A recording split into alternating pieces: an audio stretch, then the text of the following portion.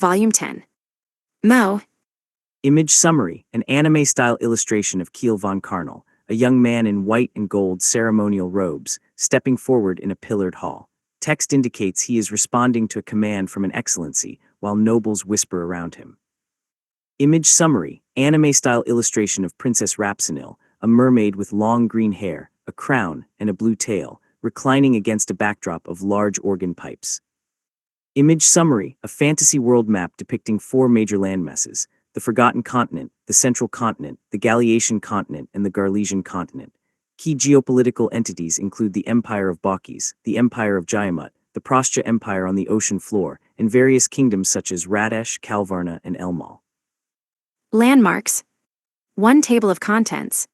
Stay up to date on light novels by downloading our mobile app. Zero Books Universal. Zero Books USA only. Zero Books iOS. Download all your favorite light novels.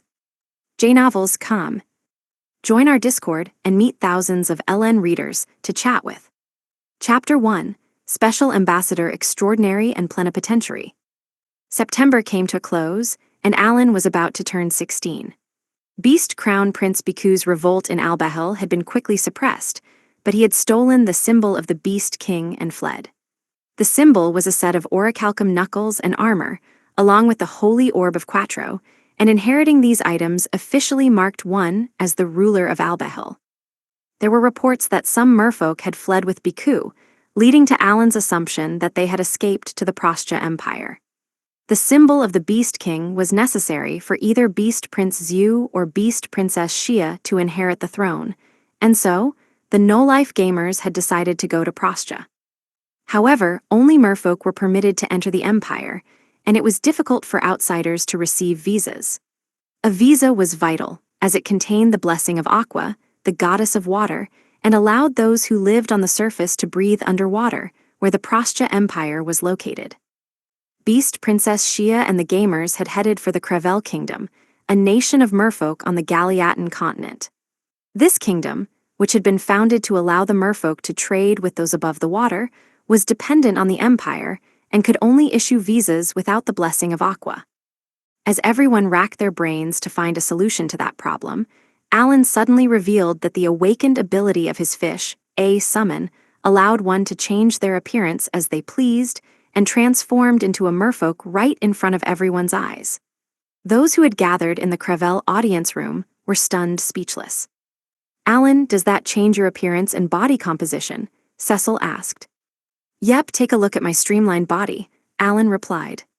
He struck a pose where one could practically hear a cool sound effect as he showed off his merfolk form, and Mariru clapped, her eyes sparkling. "Awesome, that's so cool," she cried. "That's right, it's very cool," Alan replied proudly. Image summary, manga illustration of a muscular man in merfolk form, posing confidently with fins on his back and arms, surrounded by sparkles, while 2 chibi characters watch below with contrasting expressions of skepticism and admiration. He struck a few more poses to show off before Cecil broke the silence. "Hey Alan, can you revert to your normal form?" she asked gingerly. "At most, the effect lasts up to 24 hours, Alan answered. "Don't worry, I've already tested everything out." In truth, this had been his plan for quite a while, ever since Xia had reported that Krevel was officially unable to issue visas for Prostya. Alan had played a ton of games before coming to this world, and he had encountered regions that were unable to be reached via foot or horseback. Often, one required a ship, plane, or other special method of transportation to head to these restricted areas, or they needed to visit another location that would provide them with the tools to finally enter said area. Because Alan had retained his memories from his past life, he had expected a roadblock to his travels and asked Captain Rarepa of the Mega Smith Squad to create a tool that allowed the user to breathe underwater. But Rarepa had replied that even if the creation of such a tool were possible, the clothing they wore would need to be completely waterproof and able to endure the extreme water pressure, and would need to be coupled with a tool that provided the wearer with oxygen. While that would theoretically enable the party to wade through the waters, the unusual clothing and curiously large magic tools on their backs would draw the suspicion of the merfolk and thus hinder their activities. It was then that the summoner had recalled his fish A's awakened ability, Mimic. Effects of awakened ability Mimic. The smoke expelled by this ability envelops its target and allows them to take on the form of either a monster no higher than rank A or a human. The smoke can cover a radius of up to 1 kilometer, and anyone within this range can be affected by Mimic. Alan can choose who will be affected by Mimic, such as selecting one person within range. Users can only mimic things that Alan has seen before. Mimic lasts up to 24 hours, but can be undone before the effect wears off. Those affected by Mimic can replicate the look and characteristics of whatever they are taking the form of. Alan had predicted that he would run into this situation one day and had continued to test out awakened abilities on himself or his summons. He had found that Mimic could turn him into not only humans, but also merfolk, beastkin, elves, dark elves, and even the 3 demons he had faced in the Battle of Rosenheim, including Glaster. In any case, this power would allow Alan and his party to enter Prostia with a visa from Crevel alone. "How long will it take to issue visas for us?" Alan asked as he turned to the Crevel king. "I'd like it as soon as possible, please," he wished. The Crevel king had already promised that the visas would be issued, and Alan did not want him to go back on his word just because the summoner could transform into a merfolk. I shall issue them right away," the king answered. He was clearly taken aback, but he still honored his oath. "Thank you," Alan replied. "Oh, of course," the king said with a nod. The summoner, still in his merfolk form, quietly stared at the king. Though Crevel was under the rule of Prostia, a king was still a king. It was undoubtedly insolent for Alan to be staring so much, but he believed his actions paled in comparison to the request that he would soon make. Is something the matter?" the king inquired. "Actually, I'd like to make another request," Alan said. "I see, you're a hero who saved our citizens, so I shall accommodate you however possible. What might your request be?" "Would you please allow us to enter Prostia as ambassadors from Crevel?" I see," Shia murmured. The Beast Princess immediately understood why Alan was so fixated on entering through Crevel. Just getting into Prostia did not mean that they could easily search for Crown Prince Biku.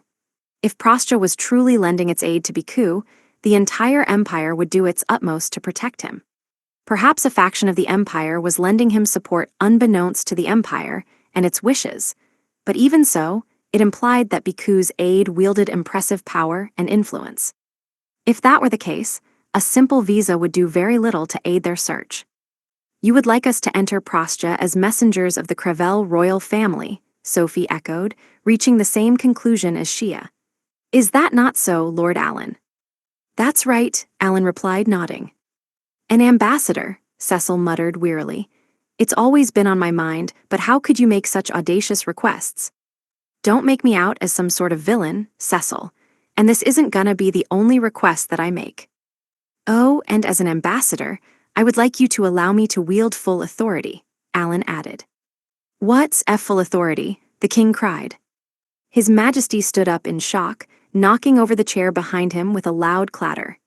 Even the princess, who had remained silent, was astonished by her father's astonishment. "Father," Princess Carmen gasped. "Is it possible?" Alan asked. "I have no intention of troubling the Crevel kingdom. I hope that you will consider the idea." Alan did his best to calm the king, but the royal only grew more confused. Was the summoner in his right mind? In short, Alan wanted to become the special ambassador plenipotentiary. This role allowed him to hold the same level of power as the king, albeit solely for diplomatic affairs. While the king did not have the faintest clue what the no-life gamers were up to, could he truly trust Alan, who claimed he did not wish to trouble the kingdom? Alan was capable of controlling massive bees the size of dragons and had eradicated tens of thousands of demonic incarnations and monsters. He had fought a duel against the Beast King in front of a group of representatives of nearly 100 nations, and during it, he had eviscerated the arena. Clearly, the boy wielded immense power, but his use of it was completely unpredictable. The king groaned as he tried to overcome his shock. "The shadow of unrest looms over the Prostia Empire," Alan said. "Should anything occur, my army shall provide its full support." Crevel's king worked to organize the series of events within his mind. The Prostja Empire had tried to use its army to invade the conference that would decide whether the Beast Crown Prince would claim the Albahalan throne. In fact, it seemed like Prostja had assisted in seizing the symbol of the Beast King, so there was no doubt that Albahal would try to pin the blame on the Empire. Even if some shady group of individuals had lent their aid to Biku, simply getting rid of them would not put an end to this ordeal. From Albahal's point of view, merely allowing these individuals to attack was an act of aggression by Prostja. It was not out of the ordinary for this sort of issue to escalate into a full-blown war between the involved nations. The king recalled the message he had received via magic tool from Albahal hours ago. The purpose of it had been to discern whether Crevel had aided Biku instead of Prostja. When merfolk were mentioned, those on the surface immediately deemed Crevel, the land of merfolk, the primary suspect. Albahal was aggressively searching for the person who had ruined the royal castle and hindered their choosing of an heir. Their rage might ultimately have been pointed at Prostja, but the king of Crevel desperately wished for his kingdom to be out of the line of fire. The monarch knew that Beast Princess Shia, who was not just connected to the royal family, but had a direct claim to the throne, was in the room with him. It was in his best interest to do more than simply express that Crevel held no animosity. Cooperating with her to retrieve the symbol of the Beast King would likely prove more beneficial to Crevel than maintaining the status quo of being under Prostja's rule. The king closed his eyes as a myriad of options flooded his mind. "You would like to be the special ambassador plenipotentiary, would you?" the king inquired. "Correct," Alan replied. After mulling over his decision for several moments, the monarch opened his mouth once more to state his decision. But just then, his daughter, the princess, intervened. "Why not allow it?" she asked. "I shall also head to the Prostja Empire." "What, Carmine?" the king cried. He widened his eyes and whirled to face his daughter, who sat next to him. Alan also gazed at the princess when she jumped into the conversation. "Oh, is she coming to our defense?" he thought. Carmine then stood up, walked toward Alan, and turned around to face her father. "The Church of Gashara was created by the Demon Lord Army," she said. "We not only failed to notice that this religion worshipped the demon god and allowed them to do as they pleased, which led to the Galiatan continent being threatened, but we also weakened faith toward the great Lady Aqua, the goddess of water, who protects us merfolk. For that, we must take responsibility as the Crevel royal family. I believe that explaining as much to our suzerain, the Prostja Empire, is our nation's duty. And should we visit the empire for this purpose? If I were to go instead of you, father, dispatching a special ambassador plenipotentiary as well would make much sense." "Indeed, you've got a point," the king mused. It'd be useful if the princess came along with us. We'd be able to disguise ourselves better." Alan's plan was to become the ambassador and utilize his authority to fulfill his goal. Sure, they might stand out because they lack the common sense and knowledge of merfolk culture, but if he could retrieve the symbol of the Beast King from Biku, Alan cared very little about any potential consequences. However, if Carmine tagged along, the group could act more naturally. "We also must hasten our discussions with His Grace Dorascary," Carmine added. "Who?" Alan started. He was unfamiliar with the name and cut into the conversation with a puzzled expression. "Ah, you don't know of him, do you, Sir Alan?" Carmine replied. "Duke Dorascary is a noble of the Prostja Empire and my future husband. We've been discussing plans for him to marry into the Crevel royal family." In divulging her situation, the princess had revealed that as a kingdom dependent upon Prostja, Crevel's next monarch was obligated to marry Prostja's royalty or titled nobility. Since the only child of the Crevel royal family was Carmine, she had to marry a man from Prostja, who would become the next king. Her husband-to-be was Duke Dorascary, but while they had begun talks of marriage, the Gashara ordeal had forced the Crevel royal family to temporarily flee from the royal capital alongside the citizens. As a result, the marriage discussions had come to a screeching halt. "I believe we must report back to His Imperial Majesty sooner or later," Carmine reasoned. "And if I join Sir Alan, I can investigate whether the Empire was involved in the Albahal revolt. That information will allow us to solidify our future actions as a kingdom." "You're quite right," the Crevel king relented. He gave a firm nod and turned to Alan. Very well. As the princess's attendant, I declare you special ambassador extraordinary and plenipotentiary. Nice, this went well. Alan remained on his feet as he nodded in response. Thank you. For a split second, the king looked slightly odd, but he quickly whirled around and called for one of his guards. Knight Captain Iwanam, please step forward. A merfolk knight stepped out from behind the king before kneeling behind Princess Carmine. I appoint you the princess's guard, the king ordered. You are the oldest and wisest among the knights, thus I'd like you to fill this role. Please protect and support Carmine. Your wish is my command, the knight captain replied. I, Iwanam, shall give my all to protecting Her Highness. The older knight Captain Iwanam gave a deep bow. Ooh, this is rare. We don't get a lot of middle-aged guys. Alan's party was made up of young people. When they visited various royals, people often looked surprised by their youth or were suspicious of their age. It could certainly happen again, but if several middle-aged Crevel knights were tagging along, Alan felt like it would solidify their credibility and believability. This was convenient. Since he was called the wisest, I might as well ask him about Prostja's customs and traditions on our way there. And so, the no-life gamers became ambassadors who were to head to Prostja with Princess Carmine. After 5 days of preparations, they were finally ready to head to the underwater empire. It had taken a lot longer than Alan had expected, but Crevel had to pack after contacting Prostja and receiving a reply. The kingdom was undoubtedly working as fast as it possibly could. One of the factors that had made that clear was the colossal ship docked right in front of Alan's eyes. Countless oars that would propel the vessel forward stuck out from the sides, and other than the fact that they were located well above the water's surface, it looked like a common ship. A ship this big must carry a lot of supplies. This 100-meter-long vessel was responsible for carrying offerings from Crevel to Prostja, along with trade goods that the kingdom had received from those on the surface. Crevel was solely responsible for trading with countries on land for the Prostja Empire.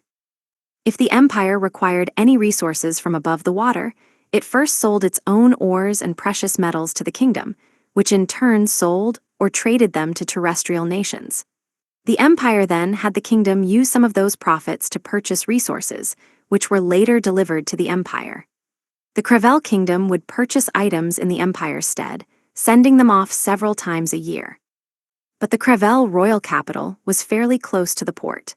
Even when the demonic incarnations were running amok, the king didn't make any attempt to flee across the ocean.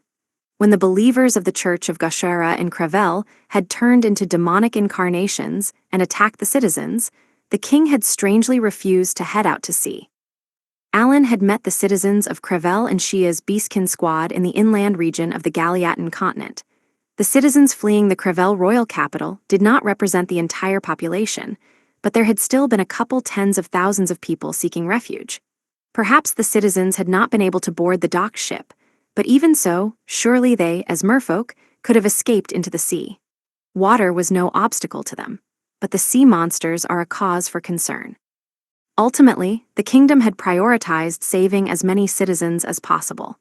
Therefore, they had chosen to fight in the rear with the assistance of Shia's Beastkin. But if Shia wasn't there, the merfolk might not have been able to hold the line until we arrived. That reminds me, Shia apparently headed for Galiat because of some sort of divination, just like Zhu did once. Is some sort of god of fate involved here? Both Zhu and Shia had received prophecies about their future from beast astrologist Temi, a member of the 10 heroic beasts and a royal advisor.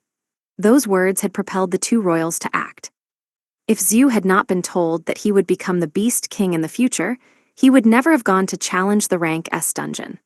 Likewise, had Shia not been informed that the trial given to her would take her to the Union's continent, she would never have run into the merfolk leaving the royal capital to escape the demonic incarnations.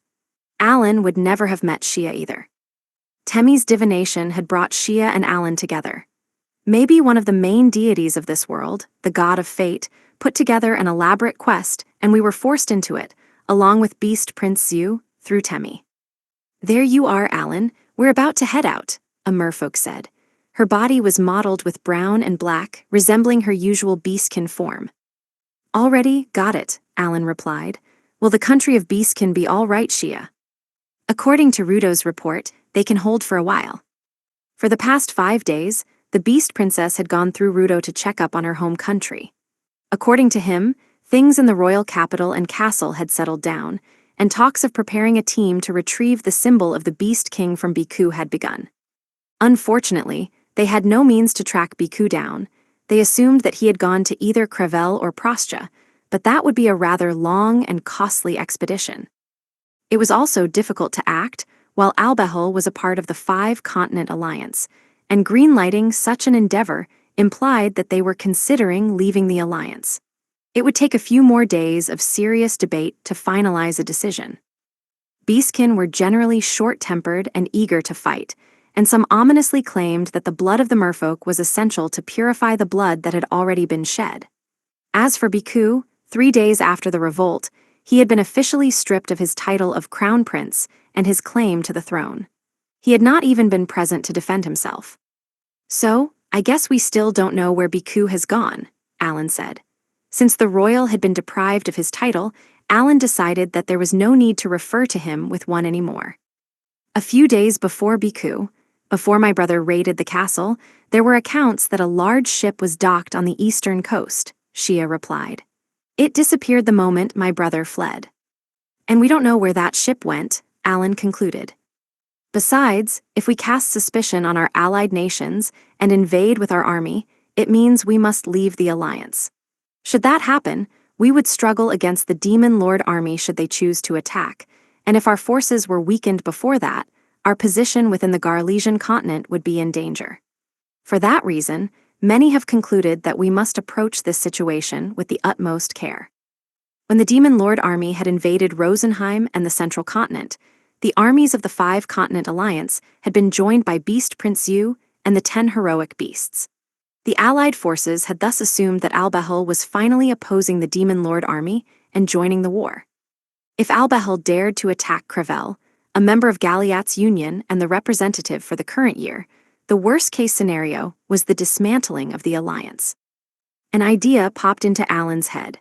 Maybe if the suspicion were cast on the Crevel kingdom, our foes hoped it would confuse the 5-Continent Alliance.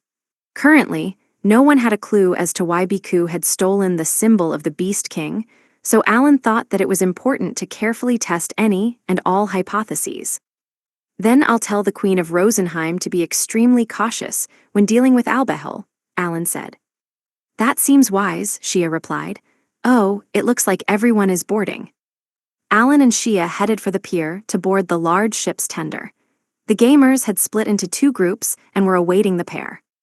"Good luck. I'll do my best as the captain of the Special Attack Force," Krina said with gusto. She was in the team farther away from the pier, bidding the others farewell. This time around, the gamers were divided into 2 teams. Alan led one team, which consisted of Cecil, Sophie, Valmar, Shia, Luke, and Palomas. Their group would head for Prostja. Meanwhile, Kiel led the other team, whose members were Krina, Dagora, Mararu, and Maris. They would remain on land and take charge of the floating island and the Alan army while Alan was away. "I'm counting on you, Krina," Alan said. "Lead the Alan army, and Dagora, don't forget to level up." Dagora gave a slight nod in response. Slung across his back was Kagutsuchi, fire goddess Phrage's divine vessel. "Got it," he said. He had not gotten to his max level yet, so he would need to hunt iron golems until he did. He was in extra mode now, and while his level cap was unknown, he had already reached LVL 96, surpassing Alan. Name, Dagora. Age, 16. Blessing, Goddess of Fire mid, absorbs fire-type attacks. Class, Destroyer. Level, 96. HP, 8,249 plus 5,000 Blessing, plus 4,800, Super Fighting Soul. MP, 3,791, plus 5,000 plus 2,400. Attack, 8,508, plus 5,000 plus 4,800. Endurance, 7,755, plus 5,000 plus 4,800. Agility, 5,865, plus 5,000 plus 4,800. Intelligence, 3,629, plus 5,000 plus 2,400. Luck, 5,680, plus 5,000 plus 4,800.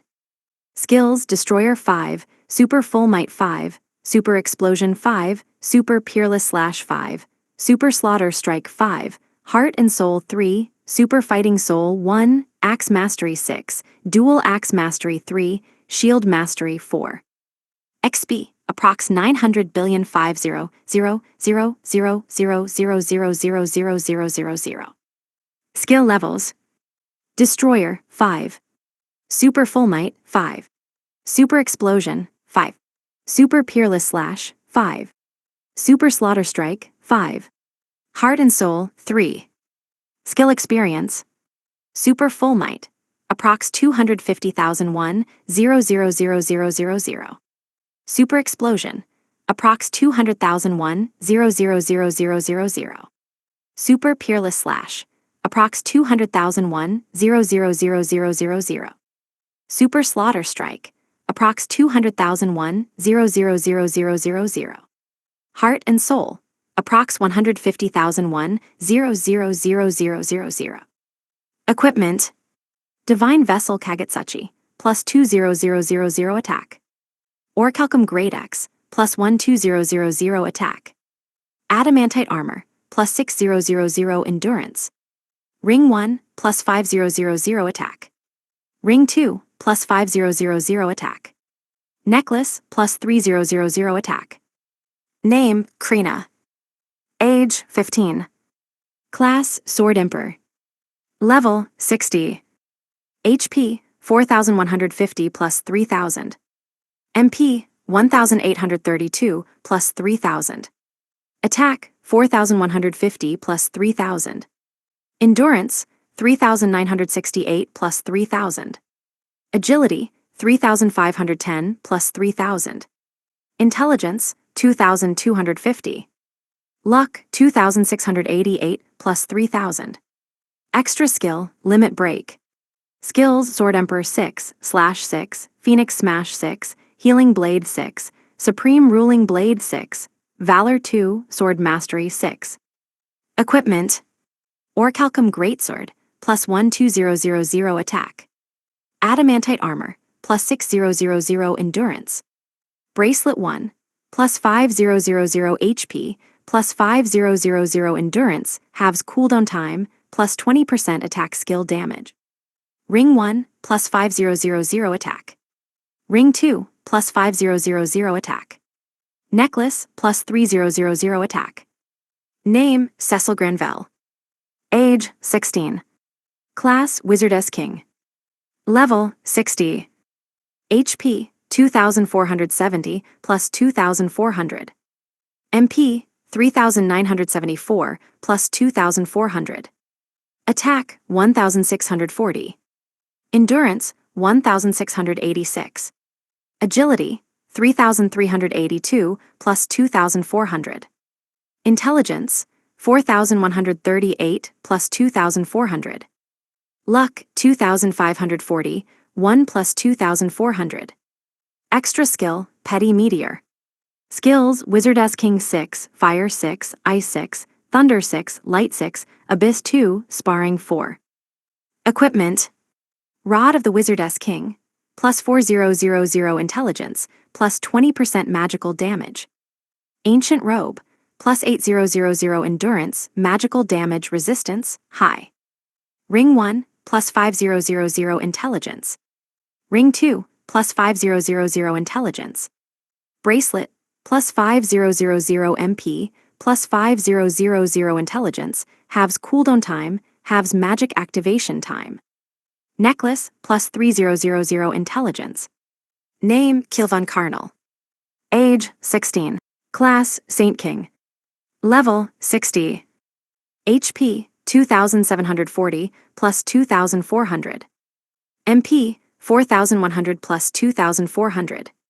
Attack, 1,580. Endurance, 1,786.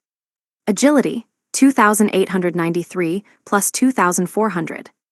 Intelligence, 4,030 plus 2,400. Luck, 3,634 plus 2,400. Extra skill, Drops of God. Skills: Saint King 6, Healing 6, Exorcism 6, Purify 6, Holy Wall 6, Pray 2, Sword Mastery 3. Equipment: Rod of the Saint King, plus 4000 intelligence, plus 3000 HP, plus 20% healing. Vestment of the Saint King, plus 4000 endurance, magical damage resistance, high, curse resistance, high.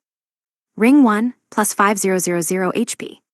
Ring 2, plus 5000 endurance. Necklace, plus 3000 HP, plus 3000 intelligence, halves cooldown time, doubles healing power. Name: Saphielon. Age: 51. Blessing: God of Spirits. Class: Grand Spirit User. Level: 60. HP: 2834 plus 2400. MP: 4156 plus 2400. Attack: 1933. Endurance: 1719. Agility: 3011 plus 2400. Intelligence: 4243 plus 2400. Luck: 3453 plus 2400. Extra skill: Grand Spirit Manifestation. Skills: Spirit Manifestation 6, Water 6, Wind 6, Earth 6, Wood 6, Bow Mastery 4. Equipment: Rod of the Sovereign of Spirits, plus 6000 MP, minus 10% MP consumption. Spiritualist's Cloak, plus 10000 endurance, plus 5000 HP, plus 5000 MP, physical damage resistance, mid, magical damage resistance, mid, poison resistance, mid. Ring 1, plus 5000 MP. Ring 2, plus 5000 endurance. Necklace, plus 3000 MP. Name: Mararu. Age: 16. Class: Talos King. Level: 60. HP: 3199 plus 2400. MP: 3570 plus 2400. Attack: 2161 plus 2400. Endurance: 1957 plus 2400. Agility: 1571.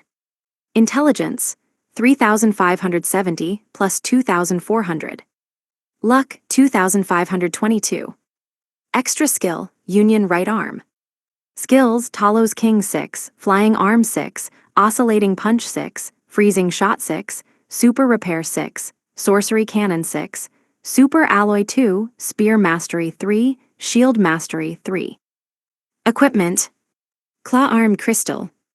Talos King's Cloak, plus 6000 endurance, plus 3000 MP, physical damage. Resistance mid. Ring 1, plus 5000 HP. Ring 2, plus 5000 MP. Necklace Magic Disc. Name: Fulmar. Age: 69. Class: Bow King. Level: 60. HP: 3736 plus 2400. MP: 1949.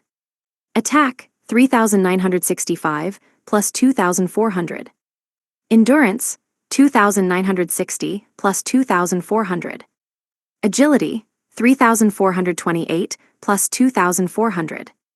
Intelligence: 1566. Luck: 1972 plus 2400. Extra skill: Arrow of Light. Skills: Bow King 6, Keen Sight 6, Fire Dragon Shot 6, Strongbow 6, Power Shot 6, Angled Shot 2, Bow Mastery 6. Equipment: Adamantite Greatbow, plus 3800 attack. Garment of the Chief Protector, plus 4000 endurance, breath damage resistance mid. Ring 1, plus 5000 HP. Ring 2, plus 5000 attack. Necklace, plus 3000 attack. Name: Shivan Albahel. Age: 16. Class: Beast Fist King. Level: 60. HP: 3211 plus 2400. MP: 1721. Attack: 3640 plus 2400. Endurance, 3,211. Agility, 2,991 plus 2,400. Intelligence, 1,485 plus 2,400. Luck, 2,139 plus 2,400. Extra skill, Beast Mode. Skills, Beast Fist King 6, Heavy Blow 6, Instant Kill 6, Throat Chop 6, Pulverizing Strike 6, Super Explosive Fist 2, Sparring 6, Fist Mastery 6. Equipment: Adamantite Knuckles, plus 4000 attack. Adamantite Armor, plus 4000 endurance. Ring 1, plus 5000 attack. Ring 2, plus 5000 attack. Necklace, plus 3000 attack. Name, Lucatad. Age, 16. Blessing, Sovereign of Spirits. Class, Dark Wizard. Level, 60. HP, 1,839. MP, 2,552, plus 600. Attack, 1,067. Endurance, 1,067. Agility, 1,544, plus 600. Intelligence, 2,902, plus 600. Luck, 1,307. Extra skill, Starvation Hell. Skills, Dark Wizard 6, Fire 4, Ice 4, Mud 4, Spectre 1, Dagger Mastery 4. Equipment: Adamantite Dagger, plus 3000 attack. Giant Rat's Mantle, plus 3000 endurance, poison resistance mid. Ring 1, plus 5000 intelligence. Ring 2, plus 5000 MP. Necklace, plus 3000 MP. Name, Palomas. Age, 16. Class, Magnate. Level, 60. HP, 1,662, plus 600. MP, 1,421. Attack, 948. Endurance, 1,185. Agility, 1,362. Intelligence, 1,866 plus 600. Luck, 2,193 plus 600. Extra skill, Libra. Skills, Magnate 4, Calculate 4, Analyze 4, Negotiate 4, Youth 1, Sword Mastery 4. Equipment: Ancient Wood Abacus, plus 2000 attack, plus 1500 intelligence. Arrow Shark Cloak, plus 4800 endurance.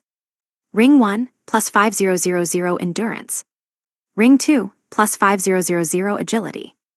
Necklace, plus 3000 endurance. Alan checked his grimoire to see his party members' statuses. Dagora's looking really reliable. The reason the two main attackers and Meraru, all three of whom used physical attacks, were staying on land was that it was unknown just how well they could fight underwater. If Meraru switched out her slates, she could attack or defend, making her very versatile, hence Alan had decided to put her on that team. The ones headed for Prostja were able to fight in clever ways. As for Maris, he was staying behind so that Alan could keep tabs on the situation above the water, and to use summons if anything occurred. Alan glanced at him, and he nodded. "You better have a balanced diet and eat well," Shia, who had transformed into a merfolk, said to Dagora, sounding as worried as usual. "Yeah, I know," Dagora replied. This time around, Dagora did not at all sound weary over the nagging. He gave an obedient nod as Alan and the others boarded the tender. When the small boat approached the massive ship, a rope ladder was lowered for the group, and they used it to climb aboard. Their sights were set on Prostja. Chapter 2: The Voyage to the Prostja Empire. When Alan and the others got aboard the ship, they were guided to a decently lavish room. Alan sat on top of the table and looked around. "The interior looks pretty normal," he remarked. Is it normal to walk around the ship during the voyage? Alan wondered. He had flown on magic ships before, but this was his first time on a seafaring one. He had never been on a cruise in his previous life, but he had utilized ships to head to other continents in video games. Oftentimes, the player was encouraged to investigate the ship, where they would run into a variety of events. "Awesome," Luke shouted. "Is this really gonna glide across the ocean?" "Yeah, seems like it," Alan replied. The dark elf pressed his face against the thick window with excitement, and Alan also peered through it. In the distance was the port, but he could not see the Allen army team that had stayed behind. Maris had used his ability, Angel Halo, which allowed him to call forth Allen's summons, and activated Bird A's awakened ability, Homing Instinct, to move the group to the gamer's base within the rank S dungeon. When Allen glanced around, he noticed that Shia was gazing toward the port as well, with Cecil beside her. "I'm sure they'll be fine," Cecil reassured her. "Quite right," Shia replied. "Dagora is with them, so I'm sure there won't be any issues." One of the reasons the party had been split in two was to strengthen the Allen army. 6 months had passed since the army was assembled, and Allen had asked his troops to prioritize class promotions and clearing rank A dungeons. As a result, the soldiers had all received class promotions, and the Beastkin, Elves, and Dark Elves could all train together now. From here on, Allen wanted them to take down iron golems, which required Dagora and Krina, the party's main physical attackers, as well as Meraru, who could be a shield if needed. In addition, Keel was a powerful healer and the perfect support. Allen did more than just assist his army. He had also helped Knight Captain Zenoff and Vice Captain Leybrand, who served Viscount Granvelle, receive class promotions. The summoner had provided the two knights with a set of adamantite weapons and armor each, just as he had done for his army, and they had become considerably stronger. The summoner had also wanted them to lead the joint training sessions with the hero army, a force of 1,000 troops led by Helmios. Sword Lord Diverg, too, was a part of this army, which the Emperor of Jayamut had created to serve as a symbol of hope for the world in the war against the Demon Lord army. It had been nearly 6 months since the class promotion dungeon's opening in April, and the Empire of Jayamut still would not let just anyone clear it. Its leadership had carefully formulated a plan with future formations and usages in mind.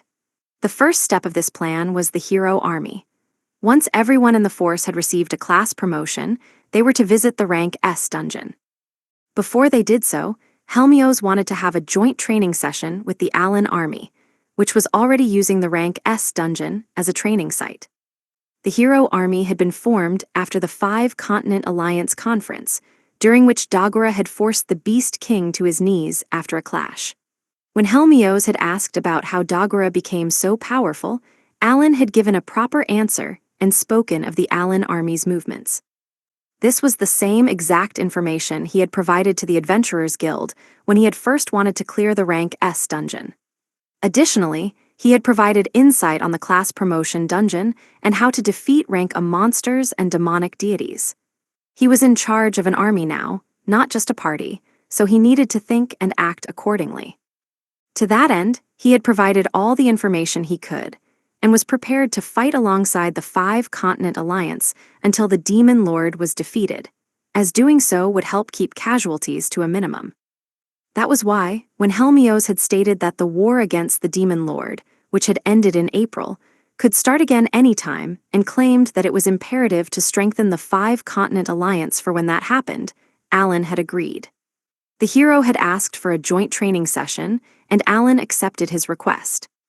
Allen could not entrust such an important joint training session to Field Marshal Luckdrall or General Rudo, nor anyone else of the same rank. His party members would take command, and he believed that Dagora's involvement was imperative. It would be their chance to showcase Dagora's power to the hero army. If they saw how he handled the golems in the rank S dungeon, and that he could deal massive damage to the boss of the final floor, the hero army would see that he had not used his full power when he had fought the Beast King. If people began to fear him, Allen hoped that they would also begin to have faith in fire goddess Freja. Due to these opportunities, even Shia, who was often near Dagora as of late, had agreed to act separately from him. The team leader will be Keel, though. Thanks to extra mode, Dagora was LVL 96, the highest in the party. Even so, Allen had not made him the group's leader. Dagora was strong, but he was inept when it came to commanding others. Now then, no use rummaging through a room that doesn't have a vase or a set of drawers. A room prepared for travelers generally had vases or drawers, or so Allen had thought. This room, however, was sparsely decorated. There was a table but no chairs, thus he had been left with no choice but to sit atop it earlier. He returned to the table and called out to his friends standing by the window. We'll head out soon, he said. Why not talk about our plans for a bit? Yeah, the rest of his party replied. They all sat around the table, surrounding Alan. Shia, is it safe to assume that Bhikkhu isn't doing anything right now? Alan asked. He turned to Shia, hoping to use this conversation to convey the contents of General Rudo's report to the rest of the no-life gamers. Yeah, Shia replied. My older brother escaped Albehel, but he hasn't done much since. Needless to say, we don't know where he is, leaving our kingdom at a loss for what to do. I see. While Bhikkhu is likely the reason Albehel is hesitant to act, do they also expect the Prascha Empire to join in? More specifically, does Albehel fear that the Empire might use military force? Precisely. The nobles predicted the use of military force long ago. They believe that because Bhikkhu was the first to be eliminated from the battle to become the next Beast King, he went to the Prascha Empire to get help with his invasion of Albehel. He might have retreated for now, but he took the symbol of the Beast King with him. He could use that as proof that he's got a claim to the throne and invade Albehel once more. Naturally, because the chance of that happening isn't zero, the more timid and careful folks are convincing with their arguments. Either way, Albehel can't make any moves for a while. I suppose it depends on Bhikkhu. Shia scowled as she thought back to her older brother. But Alan, Crevel and Prascha aren't the only merfolk countries, right? Cecil asked. Isn't there a chance that there are other nations helping Bhikkhu? Prascha was a massive empire on the ocean floor. Its territory covered about half of the world's southern oceans. More precisely, the oceans touching the Galiatan continent, the home of the Union, the Garlesian continent in the south, which Albehel was a part of, and the central continent, where the Empire of Jayamut was located, were all under Prascha's control. Furthermore, this vast region of the ocean was not all under Prascha's direct reign or among its provinces. There were several vassal states, such as Crevel, that served the empire as well. That was precisely what Cecil had been referring to. It was possible that a vassal state or two could have supported Bhikkhu against Prascha's wishes. Yeah, Alan agreed. We've got to do some investigating on that end too. Just then, an announcement came over the magic tool near the ceiling. This vessel will soon submerge. The no-life gamers gazed out the window, but countless bubbles obscured their view, and they realized that they were going deeper and deeper into the water. When the bubbles gave way, they were replaced by darkness like the silent night. A hole then opened in the wall, and seawater slowly gushed into the room. The gamers sat on the table as they looked around nervously. I see now. There aren't any drawers, vases, or seats in the room because the water would ruin them. All the while, the water level in the room rose. Will we really be all right? Cecil, who had transformed into a merfolk, asked, unable to hide her anxiety. We've already tested our ability to breathe underwater. We were just fine, remember? Alan replied. Alan and the rest of his party had had 5 days to make preparations for their journey. They had used that time to take the form of merfolk and test if they could breathe underwater. Most of the lakes and rivers in this world were freshwater, while the ocean was saltwater with a fair level of salinity. Since Lord Alan deems it safe, I'm sure we'll be fine, Sophie said. She had taken the form of a merfolk clutching a shrimp. Despite her words, however, her voice was also tinged with uncertainty. The gamers all remained seated on the table as the water rose above their chests. Each of them instinctively closed their eyes and took a deep breath as the water went above their heads. They held their breath for a few moments, but once they could do so no longer, they gingerly exhaled. Nothing rushed out from their mouths, however. Instead, they felt water flow through the slits on the sides of their necks. So they really did fill the ship with water. Guess we'll be living underwater for a while. Prostian law dictated that all ships must be filled with water as a means to filter out any non-merfolk who would try to infiltrate the Empire. But Alan and his friends, who were under the effects of Mimic, could live underwater without issue. As proof, their eyes had seemingly switched into underwater mode, acclimating to allow them to see clearly within the darkroom. Ha ha, when I'm with you, Alan, I never get bored, the shrimp in Sophie's arms said. He was none other than Rosen, the god of spirits, and he, too, had been transformed by Mimic. I'm happy to hear that, Alan replied. And it seems you can breathe underwater just fine, Lord Rosen. I don't usually breathe anyway. It's getting awfully dark outside, Fauble, the sovereign of spirits traveling with Lucatod, remarked. She had been turned into a crab. We're going to a place where the sun won't reach us, Luke replied. You're knowledgeable, aren't you? Healthy. The boy had simply said what he had just learned, but he was all smiles at Fauble's praise. How deep can sunlight penetrate the water? 100 meters? 200. The capital of Prostia, Patlanta, was said to be located deep underwater, implying that perhaps it was in a perpetual state of darkness.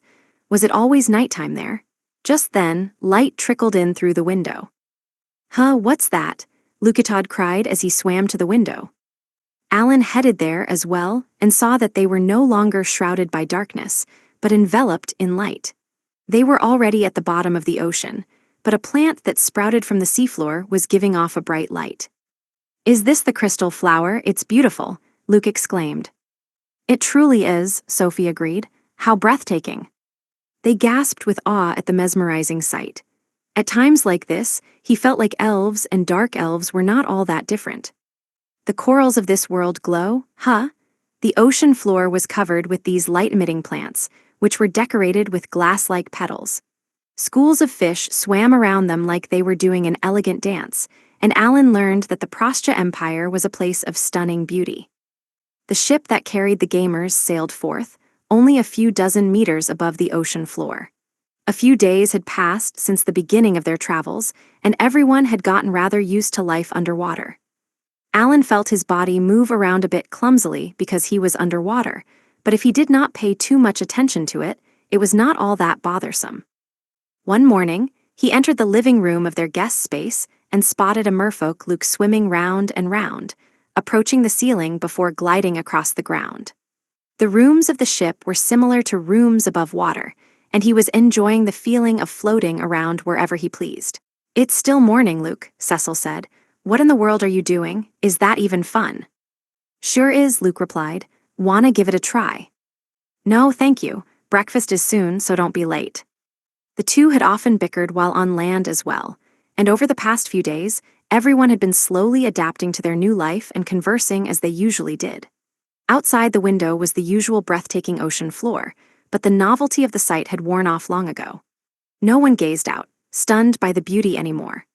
Alan, the first to get bored of the scene, had realized that no matter how beautiful it was, one would gradually get tired of seeing the same thing for days on end. All right, today's the day I reach summoning LVL. 9. For the past few days, Alan had remained in the ship. He had not teleported to the surface, though he could easily do so at any time using homing instinct, Bird A's awakened ability. He certainly could have gone to fight Goldino or the iron golems of the rank S dungeon alongside Team Keel, but the summoner had stayed put. He had already obtained valuable items from Goldino, the final floor boss, and even if he managed to defeat it, everyone had leveled up so much that it would hardly provide enough XP to make the effort worthwhile. And so, Alan had decided that it was best to focus on leveling up his skills. The Paloma's whaling company was able to source magic stones from across the world, so Alan had a steady supply coming in. Paloma's had managed to do so thanks in no small part to Alan's help. The summoner hunted down golems and allowed the merchant to sell off expensive equipment, magic tools, and items to gain funds. As Paloma's gained fame, he used his network to the fullest and established routes through which he could purchase magic stones. Alan could now gather stones from around the world, which he would use to level up his summoning skill while having Maris work around the clock to make seeds of magic and pop them into storage. And so, the summoner and his Angel A had formed a tag team in hopes of Alan reaching summoning LVL. 9 by December. However, recently, Alan had noticed that Maris would gaze pensively into the distance. The doors of the living room opened, and the servants of Crevel brought in breakfast. A loaf of bread that was quickly turning soggy floated atop the plate that had been set on the table. Ah, you're all together, a servant said. We've brought you breakfast. Yep, Luke replied energetically. He took his seat, or more precisely, took up a sitting posture since there were no chairs at the table. Everyone else headed over as well and followed suit. Alan, happy birthday, Cecil said. We have to celebrate tonight, don't we? Huh, oh yeah, thanks, Alan replied. Today was the 1st of October. Alan was now 16. Ah, she's right, Sophie exclaimed as though she had just remembered. Happy birthday, Lord Alan. High elves lived for over a millennium, so the concept of birthdays was lost on them, but she nevertheless clenched her fists in front of her chest happily. How old are you now? Luke asked. 16, Alan replied. Most of my party members are the same age, so everyone's turning 16. While no one was sure if it had been God's intention for Alan to attract people of the same age to his party, naturally, they all had different birth dates. Everyone's birthdays. Alan, October 1. Krina, December 30. Cecil, September 1. Dagora, September 9. Keel, July 1. Sophie, March 1. Valmar, November 30. Mararu, September 9. Shia, August 30. Luke, March 3. Palomas, June 15. Ooh, 16, congrats, Luke said. He munched on his breakfast as he spoke, and food floated in the water around him. Etiquette for dining underwater dictated that one must keep conversation during meals to a minimum so that food would not go everywhere. In addition, it seemed people were keenly aware that air and water acted differently and affected food differently. Soups that land dwellers might generally enjoy had not been served during this journey. Only relatively solid foods were served on this vessel. Every room, the living room included, was also equipped with a water purifier in lieu of an air purifier. If dirty and unsanitary water remained stagnant in an enclosed environment, it became a breeding ground for certain diseases. For that reason, enclosed spaces like the inside of this ship required a water purifier to keep the water clean and moving. That was precisely why a large water purifier magic tool could be found in the city of Cray on Hardcore User Island. One had to respect the lifestyle and culture of the merfolk. The magic tool had been supplied by the Empire of Bakis, one of Prostja's major trade partners. The two had been conducting business through Crevel for decades. Now that Alan and the rest of his party had taken the form of merfolk, they were worried about the quality of the water, a factor that they had never been overly concerned about when they were humans. Perhaps this was the norm for merfolk. What's wrong? Shia asked, noticing Alan lost in his thoughts. No, just 16, huh? Alan replied. In my previous world, when someone turns 16, their mother forces them to get out of bed and head to a castle. I guess I've reached that age. Oh, a castle at 16. Shia had heard that Alan had originally lived in a different world, but Elmia's powers had forced the summoner to be reborn in this one so that he could defeat the demon lord. She assumed that was why Alan would occasionally mumble about his life in the old world or ramble on about puzzling things with presuppositions that she had never heard of.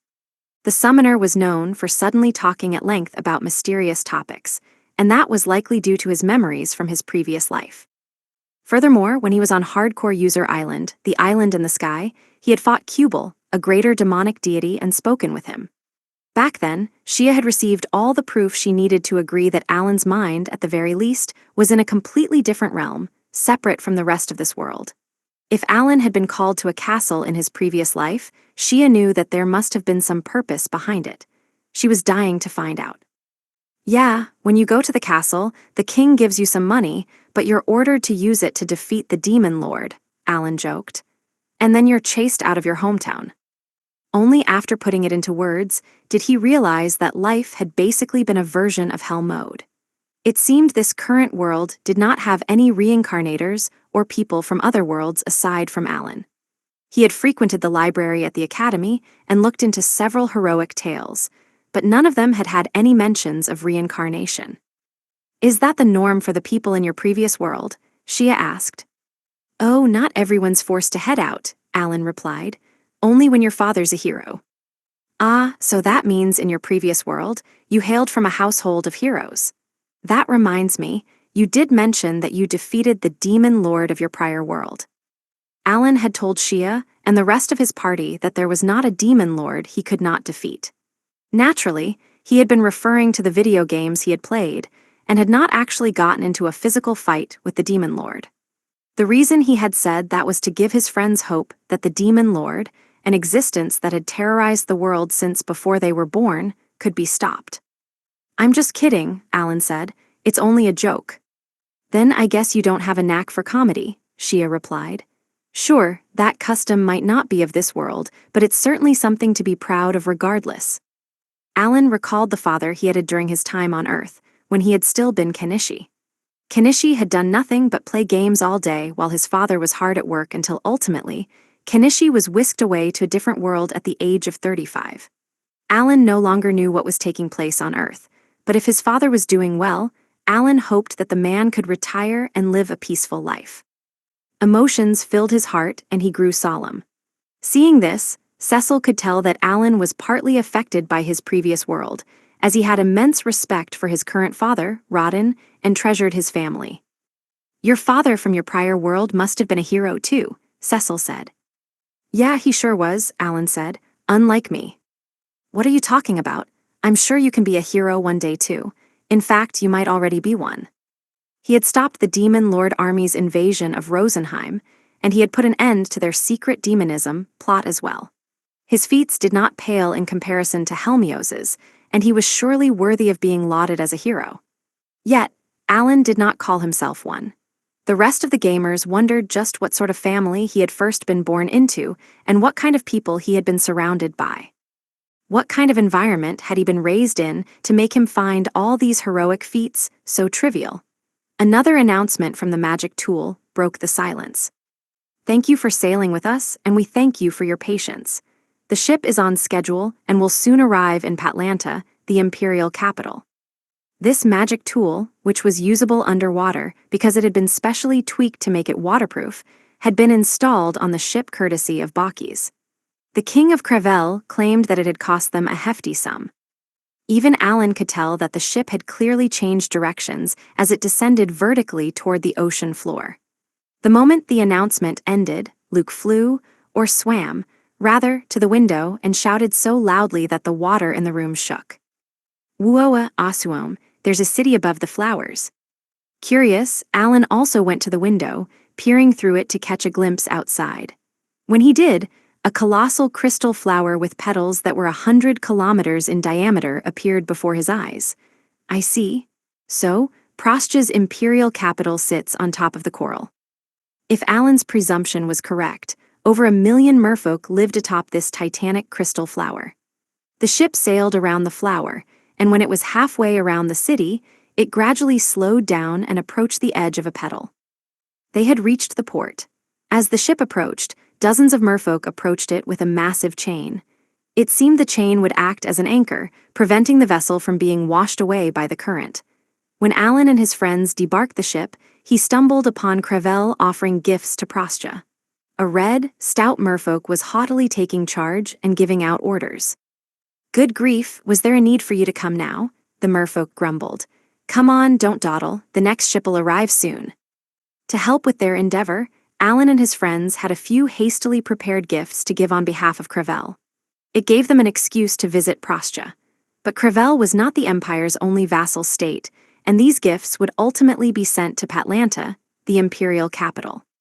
Other provinces and domains under Prostja's control were arriving with their own offerings and dues, meaning the port was always bustling. The Red Merfolk was able to stand at the helm of this busy port and give out orders, implying that they were of fairly high rank. Maybe they're in charge of this port or something. With that in mind, Alan flashed a mischievous smirk as he approached the commanding merfolk. Oh, thank you so much for helping us out despite our sudden visit, Alan said. Huh, who are you? The merfolk asked while glaring at the summoner, who was unfamiliar to them. Hello, my name is Alec, and I'm the Special Ambassador Plenipotentiary from Crevel. I'll be joining you when you present the offerings we've brought. Gotta make sure to have a fake name. Alec, the Special Ambassador Plenipotentiary, the merfolk repeated with a dubious scowl. That's right, you see, I've arrived on behalf of the King of Crevel, Alan explained. And so, Alan began to speak with the merfolk in charge of the offerings for Patlanta. Chapter 3, The Offerings from Crevel. Oh, you seem awfully young for the role, the merfolk observed. Alan had received a set of formal attire befitting a special ambassador plenipotentiary and taken the form of a merfolk, but the boy had just turned 16. He looked quite young, even by merfolk standards. Quite so, Alan replied. I heard from His Majesty that the kingdom is losing the Empire's trust, and so I've been dispatched in his stead to offer a formal apology. A pleasure to make your acquaintance. The motive behind Alan's fake name, Alec, was that he was known throughout the Five-Continent Alliance. He wanted to investigate former Crown Prince Biku's whereabouts within Prostia, and that meant that he would need to sneak into the Imperial Palace. If he used his real name loudly and proudly, he worried that some of Biku's subjects would recognize it and flee. Though Alan was unsure whether Biku had a contingency plan in place if he failed to take the throne, since the former crown prince had been able to formulate such an elaborate plan, one could safely assume that every area he had been in had co-conspirators of his lurking about. In fact, there was a chance that some of the soldiers in the Alan army were acting as Biku's eyes and ears. Scared that was the case, Alan had immediately asked Shia to do some investigating. Perhaps some of her subjects had ties to Biku. She had ultimately concluded that no one had such ties and that they could be trusted, but that did not assuage all of Alan's concerns. It was better to be safe than sorry, and his trip to Prostia was known only to a select few generals and captains outside of his party. Even so, as an extra precaution, he had adopted a fake name. And it was not just him. Every member of the No-Life Gamers would be operating under a fake name to hide their actions. Team Alan's fake names: Cecil, Seraphi; Sophie, Solanis; Valmar, Valnix; Palomas, Palaniki; Shia, Joanna; Aluk, Ludi. Shia and the other Beastkin had a law where everyone's names had 2 syllables. Because of that, Alan had purposefully chosen a longer name for her. The Beast Princess, perhaps either never having expected to operate under a fake name, or not being used to using or being called by a name with more than 2 syllables, had been somewhat hesitant at first. However, Alan had been able to convince her by pointing out that there was no law stating that fake names must be 2 syllables as well. Alec, the Red Merfolk, said, "That's not a name I've heard before. I find it hard to believe that a young'un like you is the special ambassador plenipotentiary. Do you have any sort of proof?" "Of course," Alan replied, swiftly producing a letter from the Crevel royal family. "Here you are." The document was written in waterproof ink and claimed that Alan's special role allowed him to have the same rights and claims as the king. It referred to him by his fake name, of course, but as long as he was not found out, there was no issue. "This letter is indeed from Crevel," the merfolk acquiesced. "It says, Princess Carmine has been sent to provide offerings to the Prostian Emperor in addition to the usual delivery of goods, to receive an audience with His Imperial Majesty, and to meet with Duke Doriscary. She will be escorted by the Special Ambassador Extraordinary and Plenipotentiary as my representative. Does this mean that Princess Carmine is here as well?" "Indeed, I am," the princess replied, appearing behind Alan. Her guard, Knight Captain Iwanam, was with her. "I am Carmine, Princess of Crevel Kingdom. I have arrived in hopes of being granted an audience with His Imperial Majesty." The Red Merfolk immediately changed his tune in front of the princess, exhibiting the utmost politeness. "Ah, I apologize for my belated introduction. I am Tainame, the director of the Immigration Bureau of the Prostia Empire. I am also in charge of this port. I was the one who received contact from your ship." "Whoa, he's pretty high up on the ladder. Wait, did he say Tainame? This guy denied our request to enter the Empire. The imperial capital was built on a massive crystal flower that was 100 kilometers in diameter. Each petal represented a district of the city, and one of the petals was dedicated to a massive port. The Sea Bream merfolk in front of Alan was the person in charge of this port." Alan recognized the name. He had seen it when he had received a letter denying his request to enter Prostia. He was annoyed at the merfolk, assuming that he could have taken a different course of action had the director allowed him entry. But Tainame, while polite and subservient to Princess Carmine, was even more annoyed with Alan. The No-Life Gamers had pushed their way through and forced a schedule onto the Immigration Bureau to enter Prostia. Until now, whenever Crevel went to send offerings to the Empire, they had to wait about a month until they had received the proper permits. However, while Alan had sent the paperwork, he had set sail within 2 weeks of doing so. Even before receiving any sort of permit, He had one-sidedly insisted that he would enter the Empire, and only after the group was well on its way was their entry finally approved. Needless to say, the Immigration Bureau, in charge of a tight schedule, had been required to make some hefty changes. Director Tainame and his subordinates had hurriedly shifted around the schedule for the past 2 weeks to squeeze in Alan's ship. The merfolk was thus infuriated with the boy, but Alan was none the wiser about such thoughts. "Director Tainame, I apologize for all the hardship we put you through," the princess said affably, offering her gratitude. "It's quite all right," Tainame replied. "Your kingdom went through quite a bit as well, didn't it? You already had your hands full with the rebels advocating for independence from the Empire, and then they became the Demon Lord Army's pawns and transformed into monsters that attacked your kingdom. It's nothing short of a calamity. You must speak of it in detail to His Majesty. I've taken enough of your time, so please go right in." The director then turned back to Alan, expelling the anger that he had kept pent up until now. "Ambassador Alec," he barked, "move the offerings at once, you're holding up our schedule." "But," Alan started. "Don't make me repeat myself. I only greeted a young sap like you because you claim to be the princess's attendant. We're done here. Carry the cargo to the warehouse."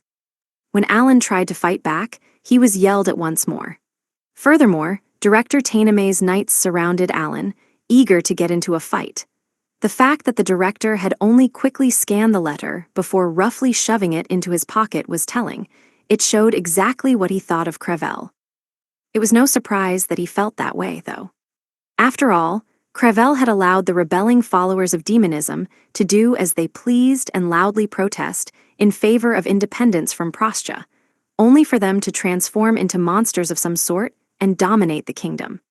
The damages incurred were devastating, so Crevel was exempted from the taxes it paid to Prostia and even received the Empire's support. Now, the kingdom had the gall to disturb the Immigration Bureau's workflow and forcibly enter the Empire, much to the director's displeasure. Tainame's attitude made it clear that Crevel was losing Prostia's trust. At this rate, it would be difficult for Alan to stay in the Empire for a long time, thereby preventing him from investigating Biku's whereabouts and supporters. In fact, it might be difficult for Princess Carmine to meet with Duke Dorascari. But I guess this is all going as planned. Alan had expected to be treated poorly. For the past few years, whenever Crevel delivered offerings and goods to Prostia, its people were ordered to unload the cargo at the port.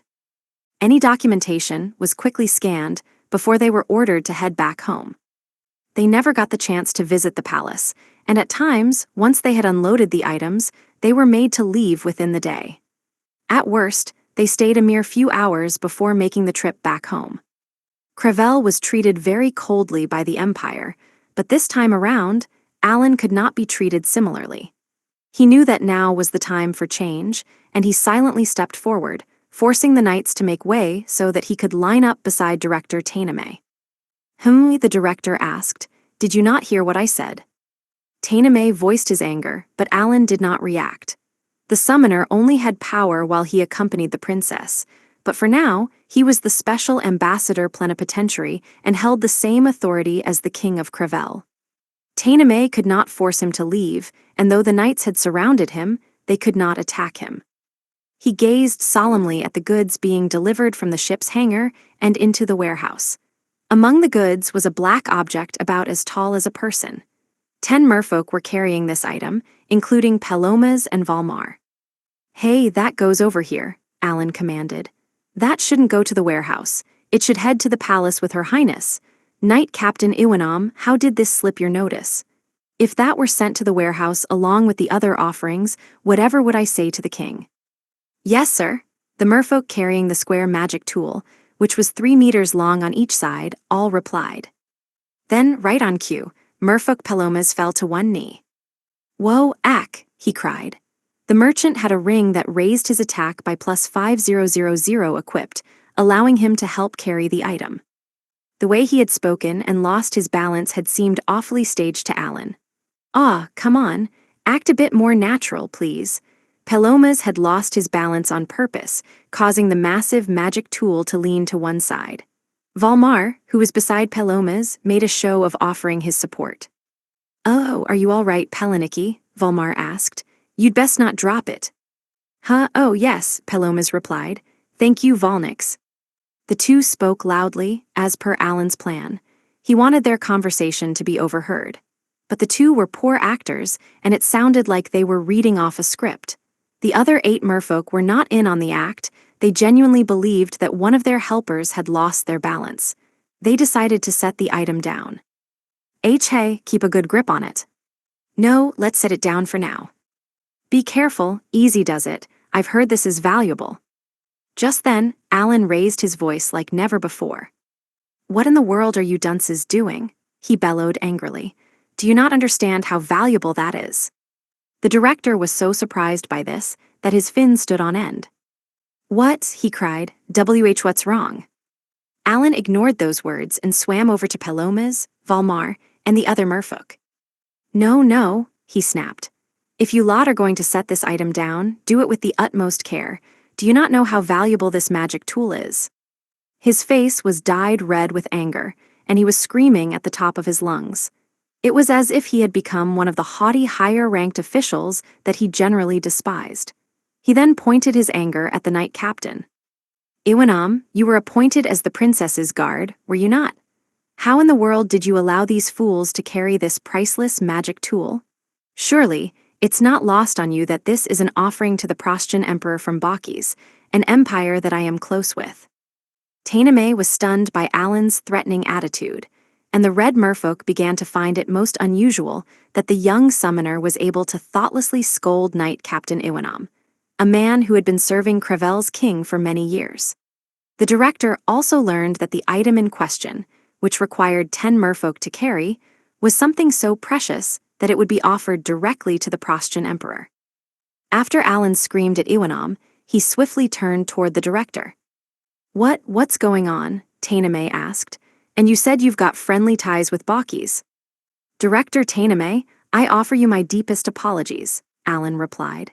Should this purification tool break, Bakis wouldn't be satisfied with merely offering my and the king's heads. Oh, I sincerely apologize. I shall check on it immediately and ensure there aren't any issues. Alan gave an exaggerated bow of apology and immediately checked up on the precious magic tool.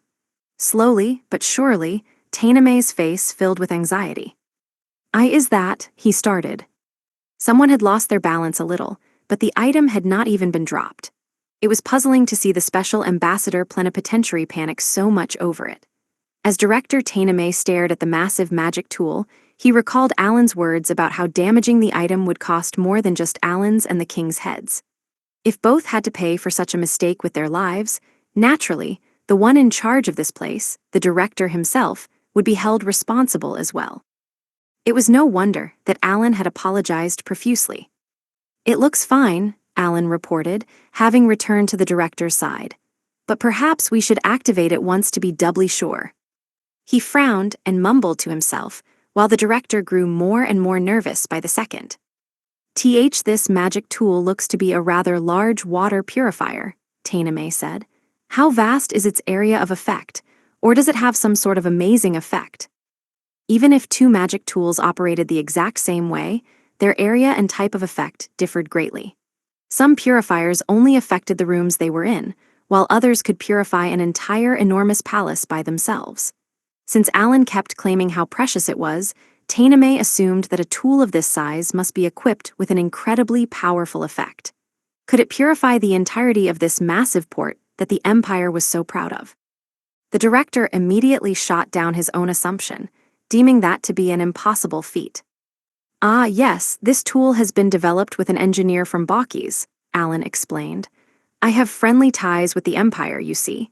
The engineer claimed that, using Patlanta as a reference, this tool can easily purify the waters 10 times the size of the city. Alan had already consulted Captain Rarepa of the Magus Smith Squad about the tool's effects. More precisely, Rarepa had claimed that the purifier's area of effect was 10 times larger than the imperial capital of Bakis. While Alan was unsure of the exact size of Bakis's and Prostja's imperial capitals, he guessed that they were similar. Pardon, Tainame asked. I'm sorry, could you say that again? The director failed to understand Alan's words. If his claims were to be believed, This tool could purify the waters of 10 round, crystal flowers that were 100 kilometers in diameter, all by itself. I'm saying that this one tool can purify the waters of 10 Patlantas for the next 3 centuries, Alan explained. To think that Bakis is sending you such an important item, I've no doubt that the Emperor must really trust Prostya. Ah, yes, truth be told, before I became an ambassador for Crevel, I was graciously allowed to serve as a liaison procuring magic tools from Bakis. Fortunately, I became friends with one of the Emperor's confidants. 3 centuries, Tainame stammered. He had never heard of an item lasting for such a long time and was overwhelmed by the sheer scale of the time frame. Alan had lied as easily as he breathed underwater, and the director struggled to wrap his mind around it all. Now, Tainame understood Alan's anger. He was relieved that the item was safe. At the same time, he realized that he had gotten involved in a terrifying situation, and the irritation on his face became more apparent. Good. Seems like he understands the value of the most widely imported magic tool in Prostya. As I mentioned earlier, this is a gift from the Bakis Empire, Alan went on. I'd like to explain how I was able to procure this item. Alan flashed a discreet smirk. It doesn't look like he'll scurry off to report this to someone else. He isn't the director of this massive port for nothing. And this is convenient for me. It had become apparent that Director Tainame wielded a fair bit of power and had the capacity to act on his own. Alan had been wanting to speak with someone of decent rank about the Emperor of Prostya as soon as he could. The followers of demonism within our kingdom transformed into demonic incarnations, monsters that hardly resemble humans, Alan explained. They wreaked havoc on our land, and that kicked off a series of events. That I know, Tainame replied. What does it have to do with the magic tool? Because of how severe the damage to our kingdom was, we had no choice but to implore other nations for assistance. What do you mean? I fail to understand what you're implying. Our kingdom resides in the Galiat, the same continent as the Union. Did you know that they fell victim to the demonism debacle as well? This led the 5-continent alliance to hold a conference. Around 3 months ago, we joined this conference, as we were selected to be one of the leaders for the year. Alan had purposefully neglected to explain why the Holy Land of Elmal and the Kingdom of Calvarna had not been selected to be the leaders this year. Elmal, the home of the Church of Elmia, could receive support from across the globe even if they did not become the leader of the conference. As for Calvarna, the nation had very little to offer. It had struggled to prove its merits to the 5-continent alliance and enlist the group's help. There had been a meeting between the Union's member nations, during which they had concluded that the 2 countries could not pull in much support from the other 4 continents of the alliance, even if they begged for aid. As harsh as it seemed, international support was not given for genuinely humanitarian reasons. When it was offered, it came at the price of the receiver being greatly indebted to the lender. If the lender was ever in any sort of trouble, they could turn to the nation they once helped. That was why Calvarna, which struggled to repay any sort of debt it incurred, was unlikely to amass any sort of support for Galiat.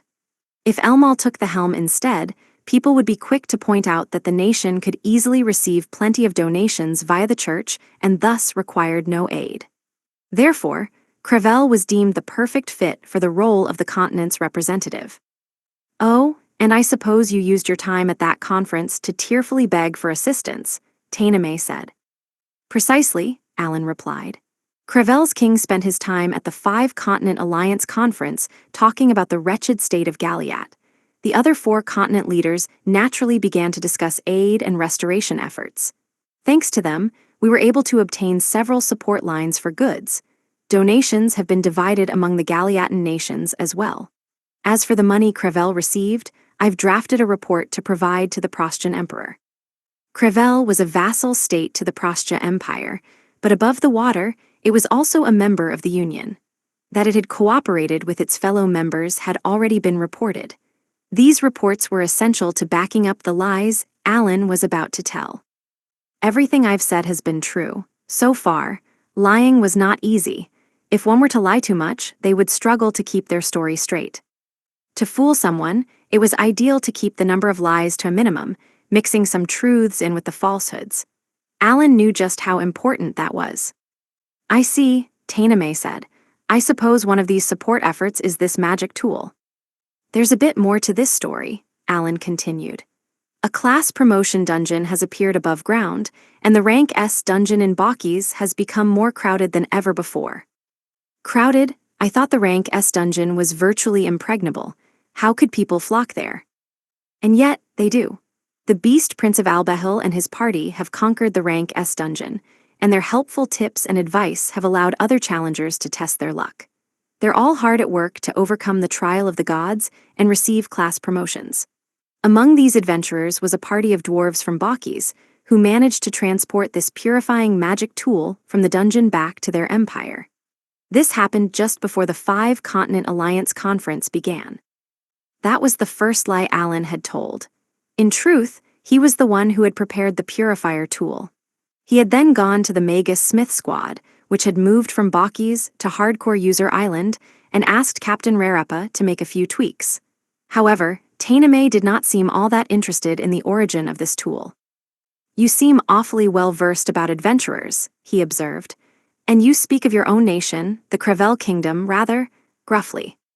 The director narrowed his eyes with suspicion, unsure if Alan was truly a citizen of Crevel. Whoops, I think I said too much.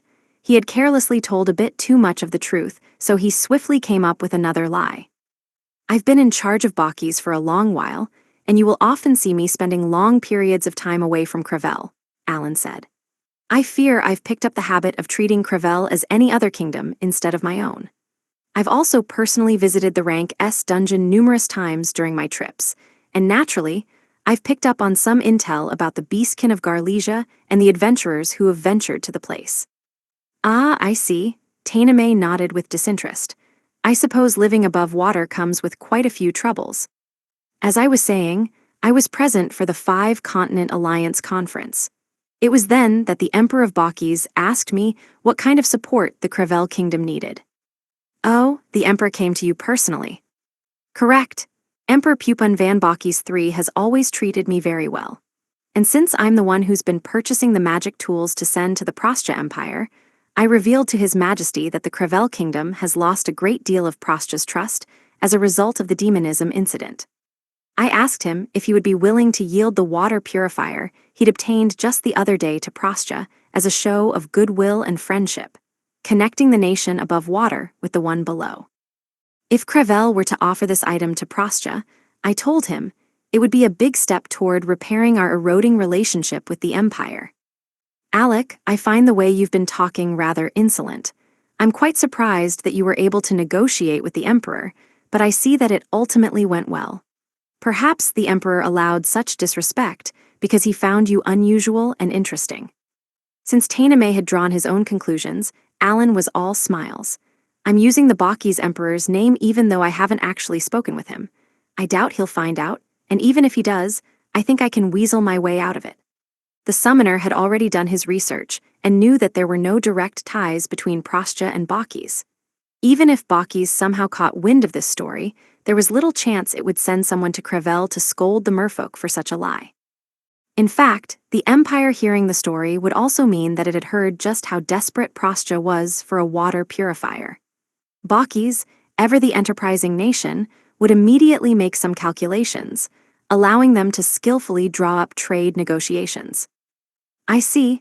I understand why someone as young as you was able to be appointed as the Special Ambassador Plenipotentiary," Tainame said. The director assumed that Alan was a skillful negotiator who had used his prowess to obtain a precious magic tool from Bakis. Doing so, he believed, was the reason the boy had been named Special Ambassador Extraordinary and Plenipotentiary and sent to restore the trust that Crevel had lost.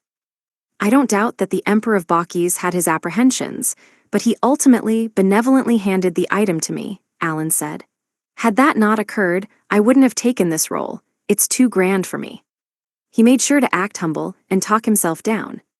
"Either way, I'm surprised that you managed to get your hands on it," Tainame said, still hardly able to believe that Prostja was being given such a precious item. "I don't blame you for failing to understand matters above water," Alan replied. "But this item is only valuable to us merfolk. For those on land, Even an imperial capital that rivaled the size of Patlanta would only require a water purifier on a much smaller scale. Alan had perused the trade records between Crevel and Prostia, and in doing so gained further insight into what the Empire desired. They had revealed that Prostia imported numerous magic tools through Crevel, the most prominent of those being water purifiers. He had then had Palomas use his extra skill, Libra, to see how the water purifier he had brought would be priced across the world. Yeah, I'm really glad that I had Palomas with me. This special water purifier costs around 38 million gold in Prostia. Value of the water purifier in other nations. Bakis, 2,500,000 gold. Jayamut, 2 million gold. Rosenheim, 400,000 gold. Radesh, 0 gold. Crevel, 0 gold. The price of the magic tool was drastically lower in Rosenheim because its people were able to employ the power of spirits to cleanse their water supply and sewer systems. As for Radesh and Crevel, it was worthless to them. Their necessity for it aside, neither of the two nations could possibly afford such an expensive tool. It was way out of their budget. And that's only normal, frankly. I had Captain Rarepa work tirelessly for 3 days and nights to upgrade this special water purifier. Alan had obtained the water purifier, extra large, from a gold chest dropped by Goldino, the final floor boss of the rank S dungeon. He had then rushed Captain Rarepa, forcing her to work tirelessly for 3 whole days to add her tweaks. A magic core had been essential for the enhancements, and Alan had beaten Goldino every single day for the past 3 months, giving him a comfortable stock of 20 cores. Materials had not been an issue. Alan had also entrusted Captain Rarepa with analyzing the magic tool beneath the temple on Hardcore User Island, which he assumed was used to make the island float. He had even put her in charge of developing teleportation tools with a team of golem user dwarves. Rarepa had clearly already had her hands full dealing with her busy schedule, but he had asked her to add 3 magic cores into the purifier to give it astonishing effects. For every core added to the item, the cost to Prostia went up another 10 million gold. However, when Alan had gone to add a 4th core, the value had dropped to 0, implying that Prostia would have lost the ability to afford it, so he had stopped at 3. This had also allowed him to approximate the Empire's budget. I suppose Bakis has no need for a water purifier of this scale, Tainame mumbled to himself as he made mental calculations. It looked as though he could not quite trust Alan's story yet. How can I possibly explain this to? Oh, you still don't believe me, huh? Makes sense. This item is worth almost the entirety of Prostia's national budget. Indeed, perhaps you'll have trouble reporting this to His Imperial Majesty, Alan said. Why don't we take this item out for a test run? It might get a bit noisy, though. The director was visibly relieved by that suggestion. Good call, he said. Could you start the tool up then? I don't mind a bit of noise.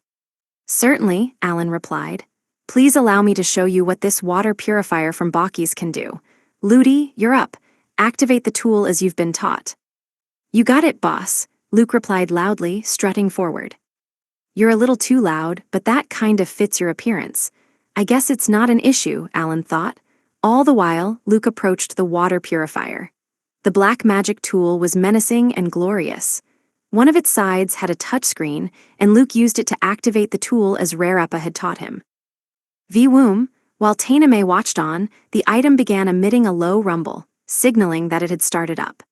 An intricate pattern appeared on the side that Luke had touched and quickly seeped across the surface to cover the rest of the tool.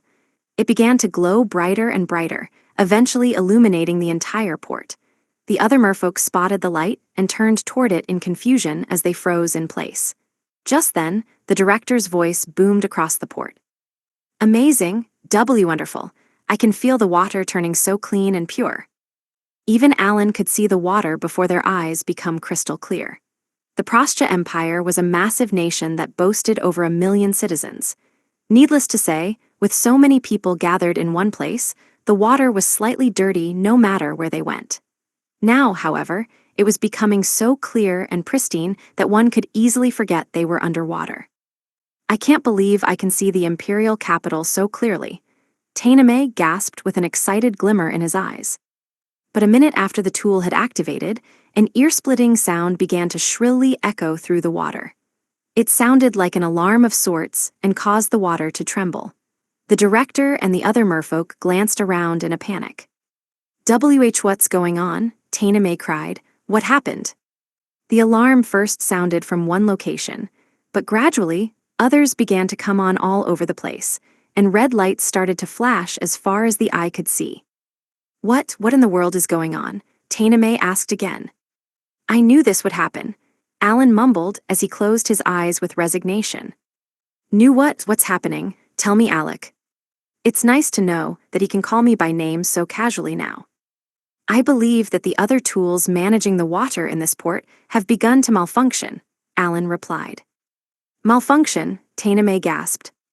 Indeed, the tool I brought in is so effective that the other tools throughout the port are no longer able to detect any pollution or waste in the water.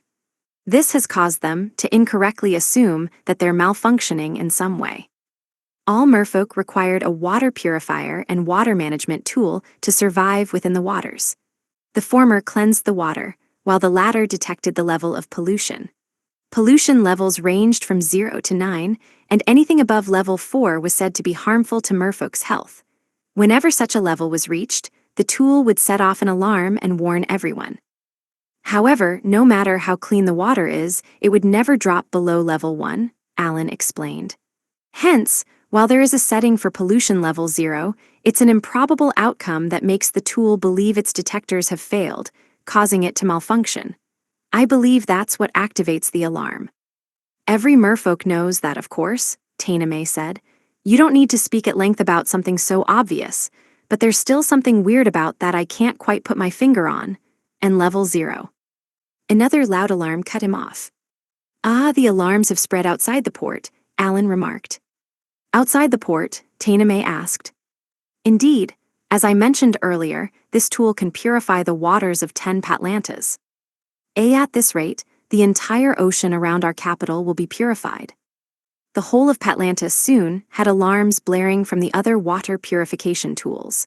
They were also emitting a red light, shrouding the 100-kilometer-long imperial capital atop the crystal flower in a red glow.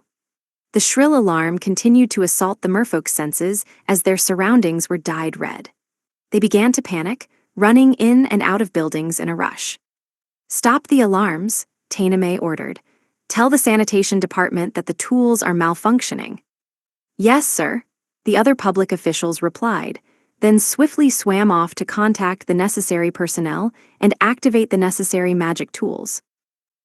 So, the sanitation department's in charge of the water quality, Alan thought, watching on with indifference. Director Tana May realized that the summoner still had a few things he wanted to say and swam over to him with a look of exasperation. You've really caused a scene, Alec, Tana May said. But you understand the effects of the magic tool now, I hope, Alan asked. Is that all you'd like to say? You've caused much confusion throughout the capital, and I don't know how to explain this to His Imperial Majesty. I believe that's a trifling issue compared to the good that this will bring Patlanta. Your audacity is appalling. HMPH, I'll be sure to give His Majesty a full report about Crevel's intentions. You'd best be prepared. Director Tana May had a theory as to why Alan had been chosen as the Special Ambassador Plenipotentiary. The boy wanted to restore ties with the Prostja Empire, and thus had explicitly stated that Crevel was offering it to the Empire. He had cooked up a plan to show off the effects of the tool, and even claimed to have personally negotiated with the Emperor of the Bakis Empire, a seemingly impossible feat for a merfolk. In a sense, Alan was troublesome to deal with since he broke the mold. That was how he had earned the role of ambassador. I would love for you to offer this tool to His Majesty, Alan said. I see, Tana May replied. I know what your goal is now. If Alan were left to his own devices, there was no telling what trouble he might get into, trouble that the director would ultimately be held responsible for. For that reason, Tana May thought it best to stop Alan here, and an idea popped into his head. The summoner had brought with him a tool that could very well change the current state of affairs in Prostja. It would render the purification tools, in both the imperial capital and the nearby towns and villages, obsolete, and would even decrease the number of waterborne illnesses. The total number of water purification magic tools Prostja would need was going to go way down. This would change the very state of the sanitation department as well, allowing them to cut annual costs for personnel. If this expensive magic tool had to be purchased, it would be cheaper to simply maintain the tools currently in operation, and the sanitation department could focus on maintaining water quality and fighting against diseases. But if it were instead gifted to the Empire, the cut costs could be pocketed. Prostja could even use that money to decrease taxes for its people, displaying benevolence and garnering even stronger loyalty from them. Tana May realized that the entire series of events that had just occurred was something that Alan, and by extension, Crevel, had planned. By fabricating a reason to activate the magic tool in public, they could show off its effects in a way that would leave a lasting impression on the citizens of Patlanta. When people discovered that it was Crevel who had provided this awesome tool, it would serve as a solid foundation to allow the kingdom to stand out among the other vassal states. Tana May turned toward Princess Carmine. She had a gold and black-spotted merfolk lady-in-waiting with her. The royal smiled brightly, but her sunny demeanor only added to her mysterious flair. "Your Highness, such a valuable item will surely delight His Majesty as well. I can assure you of that," Tana May said. He flashed a smile, finding it best to leave a positive impression on the princess. "Thank you, Director Tana May," Princess Carmine replied with a nod. "May we visit the palace?" Voom, there was another low rumble as the magic tool lost its glow and turned off. "Huh, looks like it's about time. I should have put a shorter timer on it, to be honest." Alan then acted clearly distraught and panicked as he raised his voice. What?" Alan gasped, feigning his shock.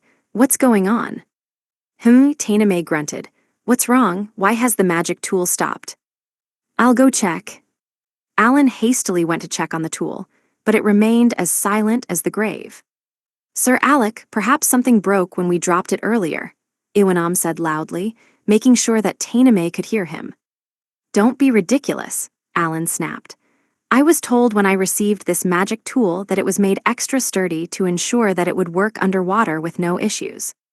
Alan's voice was laced with anxiety, and Tana May could tell that he was silently panicking. What would happen if this tool couldn't be fixed? "Damn, I can't do a thing," Alan said. "Ludi, you're more familiar with these items, aren't you? Could you check on this magic tool?" "Sure thing," Luke replied. He began to inspect the tool, and Alan left him behind to swim over to the director. "I'm terribly sorry," Alan apologized. "This is our fault. I don't believe there are any issues, but I'd like to carefully inspect the tool before we offer it to His Majesty. May we have a month? I think that will be plenty of time." "A month?" Tana May asked with a frown. "That's quite a while." "Since Her Highness is with me, I would like to stay in the palace, if that isn't too much trouble." Alan bowed deeply and flashed a cunning smirk, hidden from Tana May's view. This entire accident had been a sham. The magic tool had a built-in timer and had been set to shut off after 30 minutes. If one chose not to set the timer, the tool would stay running for up to 300 years. "Why are you saying that to me?" Tana May asked. "I'm only in charge of this port." "Is that so?" Alan replied, swiftly giving up without pushing further. "I suppose there's nothing I can do about that. Is it possible for you to dispatch a magic tool user?" "Dispatch from where? Prostja doesn't have any magic tool users. You should know that." "Ah, yes. You see, when we got our hands on this tool, I went through Crevel to request that several dwarves be allowed into the Empire so that they could maintain and tweak the tool if needed. But my request was promptly shot down." "What? Is that why you asked for non-merfolk to be allowed in?" Tana May frowned. There had indeed been a few dwarves on the list of those requesting to enter the Empire, and as it turned out, they were magic tool users. However, not once had there been any mention that they would be coming to the Empire to maintain the magic tool that would be offered to the Emperor, and so Tana May had declined the request. Or more precisely, he had been tricked into doing so. "I'd like to ask Crevel to gather a few magic tool user dwarves and send them here." "No, that'll take too much time," Alan muttered, pretending to think out loud while gauging the director's reaction. When Tana May glared angrily at him, the summoner felt it was best to move things along. Clearly, the man did not want any more hiccups. "Not to worry," Alan reassured. "I feared the worst and have brought along a merfolk who studied up on the magic tools in Bakis. Ludi there may look very young, but he's renowned for his skills.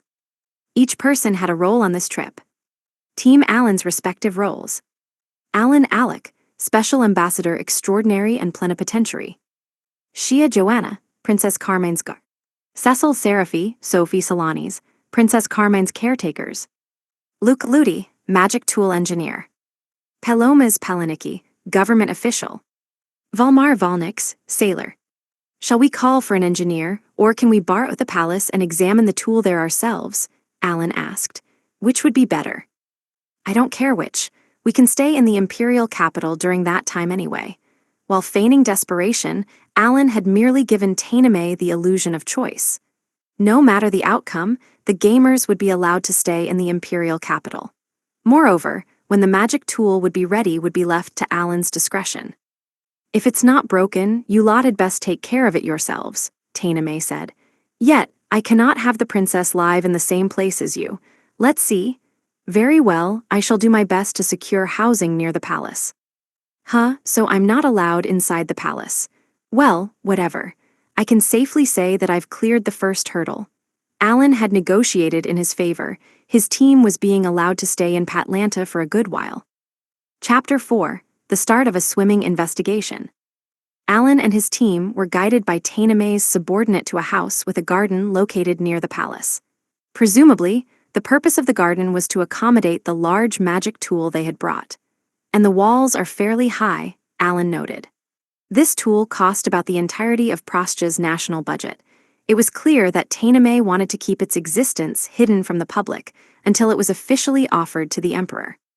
The director's subordinate had also mentioned that starting the next day, additional knights would be dispatched to protect the tool. Princess Carmine and Special Ambassador Plenipotentiary, Alan already had a few knights to protect them, but their job was simply to protect the house. They did not step inside and always kept a fair distance away. Alan, that was so fun, Luke cried excitedly. And it's only going to get more fun, Alan replied as he inspected the construction of the building and jangled the mithril chains securing the magic tool in the garden. Also, you have to call me Alec, Ludi. Right, my bad, Alec, Luke replied. The dark elf turned merfolk clenched his webbed hands. He seemed to be enjoying his transformation. It was impressive that someone his age was able to play his part so naturally, not sounding stiff or nervous. Your acting was good, by the way, Alan said. Keep it up. You got it, Luke replied. As the boy excitedly rushed toward the magic tool, Alan shifted his gaze to Valmar, who stood beside him. Luke acted better than Valmar, that's for sure. Valmar, possibly reading Alan's thoughts, frowned in response, implying that he did not work under Sophie to become involved in these affairs. This house was near the palace, and one could easily see the imperial structure nearby. It was best to keep on guard, as someone could be watching in the shadows. Alan cast everyone a meaningful glance, encouraging them to use their fake names even in private situations. What? Cecil asked, taken aback. Don't look at me like that. You're being weird. Besides, are you all right with lying so much, Alan? We're searching for Biku, aren't we? Well, Seraphi, Alan started. It doesn't seem like we'll be able to enter the palace anytime soon.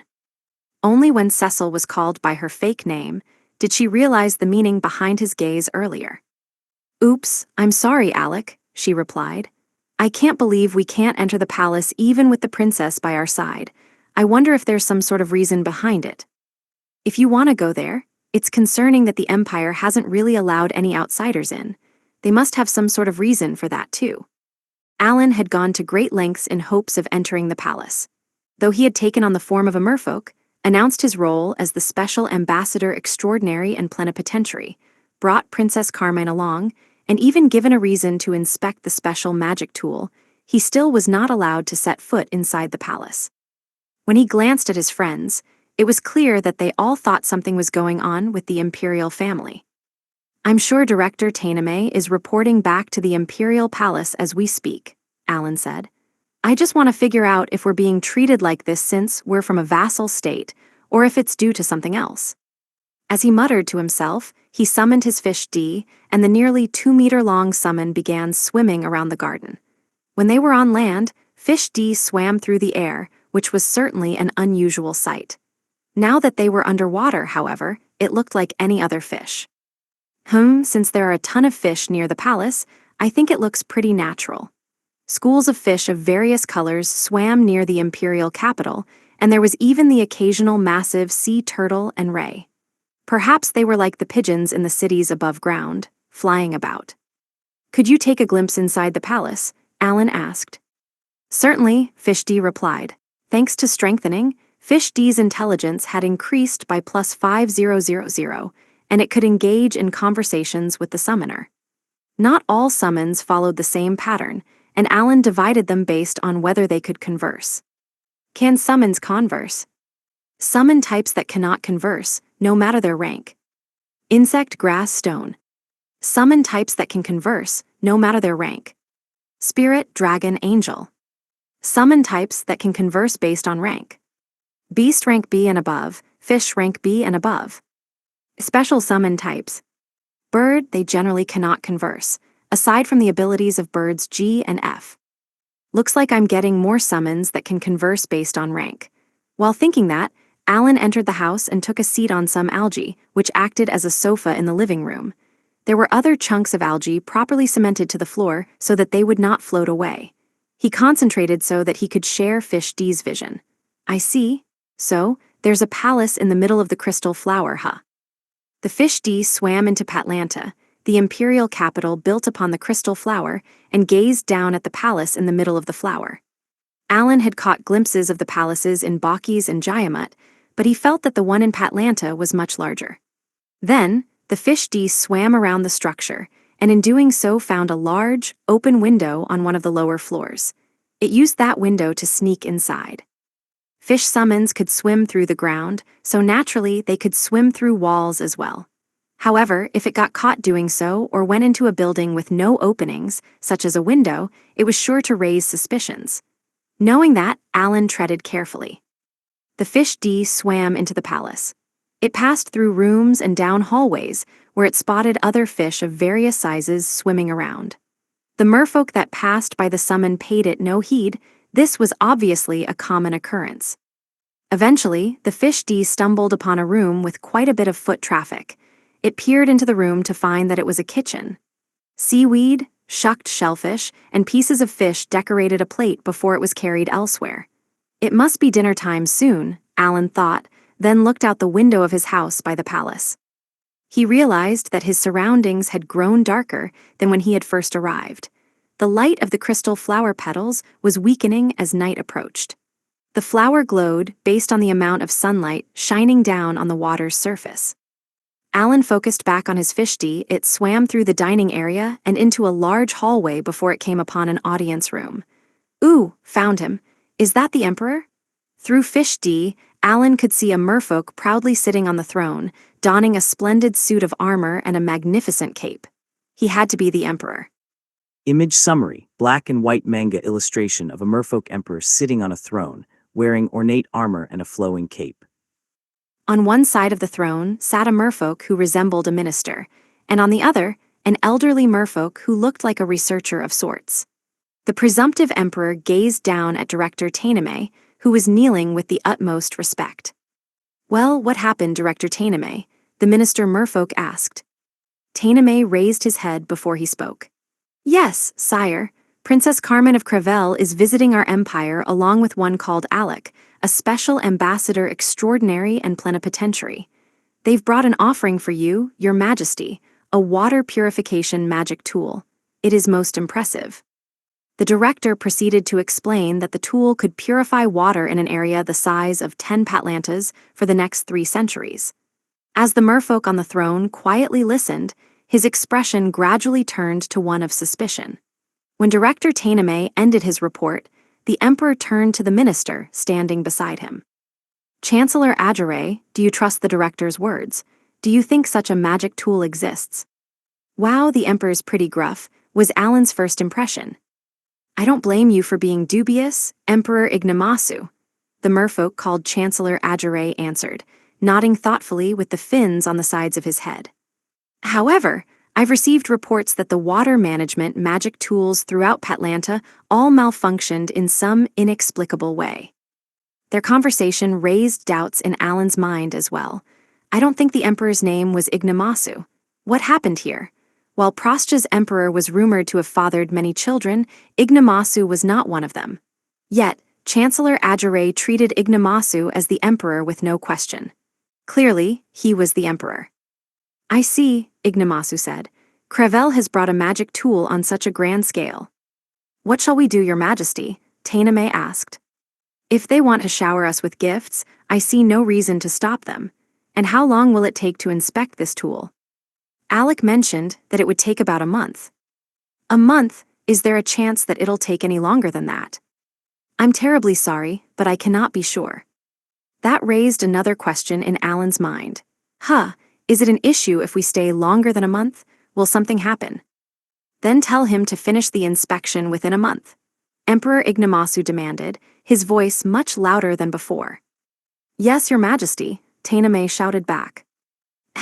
The world is moving exactly as I wish. Emperor Ignomasu grinned as he gazed at the director. Chancellor Adjare grinned as well. So it seems, Your Majesty, he said. Princess Carmen of Crevel also wishes to meet with Duke Dorascary, Tainame added. What Dorascary? Ignomasu asked. Indeed, I believe His Grace is engaged to Princess Carmine. I see, is Dorascary still alive? Tell me, Father Shinoram. A priest? I thought he was a researcher or something. Ah yes, I believe he's still alive behind bars, Shinoram replied. The blood of the Prostya family is quite useful. Oh, the Duke's imprisoned. HMPH, I see, Ignomasu muttered. What shall we do, Emperor Ignomasu? Shinoram asked. If we still have a month, we don't need to say anything yet. You've got a mean streak in you, Your Majesty. A smug grin formed on Shinoram's previously blank face. Crevel's princess will surely be filled with despair if she discovers that Prostya is in the middle of a rebellion much like the one they faced on the surface. Oh, I'm just dying to see her expression when she hears the news.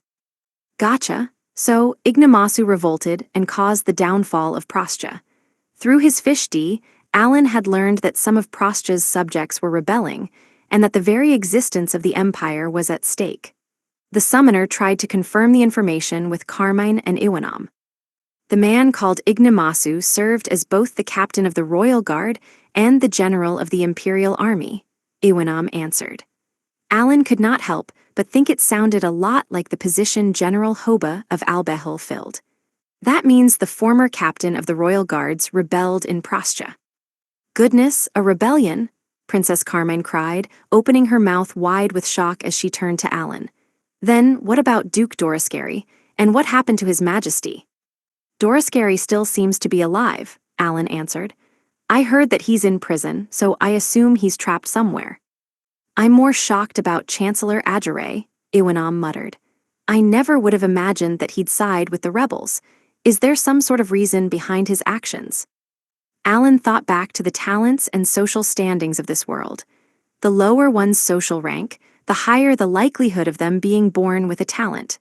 Inversely, the higher one's rank at birth, the lower the chance that they would be born with a talent. Furthermore, it did not matter how high a talentless person raised their level. They stood zero chance against someone with a talent. Hence, Alan believed that those born in lower social ranks with talents of higher stars were the most likely to try to usurp the government. But when he had been a student at the academy and learned about history across the world, he had discovered that while there certainly were cases where people of low rank tried to rebel and overthrow a kingdom or empire, they were few and far between. This was due in no small part to the monarchs. Kings and emperors wanted to ensure that powerful people with talents would not have such dangerous ideas, so they enacted policies that treated the talented well and kept them appeased. Even if someone with a talent thought about rebelling and had commoners or serfs on their side, if the rulers also had those with talents on their side, a rebellion could easily be suppressed. As proof, despite having been born a commoner, Hero Helmios had been granted the title of Duke, the highest of noble ranks. He was engaged to the Jimatan Emperor's younger sister as well. Even outside of Jayamut, those with high star talents often, almost always served as members of their nation's royal guard. While monarchs spent vast sums of wealth on their royal guard and night orders to strengthen their defenses, they also wanted to ensure that their armies, filled with people of lower star talents, but who were talented nonetheless, would not run wild either. The main forces were thus deployed to the borders to threaten other nations or to fight the Demon Lord army. This guaranteed that the military would not amass power near the royal capital. If, despite all these measures, a revolt occurred, the nation would turn to the Five-Continent Alliance and enlist help from neighboring countries. Every nation was united under a common enemy, the Demon Lord army. It was imperative that the alliance remained a collective and nipped any other threats in the bud. Therefore, rulers with similar vested interests looked out for and supported one another. Needless to say, monarchs were not the only ones concerned with rebellions. Other nobles also paid extra attention to any potential sparks that could ignite revolts within their lands and utilized those with talents to suppress any problems. Alan assumed that such knowledge and tactics were hammered into kids who went to the Nobles' College, an institution that Cecil's older brother Thomas had attended. It's weird that a massive empire like Prostia had no systems to quash a rebellion before it had time to blow up. Is there something else going on? Ignomasu did not come across as cold, calculating, and highly intelligent. Did he truly have the ability to overthrow the government and turn it on its head? Or was there a different mastermind working behind the scenes and pulling all the strings? It relieves me to hear that Duke Dorascary is still alive, but I can't believe he's imprisoned, Carmine murmured worriedly. Oh dear, what shall we do? Alan remained quiet, ruminating over his thoughts. Lord Alec, won't you save Duke Dorascary? She begged. Huh, why yeah, of course, Alan replied. I've got some questions for him anyway, so I'll find him. Convenient side quest acquired. After he accepted Princess Carmine's request, he deployed several fish DS throughout Prostia to confirm the situation while searching for the prison where Duke Dorascary was being held. 3 days had passed. Alan had searched every nook and cranny of the palace, but to no avail.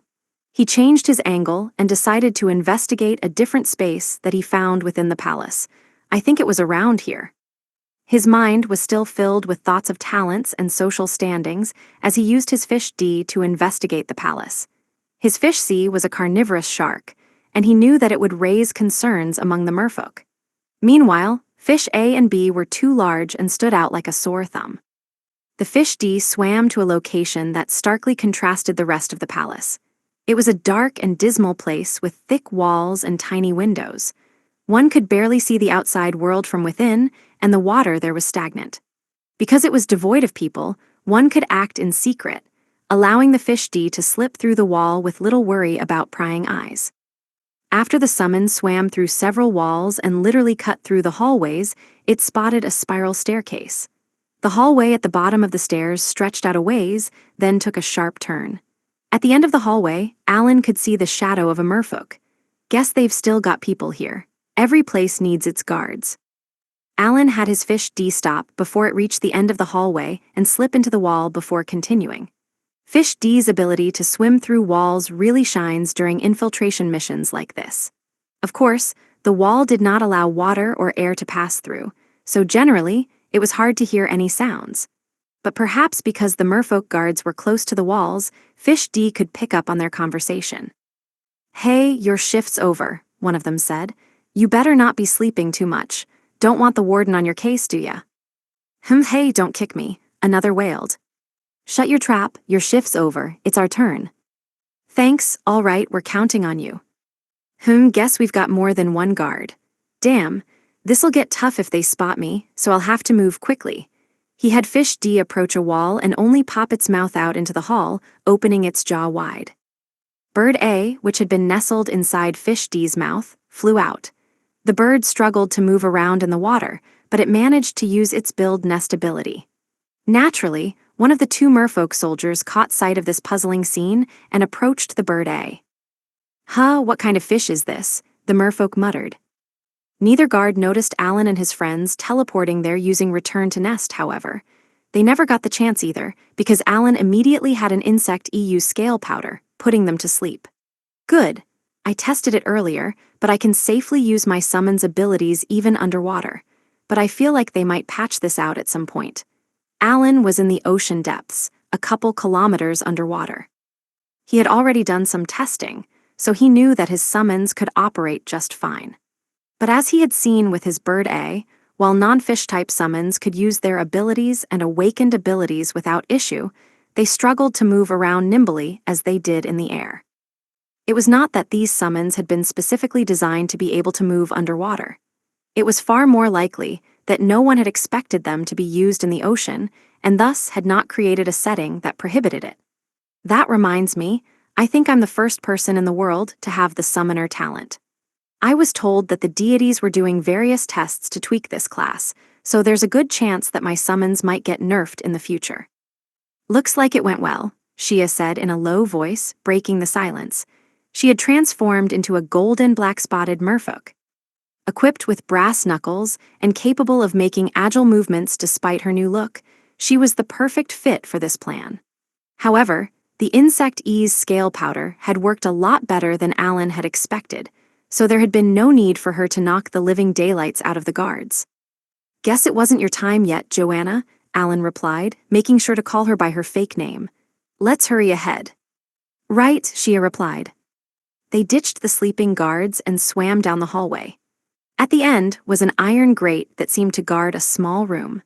When the duo approached it, they found that a hallway stretched out on either side of them, and dozens of rooms with iron grates lined the area.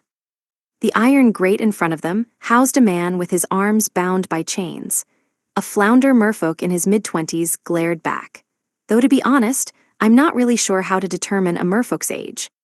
Who's there? The merfolk growled. Are you Sir Dorascary? Alan asked.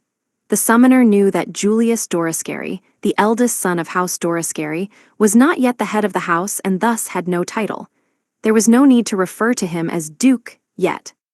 I am, Julius replied, and you are. Ah, found him. We're here to retrieve you, Alan said, approaching the iron bars with Shia. Retrieve me? Julius asked. I don't quite understand.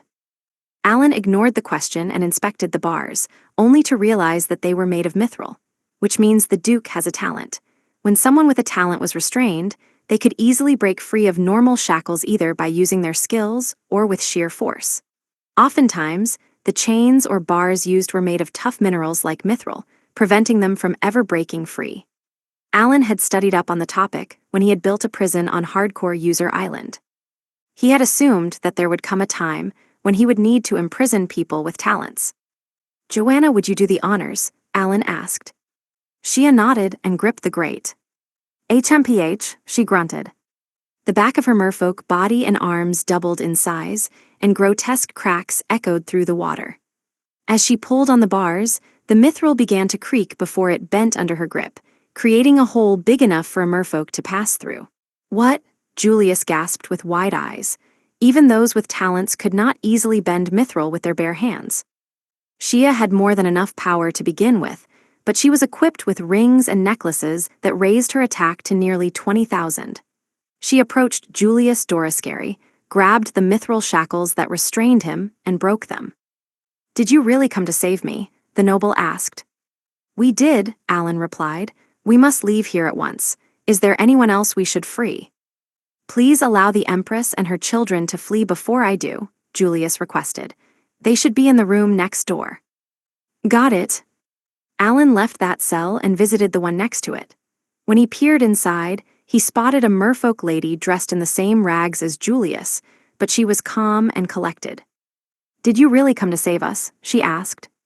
Please keep your voice down, Your Majesty, Alan said. We'll save you in a flash.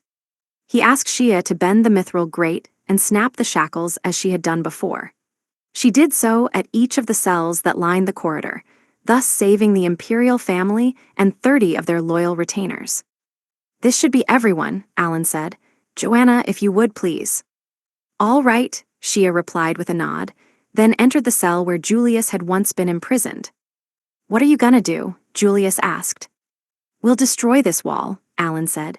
It'll be loud, so I'd encourage you to cover your ears. We need to be careful about our escape. Fish summons could generally slip through walls and infiltrate cells if needed. Bird A could also use build nest in them as necessary. If a simple escape was the goal, there was no need to destroy the mithril grates and bust through the wall. In fact, teleportation and slipping through walls would leave behind the least amount of evidence and no trail. However, that method would surely raise eyebrows. It would cast eyes of doubt upon Princess Carmine, Duke Dorascary's fiancé, and Alan, the special ambassador plenipotentiary, both of whom had just forcibly made their way into Prostia. But if they used brute force and destroyed the grates and walls, Alan hoped that others would assume this was an inside job of sorts. Pulverizing strike, Shia said, activating her skill. While Alan could have raised his attack to give himself higher raw stats than Shia, the Beastkin was still the perfect fit for the role. When she activated her skill, which depended on her attack, she could exert far more power than the summoner ever could. Boom! Shia's fist blew a large hole through the wall, and the deafening rumble caused the surrounding water to quake. Shock waves traveled much farther through water without dissipating than they did through air. As a result, the nearby merfolk almost fainted. They had felt almost the full force of the blow. Alan had not known that and thus had not predicted this outcome. His high level and high endurance meant he had felt a slight jolt and nothing more. Now then, we should head out, Alan said. Though they created a hole, that did not mean it would be used. He used Bird A's awakened ability, returned to nest, and took all 30 unconscious merfolk to the living room of the house he had been loaned near the palace. Grass Sea's potherb helped them regain both their consciousness and their cool. The Empress was the first to stir, and she slowly gazed all around her before she opened her mouth. "Where am I?" she asked. "We're in a safe place, Your Majesty," Alan replied. The terrifying shock caused the Empress to panic a great deal, in stark contrast to the composure she had shown earlier. As Alan tried to calm her down, Princess Carmine, who had been waiting in the house, rushed over. "Your Majesty, it truly has been a while," she said gently. "Do you remember me? I'm Carmine. Please come with me. I shall prepare a change of clothes for you at once." The princess handled the Empress and her children, while Knight Captain Iwanam handled the men. They were guided deeper into the house, leaving only Duke Julius Dorascary behind. "I can't say I'm wholly satisfied with your rough way of handling our escape and your recklessness, but I'm grateful that you saved Her Majesty," Julius said. "For that, I thank you." Alan sized Julius up. The Duke had only given his fiancée, Carmine, a passing glance upon their reunion. There had been no warm embrace or tears like they had yearned to see each other for so long. That's a bit weird. Is this not a long-awaited reunion? "Truth be told, I saved everyone because I wanted to ask you a few questions," Alan said. "Questions?" Julius asked. "So you merely saved us for some answers?" "Correct, I'm actually on the hunt for a beastkin named Biku. Do you know anything about him?" With that, Alan began to explain his side of the story, including why he had embarked on a rescue mission. Chapter 5, Chasing Biku. Duke Dorascary gazed dubiously at Alan as he patiently listened to the boy's story. I can hardly believe that you lot aren't merfolk, but if Princess Carmine is with you, I have no choice but to trust you," Julius said. "We came here in pursuit of Biku, who escaped Al-Bahal," Alan explained. "If you know anything at all, even the tiniest bit of information, I'd greatly appreciate it if you could tell me." "Ah, so you're moving independent of Crevel's wishes," a calm voice rang out. "Is Crevel offering you their assistance?" Alan turned toward the voice and saw the Empress standing there. She had cleaned herself up and gotten dressed in a new set of clothes. She was flanked by her children, who had been rescued alongside her, and behind them were the loyal retainers who had also been freed from their cells. The Duke, Princess Carmine, and everyone else knelt to offer their respects, while Alan alone merely bowed his head. "Precisely, Your Majesty," Alan said gently. "Have you calmed down?" The Empress furrowed her brow for a moment, before she opened her mouth once more. I have. Alec is your name, is it? You've saved us all, and I promise to thank you for what you've done." She then turned to her retainers and asked them to escort her children into a separate room. "Please give us some time to catch our breath. We'll handle things from here." While Alan was unsure of how exactly the Empress would offer her gratitude, he made no attempt to either accept or deny her offer. "Damn, I've got myself involved with another nation's political affairs, but I guess there's nothing I can do about it. It's all to pursue my goal. Anyway, I'm glad the kids are safe." Alan was the son of a serf in Ratash. Despite having lived in poverty, he had enjoyed a happy childhood. However, he carried many of his memories and values from his previous life. He believed that people were born equal and could not help but question the norms of this world, where there were slaves and kings, social statuses that were dictated upon birth. Yet Alan had no desire to use those values to change the way of a nation or the world. Though his summoning level had increased, he had gained powerful allies, and he had an army of 5,000 under his command. He had no intention of shifting the status quo. Perhaps he could actually change the mindset of a nation if he wished, but nothing compelled him to do so. Frankly, it was because of his lack of interest in domestic affairs. He felt that those decisions should be left to those in power, like emperors or kings, as well as the citizens, who made up the majority of a nation. However, if meddling in such affairs allowed him to defeat the Demon Lord army, he would involve himself as much as he pleased. For example, him assisting Shia in becoming the Beast King implied that he was interfering with Al-Bahl's affairs.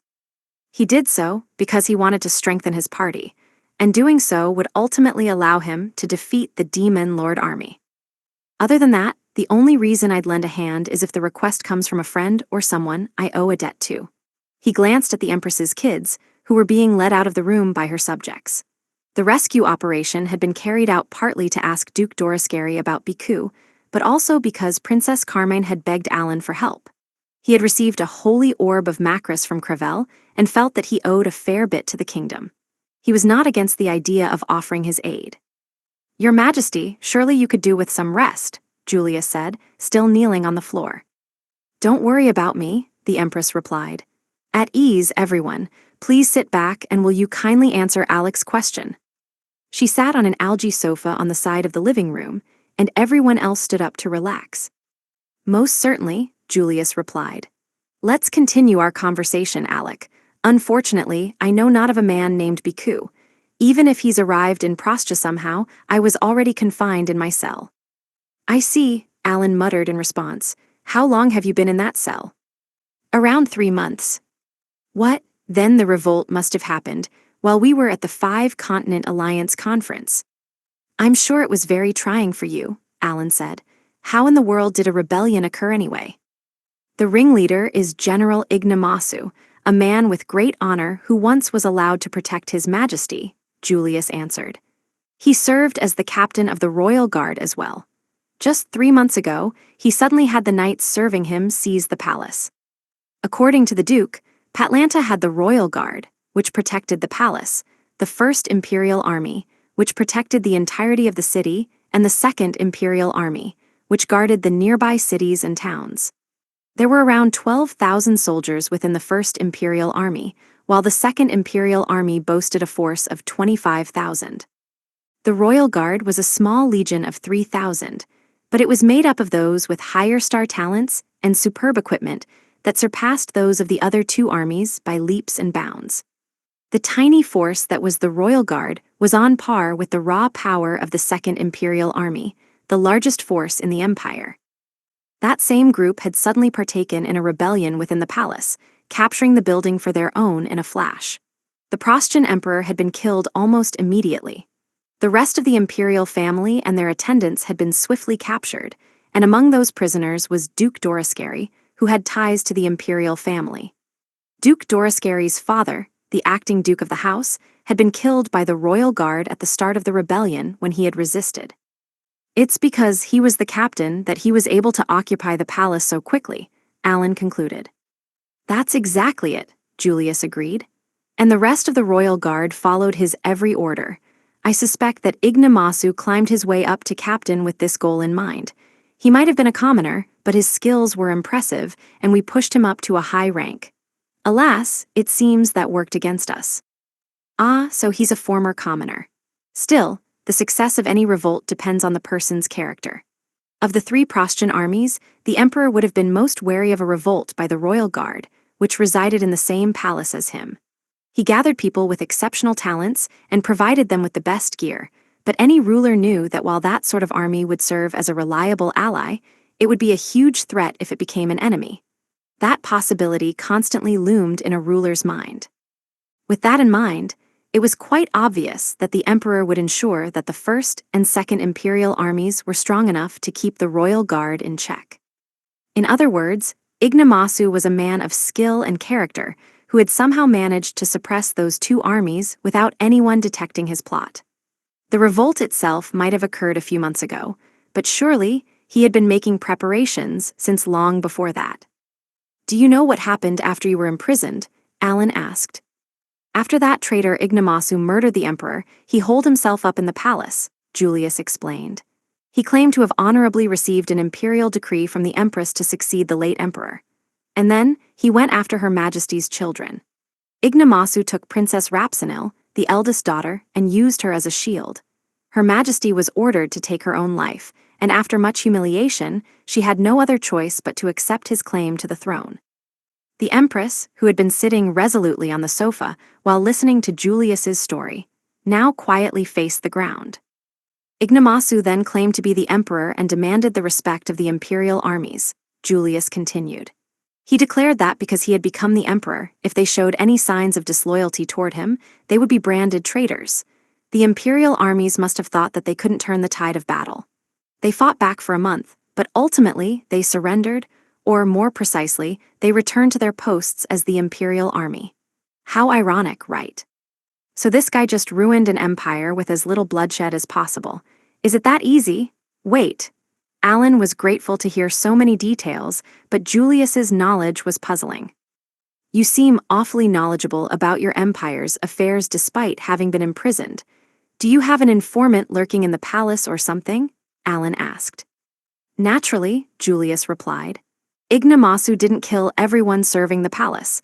In fact, he let quite a few survive, and these people have served the imperial family for many years." "Makes sense.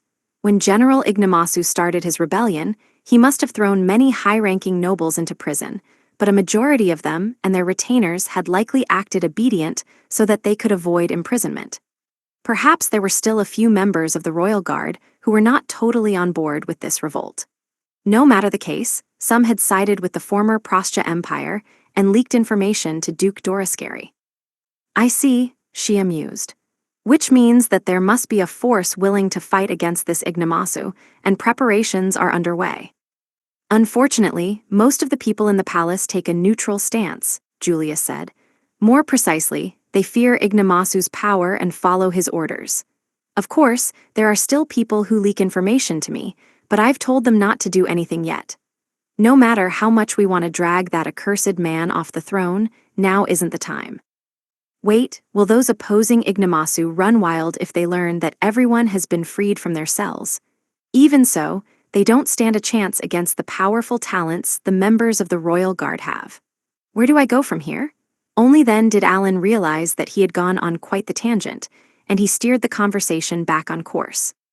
"I think I'm beginning to piece together the rebellion. As I mentioned earlier, I'm actually in pursuit of Biku." "Ah, so you did," Julius replied. "But as I've also stated before, I don't know who he is, and I've never heard anything related to him. The name of Albehel has reached the ears of our empire in the watery depths. Should anyone have offered any sort of assistance to the beast crown prince, I'd surely know of it." "Then are you stating that your empire is completely uninvolved with the revolt in Albehel?" Shia interrupted. "Joanna, I mean Princess Shia, I haven't said that." The Duke grew more polite the moment he began speaking to the Beast Princess. When Alan had explained his situation and how he was mimicking the form of merfolk, he had also mentioned that Shia was the Beast Princess. "Yeah, the Duke sounds a lot more polite with Shia than he was with me." It seemed only natural, however.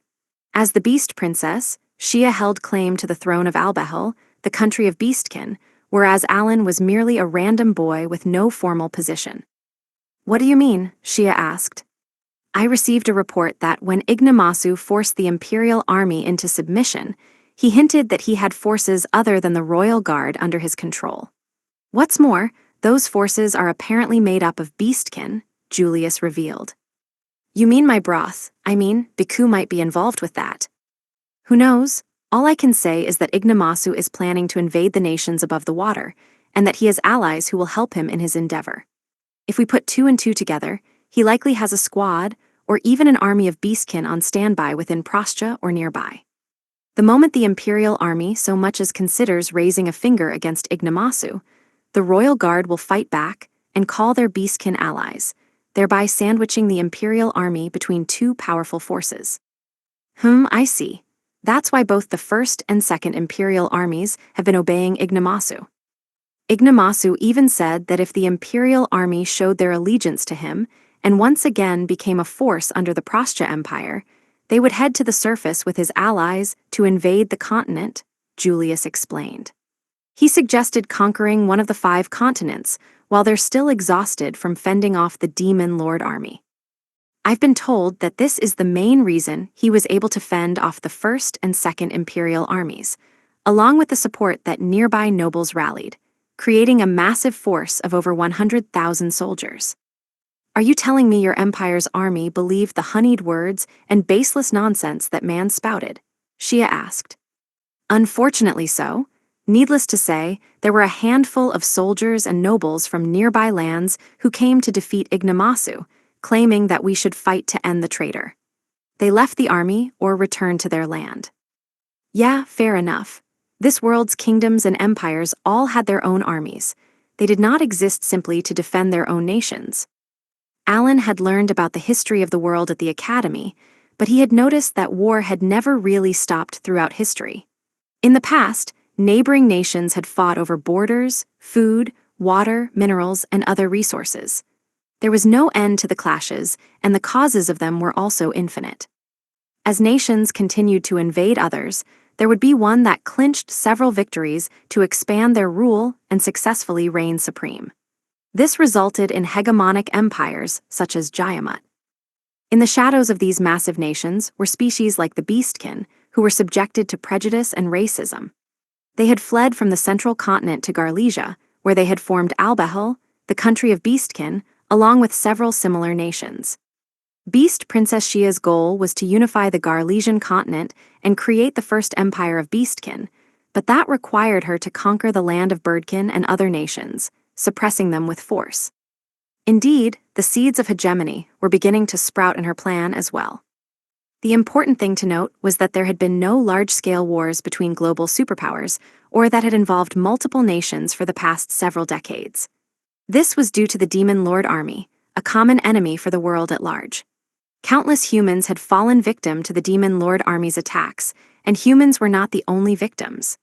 Elves, dwarves, beastkin, birdkin, and even merfolk had been slaughtered by the millions by this force of evil. It was Crevel that had taken the fatal blow on behalf of the merfolk. The Prastia Empire was at the bottom of the sea and had not gone to war for many decades after conquering the ocean floor. It had not directly fought the Demon Lord army either. Had Crevel been unaffected by the Church of Gashera debacle, it also would not have clashed with the Demon Lord army.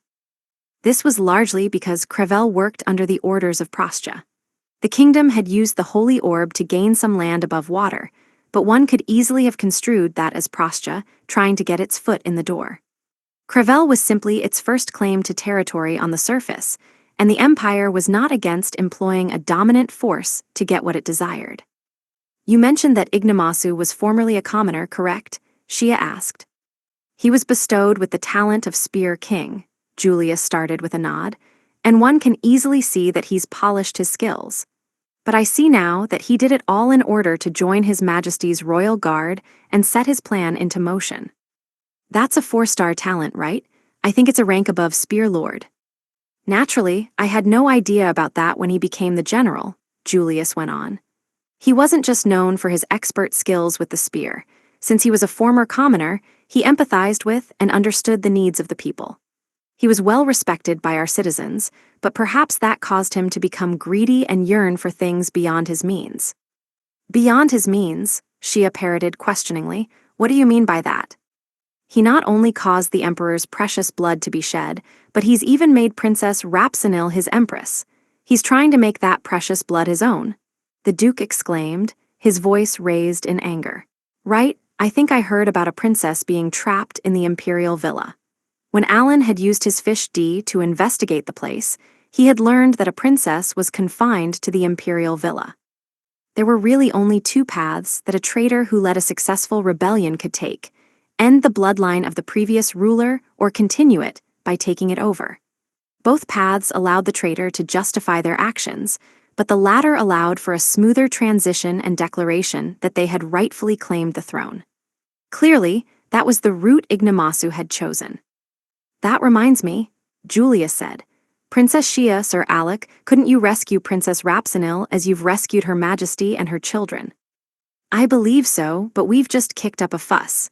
We should wait a bit longer and strike when we've got the perfect opportunity," Alan replied. "I've already told you my real name, haven't I? No, I should stop worrying about silly affairs. Personally, I don't really care if we save another person, but we just blew up the palace. We should lay low for a while." While Alan was not against the idea of saving the princess, if he caused any more trouble, he feared that Ignomasu and his faction would catch on to his antics. "What should I do?" "This makes no sense," Shia chimed in. "Duke Dorascary's story and the information I have don't quite match up. In fact, they don't fit together at all." "What do you mean, Joanna?" Alan asked. "All right, write what I'm about to say in the grimoire you're so proud of, Al. Eck." And so, Alan listened carefully to Shia's side of the story and organized his notes in his grimoire. Report 1. General Rudo claims that when Biku started a revolt, he had the aid of Merfolk.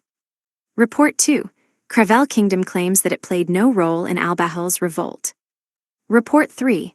Ignomasu's revolt in the Prostia Empire is on the cusp of succeeding. Report 4.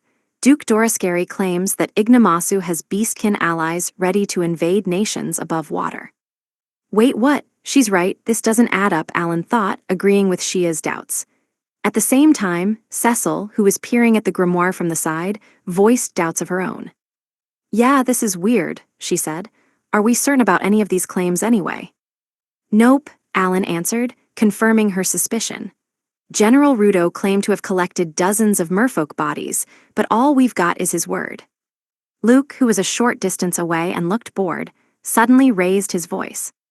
"I mean, someone's lying, right?" "What?" Julius cried, instantly offended. "I'm not lying." "No one said you were."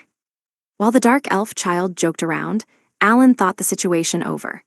If every single one of these claims were true, it meant Biku was in the Prostia Imperial Palace, either providing military aid so that Ignomasu could take over the empire, or acting as a deterrent so that the imperial armies would not directly clash with the usurper. Naturally, it was Biku's way of repaying his debt to Ignomasu, who would have helped him with his revolt in Albahel. Working under that assumption, the Crown Beast Prince would be at Ignomasu's side, waiting for the merfolk to complete his takeover of the Prostia Empire. Once Ignomasu seized full control, Biku would assist with the invasion above water and take Albahel, which refused to make him Beast King. But if any of the info we were given was false, if General Rudo was lying, the merfolk might not have been involved in the revolt in Albahel. However, that went against both Albahel's formal inquiry into Crevel about the merfolk soldiers who had attacked the Albahalan palace and their doubts about the origin of those merfolk. If Crevel was lying, it meant that the nation had dispatched merfolk soldiers to Albahel. But that went against Ignomasu's claims that he had received support from the Beastkin. Meanwhile, if Duke Dorascary's story was a lie, it made no sense to Alan that the merfolk had lent their aid to Biku's revolt in the first place. The summoner had seen and heard Ignomasu via Fishdi and felt that the traitor had not lied about the forces under his control. "There are just so many unknown factors," Alan mumbled. "It feels like the truth is hidden somewhere behind all these claims. It's been a while since I've felt this sort of rush." "What are you on about?" Cecil asked. He ignored her question as he recalled having hit a similar roadblock in the past. "The last time I felt this way was when I couldn't find the stone slate or that gold key." Alan thought back to 2 events in his past life. The first was when he had sunk over 100 hours into finding a stone slab, and the second, his search for a gold key that was displayed as a single pixel on the screen. He had agonized over these items. During times like those, he would speak to every person or NPC that he could find to piece all the information together and uncover hints about what the game was getting at.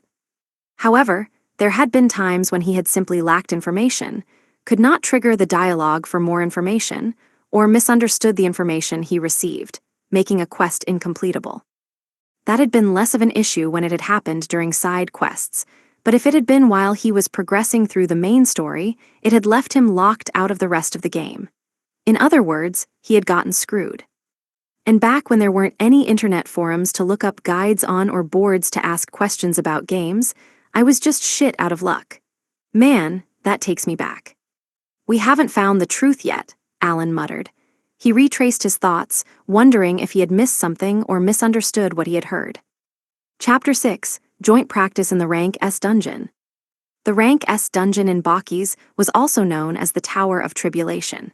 True to its name, it was a massive tower that loomed over its surroundings. There was no place for magic ships to dock, so a terminal for them had been built nearby. In addition to being a boarding and disembarkation area for foreign adventurers hoping to clear the dungeon, the terminal was where merchants waited for deliveries of precious gear and magic tools. It also served as a hub for the more than 100,000 adventurers who lived in the city that was the dungeon's first floor, allowing them to purchase their daily necessities. 4 massive magic ships had arrived in the terminal just yesterday, and 1,000 fully equipped soldiers had stepped off the vehicles. They had followed the orders of a man with sky-blue hair and his companions, Hero Helmios and his party, Sacred. They had headed for the base located in the city. It was quite a distance away from the temple that teleported people to the actual dungeon, but it had ample space for the 1,000 troops that would be using it. The Alan Army's base was nearby as well, and a huge welcoming party was held between the 2 bases the night the Hero Army had arrived. The next morning, the main members of the Hero Army visited the Alan Army's base. Keel, Krina, Mararu, and Dagora welcomed the visitors and ushered them into the meeting room, where a meeting regarding the Iron Golem hunt set for that afternoon was held. This was not Helmios and his friends' first visit to this base. They had visited the place several times to exchange information, and today was the final confirmation before their joint training would commence. "Looks like there aren't any changes," Helmios said. "I'm looking forward to the joint training session." "We are as well," Keel replied.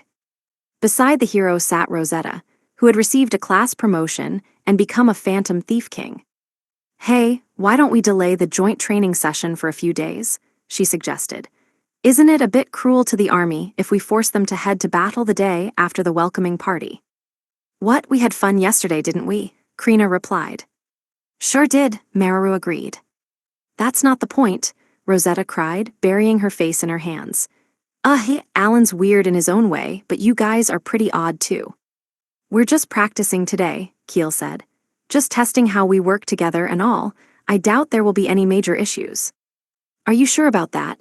Rosetta asked with a dubious glare. "Yeah," Dagora replied firmly. "The best form of training is through practice. We have to actually fight together and test things out," Diverg, the one-eyed swordsman who had been promoted to Sword King, added. Helmios nodded as well, and Rosetta let out a loud sigh but said nothing more. "Then let's go," the hero said. They all stood up and left the base. Everyone was already prepared to head for the Rank S dungeon, and the soldiers were waiting outside. The first squads of the Alan and Hero armies consisted of a total of 34 troops. They were all fully equipped.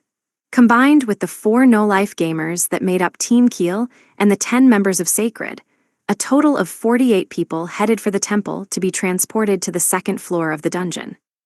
"Whoa," Krina gasped. "I knew everyone would notice you right away, Mr. Helmios. You're so popular." As they marched, she could hear people whispering Helmios' name. The adventurers in the Rank S dungeon had heard about Hero Helmios' arrival the night before. His silky, light blue hair and the orichalcum armor that peeked out from under his mantle made his identity clear. Conversely, despite Alan and his party having cleared the Rank S dungeon, many assumed that they had simply tagged along with Beast Prince Zhu and Sacred. Because of that, the no-life gamers were lesser known. "Heh, thank you," Helmios said affably. They arrived at the temple and lined up in a row, firmly declining the offer to cut the line. After some waiting, it finally came their turn to use the cube and head to the 2nd floor. "Would you like to send multiple parties to the same area?" The Rank S dungeon and the dungeons at the Academy utilized teleporting cubes to transport challengers to different floors or blocks. Even separate parties could teleport together so long as the total number of people did not exceed 48. If the total was over 48, they could teleport to different areas of the same floor and meet up. Only up to 48 people could be teleported to the block on the final floor with 3 iron golems, the block on the final floor with Goldino, the final boss, and death zones, however. Furthermore, regardless of party size, any members not within 25 meters of the teleporting cube would be left behind. That's fine, Keel said. Today, the no-life gamers will be the center of this mission. Very well. With that, Keel and the others were teleported to the second floor. He immediately took a bag out of his pocket. It was filled with metals that were required to head to the next floor. You sure have a lot of those, Helmios observed. We do, Keel replied. Our party and our army have been collecting them as a practice exercise. From here on, we'll help collect those metals too. That way we can tackle these floors together. Exactly.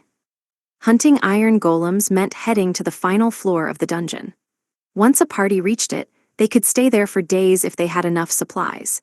Since Alan was not with them and they could not use his grimoire storage, everyone had to carry their own weapons and items. That meant they would have to teleport to the final floor again and again, bringing more supplies each time, which would cost them a fair number of metals.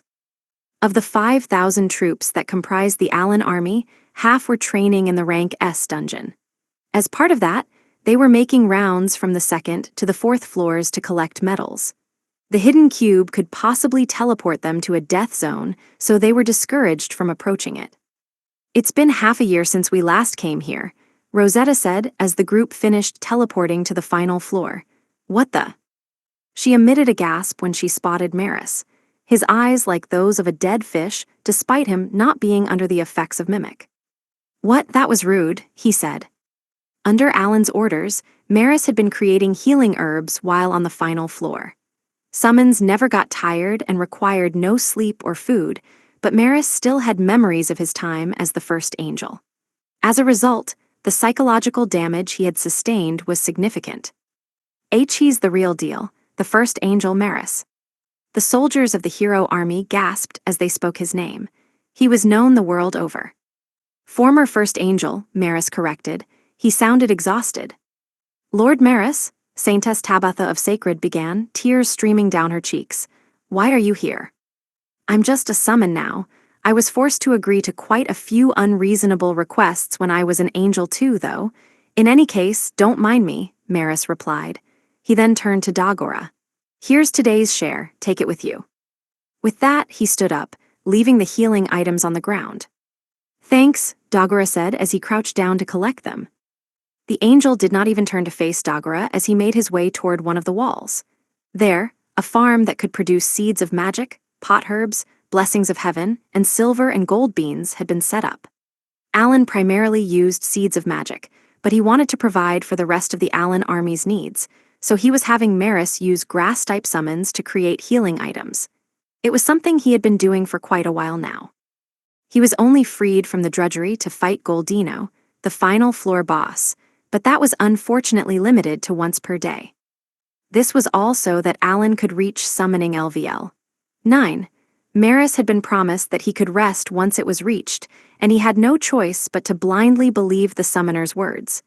Recently, however, he had started to lose faith in that promise. Is this really necessary to defeat the Demon Lord army? Helmios wondered. He grimaced as though he had stumbled upon something he should not have. Either way, it's horrible. Frankly, Keel was not keen on forcing Maris to work such long, unreasonable hours. The summoner's orders were absolute when it came to his summons, however, so Keel could only watch on with pity. Now then, shall we go to the Iron Room? Keel offered. He did not know what else to say as he watched Maris walk away, and decided to use the cube to head to the iron golems. A moment later, 2 iron golems, each 100 meters tall, towered in front of the group. Whoa, they're huge, a soldier of the hero army gasped. Most of them were too stunned by the golem's overwhelming size. Even rank A monsters were rarely so large. Dragon types were generally massive, but they still tended not to exceed 30 meters in height, and even the largest ones were around the 60-meter mark. Clearly, The iron golems were completely outside the normal range of expectations, and one could safely assume that they were practically rank S monsters. "Don't worry, today's just practice," Keel said. Despite his reassurance, some of the Hero Army troops had only just received their class promotions and were still fairly low level. Needless to say, their skill levels were not high either, so they could not be blamed for their fear. Every soldier had received a free set of adamantite gear that the Allen army no longer needed. Additionally, like Helmios' sacred, each had been given rings that increased their strongest stat by plus 5000, and a necklace that added another plus 3000 to the stat. They had all thus had their strongest stat increased by a total of plus 13000 through items alone. This generous distribution of equipment was not solely to prevent any casualties during training, though. There was a specific reason their stats had to be increased by plus 13000. "Rohamit, please proceed as planned," Keel said. A man dressed in sorcerer robes nodded. Bestowed with the 4-star talent of Shaman Wizard King, Rohamit was a vital member of the group who helped ensure that training proceeded as smoothly as Allen had planned. "All right," Rohamit said. "I need to change their attribute to wind, right? My skill level is low, so I can't guarantee it'll go well, but..." "That's just fine," Keel reassured. "Iron golems won't move unless we approach them or our skills are successful. Even if you fail, you can redo it as many times as it takes." Still, the other 46 members of the group kept their weapons at the ready and prepared their skills, swiftly getting into formation. The purpose of this practice training session was to see if it would go well. If it failed for one reason or another, everyone would need to go back to the drawing board and fix any issues. A short while after the 5-Continent Alliance conference, Allen had received a message from Helmios about his hero army. Jayama was quite serious about making this plan a reality, and Helmios had mentioned that the Empire would sink a fair bit of money and personnel into this mission. While Allen was not sure just how his own army would grow, he thought it was best if the hero army compensated for the parts that the Allen army lacked. The Allen army was composed of beastkin, elves, dark elves, and dwarves, each excelled in their different fields. Beastkin utilized their agility and were adept at close combat. Elves communicated with spirits to cast healing spells and buffs.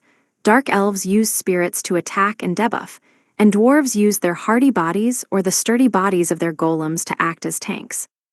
By combining their strong points, they would become greater than the sum of their parts. Each species could cover for what the others lacked. Allen knew that teamwork would be difficult at first, but if they all clicked together, they would open themselves up for more flexible plans. This did not mean that they no longer had any weak points, however, and the summoner had thought long and hard about where they lacked. He had recalled his battle against Goldino and his first clash against demonic deity Basque. Thanks to Maris's Endow element, the gamers had been able to launch attacks with attributes that were beneficial for them, allowing them to defeat their powerful opponents. When they had fought Gushara, the pontiff of demonism, Maris had had his hands full dealing with Kubal, a greater demonic deity, thereby preventing him from using Endow element on other enemies. This had cornered the no-life gamers to the point that they had been on the brink of defeat. Allen wanted another person to learn how to use Endow element, so he had asked Helmios to include quite a few shamans in his army. Shamans specialized in changing attributes of their enemies and could apply buffs and debuffs as well. At 1 star, they would be shaman mages. At 2 stars, they were known as shaman wizards. At 3 stars, they became shaman archwizards, and at 4 stars, shaman wizard kings. If those with the talent were trained well, both the Allen army and the hero army would be able to maneuver skillfully around the battlefield. Helmios had immediately picked up on what Allen was getting at and swiftly gathered a squad of 300 shamans. There were only a few shaman wizard kings in the mix following the class promotions, but many had managed to at least become shaman archwizards. They situated themselves in the center of their squad and carefully analyzed their allies fighting around them. The shamans buffed their allies accordingly, while debuffing and changing the weak element of their enemies to suit their needs. Rohamit was in charge of this practice training session. In battle, his allies would protect him while he buffed them. Once everyone got into formation, Helmios and Keel nodded. Rohamit wiped his hand, sweaty from nervousness, on his robe before raising his staff and activating his skill. "Here I go," Rohamut said, "Endow wind." Vroom! A low rumble echoed throughout the floor as the two iron golems began to move. Rohamut had nailed his skill on the first try. The massive, 100-meter-tall golems made him inch back in shock, but Dagora rushed past him from behind. "Krina, take care of the one on the right," Dagora ordered. "I'll be the wall, Meraru take the left." He gazed up at the iron golem and drew his two axes, one in each hand. They hung menacingly at his sides as he rushed ahead, while Krina and Meraru also ran past Rohamut. "Gotcha," Krina said. "Don't push yourself, Dagora." "I'm on it," Meraru shouted. Image summary: manga illustration of three armored characters charging forward with weapons drawn, depicted with dynamic action lines, creating a sense of high-speed movement toward a dark void. The three charged at the iron golems as though they were being sucked in by the monsters. Meraru made the first move. "Tam Tam, come forth, elephant mode," she yelled. As she ran ahead, she raised her arm and placed her nose on the inside of her elbow, acting like an elephant waving its trunk around. She then struck a pose like a heroic elephant, and a massive magic circle appeared in the air right in front of her eyes. The circle spun around, and a moment later, a torrent of light shone down. When the glowing pillar dissipated, Tam Tam, a Hihiricane golem, appeared in all its glory, using a special slate to transform into elephant mode. Movement and special slates needed to be fitted into magic discs to allow golems to move on the ground, in the water, or through the air. While golems needed to take different forms for each type of terrain, the two types of slates had their own unique functions. Special slates were generally strict upgrades from movement slates, and Alan wanted to prioritize gathering special slates to strengthen Meraru. Currently, she had elephant, eagle, and leopard special slates in her arsenal. Characteristics of movement slates: transform a golem into a tank, ship, or airplane, allowing it to travel on the ground, in the water, or through the air. Do not change the golem's stats. Only affect golem movement and have no other special skills. Primarily found on the final floor of a rank A dungeon, or the second and third floors of the rank S dungeon. Require 5 slate slots. Characteristics of special slates: transform a golem into an animal to allow it to travel on the ground, in the water, or through the air. Change the golem's stats. Grant golems special functions. Primarily found on the 4th floor or the final floor, where the boss is, of the rank S dungeon. Require 5 slate slots. Stats of elephant mode: raises HP and endurance, but decreases agility and luck. Name: Tam Tam. Pilot: Meraru. Rank: Hihiricane grade. HP: 30,000 plus 10,000, enhancement slates, plus 2,400, Meraru's skill. MP: 25,000 plus 2,400. Attack: 25,000 plus 10,000 plus 2,400. Endurance: 30,000 plus 5,000 plus 2,400. Agility: 20,000. Intelligence: 25,000 plus 2,400. Luck: 20,000. Function: hydrocarbon. Slates in Meraru's magic disc, max 20 slots. 5 basic Hihiricane slates, 5 slots. 1 Gigantify slate, 2 slots. 1 Super Gigantify slate, 3 slots. 5 enhancement slates, 5 slots. 1 special slate, 5 slots.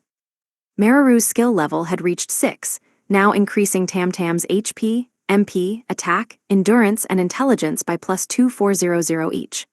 On top of that, enhancement slates increased a stat by plus 5,000 apiece, and Meraru had allotted 2 each to HP and attack, and 1 to endurance, marking 5 enhancement slates in total. The strengthened Tam Tam was further assisted by Meraru herself, who had maxed out her skill levels. Alan had claimed that by his analysis, she would be able to easily obliterate the iron golems, which had all of their stats at around 22,000. Meraru had not quite understood that logic, but she had obediently nodded along regardless. Even with all those enhancement slates, she still had 5 open slots in her magic disc, just enough for her to slot in a special slate. The elephant slate she currently had equipped allowed her Tam Tam to use elephant mode. Alan had told her that Hihiricane slates had a wider range of abilities than the Mithril slates. He felt that the special slates were a strict upgrade from the movement slates and would help Meraru unleash her full potential. Special slates, unlike movement slates, which merely disassembled a golem and reassembled it to alter how it moved, transformed a golem so that it could perform a specialized function. Meraru had already known that, though, so she had simply nodded along as Alan had explained it. Clang, Tam-Tam and the iron golem clashed, sending metallic reverberations echoing throughout the floor. As they grappled, Meraru rushed in, being sucked into the crystal cockpit in the center of Tam-Tam's arched chest to take command. She had Tam-Tam feign retreat, baiting the iron golem to charge straight ahead. "All right," she shouted, "hydrocarbuin." Boom, the two massive parties clashed again, with Tam-Tam headbutting the iron golem's exposed chest, and the sounds of grating metal assaulted everyone's ears. But this time, the iron golem lost its balance and fell backward. Elephant Tam-Tam used its long trunk to expel a waterfall of mud onto its opponent. Sploosh! The mud covered the iron golem from head to toe before it quickly began to harden. The iron golem tried to fight against the solidifying mud and attempted to raise its arm, but it was glued into place, leaving it completely helpless. This ability was primarily used to create simple walls or build foundations for fortresses. But once it had been discovered that the golem's endurance determined the hardness of the mud, it began being used to stop giant monsters' attacks. Rosetta could hardly believe the scene that had unfolded right before her eyes. "My oh my," she said with a touch of weariness. "That child single-handedly sealed the iron golem's movements. Golems are amazing." Helmios stood beside her and nodded with awe. "Like Diverg said, we really don't know how a fight will go until we see it with our own eyes," he noted. "Super Slaughter Strike," Dagora roared. The other iron golem lost its balance and fell backward. Boom! Tam-Tam's clash with the iron golem earlier had caused the air in the iron room to shake, but this collision had sent tremors through the entire floor. Everyone gazing at the scene jumped from the impact as Krina rushed toward the poor iron golem that was hobbling on one leg and wailed on it. "Wow, those two took down that colossal golem by themselves," Rohamit said in a trembling voice. The two gamers had easily defeated an iron golem, an enemy that was on par with a rank S monster. The sight of it was beyond anything Rohamit could have imagined, and it filled him with fear and anxiety. These children were in a realm of the unknown that he was not prepared to face. The other soldiers of the hero army must have felt the same way as they anxiously turned to their leader, Helmios. Only Sword King Diverg nodded, impressed. "Dagora, I see that you've attained immense power," he said. When Dagora had faced the final floor boss of the rank S dungeon with Diverg, the boy had lacked confidence and was even unstable. He had urged himself to become stronger quickly, and the fact that he had rushed himself had made him panic from impatience. Diverg had known that this mindset would do Dagora no good, but he had purposefully kept quiet about it, understanding why the boy was impatient in the first place. Cornering oneself in that fashion was often the result of a person despising their powerlessness and being embarrassed by themselves. One could only break free of that mindset if they gained power and reflected on themselves. In other words, Dagora had gained not only power but confidence as well. Diverg closed his one eye, indulging himself in this feeling of joy. He had lost his other eye during his battle with the Demon Lord army. Even when he had used the blessing of heaven given to him by Alan while tackling the rank S dungeon, even when he had received a class promotion, his eye had not regenerated. He had been told that it was due to a curse the Demon Lord army had used, but even he was not quite sure of the specifics. Keel, who was behind Diverg and observing the battle with Helmios, opened his mouth. "Vanguard, it's your turn. Take your spears and throw them at the golem on the right, the one without a leg. I'd like the shamans to cast their spells on the other golem." The soldiers of the hero army had not reached max level yet, so they had to join the battle before the iron golem was killed to gain some XP. They approached the iron golem that Dagora and Krina had clobbered and threw their spears. At the same time, the shamans cast their spells on the one Meraru had restrained. The healers generously regenerated Dagora's, Krina's, and Meraru's HP, despite them being mostly uninjured. When the iron golem on the right eventually stopped moving, the hero army soldiers that had joined the fray all gasped with awe and surprise. My body's overflowing with power. Congrats, everyone, Helmios said. You all overcame another trial of the gods. Cheers erupted from the army. This time around, Helmios had brought soldiers who were generals or captains. As his army grew, they would be in charge of the other troops. Most of these soldiers had spent more than a decade on the front lines, fighting against the demon lord army to protect their nation. They all knew that they were seasoned warriors. For that reason, they were abundantly aware of the power that high-ranking monsters possessed, as well as the difficulty of fighting against them. That 3 children had easily suppressed an iron golem, a foe that was practically a rank S monster, made their eyes grow wide with shock. It was an absurd display of might. In fact, these iron golems had been used like target practice, an enemy defeated simply to overcome a trial of the gods. If anyone were to make such a claim, it would be laughed off as a joke, but as the evidence stared back at them, the soldiers felt fear and anxiety. Helmios had expected as much and immediately offered his soldiers his praise, wiping away their fears so that they could smoothly ease into the training plan. Keel understood what Helmios had done and was secretly impressed with the astuteness of the hero. I've got an idea of how these training sessions will flow now, Helmios said, approaching Keel. We'll split this into morning, afternoon, and night groups, right? Correct, Keel replied. The hero army had joined the Iron Golem hunting practice session to show what they would do with the Allen army starting the next day. It was a joint training session, after all. Today was simply a way to get the hero army accustomed to the training method. Until now, the Allen army had split into 3 groups, taking 3 hours each to hunt these golems. One group started at 8 in the morning, the next group began at noon, and the final group hunted at 4 in the afternoon. The members of the hero army would join that routine and scour the 2nd, 3rd, and 4th floors of the dungeon to hunt metals. The 2 armies would need to work together. That energy was amazing, Helmios remarked. I agree, Keel replied. I've never seen them defeat the iron golems so quickly either. Within our party, only Lord Maris is capable of changing an enemy's element, but as you can see, he's been busy with other affairs these days. We fought the iron golems without any elemental debuffs, and frankly, I'm shocked it made such a huge difference. Helmios nodded along, realizing that the iron golems had taken on the wind element, making them especially weak to the fire attacks Dagora unleashed with Kagutsuchi. Lord Maris, huh? Helmios mulled. He may be a former First Angel, but he was a First Angel nonetheless. There aren't many people who can reliably match the power and effects he's capable of. Exactly, Keel replied. High intelligence is necessary to change an enemy's element, and a class promotion is certainly one way to raise that stat. But another way is to use rings and necklaces, which are what we distributed to the soldiers. I see. It's a tactic that's only possible because you're able to gather these items. It does lower our chances of being one-sidedly pummeled by a demonic deity.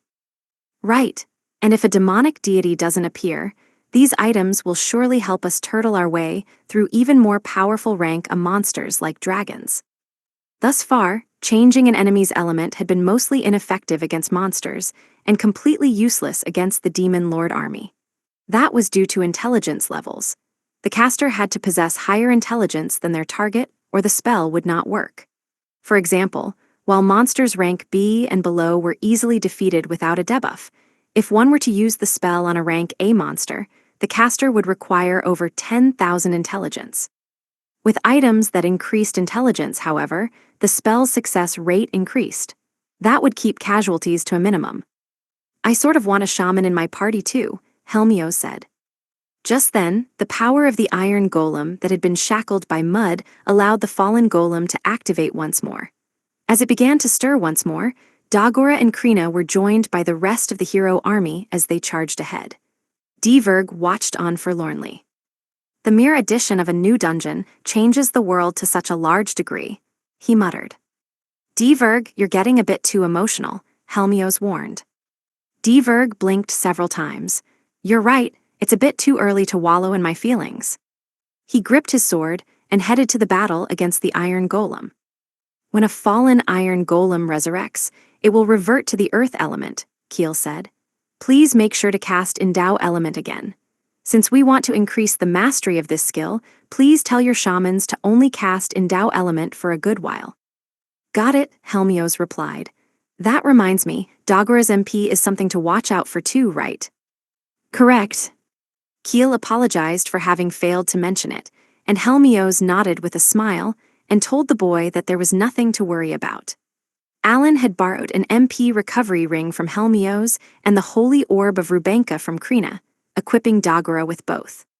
Now that he was fire goddess Freja's disciple, every skill Dagura used consumed an immense amount of MP. He was the main force in the Iron Golem hunts, so if he ran out of MP, it would deal a heavy blow to both the offensive and defensive capabilities of the group. It was imperative that he kept it high. Since Alan wanted Dagura to raise his skill levels, the destroyer had to use his skills several times in a row. Therefore, this joint training session also had to ensure that he was never fully depleted of his MP. If he ever felt that it was low, the shamans and the rest of the Alan and Hero armies were to help regenerate it, a plan both armies had already agreed to. Keel and Helmios gazed at the 46 fighting soldiers for a while. Everyone slowly catching their stride, Keel observed. As I thought, your army is very impressive, Mr. Helmios. It was true. Rohamit and the other shamans, as well as the rest of the Hero army, were moving more nimbly and with confidence. Krina, Dagura, and the Alan army had gotten the hang of working with others. In fact, the Hero army had learned how to fight alongside Meraru and her golem as well. We're not doing anything too difficult, Helmios said. Can I ask why Alan thought about doing this in the first place? I wonder, Keel replied. Truth be told, I'm really not sure what goes on inside his head, but I've heard him mutter something about demonism. Demonism? Ah, you mean the Church of Gashera. You guys fought against the demonic deity of the Demon Lord army, didn't you? I've heard about the evil element. Naturally, Keel was also aware of the evil element. He had learned about it at the academy, and any clergyman serving the god of creation knew about it as well. It was treated as common sense. Many things in this world had been personally created by Elmia. The god of creation had also made other deities and spirits that were scattered across the world to manage it. The most famous of the gods were the 4 elemental deities ruling over fire, water, wind, and earth. They placed natural phenomena and materials created from their elements across the world as they saw fit. Their relationships with one another and their positions were illustrated through elements. The mechanism of natural phenomena and the changes brought upon the land occurred when different elements clashed. The attacker, in other words, the one trying to bring about change upon the land, was treated as the attacking element. The element on the defensive, the one trying to resist that change, was seen as the enduring element. By using this knowledge, a person could consume MP and force such natural phenomena to manifest as what were called attack spells. Everything in this world possessed some sort of attribute. As long as one knew what the attribute of their enemy was, they did not need any magic and could easily land a super effective blow against their enemy while enduring a normally fatal attack. This lesson was taught in the academy and seen as common sense.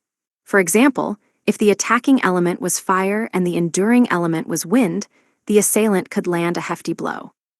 Conversely, if the attacking element was wind, it would be less effective against an enduring element of fire. Elements also possessed ranks. The higher an element's rank, the greater the advantage it had against those of lower ranks. Put another way, it was far easier for a higher rank to fatally strike a lower rank. Years of magical research had made that clear. Element ranks and types. The only element with no affiliation, void. Basic elements, lowest rank, fire, water, wind, earth. Secondary elements, second lowest rank, wood, ice, etc. Mid-rank elements, time, lightning, etc. High-rank elements, light, darkness, etc. Top-rank elements, divine, evil. The lowest-ranking elements were called basic elements within the Alan army. There was a good reason for the name change. When Alan had explained elements to Dagura, the destroyer had carelessly grumbled, "Damn, so Lady Freja's the lowest rank, huh?" That had caused the fire goddess to manifest from her divine vessel, Kagutsuchi, and beat him to a pulp. Certain elements may be superior or inferior to others, but the same cannot be said for the gods, Freyja had insisted. Dagora had already been reduced to a ball of fire on the ground, however, so no one was sure if he had heard the goddess's words. Unbeknownst to Keel and the rest of the gamers, there was a reason Alan had become more mindful of elements and advantages. First, Alan and the rest of his party had not been able to change their attacking element until now. Of course, Cecil and Sophie had been told to be wary of their opponent's effective elements before they fired their attack or spirit magics, but the most they did was care about which spell would deal the greatest damage.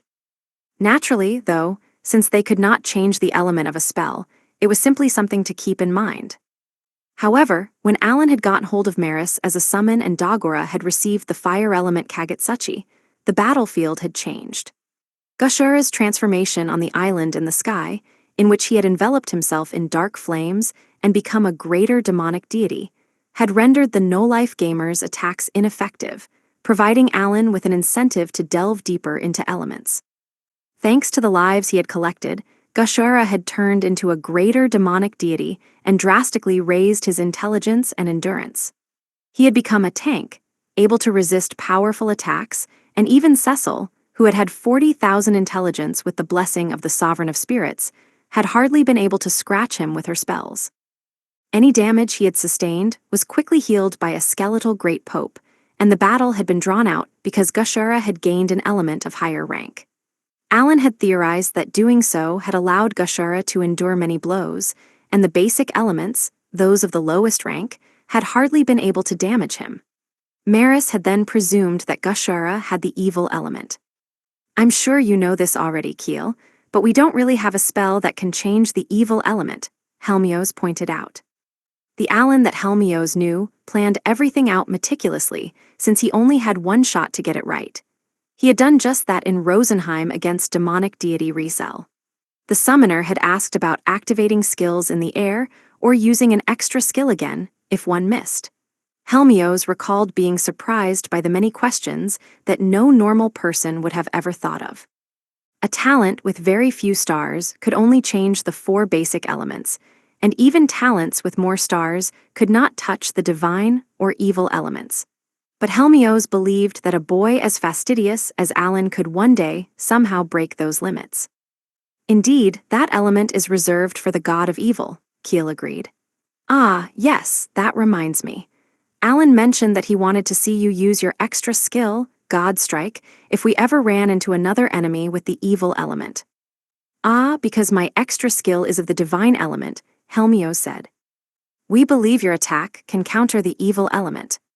The divine and evil elements were the powers of Elmia, the god of creation, and the god of evil, the ruler of the dark realm, who held as much power as Elmia, respectively. The two deities were absolute. Their existences were inviolable, but those with one of their elements could interfere with the other. "Call me when you need me," Helmios said. "Are you sure?" Keel asked. "If you accept his request so easily, he won't hold back. He'll call for you time and time again to see your skill." "Well, that puts me in a bit of a bind. But Keel, can't you also use purifying magic?" The party sacred had Greta, a saintess capable of casting purifying spells as well. Only saintesses and greater saints, those with a 3-star talent or higher, were capable of using such magic, which could easily dispel a horde of demonic incarnations. "Sure, but in terms of raw power, I don't hold a candle to your extra skill," Keel replied. "I see," Helmios replied. "Then what about the light or dark element? Has Alan already tested those out?" "I don't have a clue, but he did say something like, if we can't change the element to light or dark, we should all just become the void element." "Makes sense. The void element at least has no advantages or weaknesses." Higher ranks did not always have their advantages. Even lower ranks could become effective, like the void element. While it was the lowest rank of all, as Helmios had mentioned, it had no weaknesses. If someone with a much higher element rank appeared to endure all attacks, instead of using elemental attacks of lower ranks, it was best for everyone to be the void element. That, at the very least, would reduce the amount of damage they took. Furthermore, Void was so basic and low-ranked that even shamans with fewer stars were capable of casting it as an elemental change. I didn't think I'd learn so much about elements here, Rosetta chimed in, looking bored as she stood beside the hero. Oh, this is nothing compared to being with Alan, Keel replied. What a pain. He was like that the last time we visited the rank S dungeon together too. I'd like to politely refrain from being next to him. Though it was only for a short period of time, Rosetta had once fought alongside Alan. She recalled his demeanor and flashed a wry smile. Where's the man in question? Helmios asked. He told me to keep that a secret, Keel replied, but he's carrying out his usual antics. To become stronger, was it? That's very much like him. Just then, Diverg, having defeated an iron golem, returned to Helmios' side. Both the Alan army and the Hero army are cooperating very well. You've done well, Keel, Diverg noted. Thank you, Keel replied. He was acting as a mediator for both the Hero and the Alan armies, but that effectively meant he was mobilizing a force of several thousand. Keel was the type who could voice his thoughts and concerns if needed, and he did not cower in the face of authority. He excelled at analyzing others, understanding their motives, and exercising enough care to never push one beyond their limits. Alan knew that well and had thus given Keel the role. That reminds me, Diverg said, jumping into the conversation once more. I've actually got a message to give Alan. Since he's not here, I thought of saying as much to the sender, but seeing as you're so reliable, I'd like to give you the message in Alan's stead. Will you do that for me? Sure, I can take the message, Keel replied. Who's it from? The Ratash Kingdom. He's been asked to use the magic tool at the Adventurers Guild to contact the Ratash royal family. That's all I've been told. I see, all right. If you'll allow me, I'll tell Alan whenever I get the chance. It was then that Helmios unsheathed his sword. I guess I should go practice my skill. Diverg, could you help me out? Very well, Diverg answered. Then I'll go collect those chests, Rosetta said, her eyes glimmering with greed. We wouldn't want to leave our precious treasure in harm's way, would we? The floor was scattered with chests dropped by the iron golems. Helmios sighed, realizing that Rosetta was not the type who would ever change. Chapter 7, Summoning LVL, 9 and the Growth Skill. 10 days had passed since Alan and his team had rescued Duke Dorascary and the Empress of Prostia. They had spent their time in the house that Director Tainame had provided, but Ignamasu's subordinate had begun checking on the status of the water purification tool's repairs every other day. And so, the day after the rescue, the Duke and the Empress had been teleported to Hardcore User Island to keep their whereabouts a secret. The building Alan's group was using had been loaned to Princess Carmine of the Crevel royal family. Even Ignamasu's knights could not venture past the courtyard with ease. Still, there had been a chance that the Duke and the Empress would be seen somehow, which was why Alan had deemed it best to have them flee instead of stressing over their safety within the house. The merfolk had thus been teleported to Cray Town, the town of merfolk on Hardcore User Island, but with nothing but time on their hands, their minds were filled with anxiety about the Prostia Empire. Wanting to dispel their worries, Alan had asked them to help develop Hardcore User Island, hoping that it would take their mind off things. How is Duke Dorascary? Princess Carmine asked. Alan was waiting for his lunch at a long, oval table in the dining area. Well, it seems he's taken quite a liking to the view from the island, Alan replied.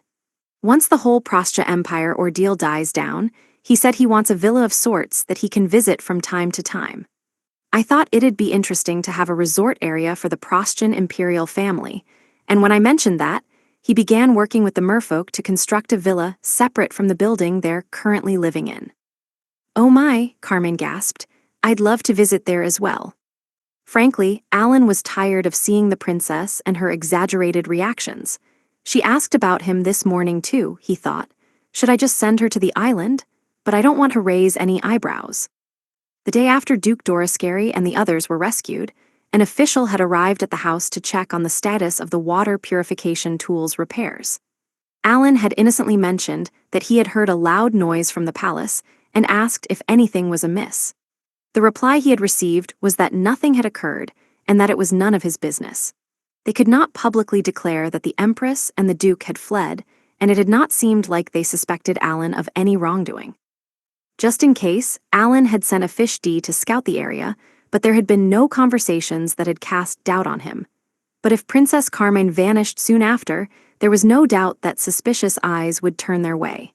She had to stay in Prostia for a little while longer. About what Keel said, "Cecil, are you fine with this?" Alan asked. "Did my father say anything about it?" Cecil replied. "He doesn't seem to mind, since it was Keel's decision. If my father isn't against it, I've got no reason to interfere." Cecil fell silent. A few days ago, Alan had received a report from Keel about the joint training session between the Alan and Hero armies. Radash had claimed that it wanted to reward Alan for his feats of saving the Holy Land of Elmal and the Union on the Galiatan continent. Alan had not done it for the sake of Radash, but his grand accomplishments had allowed Radash to gain greater fame and status internationally.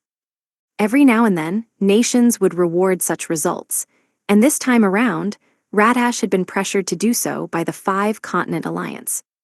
As a result, Dagora and Krina had been upgraded from honorary barons to official barons, and Viscount Granvelle had risen to become a count. Additionally, House Carnal, which Keel belonged to, had not only been promoted from a baronship to a viscountship, but also allowed to reclaim the land that had been taken from it following the House Granvelle affair, masterminded by former Viscount Carnal. Keel had then proposed an idea to Cecil. She had responded by saying that if her father, Viscount Granvelle, did not object, she would accept the offer. Yet, it seemed she could not easily accept her situation. Ever since receiving that report, she had sounded awkward and clumsy.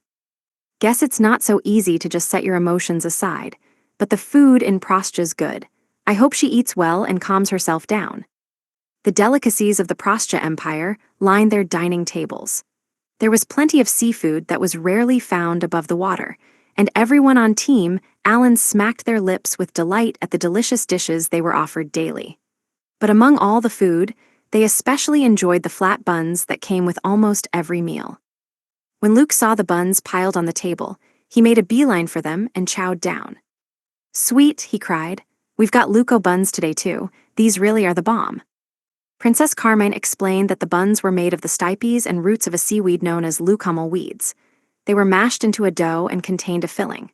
While the precise ingredients were unknown, the filling had a unique sort of sweetness to it, so Alan, who had a sweet tooth, enjoyed the buns a great deal. In his past life as Kenishi, when he had visited his grandparents' house in the boonies, he had always been served a flat bun. He felt that the Luco buns greatly resembled them. "If we can get our hands on the seeds or seedlings of lucumel weeds, we should try growing them in Craytown," Alan said. Since the plant grew in abundance even in tight spaces and could be harvested in large numbers, he believed it was a perfect fit for the small town on Hardcore User Island. "Nice, that's a great idea," Luke replied. Suddenly, Alan froze in place, his mouth agape as he stared straight ahead. What's wrong?" Shia asked.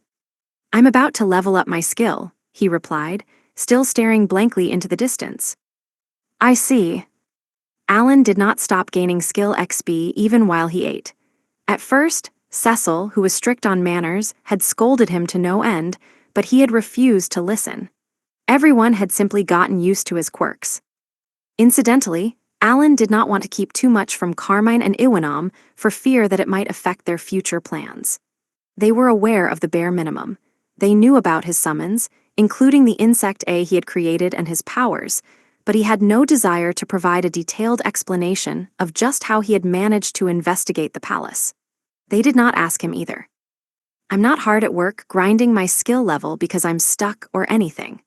When Alan had been Kenishi and could not find the key needed to proceed further into a game, he would often grind levels and learn a spell to open a door, effectively brute forcing his way through. But he knew that things were not so simple in this world. Clearly, he was trying to ignore reality. For the past 10 days, he had been unable to find so much as a trace of Biku. He had scoured the entirety of the Prostia Empire and had General Rudo in Garlesia report back, but he had come up empty-handed. "I've done what I could," Alan muttered to himself, trying to find excuses. "I have to be patient." "I know," Shia said, unable to stay silent. But it seems like Ignomasu is continuing to increase his forces. Surely you know that we don't have much time. Thanks to Fish D's watchful eye, Alan and his party knew that for the past 10 days, Ignomasu had been forcibly gathering all the nobles near Patlanta into his palace and having them repeatedly swear their loyalty to him. He was generous with the taxes levied on the lands under his control and other dependent states, and nobles once treated coldly by the Prostya imperial family were now being showered with gifts from the palace treasury. He was using money to appease the masses. Such tactics were apparently being used due to the advice of Chancellor Ajuray, who knew all the ins and outs of the Prostya Empire, and they had successfully decreased the size of the anti-Ignomasu faction. It seemed the water purification magic tool Alan had brought had played a role in these negotiations as well. Ignomasu had ordered estimates of how much money would be saved if the tool, which was worth the entirety of the Prostyan national budget, were used. Considering that Ignomasu had kept the First and Second Imperial armies when he had started his revolt and seized the palace, it was clear as day to Xia that he was retaining some soldiers so that he could take over nations above water.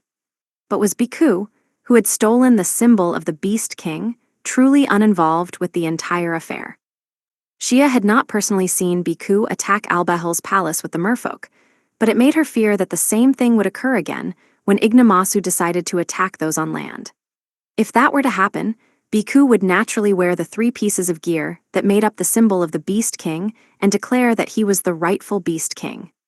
The Beastkin, who generally believed in strength over all else, would very likely accept him as their monarch without much issue.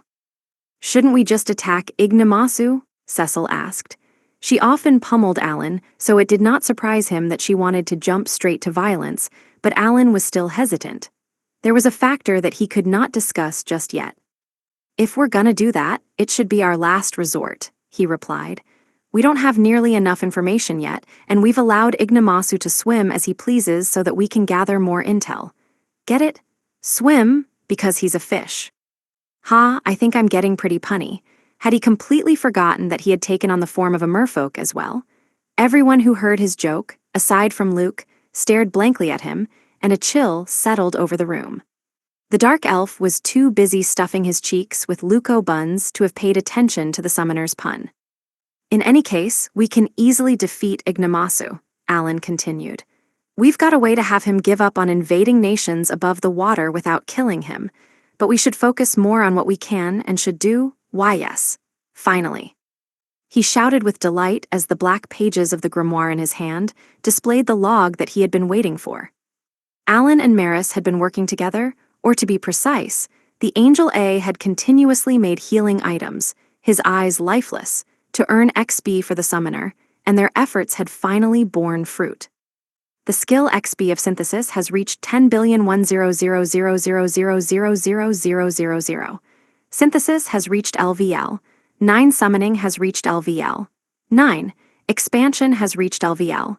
8. You have obtained growth. You have obtained 2 skills sealed. Skill names unavailable. As he read the pages of his grimoire, Alan began to tremble.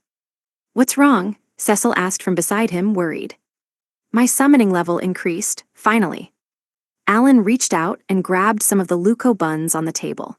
He shoved the food into his mouth like a child who wanted to finish dinner so that he could get back to his game, then ran out of the dining area. What's wrong with Lord Alan?" Princess Carmine asked, stunned by what she had just witnessed. "It's his usual antics again," Cecil replied wearily. "Don't mind him."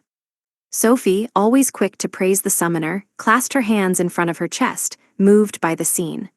None the wiser to his team's reactions, Alan flew into his room and checked his grimoire once more.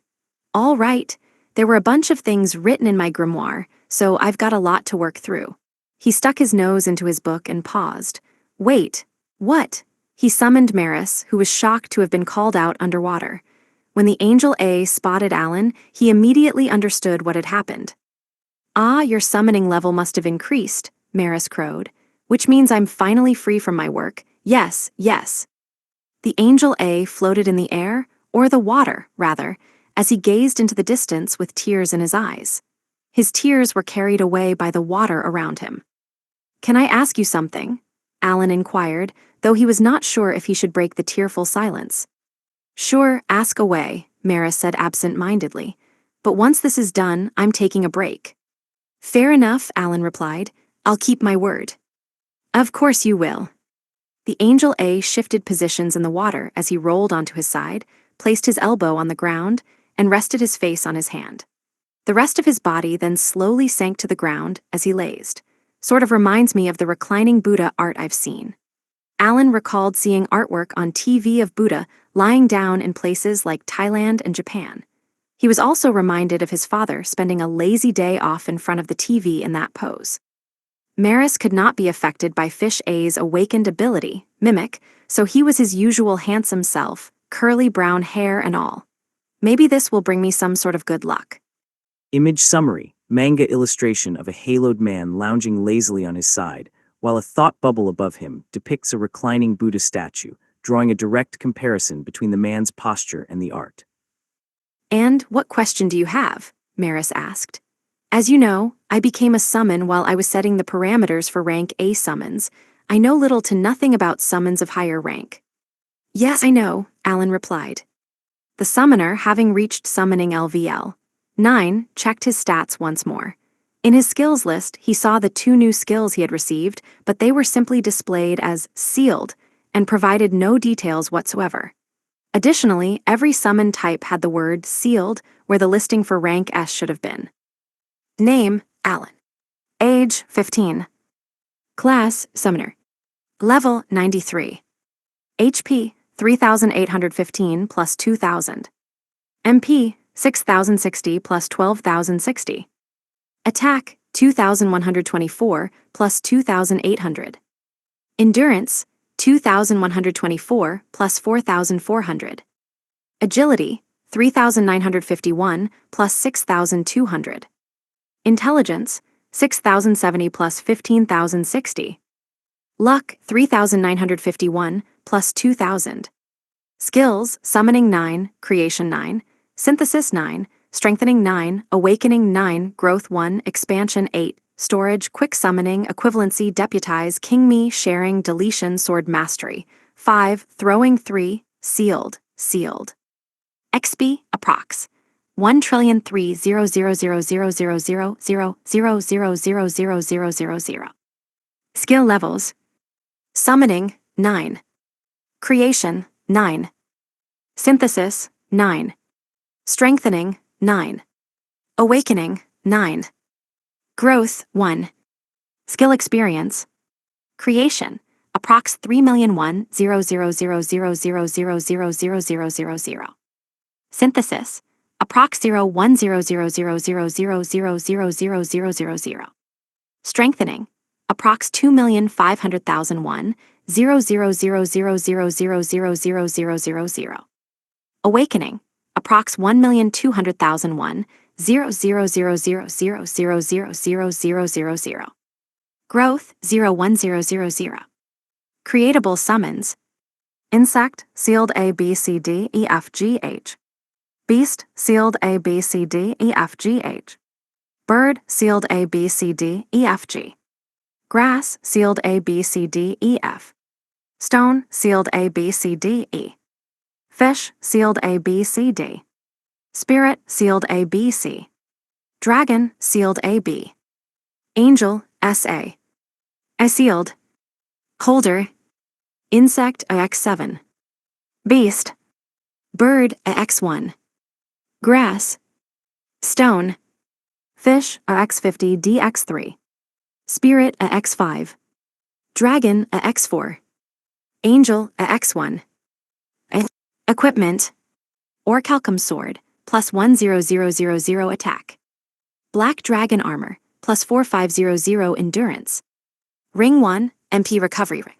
Ring 2, plus 5000 MP. Necklace, plus 3000 MP. My summons are all locked, and I don't even know what skills I obtained. Were they not able to add them in time? Maris had mentioned that it was a lot of work to create a summon. It required one to design a creature and give it abilities. Alan knew that he had gained XP by working with Maris, meaning he had leveled up his skills fairly quickly. Maybe I leveled up too fast. The summoner suddenly remembered that he had to make a note of this achievement, so he took out his growth curve journal and jotted it down. Record of level ups. 1 year, 0 months old. Obtained Grimoire, summoning LVL. 1. Gained access to rank H summons. 1 year, 10 months old. Summoning LVL. 2. Obtained Synthesis. 3 years, 0 months old. Gained access to rank G summons. 5 years, 11 months old. Summoning LVL. 3. Obtained Strengthening, gained access to rank F summons. 7 years, 9 months old. Summoning LVL. 4. Obtained Storage, gained access to rank E summons. 9 years, 10 months old. Summoning LVL. 5. Obtained Sharing, gained access to rank D summons. 12 years, 9 months old. Summoning LVL. 6. Obtained Awakening, gained access to rank C summons. 13 years, 11 months old. Summoning LVL. 7. Obtained Quick Summoning and Deputize, gained access to rank B summons. 15 years, 3 months old. Summoning LVL. 8. Obtained Equivalency and King Me, gained access to rank A summons. 16 years, 0 months old. Summoning LVL. 9. Obtained Growth and 2 sealed skills, gained access to rank S summons. And what's your question? Come on out with it, Maris said. I'm seeing a lot of sealed skills this time around, Alan said. Why are they sealed in the first place? Maris seemed a touch bored with that simple question and thought for a few moments before answering. Sir Alan, you've already deviated quite a bit from normal human territory. Surely you're aware of that. Huh? Oh, you mean like rank as are more than enough to defeat the Demon Lord? It had been 10 months since Maris had become a summon, and Alan had received a wealth of information from the Angel A. The summoner recalled Maris having mentioned something like that before. Precisely, Maris replied. Normally, a Demon Lord doesn't need to raise their talent level all that much. Demon Lord was a talent that occasionally emerged among the demons. Those who possessed it would, without fail, attempt to conquer the world. Whenever a Demon Lord made their appearance, the world was threatened by their very existence. The one who attempted to defeat the Demon Lord and free the world from suffering was known as the hero. The title of hero was not reserved solely for Helmios, who had the talent of the same name. Bask, the king of Shura, had been one when he was still a human, and Alan was included as well. But it was difficult for a hero to defeat the Demon Lord alone. They generally formed a party with them as the leader and headed off to battle. These parties differed in several ways, such as the number of stars for certain talents, gear, party count, and the members' classes, but they all had to meet certain conditions. However, even if a hero, a 5-star talent, maxed out their level and skills in normal mode, obtained a full set of Orichalcum equipment, and formed a party of 8 or more, all with talents of 3 stars or higher, they still would only have a 50% chance of attaining victory. Needless to say, this meant they had a 50% chance of losing to the Demon Lord. And if the hero and their party were wiped out, the world would be cast down a path of despair and destruction. In Alan's case, his talent was not hero but summoner. There was no precedent for his situation. When he had reached summoning LVL 7 and became capable of using rank B summons, Maris had mentioned that his odds of defeating the Demon Lord were likely above 50%, even if he were to fight alone. The Heavenly Realm had predicted as much if Alan could use his summons right. Sure, you implied that at summoning LVL 8, I was practically guaranteed to beat the Demon Lord all by myself, but I almost died when I fought Demon Deity Rissel, Alan reminded the Angel A. That's because the Demon Lord has also obtained unprecedented power, Maris replied. Until now, Demon Lords haven't had any stats higher than 20,000, but Demonic Deity Rissel easily surpassed that. Then he wasn't just stronger than a Demon Lord. If I were to use the games in my previous life as a reference, Rissel would be like a hidden boss of sorts.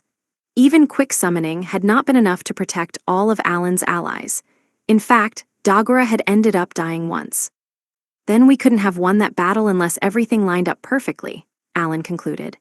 Hero Helmios' extra skill is super effective against demonic deities.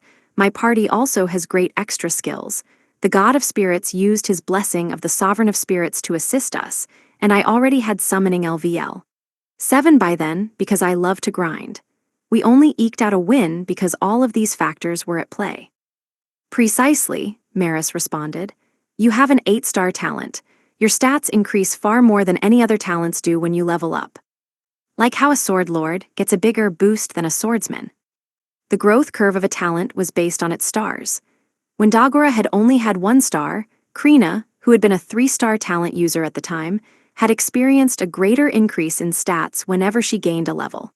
Hence, Alan, who had an 8-star talent, enjoyed an exponential boost in his stats when his summoning level increased. Like monsters, summons had ranks, but they were far stronger than monsters of the same rank. For example, a rank A summon could easily overpower a rank A monster. Moreover, whenever a summoner's class skill rose a level, the number of summons they could have summoned at the same time increased by 10. The presumption was that summoning LVL 7 or 8 could easily defeat the Demon Lord, but as that had clearly become more difficult, it implied that this situation was far from normal. You've already gained power far beyond the realm of a normal human, Maris explained. Yet you're trying to gain even greater power. To do so, you must pay a certain price. Well, it's normal for games to have level requirements for learning certain skills. Besides, a world where you can get everything just by leveling up is no fun. When Alan was still playing a game as Kenpie, there had been a skill that had such an absurdly low drop rate that it would drop once a month at best, after tens of thousands of players had hunted for it. I've already gained enough power to defeat a normal demon lord, but if I want even greater power, I have to offer something in return, Alan asked. Though it was the gods who bestowed power, they only did so after one overcame a trial, in other words, offered some sort of payment. Alan recalled the story of merfolk Macris. In exchange for obtaining more power, he had become a holy fish. That's what I've been saying, Maris replied. But obviously, I don't quite know what you lack right now. Offer payment, huh? I know it's sealed, but I'll try to create an insect anyway. Though he knew his skills were locked, he used his summoning LVL 9 and tried to summon an insect. Insect S is currently sealed. Well, I expected as much, Alan noted. Just like my status says, it's sealed. He could not create them, but he had confirmed his suspicions that his sealed summons were of rank S. Will I be told how to use synthesis to create these summons? And Angel S isn't sealed. Guess I'll try it out. Only Angel S was unsealed, and so, Alan flipped to the synthesis page of his grimoire. Only insect and beast-type summons could be directly created. The rest required a process of creation and synthesis to emerge. Even if the synthesis failed, an error message usually popped up on his grimoire, and he thought that it would serve as a hint to unlock his rank as summons. Hey, Mara started. Alan swiftly turned the Angel A back into a card, then prepared Angel A and Dragon A cards, along with rank S magic stones, which he had obtained from iron golems. Let's synthesize an Angel S, Alan said. Nothing's happening. Never had Alan seen this lack of change before. The cards and stones he had placed on the synthesis page did not disappear, nor did they shift in any way. Alan turned to the log of his grimoire to see what had happened and spat out some water in shock. He had been underwater this entire time, so his eyes were constantly moisturized by the sea, but the words he read were so astonishing that his vision blurred and his eyes dried up. He could hardly believe what he was seeing. To summon an Angel S, you must use rank S summons. Please also have the requisite number of holy orbs in your storage to create a rank S angel via synthesis. I need holy orbs, and the number I need must be. He recalled the time when he had learned that he required magic stones to summon his first rank E summon, but this was far more shocking than that. What? I need 49 rank of magic stones for Angel A, right? So would I need 49 holy orbs to summon an Angel S? His habit of voicing his thoughts had resurfaced. The summoner realized that he had stepped into a domain where he required an exorbitant sacrifice to attain greater power. As he was lost in his thoughts, Cecil and Shia, who had finished their lunches, entered his room. What's wrong? Cecil asked. He shared the information that Maris had told him earlier. Cecil, who seemed bored at first, went pale at the mention of holy orbs. What? We can't possibly get our hands on so many holy orbs, she protested. That requirement is probably more than all the holy orbs that the royal families on land have. She's right, and everything's still sealed, so it's not like I can summon an Angel S in the first place. Alan presumed that Dragon S and Spirit S needed to be unsealed before he could even begin to tackle synthesizing Angel S. There were so many things he had to do that he began to grow excited. Just then, Maris appeared beside the summoner.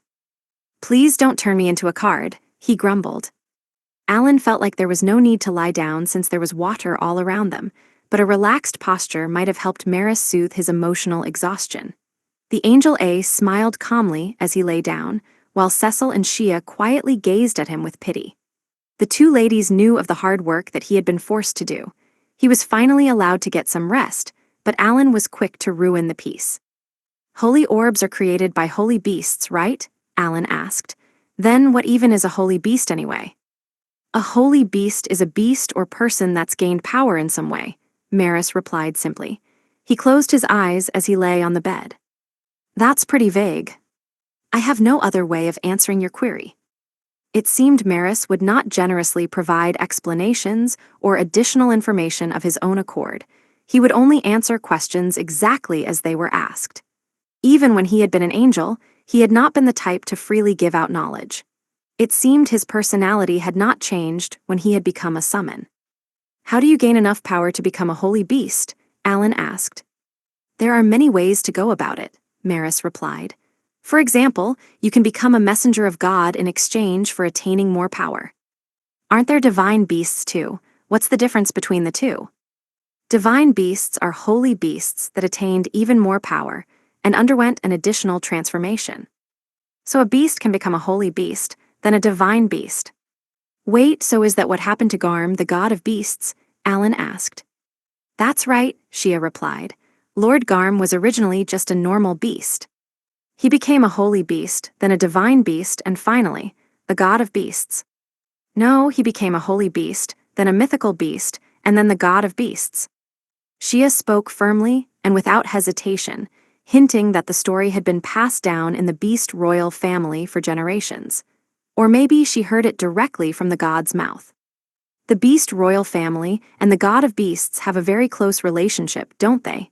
Alan asked. "Right," Shia answered.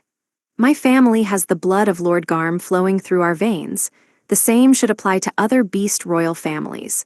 In fact, King Albehel, the founder of our nation, is said to be a descendant of Lord Garm." Her words implied that this was a long-established fact.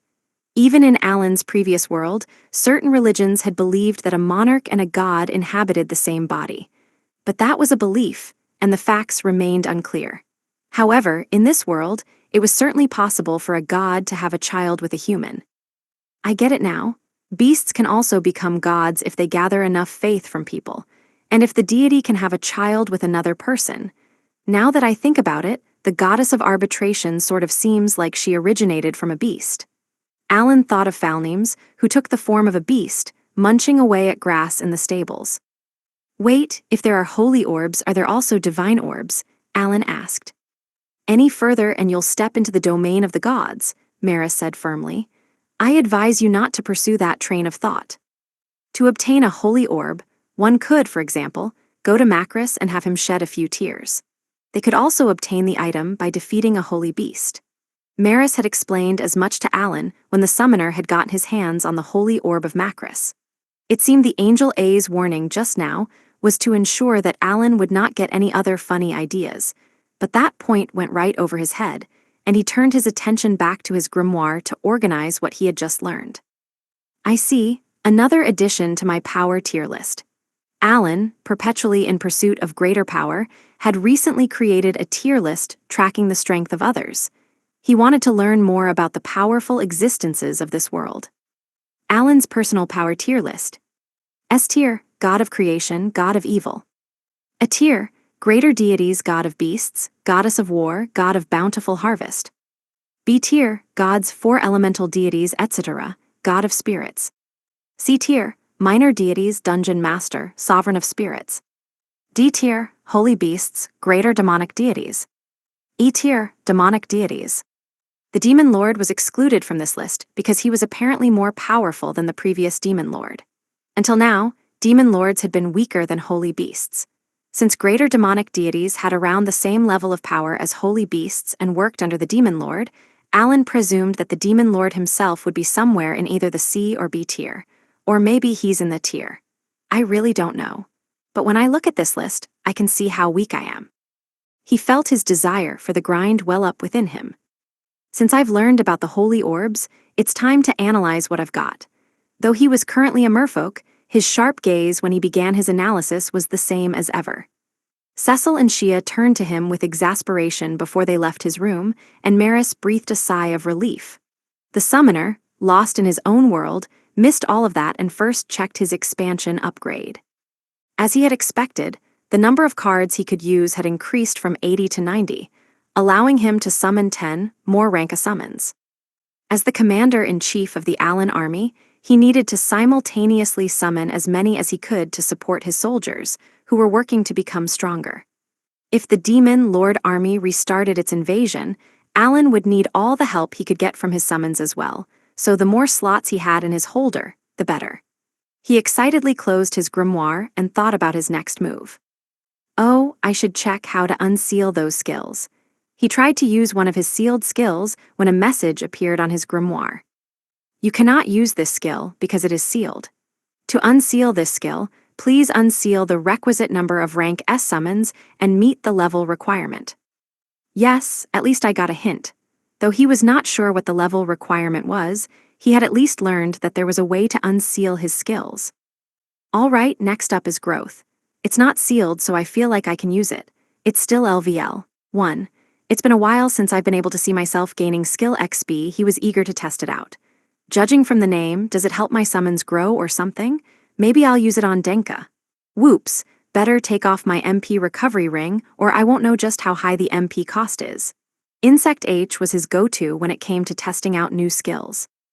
Alan removed his MP recovery ring and used growth, but other than the fact that it now resisted the water pressure and was a touch less nimble, the Insect H in front of him did not seem to have changed all that much. It doesn't really seem any different. Huh. Alan checked the message that had popped up on his grimoire. You have used growth. Insect H has received growth 8. Okay, well, the grimoire says it's been used. But what's growth H? It costs 2 MP, is that all? Ooh. Alan flipped the pages of his grimoire to see if Denka had changed and found that a new page had been added. Type, insect.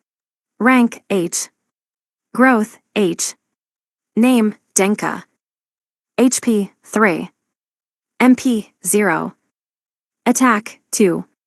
Stamina, 5. Agility, 5. Intelligence, 1. Luck, 2.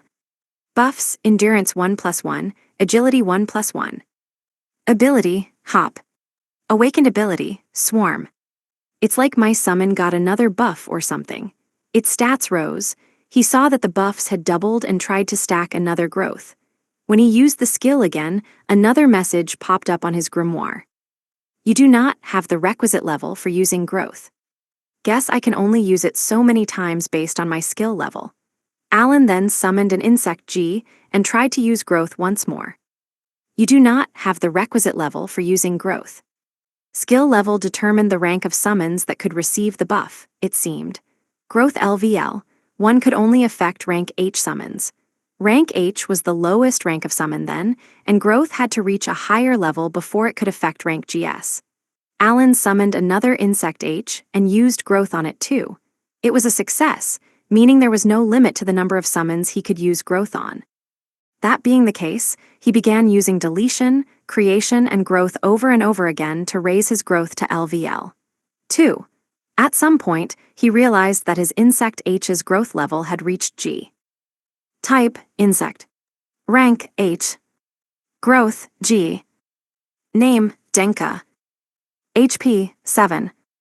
MP, 0. Attack, 8. Stamina, 10. Agility, 10. Intelligence, 6. Luck, 7. Buffs, Endurance 2+2, Agility 2+2. Ability, Hop. Awakened ability, Swarm. It now costs 5 MP, and this time my summon stats increase too. After testing things for about an hour, his growth reached LVL 4.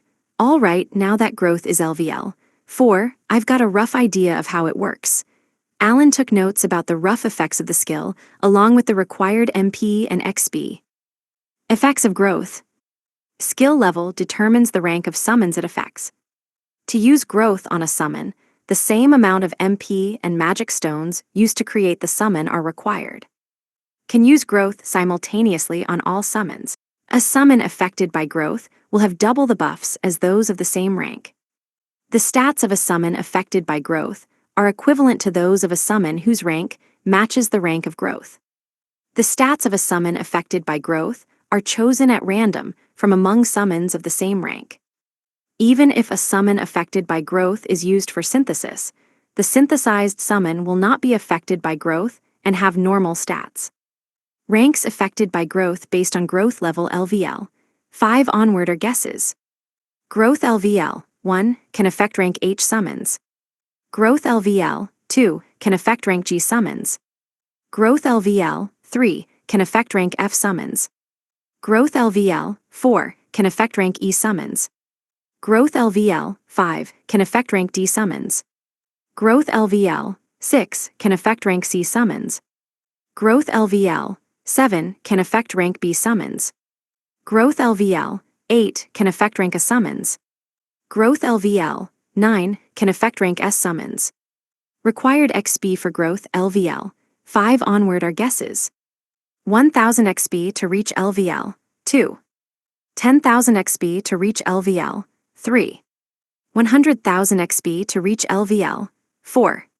1 million XP to reach LVL 5. 10 million XP to reach LVL 6. 100 million XP to reach LVL 7. 1 billion XP to reach LVL 8. 10 billion XP to reach LVL 9. MP cost for growth LVL 5 onward are guesses. 2 MP at LVL 1. 5 MP at LVL 2. 10 MP at LVL 3. 20 MP at LVL 4. 50 MP at LVL 5. 100 MP at LVL 6. 200 MP at LVL 7. 500 MP at LVL 8. 1000 MP at LVL 9. This is amazing. The summons that couldn't really shine until now might have a use. Whenever Alan's summoning level rose, he gained the ability to create summons of a higher rank. Even if the lower-ranked summons had useful abilities, the higher-ranked ones were strict upgrades stat-wise, and the former thus lost their use. But thanks to growth, rank B summons could become as strong as rank as. It would allow summons with weak stats but useful abilities to have higher stats and fight powerful opponents. And since summons dictated buffs as well, Alan would be stronger than ever. If I use growth on Wally, think about how much damage Explode will do. Alan's Stone E had an awakened ability called Explode, whose power relied on its endurance. As he envisioned more plans that could be crafted when his growth reached a higher level, another thought entered his mind, and he stared at Maris. Maris, who had been relaxing until now, snapped awake, sensing that Alan was staring. The Angel A gave a look of genuine displeasure as he sat up. "Sir Alan, you mustn't forget our promise," he warned, but his words fell on deaf ears. "If I use growth on you and your buffs double, your stats would be on par with a rank S summon," Alan muttered. His head was filled with uses for growth as his mind wandered to his sealed skills. Merely imagining the moment when all his skills were unsealed made his heart dance with excitement. Chapter 8, Ignomasu and the Imprisoned Mermaid Princess. 5 days after Alan's summoning reached LVL 9, he was hard at work, desperately raising his growth skill. And as promised, he had given Maris 10 days to do whatever he wished. Ever since becoming a summon, the Angel A had been unable to visit the heavenly realm of his own accord, and so he had merely wandered around. A few days later, Maris had returned to Alan's side, but the summoner had hardly moved an inch since the Angel A had last seen him. Alan was trying to level up his growth skill as quickly as he could. He was also ensuring that he used Mimic on himself and his friends every 24 hours so that they could remain in Prostia. The summoner was so engrossed with gaining XP that Maris had even called him insane. Within 5 days, Alan had managed to raise his growth to LVL 7. All he needed was a billion more XP to raise it to LVL 8, and his summons could receive rank A buffs, which would double the stat buffs they gave him. His summons would provide nearly plus 100,000 in buffs alone, greatly expanding his repertoire for battle, much to his delight. Depending on the buffs, he could attain over 50,000 max MP, enhancing the effects of his MP recovery ring. That would make it much easier for him to farm skill XP. Naturally, he would need magic stones for his grinding, but 6 months had passed since the Alan army was formed, and its activities were becoming steadier. It could now provide him with a stable supply of magic stones for his needs. While Alan kept this part to himself, the joint training session with the hero army was also a means to support his own actions. Kiel and Helmios were handling themselves well, and the items they obtained in the rank S dungeon turned a tidy profit for the Alan army, or rather, for Alan himself. Magic stones had also entered the market, courtesy of adventurers outside the Alan and hero armies, who did not need them, tackling the rank S dungeon. According to the Adventurers Guild and the Paloma's Whaling Company, the current number of magic stones available on a given day surpassed Alan's usage. The Adventurers Guild Information Group had also been formed thanks to his advice, and he had provided them with detailed information regarding how to safely use the class promotion dungeon. All in all, he had created an environment that was very beneficial to him. The day after Alan had reached growth LVL 7, 16 days after arriving in the Prostya Empire, Alan and his team were finally granted an audience with Ignomasu. The Emperor apparently wanted to personally receive an update on the water purification tool repairs. Thus, Princess Carmine and Special Ambassador Plenipotentiary Alan had been summoned. Led by the knights who stood guard, the party stepped into the palace. A building Alan was already familiar with due to having shared his vision with Fish D. They walked deeper inside, where the audience room with an empty throne awaited them. Princess Carmine stood in the center of the group as they waited in front of the throne for Ignomasu's appearance. Aside from the princess and her guard, Knight Captain Iwanam, Palomas, Shia, Sophie, Cecil, and Luke were all present as well. "Do I have to be here too?" Palomas whispered, looking as nervous as he always did when attending important events. "Yep, it's better to have you around, Peliniki," Alan replied. "Silence," Chancellor Adjure shouted. "His Imperial Majesty Emperor Ignomasu has arrived." Alan felt like a student, getting in trouble for talking in class. He silently blamed it all on Palomas as he knelt and lowered his head. "You may rise," Chancellor Adjure said. Everyone looked up to see the familiar face of Ignomasu, who was sitting on the throne. "Emperor Ignomasu, it's a pleasure to make your acquaintance. I am Carmine, Princess of the Crevel Kingdom." She politely introduced herself. "This man here is Special Ambassador Plenipotentiary Alec, a representative of my father, the King of Crevel.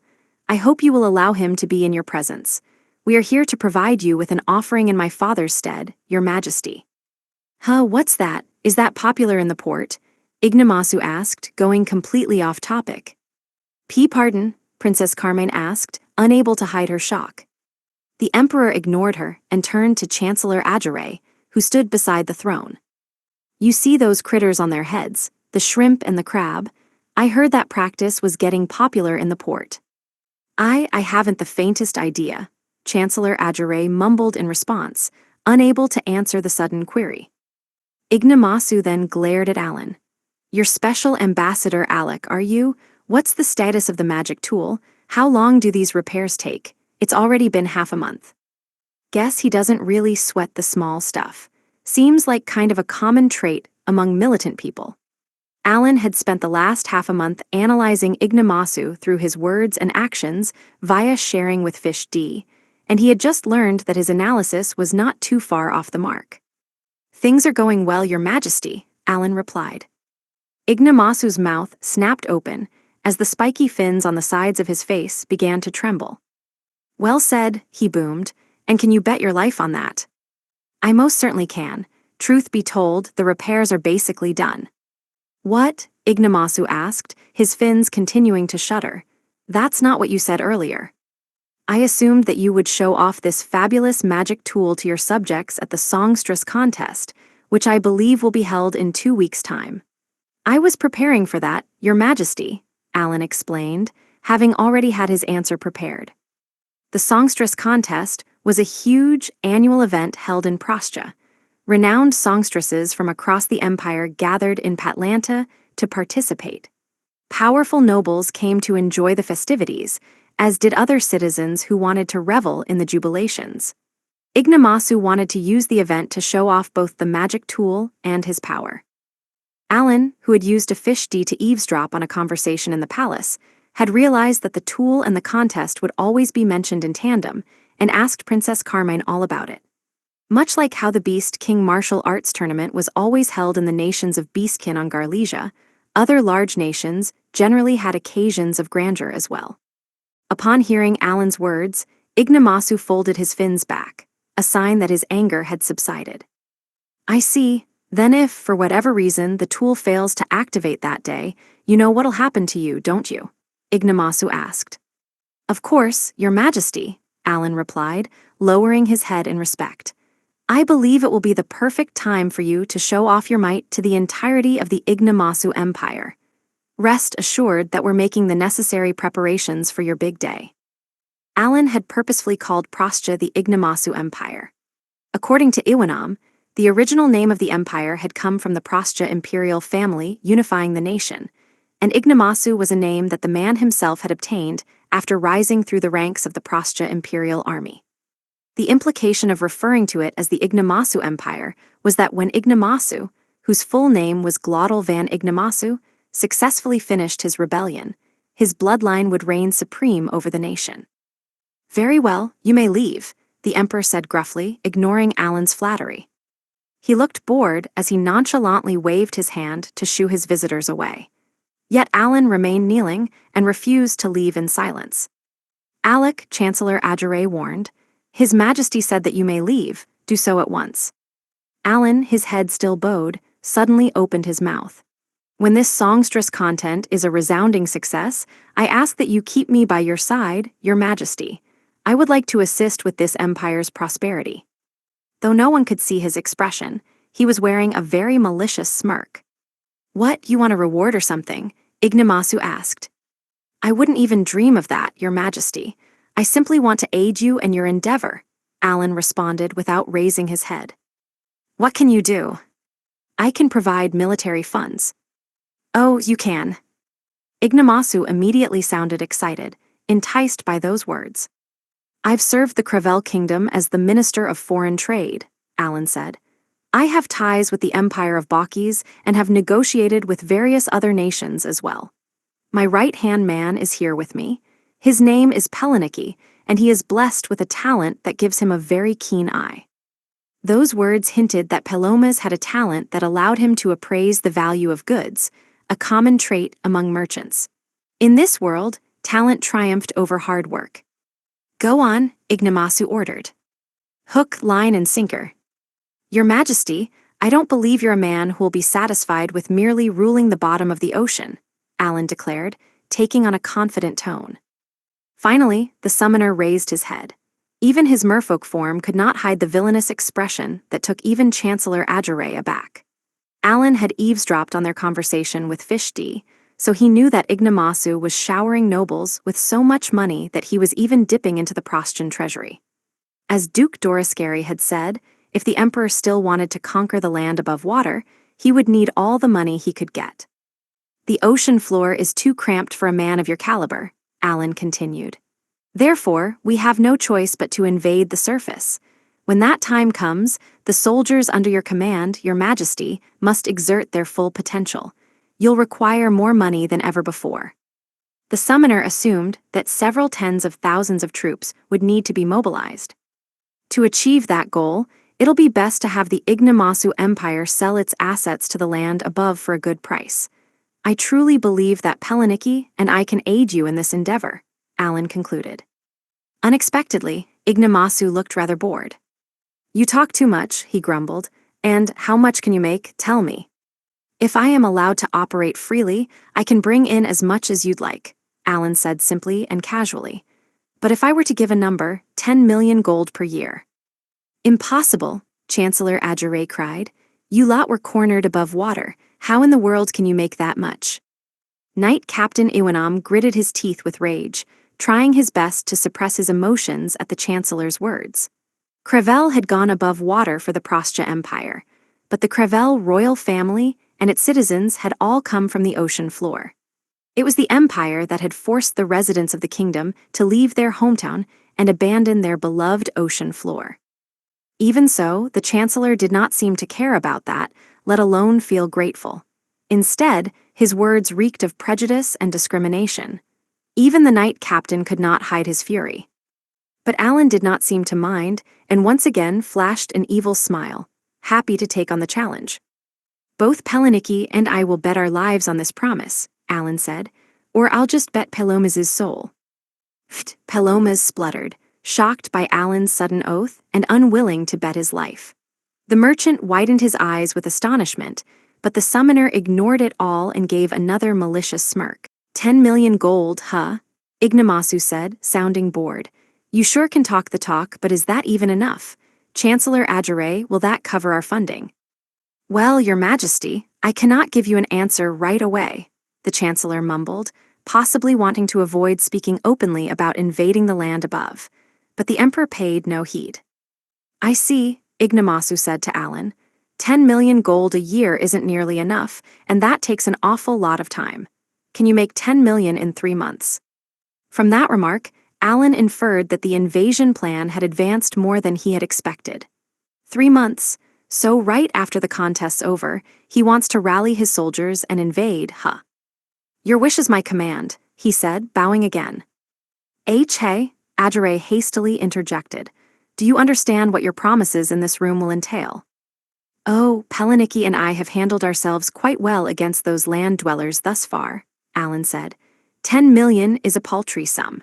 However, Your Majesty, I need you to personally declare that we're allowed free rein while working to achieve this goal. Oh, is that so? Ignamasu asked.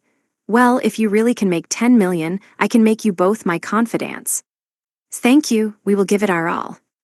After giving one more deep bow, Alan glanced at Princess Carmine, who stood beside him. All right, my negotiations went well. Shall we move on, Your Highness? The princess noticed his gaze.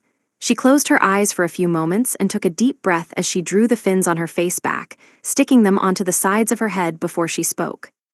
Your Majesty, will you please allow me to pose a query? She requested. What is it? Ignamasu asked. Is Duke Dorascary doing well? She stumbled over her words, but nonetheless managed to get them out. Dorascary, Ignamasu parroted. The princess nodded. As you know, His Grace is my fiancé. Unfortunately, I've been unable to contact him for a while, and I assume you might know a thing or two about his whereabouts. I understand it is insolent of me, but even so, please permit my asking. The Emperor grimaced and turned away from the princess to stare at the Chancellor. Adjure nervously nodded back. Their reactions made it clear to Alan just how Ignamasu and his friends viewed Princess Carmine and the Crevel kingdom, his reactions really telling. Crevel's one of his precious bases on land, after all. Ever since Ignamasu had attacked the palace, he had been taking extra care to ensure that the First and Second Imperial armies, along with the other nobles, avoided engaging in battles. He probably wanted to conserve his forces for his next goal, invading the land above. That also meant he wanted to carefully maintain the Empire's relationship with Crevel.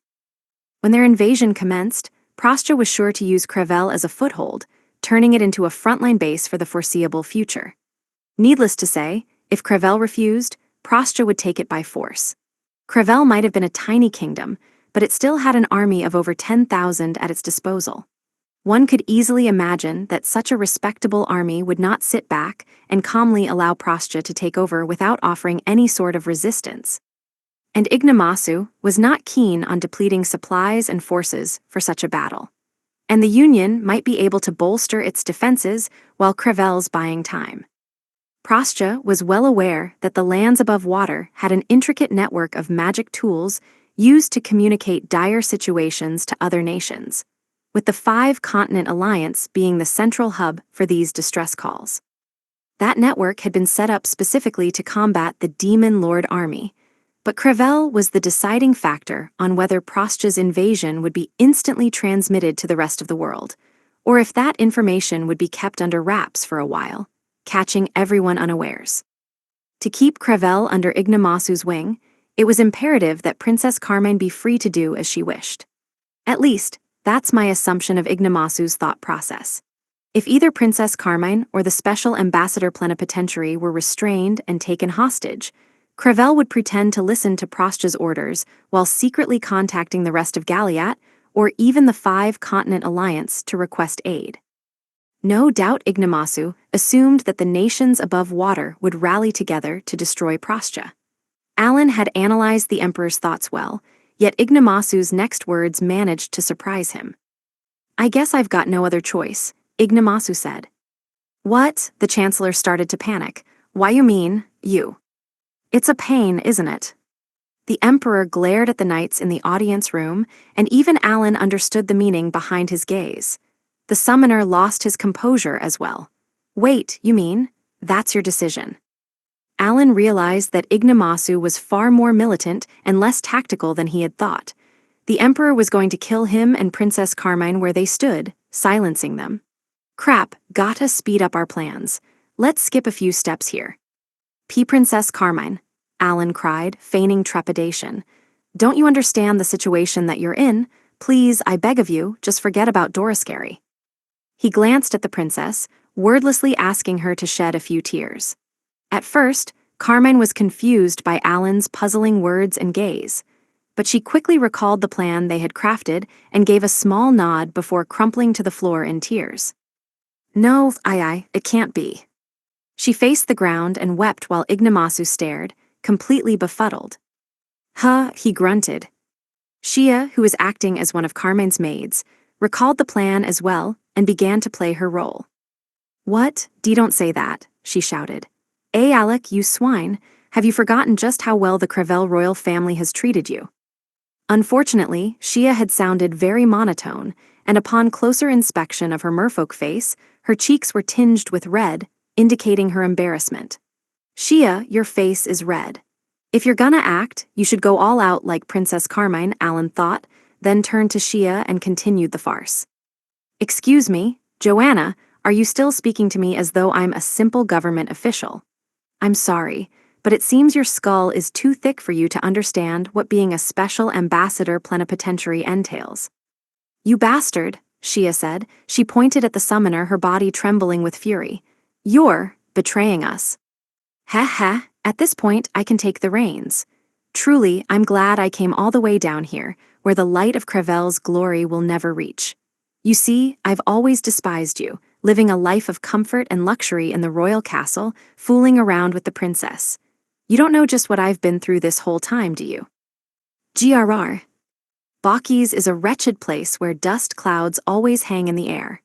I spent many years serving the royal family in that atrocious empire, and instead of rewarding my hard work, they forced me back during times of need, only to immediately send me elsewhere.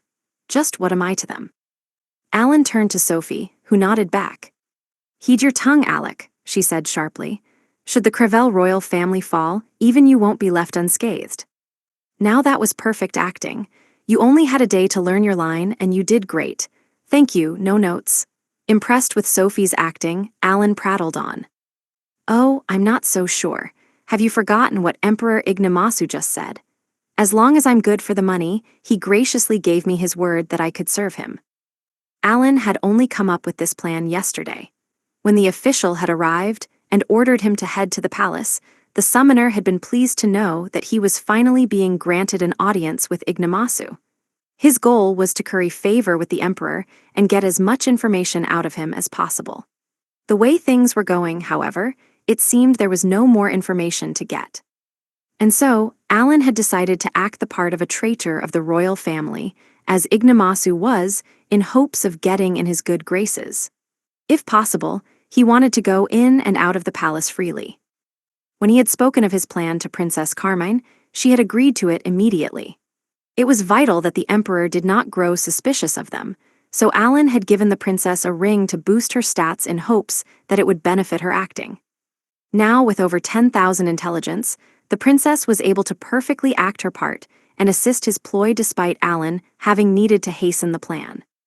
"Did you plan this from the start?" Carmine asked, her face twitching with anger. "My father and I trusted you." She glared at Alan, who smugly grinned back with a triumphant expression. "HMPH, took you long enough," he scoffed. "No longer will I be the man shackled by Crevel's chains." "Have you no shame?" Sophie shrieked. "Prepare yourself, Alec, you will be punished for your disloyalty." When Alan glared at her, the Chancellor interrupted their exchange. "Enough," Adjure boomed. "Have you all forgotten that you're in the presence of His Majesty?" Only then did Alan realize that he was surrounded by Ignamasu's royal guards. Whoops, I got too into it. Out of the corner of his eye, he saw Knight Captain Iwanam brace himself. No doubt the man was planning to jump in and fight should anyone raise so much as a finger against Princess Carmine. Next, Alan glanced at Ignamasu. The Emperor noticed Iwanam's posture and was on alert, but he made no attempt to rise from his throne. Looks like he's confident in his skills. Ignamasu was apparently a spear king, a 4-star talent. This is getting troublesome," Ignamasu grumbled. "Let's get him." Alan immediately moved on to the next step of his plan. "Please, if you'd give me a moment, Your Majesty," the summoner hastily said. "We have no need to sully the beautiful waters of this audience room with the filthy blood of these land dwellers. Surely, the princess is at least capable of providing you some entertainment." Ignamasu blinked confusedly for a moment, processing Alan's implications, then slowly opened his mouth once more. "Ah, she can at least be useful for a conversation. I see. You're quite astute, Alec." "Oh, not as astute as you, Your Majesty," Alan replied, a mischievous smirk stretching across his lips despite him remaining humble. "Indeed, if we keep her alive, she'd be useful for negotiations with Crevel," Adjure agreed. "Finally caught on, huh? All right, take Princess Carmine and her allies to the palace villa. The rest of you may fall back," Ignamasu ordered, rising from his throne. He looked a touch weary as he left via the hallway beside the throne. "Princess Carmine, this way, please," Chancellor Adjure said. As though that was their cue, the royal guards encircled Princess Carmine, Shia, Sophie, and Cecil and slowly pushed the ladies to the exit. Alan, Luke, Palomas, and Iwanam were left behind, and they followed the royal guard. After they exited the audience room and turned a few corners, they arrived at a long hallway where the knights guarding the place blocked Alan and the other men. "Men are not allowed beyond this point," the knight said. In the middle of the hallway was an iron gate, and beyond that was a knight of the villa, a lady merfolk donning a full suit of armor. "I see," Alan said. "Be well, Your Highness. Henceforth, I shall serve His Majesty Ignamasu. This is where we forever go our separate ways." Surrounded by the royal guard, Alan spoke haughtily and proudly. Just then, Cecil managed to sneak past the guards and rush toward him. "Why, you brute," she shouted. "I won't forget this." She charged at him and landed a kick straight in his smug face. "Gah," Alan gasped. Merfolk Cecil had used her webbed feet to deliver a roundhouse kick, knocking Alan back. "We're going off script, but I like that off-the-cuff reaction. Thank you very much. And Cecil, I can still see your thighs." Guess the merfolk transformation doesn't change that bit. Following Cecil's impromptu acting, the iron gate opened, and the ladies were all pushed inside. When the gate closed, the armed merfolk ladies in the back took over and guided the princess and her maids down the hallway. After walking for a while, the hallway began to arc slightly, obscuring the path they had come down. Then, the merfolk women suddenly stopped. They had not uttered a word until now, and they maintained their silence while encouraging everyone to proceed. Given no other choice, the princess and the other ladies feigned resignation as they gingerly stepped forward. At the hallway's end, they spotted a large staircase and a dance floor. Only when Sophie was abundantly sure that no one else was around did she dare speak. "It's going well so far," she whispered. "Is it?" Shia muttered back. "Frankly, I feel like I didn't do too well." Alan's voice echoed from within Cecil's clothes. "No, you all did great," he said. "Seraphy, your kick really did a number on me." "Oh, did it, Alec?" Cecil replied, pinching the bird G that she kept hidden at her chest. "Who goes there?" A voice echoed from the top of the staircase. Someone slowly made their descent, elegantly swimming down since she had no need for stairs. The upper half of her body was that of a human, while the lower half was that of a fish. She was a mermaid.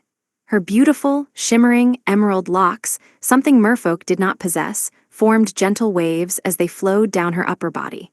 She wore a swimsuit to cover her human-like upper body. That must be Princess Rapsenil. She's an actual mermaid princess. Cecil hastily shoved the bird G back into her pocket, where Alan got a good look at the lady thanks to sharing.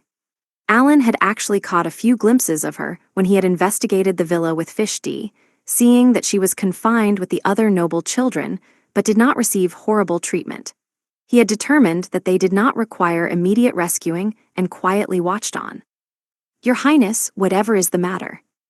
A few women dressed as knights descended from the staircase, rushing to her side. "Are you Princess Rapsenil?" Shia asked in a hushed tone. "This is Princess Carmine of Crevel, and we're here to protect and rescue you too." "Rescue us?" Princess Rapsenil hissed back. "What's going on, tell me." "Apologies, but I don't think we can hear." The princess understood the meaning behind Shia's words. She gave a brief nod, then turned toward the staircase and raised her voice at the knights. "These people are here under orders from Emperor Ignomasu," Rapsenil said. "Follow me, I shall hear you out in the room above." She swam ahead and stopped in the middle of the staircase, turning to Shia and the other ladies, quietly instructing them to follow her. They obeyed and made their way down the villa hallway. Princess Rapsenil had the lower body of a fish, so she could glide along the water without ever touching the ground. Meanwhile, Shia and the other merfolk walked and swam as they saw fit, as the villa and the palace had been built such that they could be both walked and swam through.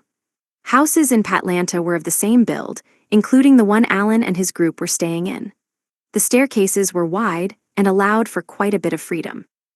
Alan had his bird G peek out from Cecil's pocket so he could observe how Rapsenil swam along. A few moments later, Shia and the others entered a wide, lavishly furnished room that must have been for guests. Some of the furnishings were made out of coral, and there was a table made out of crystal flowers that exuded opulence. While the extravagance was inviting for guests, one could see through the window that there was an iron grate separating the villa from the main palace. One could not swim past it. I don't recall seeing any windows in the hallway that connects these two buildings. However, since Fish D could pass through walls, windows had been the least of the summoner's concerns when he had investigated the building. Rapsenil encouraged Shia and the others to sit at the table of crystal flowers. The imperial princess floated in front of it as she ordered the knights to stand guard by the entrance of the room and waited for them to leave. "Now then," she said, "you said you came to rescue me. Would you kindly elaborate?" "Of course, Your Highness," Sophie replied. "But before I do, we must tell you who we really are. My name is Sophialon. While I'm taking the form of a merfolk as we speak, I'm actually an elf who resides above water." "An elf, but you look like a merfolk to me." The princess could hardly believe what she was hearing. "I do, and I don't blame you for having doubts," Sophie explained patiently. "Truth be told, this is the first time I've ever taken this form as well. Our leader, Alan, employs a summon that has the ability to transform us for 24 hours. This ability changes our body composition, allowing us to perfectly mimic other species. If not for that, we would most certainly drown within this ocean." Sophie then provided a brief summary of the events that had occurred thus far.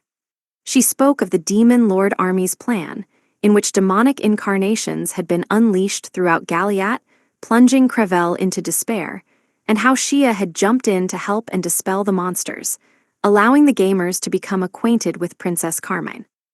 Additionally, she explained that Shia's home, Albehel, had also fallen victim to a revolt, and that the Beast Princess was pursuing the mastermind, her older brother Biku, who had fled. Rapsenil quietly listened to the entire story. "So, you came to this villa in search of the whereabouts of this Biku," the princess guessed. "Precisely," Shia responded. "It's been 2 weeks since we arrived in Patlanta, but we haven't been able to learn where where Biku has gone. We'd like any clue we possibly can find." Rapsenil turned to Shia, a sad look on her face. "Your name, Princess Shia, was it? Are you implying that you expect such a thing as a reward for saving us?" "No, I'm terribly sorry for making it seem that way," Shia replied hastily. Rest assured, I wish nothing more than to save you from peril. However, if we save you right away, Alan believes it will limit our actions. That's right, Shia. We can't do much until we capture Biku and retrieve the symbol of the Beast King. Alan wanted to prioritize strengthening the Beast Princess and felt that Rapsenil would have to wait a bit longer. But that aside, it seemed Shia genuinely wanted to help Rapsenil out. The mermaid could sense the Beast Princess's kindness, and her ephemeral expression of sorrow melted away into the waters. Princess Shia, I trust your kind words, Rapsenil said. You must be tormented by your older brother, and yet you offer a helping hand to us. The thought alone gives me peace of mind. However, we have been imprisoned in this building for a very long time, and we haven't heard anything about your older brother. I expected as much, Shia replied as she visibly deflated. Rapsenil approached the Beast Princess, clasped her hand, and gave an encouraging nod as though to reassure her. Sophie was moved by Rapsenil's kindness, but her heart skipped a beat when the mermaid turned to her. Is there anything else you'd like to know? Rapsenil asked. About the palace or we merfolk, perhaps. If there's something plaguing your mind, please ask away. As Sophie tried to come up with a question, Shia, whose hands were still in Rapsenil's grip, spoke up. Please forgive my impudence, but your highness, was that fabulous tale of yours bestowed upon you by Goddess Aqua? Sophie, Cecil, and Carmine immediately looked at Rapsenil's tale. Carmine was the only one who knew the story behind it, and she opened her mouth to speak, but Rapsenil beat her to the punch. Ah, yes, the mermaid began. I'd forgotten that other than Princess Carmine, no one knows about my body. Indeed, the blood of Lord Macris, the holy fish, flows through my veins. I guessed as much, Shia exclaimed, her eyes twinkling. How splendid. And of course, you, Princess Shia, have the blood of Lord Garm, god of beasts, in your veins, Rapsenil said with a smile. I've never seen a beastkin for myself, and your merfolk form is very appealing, but I'm certain your true form is extraordinarily dazzling and overflowing with glory. Alan listened to the two ladies converse. It's kinda like a god and a person inhabiting the same body. And Ignomasu wants Rapsenil's blood. When Alan was still Kenishi, he had learned about theocracy during his history and ethics classes. For a monarch to further increase their power and influence, they exploited the religion that the people of their nation believed in, claiming to rule in the name of God or to be a god who descended to reign over the nation. While Alan was not sure if that train of thought was based on facts, and if those people really had spoken with God, it was commonly presumed that in the past, the people had believed in the notion despite it likely having been false. This world, however, had deities and gods. It was not just blind faith or belief. Deities appeared before people and interacted with them, meaning there actually were people who were accepted by a god and acted as their representative. For example, as Rapsenil had mentioned earlier, the Albahalan royal family had been founded a millennium ago by Albahal, a child of beast god Garm and another beastkin. Albahal was thus half god and half beast, a man whose mighty roar could shake the earth in distant lands. Birds startled and flew away from mountains too far away to see at the sound, and some humans within earshot were killed instantly. Precisely. Her Highness's bloodline connects this empire to Holy Fish Macris and bestows Lady Aqua's blessing onto all of us merfolk, Carmine added. Wait, then there are things that aren't written in tales of the Prostia Empire, Cecil asked. Allow me to explain that to you, Miss Cecil, Rapsenil said before she began telling the tale of her ancestors. Our founder, Lord Macris, agreed to become Lady Aqua's kin and was allowed to take the form of a holy fish. When he did so, he was forced to part ways with his beloved Lady Deirdre. I believe that's how the story goes. You're exactly right. Then the story has neglected to include that Lady Deirdre was with child, a result of her union with Lord Macris. After he became the holy fish and once again sealed the monster away, he left Patlanta, the imperial capital, and Lady Deirdre gave birth. Her child closely resembles my form, possessing the upper half of a human and the bottom half of a fish. Alan listened on through Bird G. Wait, so that story isn't about love that was never to be. When did it get changed? When the baby was born, the Emperor of Prostia at the time claimed that it was a miracle from Lady Aqua, Rapsenil went on. The child, he said, was left behind by Lord Macris to protect the empire, ensuring that his power would live on through his kin. And so, the child was adopted into the imperial family, and the emperor retired from his throne, presenting it to that child. Ever since then, there has been the occasional member of the Prostian imperial family like me, who has the upper half of a human and the lower half of a fish. Fair enough, which means Macris became water goddess Aqua's kin to gain greater power. When Dagora had become fire goddess Freya's disciple, Alan had asked the deity all about the process. Freya had claimed that deities gave power to those who believed in them, and clergymen were not the only ones who served the gods. At times, deities could create kin or disciples as well. He had then asked if there were any differences between disciples and kin, jotting down her answer. Differences between disciples and kin. Disciple, one who acts in lieu of a god, uses the god's name and believes it their duty to spread faith, receives a fairly small blessing and maintains the form of a human. Kin, one who acts in lieu of a god, actually carries out the duties of a deity and receives a greater blessing. More often than not, they lose the appearance of a person and turn into a holy beast. No matter the case, by forming a contract with a deity, the person received greater power while fulfilling different roles. In general, it seemed there were a lot more kin and only a handful of disciples. Gods received power by gathering the faith of people, which meant they had to focus on their job of maintaining the world. Alan believed these gods required kin to carry out the gods' orders, and that there was no need to spread their name and role, as surely people already had decent knowledge of the deity. Hence, it was best to keep the number of disciples to a minimum. I think I'm getting it now. Ignomasu is the type to kill someone if things get too troublesome for him, yet he keeps Princess Rapsenil, who refuses to listen to his orders, alive. She's imprisoned because he wants to have a child with her so that he'll be accepted as the emperor. It was then that Alan decided to move his bird G around. "Arg hey," Cecil shrieked. The bird G continued to flap around in her clothes, but Alan ignored her cries and moved his summon over near her neck to whisper into her ear. She was upset at first, but she soon nodded along to Alan's words, after which she turned to Princess Rapsenil. May I ask something?" she inquired. "What is it?" Rapsenil replied. Did anything about General Ignomasu's demeanor change before he attacked the palace? Well, Ignomasu was always an ambitious man, but he always seemed to want to serve my father, the Prostian emperor. He always asked how high he could climb the ranks and wondered if he could serve the empire to the point that he'd be seen as a hero. I didn't feel he was the type who actually wanted the throne, but, yes, Father Shinoram then appeared by his side. That merfolk. When Alan had sent out a fish D to investigate the palace, he had spotted a merfolk dressed in white robes. "Shinoram?" Cecil asked. "Yes," Rapsenil answered. "He's an excellent researcher of magical tools and spells.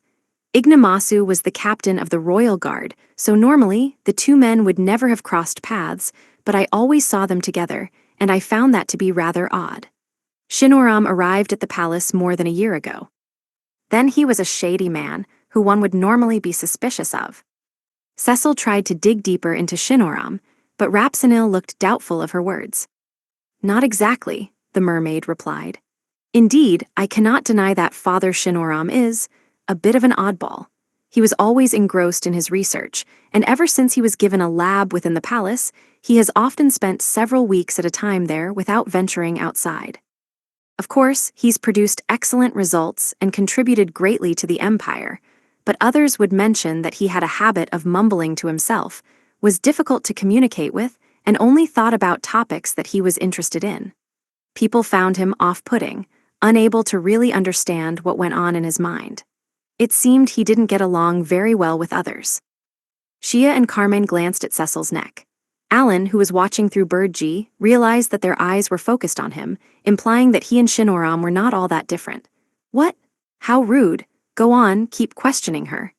Alan tried to use Bird G to tell Cecil to get back to asking about Shinoram, but she squeezed the summon and restrained its movements. However, it seemed his intentions had been heard loud and clear as Cecil returned to the topic at hand. "Would you happen to know what Father Shinoram and Ignomasu were talking about?" Cecil asked. "Yes," Rapsenil replied. It seemed others also found it peculiar that the two men were so close, and when asked about what they were discussing, they replied that they were talking about strengthening the knights and the future of the empire.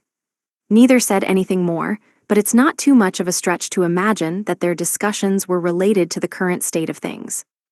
Shinoram, huh? That's one more thing I've gotta look into. As Alan made a mental note of this man's name, Rapsenil continued. I'm sure Ignomasu started this entire ordeal in time for the precious ritual that Lord Macris will attend. Perhaps Father Shinoram worked with Ignomasu precisely for this moment. Either Shinoram's passion for research was utilized, or he has some goal of his own. Lord Macris will attend this event, Sophie asked. I'm sorry, I haven't told you about that, have I? Carmine answered. As Lord Macris takes a year to swim around the Empire, the songstress contest is held right when he reaches Patlanta. I had no idea. Wait, then won't everything be solved when that time comes? It seemed Cecil was thinking the same thing, because she then spoke up. Wait, can't Holy Fish Macris resolve all these issues? I mean, Ignomasu is the enemy of this empire. He's a threat to you, Princess Rapsenil, and the Prostian imperial family, right? That will never happen, Rapsenil explained, shaking her head. While there hasn't been an incident of this scale before, records indicate that for the past 3 centuries, there have been many battles within the empire and its vassal states. Each time, everything from ending the battle to punishing the mastermind was handled by the Prostian emperor. Not once has Holy Fish Macris involved himself, as he's committed to maintaining his silence and non-participation in such matters. After all, Lord Macris is the protector of the Prostia Empire, and all the merfolk related to it. I see, Sophie said as she petted Rosen, the god of spirits, who had taken the form of a shrimp and was sitting on her shoulder. Well, Macris is coming next month. Is his arrival related to this, or is it all just a coincidence? Biku is still at large, Father Shinoram and Ignomasu keep close ties, and the Holy Fish will visit next month. Are all 3 events connected somehow? While working to save Princess Rapsenil, Alan was slowly but surely gathering clues to piece together. Chapter 9, Keel's Desires. A few days after Alan had been summoned by Ignomasu, Cecil was in the royal castle of the Ratash kingdom. She was waiting for Alan and his team to arrive from Prostia. It had been a good while since Gashera, a pawn of the demon lord army, and his believers, the demonic incarnations, had run amok in the holy land of Elmal and the rest of the Galiatan continent. It was Alan and his party who had ultimately resolved the debacle, and the 5-continent alliance had praised them for their heroic efforts. Keel and the rest of the gamers would be awarded for their feats. The reward for assisting the nations of the 5-continent alliance would be provided through one's birth nation, in this case, Ratash. The kingdom would honor Krina, Dagora, Keel, and Cecil for their accomplishments, and today was the day of the award ceremony. Cecil had parted ways with the rest of the team and teleported to the royal castle the night before. There had been some things she had wanted to discuss with her father, Viscount Granvelle. The Viscount was currently speaking with Count Hamilton in the waiting room. A short distance away from them stood Alan's parents, Rodin and Therja, along with Krina's parents, Gerda and Mathilda. The parents had been called to participate in their children's award ceremony, but only Rodin would be bestowed a reward. His words to Gerda reached Cecil's ears. Am I wearing this right? Rodin asked. He was dressed in a noble's formal attire, but as he was not used to the outfit, he shifted around restlessly. Image summary, manga illustration of a man in formal noble attire, including a tuxedo and bow tie, looking into a mirror with a nervous, uncertain expression. Huh, yeah, you look good. Don't ask me, though, Gerda replied in a bored tone. Therja quietly piped up from behind Rodin. You look dashing, honey. Rodin smiled, likely having wanted praise so that he could be at ease. Cecil felt that Alan took after his father quite a bit. Ever since the summoner was a child, his mind had been difficult to read, and he was always saying strange things. However, any time someone praised him, he looked visibly relieved. Alan planned to teleport to the royal castle with his friends so that they could attend the awards ceremony. In Rosenheim, he held the title of Grand Strategist and thus would receive no reward from Ratash. He had no reason to be present, but he always tried to attend such occasions. Cecil believed it was because he was happy when his friends received praise.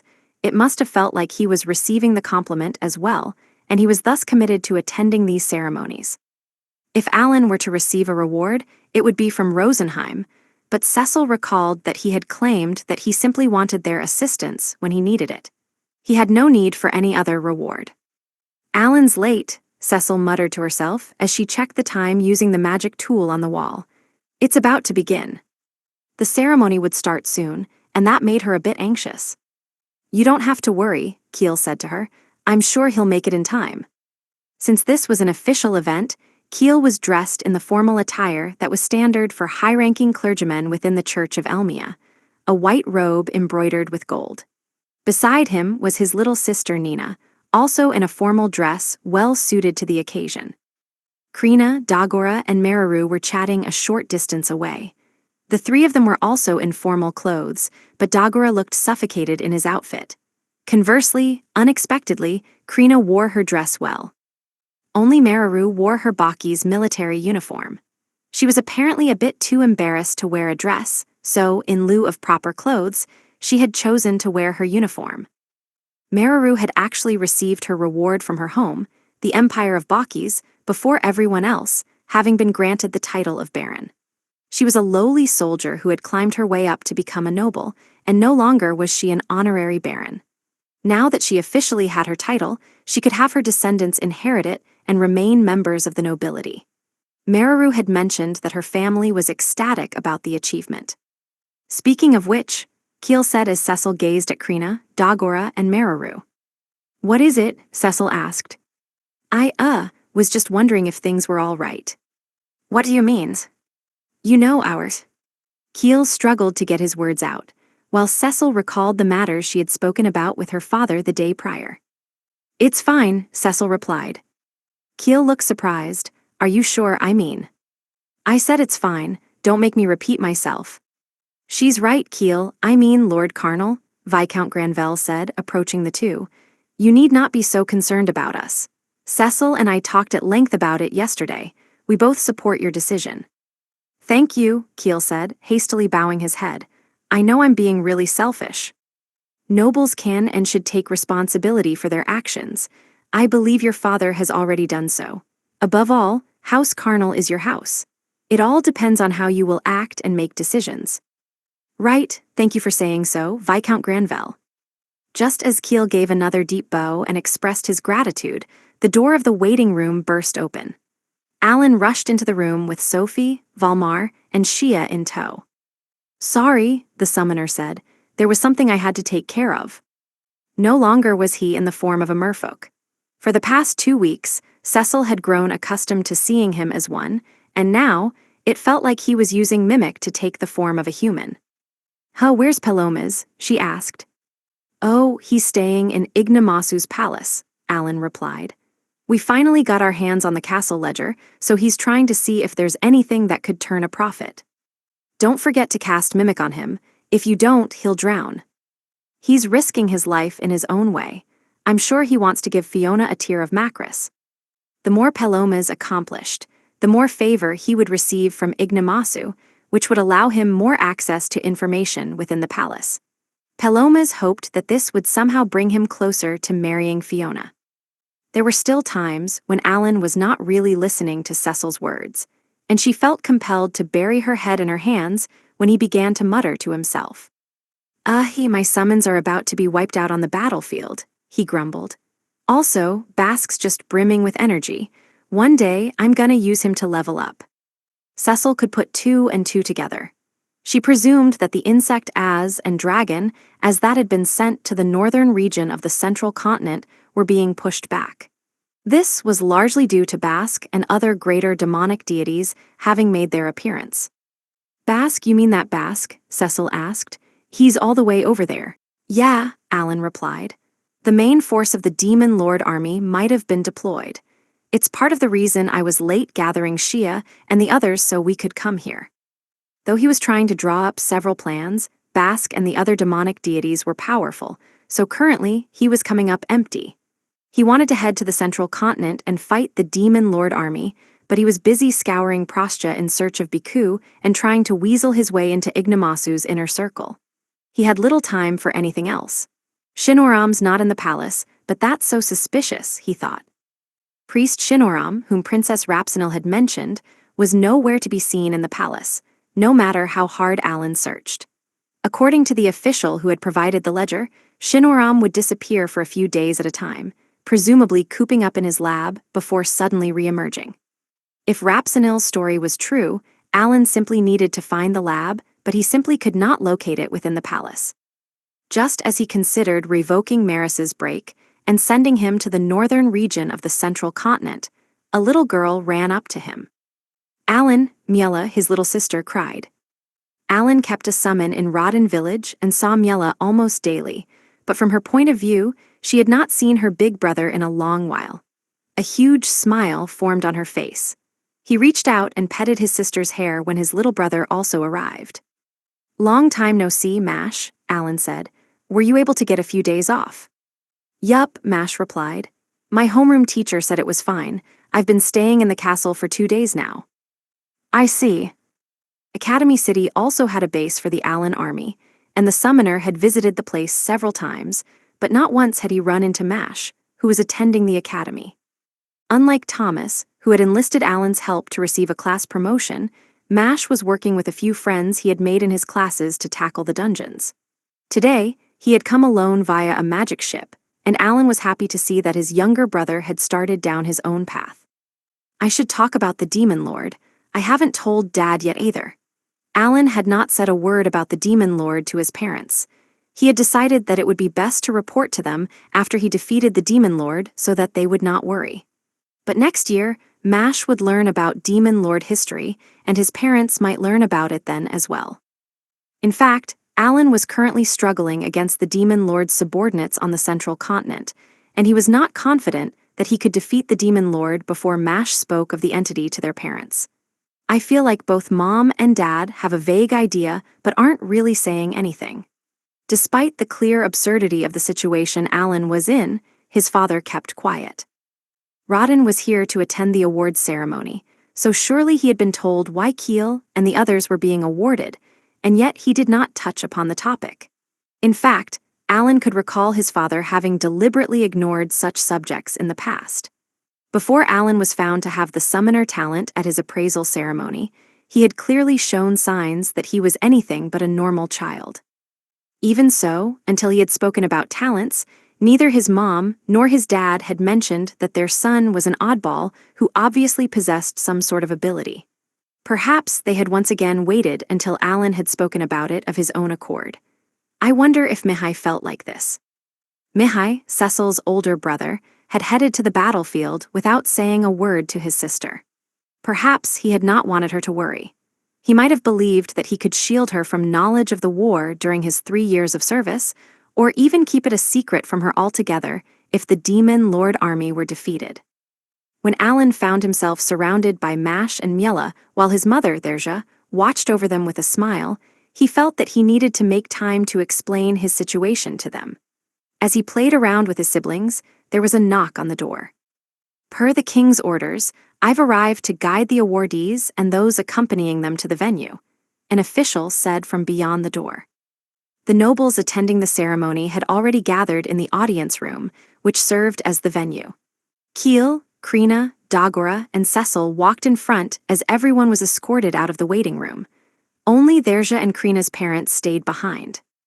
When the group reached the audience room, Alan noticed that some nobles who were waiting were surprised when they saw his face. "Looks like I'm getting famous," he thought as he walked past them. The group lined up in front of the king's throne. The awardees stood out front with the rest behind them. Viscount Granvelle stood beside the awardees. "I feel like I've been in quite a few audience rooms recently. But nothing, not even the audience room, can beat the feeling I get on the boss floor of a dungeon." Just then, the Prime Minister of Ratash, who stood in front of the throne, finally opened his mouth. "The king has arrived, bow to your monarch," he ordered. Everyone did so as an intricately engraved door beside the throne, sitting on the platform above, opened. Alan was shocked to see the person who emerged. Wait, isn't he? Did he just come here to see if Kiel received his reward? Alan spotted the cardinal of the Church of Elmia, donning a lavish robe. The nobles in attendance kept their heads bowed, but frantic whispering reached the summoner's ears. "Is that His Eminence Cardinal Crimpton?" one asked. "Apparently, he's been staying in the royal castle for the past month solely to attend this awards ceremony," another hissed. "Ah, I see. Someone from our nation will become the next pope, I believe." "Then the rumors are true. That blonde young man will be the next pope." Kiel, however, kept his head low as the whispers failed to reach him. He stared at the gorgeous carpet beneath his toes, so plush that the tips of his shoes sank in. The cardinal was, of course, a man of great authority within the Church of Elmia, a global religion, and he took his seat on a pedestal above the others. His was at the same height as the king's throne. The moment he rested in his opulent chair, the rest of the royal family, barring the king and queen, entered and took their seats. Among the members was Princess Leilana, a close friend of Cecil's older brother Thomas, whom he had met at school. The children of the royal family all had claim to the throne, but none sat at the same height as the throne. Instead, their seats put them at the same height as Alan and the others, who remained on their feet. I guess this is how they observe how rewards are given. Only one of these royals would be crowned the next monarch, but if anything happened to the successor, the next person in line would wear the crown. Even if they could not sit on the throne, they would become the lord of a territory and have to attend events such as this, albeit not as grand as this one. Some were sure to be entrusted with important roles. At last, the one in charge of the most vital task of all entered, King Envel, his queen at his side. Instantly, the room fell silent, and everyone kept their heads bowed until the two reached their thrones. King Envel's hair was slicked back, and Alan was reminded of a villain he had seen in Western movies when he was still Kanishi. Yeah, he really looks like a heel. Finally, the Chancellor's voice boomed throughout the venue. "We will now commence the awards ceremony to reward those who have contributed greatly to the Kingdom of Ratash and the Five-Continent Alliance. To reward Clergyman Kiel of the Church of Elmia, Cardinal Crimpton is also in attendance. I encourage you to pay your respects to him." Everyone present bowed once more, but not as low as they had for the king. In response, the cardinal bowed as well, and the ceremony began. "First, Village Chief Rodden of Rodden Village," the Chancellor declared. "Step forward." Unexpectedly, Alan's father was called up first. "Why, yes, Your Excellency," Rodden stammered. This was Rodden's first invitation to the royal castle, and he found himself in front of the king under the gaze of a large crowd. And he was all by himself. Rodden would have never dreamed that he would find himself in a situation like this, and while he had rehearsed for the ceremony, the real deal made his head go blank with nervousness. Though a touch awkward, he managed to stand in front of King Envel. The nobles began to whisper to one another again, and Alan heard every word. That must be Alan's father. He doesn't seem to be anything special about him. His hair color's different too. Maybe he just raised Alan and isn't the actual father. Alan let all those rude remarks slide and stared at his clumsy, stiff father. He vowed to tell Verja, Mash, and Miela, who could not attend the ceremony, about what he was seeing. Meanwhile, Rodden bowed and then knelt before the king, queen, the cardinal, and the rest of the royal family. The prime minister cleared his throat before unfurling a sheet of parchment and beginning to read it aloud. "You, Rodden, are a man born in the Granville fief. Your valor and dedication have allowed you to develop both Krina Village and Rodden Village, contributing greatly to them. To reward you for your efforts, you shall be knighted." Oh, Dad's a knight now. Alan was so happy that it almost seemed like he was the one being rewarded. The Chancellor prattled on, sharing a detailed list of Rodden's many achievements. When he was in Krina Village, he had risked his life every year to hunt boars and provided a generous amount of boar meat to his lord. His leadership had been viewed highly by Viscount Granvelle, who had allowed him to become the village chief of a new village. After a few years, he had finished developing the place, creating a stable yield of crops that had allowed him to share any excess with others. For his efforts, he would receive a title. The nobles in attendance all muttered with shock. In a mere few years, how was he able to do it so quickly? And he managed to provide the meat of 30 boars every year. Alan's father is clearly a hero as well. But Alan's mind was elsewhere. I thought Viscount Granvelle bought all the boar meat. When Rawdon Village had been completed, it was still considered a developing place and received tax benefits. They had not been required to supply boar meat, and the Granvelle fief had purchased any boars that had been hunted. Needless to say, the meat was part of the taxes the Granvelle fief paid to the kingdom. If the fief, the middleman, were out of the picture, Rawdon had technically offered meat to the kingdom. For the first time in our kingdom's history, a person from a developing village has been granted a title, the Prime Minister went on. Ever since the land reclamation decree was passed 20-odd years ago, only Rawdon has been involved with the development of 2 villages and seen them both to completion.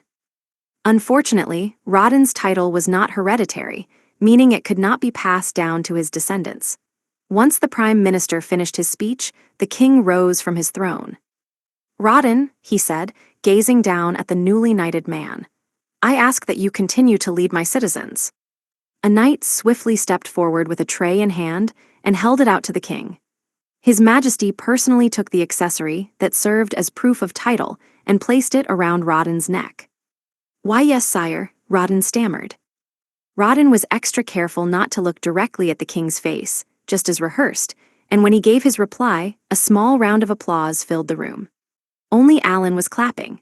This was not how this ceremony had been rehearsed, and the people who were supposed to clap froze for a moment, confused by the clear change in schedule. But the cardinal clapped along, and the crowd finally snapped back to their senses as a thunderous round of applause quickly filled the entire venue. Alan clapped because he was genuinely ecstatic. His father, Rawdon, was born a serf, but his heroic deeds until now had finally been seen by the kingdom. When the applause finally died down, the Prime Minister cleared his throat. Next are those who helped fight the monsters transformed by the Church of Gashera. Their heroic feats saved countless lives throughout the Galiatan continent, and they even freed the captured capital of the Holy Land of Elmal. Per the request of the 5-Continent Alliance, His Majesty King Invel will offer them a suitable reward. First, Cecil Granvelle, step forward. "Yes, Your Excellency," Cecil replied. Unlike the awkward and stiff Rawdon, Cecil walked forward proudly and calmly, elegantly offering her greeting to the king and queen, the cardinal, and the other attendees. "You, Cecil Granvelle, helped reclaim Teomenia, the capital of the Holy Land of Elmal, and offered your aid to salvage the Crevel Kingdom," the Prime Minister said. "For your feats, the Holy Land of Elmal has offered you a report that comes with words of commendation. Heed them well." Reading letters of commendation might just be part of the process for the 5-Continent Alliance, Alan thought as the Prime Minister read from the parchment. Maybe they just really value this sort of thing. "You have thus contributed greatly to maintaining the 5-Continent Alliance, Cecil Granvelle. For your feats, you and your household, House Granvelle, will become a countship," the Prime Minister concluded.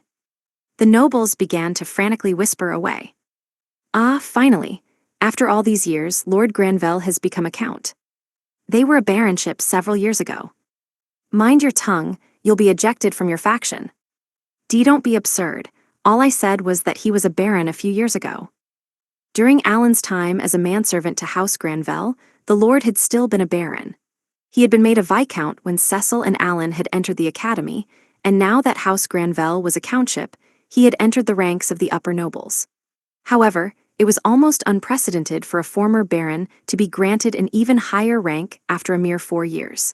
Many of the other nobles were jealous of that and made little effort to hide it. Naturally, some were quick to scold any cries of envy, but most of it came at the defense of the factions within the castle. The Academy faction and the Kingdom faction were at odds, and they all wanted to use the opportunity to bolster the one they belonged to. Even those taking honorable stances were making claims solely to secure or maintain their social position rather than to genuinely defend House Granvelle. Geez, faction clashes are alive and well, huh? Exasperated, Alan watched the king rise from his throne. A nearby knight provided His Majesty with the ceremonial blade, which he unsheathed before using it to gently tap Cecil's left shoulder while she knelt. This was a process done only for nobles who had risen in rank, thus it had not been done for Rawdon. Another roar of thunderous applause filled the room, and Alan was not the only one clapping this time around. "I shall do my utmost best not to betray your trust," Cecil said. She gave her words of gratitude only after the applause died down.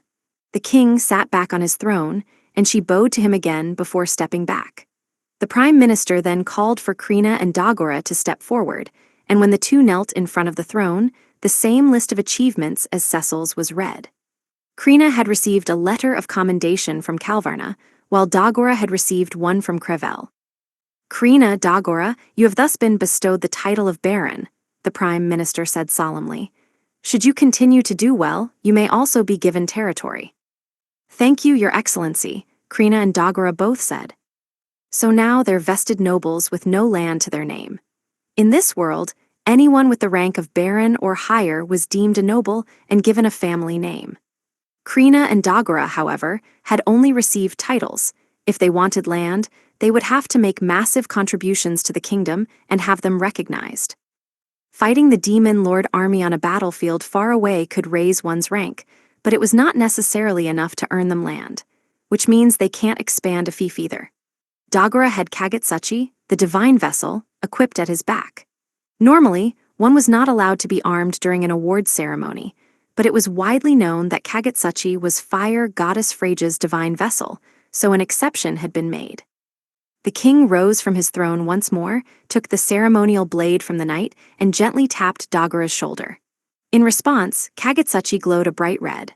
Oh, since Dagora's gaining some attention, is Freya reacting to it? For a moment, Alan thought that the room had grown slightly warmer. Furthermore, Barons Krina and Dagora will receive a guardian. House Granvelle will be nominated for the role, the Prime Minister continued. "Count Granvelle, do you have any issues with this arrangement?" "None at all," the former Viscount Granvelle said. King Envel nodded, satisfied, and the Prime Minister proceeded with the ceremony. "Lastly, Kiel von Karnal, step forward," he said. "Yes, Your Excellency," Kiel replied. He stepped toward the throne, and the nobles began to whisper more furiously than ever before. Kiel had just reached the age of majority, and he had been named the apprentice pope without having undergone any form of special training. It was unheard of even within the long history of the Church of Elmia, and a communication magic tool had been used to transmit the news to the entire world. The Prime Minister's next words made the nobles fidget nervously. "Anyone who dares obstruct Kiel von Karnal's sacred path will surely receive divine punishment by Lord Elmia, the god of creation," he boomed. It was practically a threat, but the Church of Elmia was far and away the most practiced religion in the world. No one was brave enough to test their luck against the god of creation. The parchment that the Prime Minister unfurled had surely been drafted in Ratash, but perhaps due to Kiel's status, it was longer and thicker than any of the previous ones. "Kiel von Karnal, you've saved countless followers of the Church of Elmia, and even guided innocents who had strayed onto the right path. You showed them the way so that they might regain their courage to face the trials of the gods." Isn't Kiel's list a lot longer than everyone else's? Alan only realized as much 10 minutes later, when the Prime Minister was still droning on. He quietly glanced at Kiel, wondering if his friend was bored, but the apprentice pope kept his head lowered and did not budge a single inch. "For your efforts, Kiel von Karnal, you will be bestowed the title of Viscount and be granted the entirety of the Karnal fief that the kingdom once claimed," the Prime Minister finished. The nobles, perhaps having expected as much, began to chatter away. The affair that had occurred 4 years earlier, instigated by Kiel's father, the previous Viscount Karnal, was still fresh in everyone's minds. Yet despite that grisly ordeal, his son, Kiel, was having it all returned to him, including his peerage, after such a short time. It was far more astonishing than the chief of Rodden village receiving an esteemed rank. But Kiel's response only sent an ever greater shock wave through the crowd of nobles. "Your Majesty Envel, and Your Eminence Cardinal Crimpton, your words of praise and benevolence toward my house have left me at a loss for words," Kiel said. "I, Kiel von Karnal, am grateful beyond measure. However, if you're willing to place so much faith in me, I ask that you grant me a selfish request, as insolent as I may be." "Whatever are you saying? Are you asking for a higher rank and more land?" the Prime Minister inquired.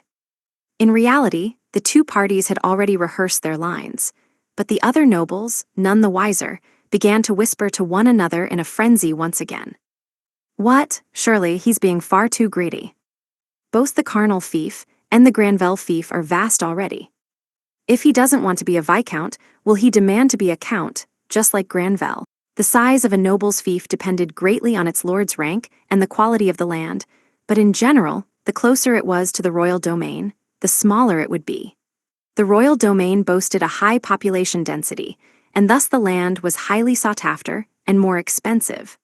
The carnal and Granvelle fiefs were a good distance away from the royal domain, but they were still quite vast compared to others. Each of the two fiefs possessed mithril mines, which were prized assets. The Radash royal family, having required money at the time, had wanted a portion of the mithril included as part of the fief's tax payments, and had allowed the two families to expand their territories in return. This was especially true for the past century, when House Carnal had provided mithril directly to the royal family in exchange for being allowed to grow extensively.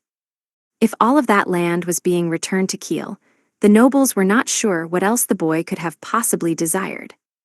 Man, these nobles are all about titles and land, huh?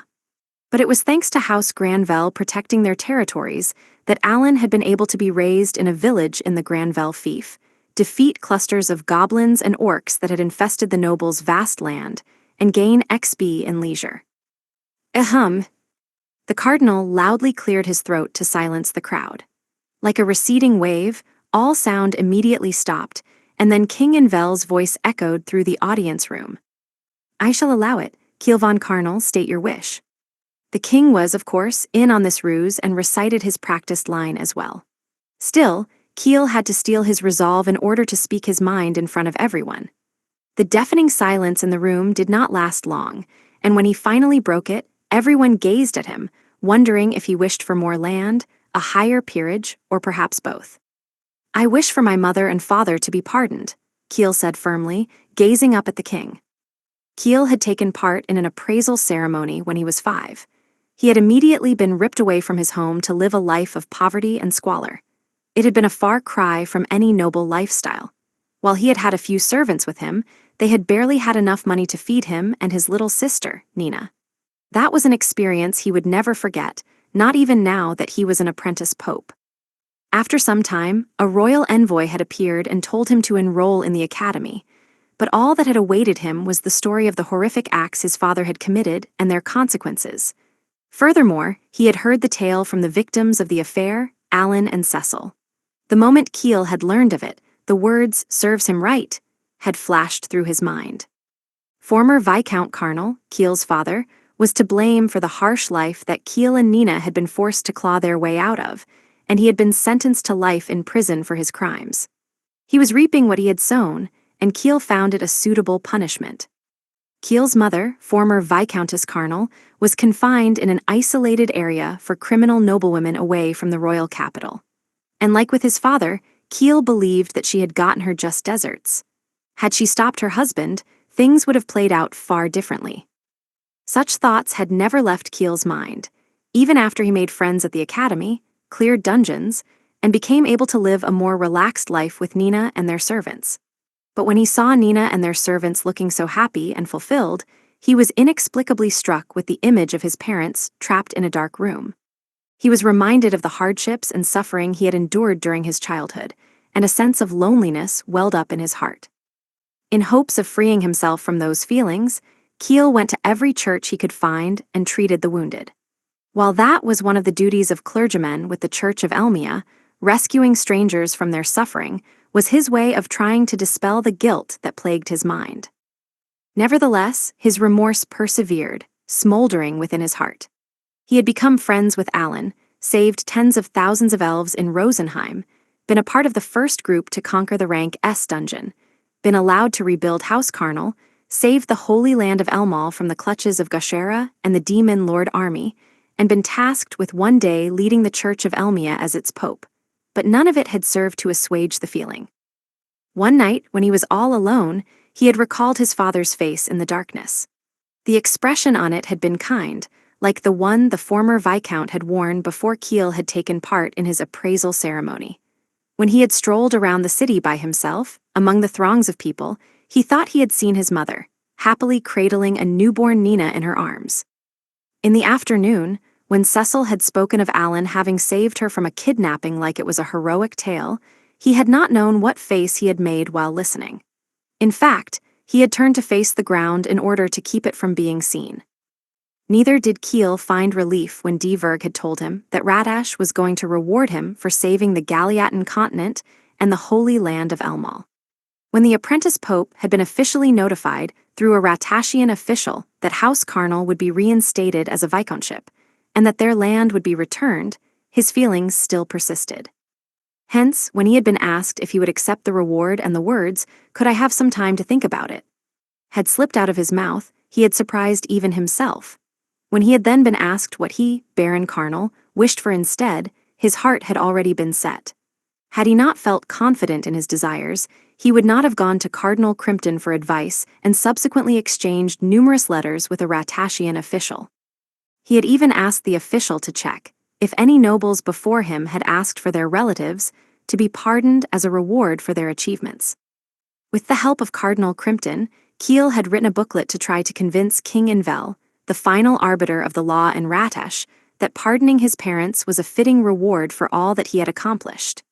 It had been a painstaking labor, but it had received the approval of the king, and they were now ceremonially reenacting that approval in order to make it public. This was a turning point in his life, but he could not help but mutter to himself. "Yeah, I made the right choice," he said, his voice so faint that no one heard him. "Are you willing to shoulder your father's sins?" King Invel asked. "Yes, if you're willing to reward me for my deeds, your majesty, then I ask that you also reward my parents, who gave birth to and raised me." Ahem. King Invel rested his face on his hands pensively. "I heard that Invel already knows everything, but he sure looks like he's putting thought into it." Keel had notified Alan of his decision following the report on the joint training session between the Alan Army and the Hero Army. "There's something I want to talk to you guys about," he had said, requesting that Cecil and Alan meet with him. The pair had then returned to their human forms for the first time in a long while, and Keel had explained his thoughts. Alan had not had an opinion either way, but Cecil, who had been listening beside him, had been rendered speechless. It was only natural. For most of her life, she had personally witnessed the torment Carnal's grasp had brought upon House Granvelle. And so, when Cecil had discovered that former Viscount Carnal had avoided the death penalty despite having been tried for sedition, she had been infuriated. He had used the wealth he had received from the Mithril mines as a weapon and tyrannically wielded his power throughout the kingdom. But he had also supported the royal family and the nobles over the several decades since the beginning of the Demon Lord Army's invasion. Had the guilty verdict brought with it a death sentence, the names of the nobles close to the former Viscount would have been brought to light. They had wanted to avoid being outed and instead lobbied to throw him in prison for life, according to Viscount Granvelle's explanation of the events. But Keel had continued to patiently persuade Cecil and Viscount Granvelle. The young boy had chosen his words carefully, turning not to emotion but to cold logic. Even so, it had been clear to everyone that he was agonizing in his own way, was tormented by his thoughts, and above all else, felt an inexplicable sense of guilt.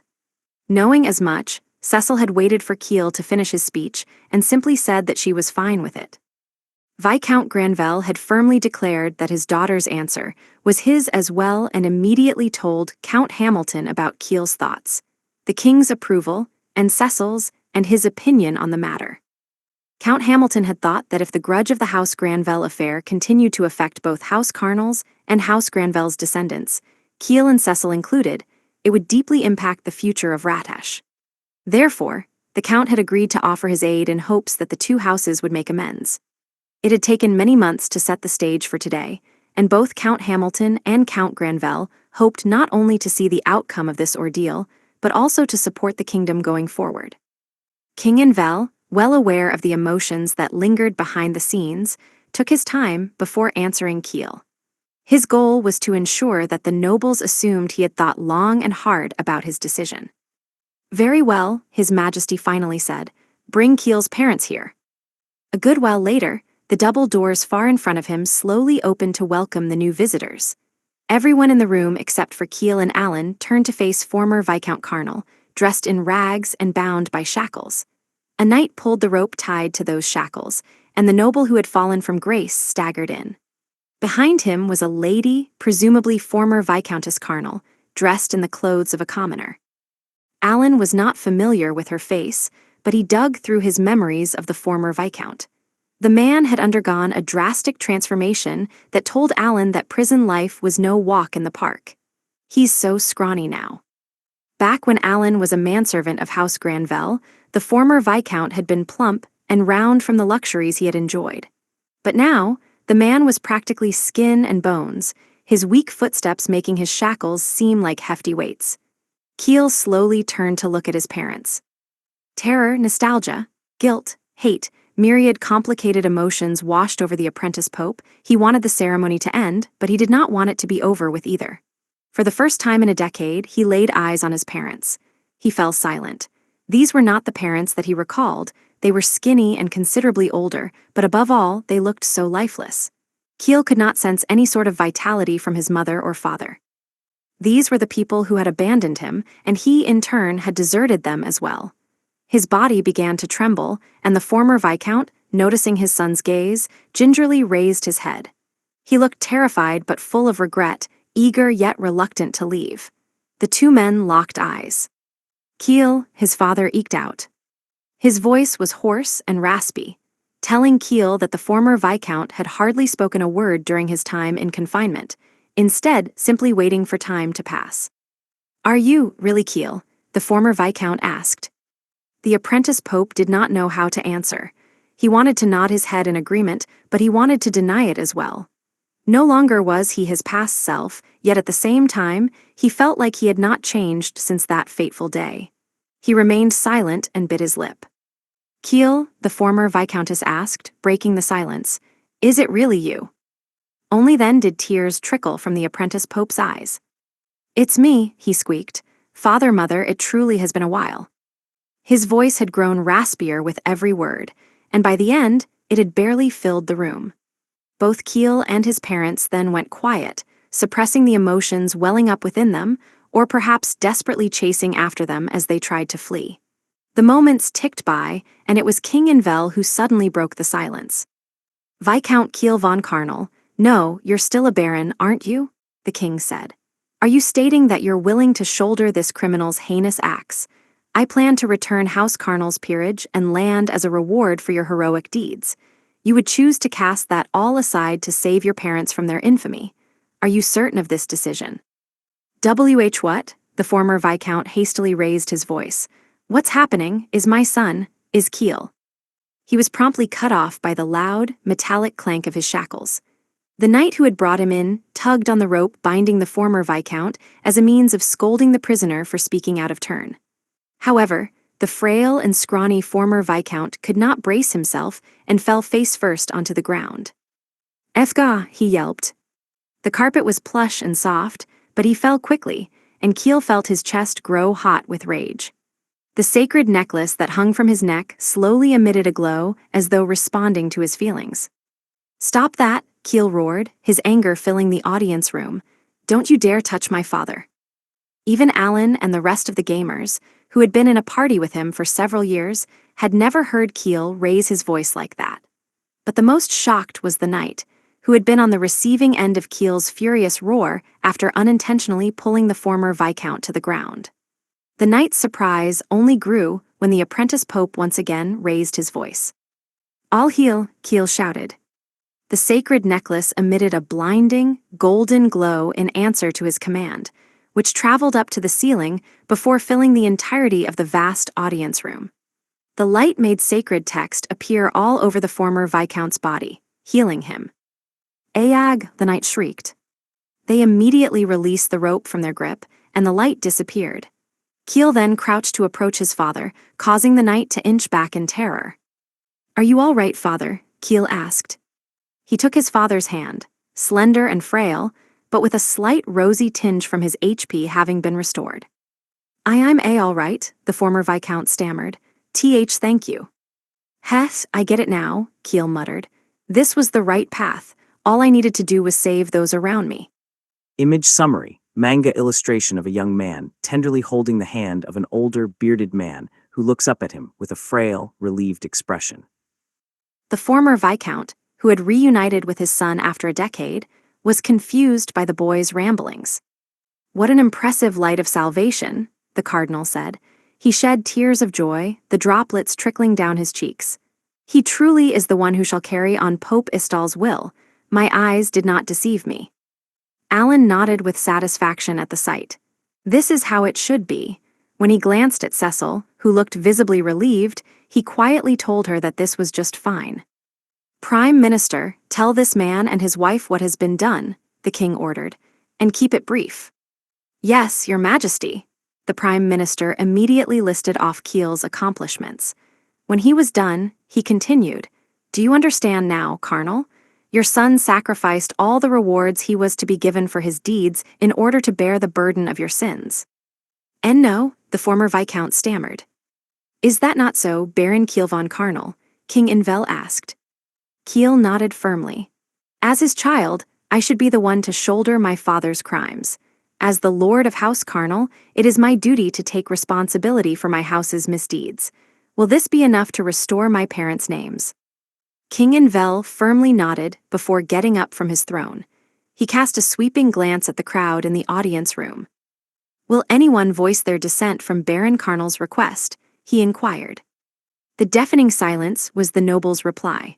That was true of Count Granvelle and Cecil as well. "Then Baron Kiel von Karnal, in exchange for the rewards for your deeds, I hereby pardon former Viscount and Viscountess Karnal for their crimes," the king declared. He returned to his throne as the two disgraced nobles dropped down and knelt before the monarch. They bowed their heads so deeply that it almost seemed as though they were prostrating.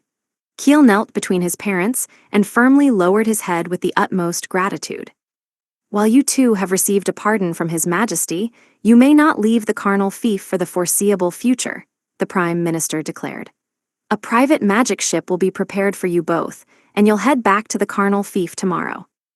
It's like they're on parole." "I'll see to it that they don't leave," Kiel promised. When the knights approached the former Viscount and Viscountess to remove their shackles, a small round of applause echoed throughout the venue.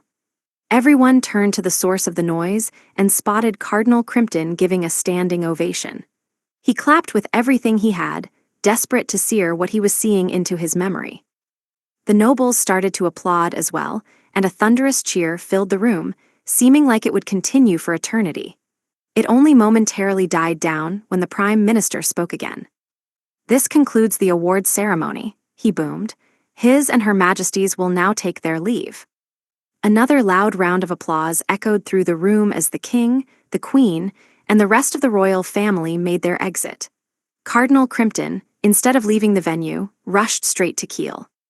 "Oh, Lord Kiel, how splendid you are! Your gestures and mannerisms were sublime," he cried. "I knew Pope Istal's words were true. We of the Church of Elmia see hope in you as you walk down your holy path. Please entrust your dear father and mother to us." "Thank you," Kiel replied. "I can't thank you enough. You've helped me every step of the way, and without you, I wouldn't be here right now. And I shall continue to offer you my unending support. Please excuse me." The cardinal bowed and left before Kiel turned to help his father, who was curled up on the ground. "Father, mother, let's go," the boy said. "All right," his father replied. "We shall," his mother added. As the three left the audience room, the nobles gave them another round of applause. Alan and the others followed behind them. "I see," Shia muttered to herself. "I can use a method like that too." "Yeah, it's one of the many correct choices you can make," Alan replied, having heard her. He finally understood the awkward grimace Shia had been wearing ever since Kiel's parents had made their appearance. She must be thinking about her older brother. When Kiel returned to the waiting room, Nina leaped from her seat with gusto, unable to believe her eyes. Father," she cried. She made a beeline for her father and hugged him as the former Viscount tightly embraced his daughter with his hands that had been healed earlier. "Ah, Nina, how much you've grown," he said. "Father Fassier," Nina cried. Tears streamed down her cheeks, and she rubbed her face on the tattered rags her father wore, paying no heed to the musty smell. The former Viscountess also felt her tears falling to the floor. The former Viscount looked up at his son. Keel, aye. He started as tears began to flow from his eyes. Surely we'll have time in the future to catch up, the apprentice pope said, having cracked a genuine smile as he gazed down at his father. When we have more time, I'm going to pepper you with questions. But until then, please protect House Carnal and Nina. The smile never faded from Keel's face. Seems like Keel's the one who was saved here. He became an adult before I could. The former Viscount, however, looked befuddled and looked at his son. Whatever are you saying? He asked. Are you not going to come with us, Keel? I can't, Keel replied. Your son, Keel von Carnal, must go with his friends to complete his mission. I see, you really have grown, Keel, thank you. The former Viscount's voice grew hoarse as he wept. Well, since we can use this room until tomorrow, why don't you at least stay for the day, Keel? Alan suggested. And yeah, please take a bath. Alan, Cecil shouted, can't you be more sensitive, at least read the room? Gah. She firmly planted her fist into Alan's cheek, and he was sent flying. I guess this ends one issue. Invel seems awfully carefree, but I guess he always has been. I should learn a thing or two from Keel. As the summoner rolled onto the carpet, he thought of the king, the only one who had pretended like nothing had happened after Cecil's kidnapping and the entire debacle around it. But at this point, that was all in the past. It was water under the bridge. Alan gazed at his family, who was also in the waiting room, along with the other families. Dagura reported to his parents that he had become a baron, and his mother and father happily nodded along. Cecil and Count Granvelle were quietly watching the Carnal family's joyful reunion. And Alan's father, Rodin, who was dying to get out of his overly stiff formal attire, was asking for help from his wife, Therja, while Mash and Miela were happily scampering around. Alan also noticed Shia gazing in a different direction. What's wrong? Did Keel remind you of your older brother? He asked, and she quietly closed her eyes. As a member of the Beast Royal family, I will do what I must, she muttered. I will defeat Biku, the enemy of the royal family. Her words prompted Alan to recall the stories of Biku that he had heard from her. Chapter 10, The Captured Beastkin and the Demon Lord's Plan. Alan had not been very well aware of Biku's character, so Shia had filled him in on what her brother was like. It was in fact Brother Biku who inspired me to aim to be the Beast King. She had confessed when Alan had first asked her about the man. Biku had reached adulthood at 15 and immediately become the Beast Crown Prince. He had entered the Royal Beast Academy at the top of his class and graduated with the highest marks. Garm, the god of beasts, was of the belief that one with great power was responsible for protecting and guiding the other beastkin, and so, children of the Beast royal family were bestowed with excellent talents. Biku had thus adhered to the rules of the royal family and left the royal capital to become an adventurer to better his talent. After a mere 3 years, he had returned as a rank A adventurer. The Garlesian continent, where Albahel was located, hosted an annual Beast King martial arts tournament. The event invited people from various nations who were confident in their strength to fight to determine who among them was the strongest. It also served as a replacement for territorial wars, as victory brought with it the claim to land. Naturally, Biku had taken part in the tournament many times. He had lost twice to Juru, a royal from the neighboring nation of Bryson, but had miraculously defeated him in their third meeting. Any Beast King martial arts tournament allowed Beast Kings themselves to enter, barring the one from the host nation. If another nation's Beast King won the entire tournament, the host nation was to relinquish some of its land to the victor. Biku had lost 2 years in a row to Juru when the latter had still been the Beast Crown Prince. In other words, for those 2 battles, the challenger from Bryson had not been the Beast King. By the time of his third entrance into the tournament, however, Juru had been crowned Beast King. Had Biku lost again, Albahel would have been forced to cede some of its territory. Therefore, when he had emerged victorious, it had meant more than just revenge for his losses. He had also protected his nation, and the entirety of Albahel had cheered with joy. That was the moment a young Shia had become determined to claim the Albahalan throne. She had seen her brother's power and resolve, his willingness to shed blood for his nation without an ounce of hesitation. Indeed, Biku had finally defeated the Bryson Beast King Juru in their third match by killing him. Beast King martial arts tournament matches were usually grisly, and it was not out of the ordinary for fighters to die in battle, but as though a switch had been flipped, Biku had turned into a completely different person after that. He had retired from being an adventurer and entered the world of politics. Trying to shift Albahul's political stance, he had aggressively suggested plans to get revenge on the humans of the central continent. That had been a particularly radical suggestion, as it meant paying no heed to the potential casualties of his precious citizens. It was especially concerning that he had sent those with talents to the rank S dungeon despite knowing that doing so would deal a heavy blow to the people and the nation. Even the Albahalan nobles, ministers, and citizens, whose hatred toward the central continents, specifically Jayamuts, humans had never disappeared, began to voice their dissent at Biku's extreme measures. The Beast King had then given a trial to both his second eldest son, Zhu, and his youngest child, Xia, implying that each of them had been officially recognized as the future heir to the throne. And so, Biku had incited a rebellion.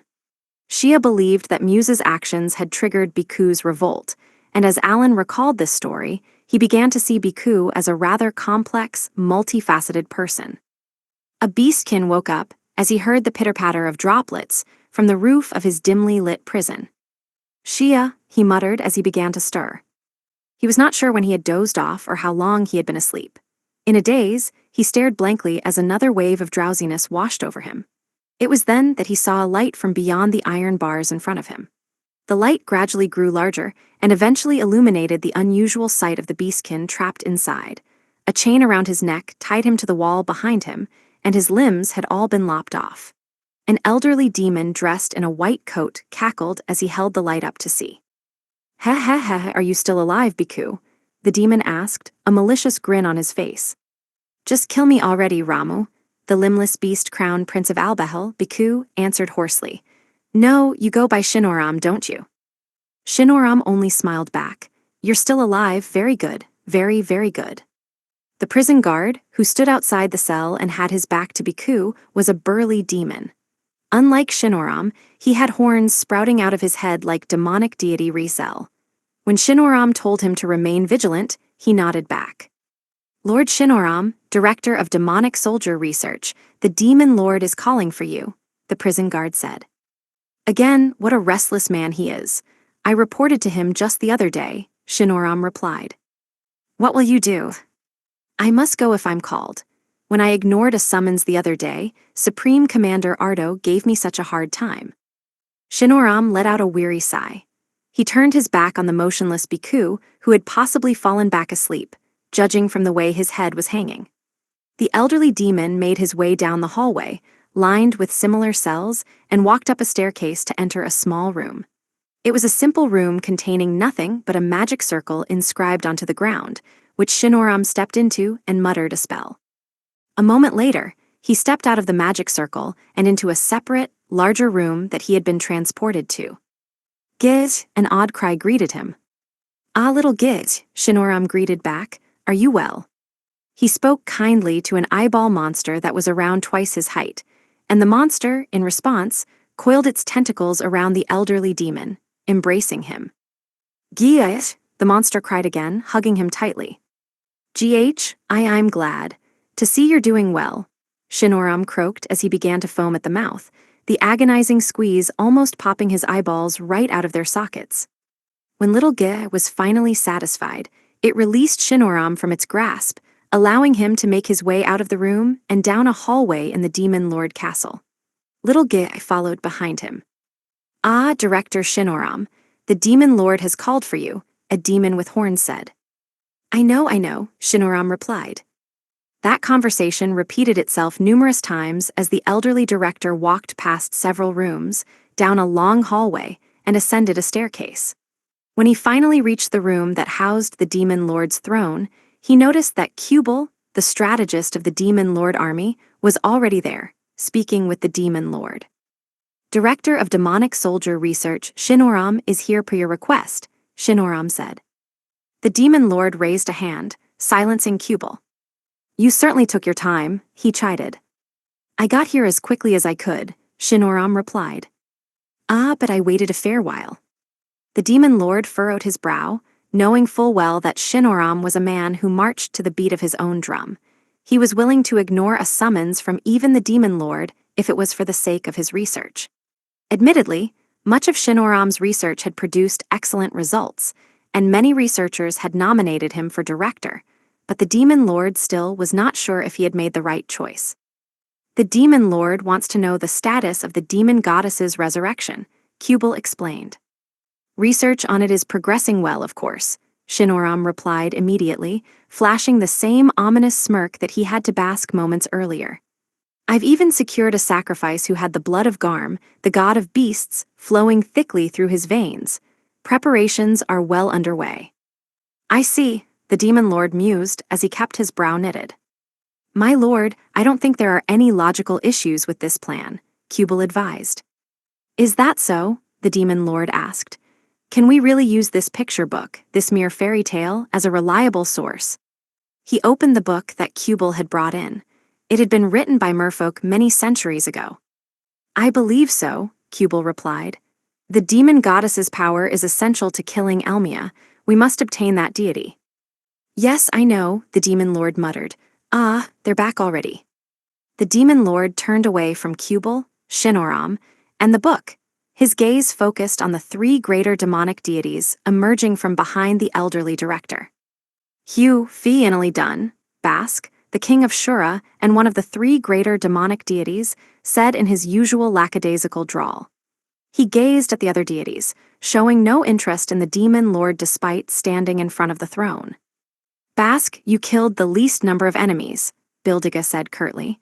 The beetle with a golden luster who walked on two legs glared at Bask.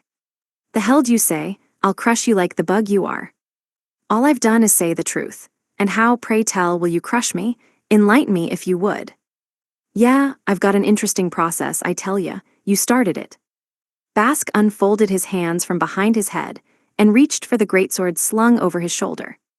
Stop it, you two, Ramon Hammond shouted, appearing behind them. They had two pairs of arms and legs along with two faces. Mind your tongues, we're in the presence of the demon lord. Excuse me, you're always making the most noise, Bask spat. Don't get all cocky when you only just became a greater demonic deity. Oh, you sure know how to talk, Hammond, the younger brother, growled. He glared at Bask, ready to pounce at any moment. You just became one too. Good grief, guys, Kubel admonished. Have you forgotten that you're in front of the demon lord? The three greater demonic deities swiftly turned to the demon lord and knelt. My lord, we've finished destroying the pests rampaging in the northern region of the central continent, Bildiga reported. Ah, very good, the demon lord replied. I presume you mean Alan's summons. How were they? Humorously weak. They pose no threat, and I don't believe their master is at all impressive either. I see. But don't let your guard down, Kubel warned. I first met Alan in Rosenheim, but he had become quite a bit stronger before my next meeting with him. He's gaining power at an absurd rate, and he might even have some sort of skill that somehow hastens his growth rate. I'm not letting my guard down, Bildiga replied. I'm simply providing a report of the situation. Maris, who's been rumored to be a summon, wasn't there, Ramon, the older sister, added. We suspect that the summoner has good reason to keep his ace up his sleeve.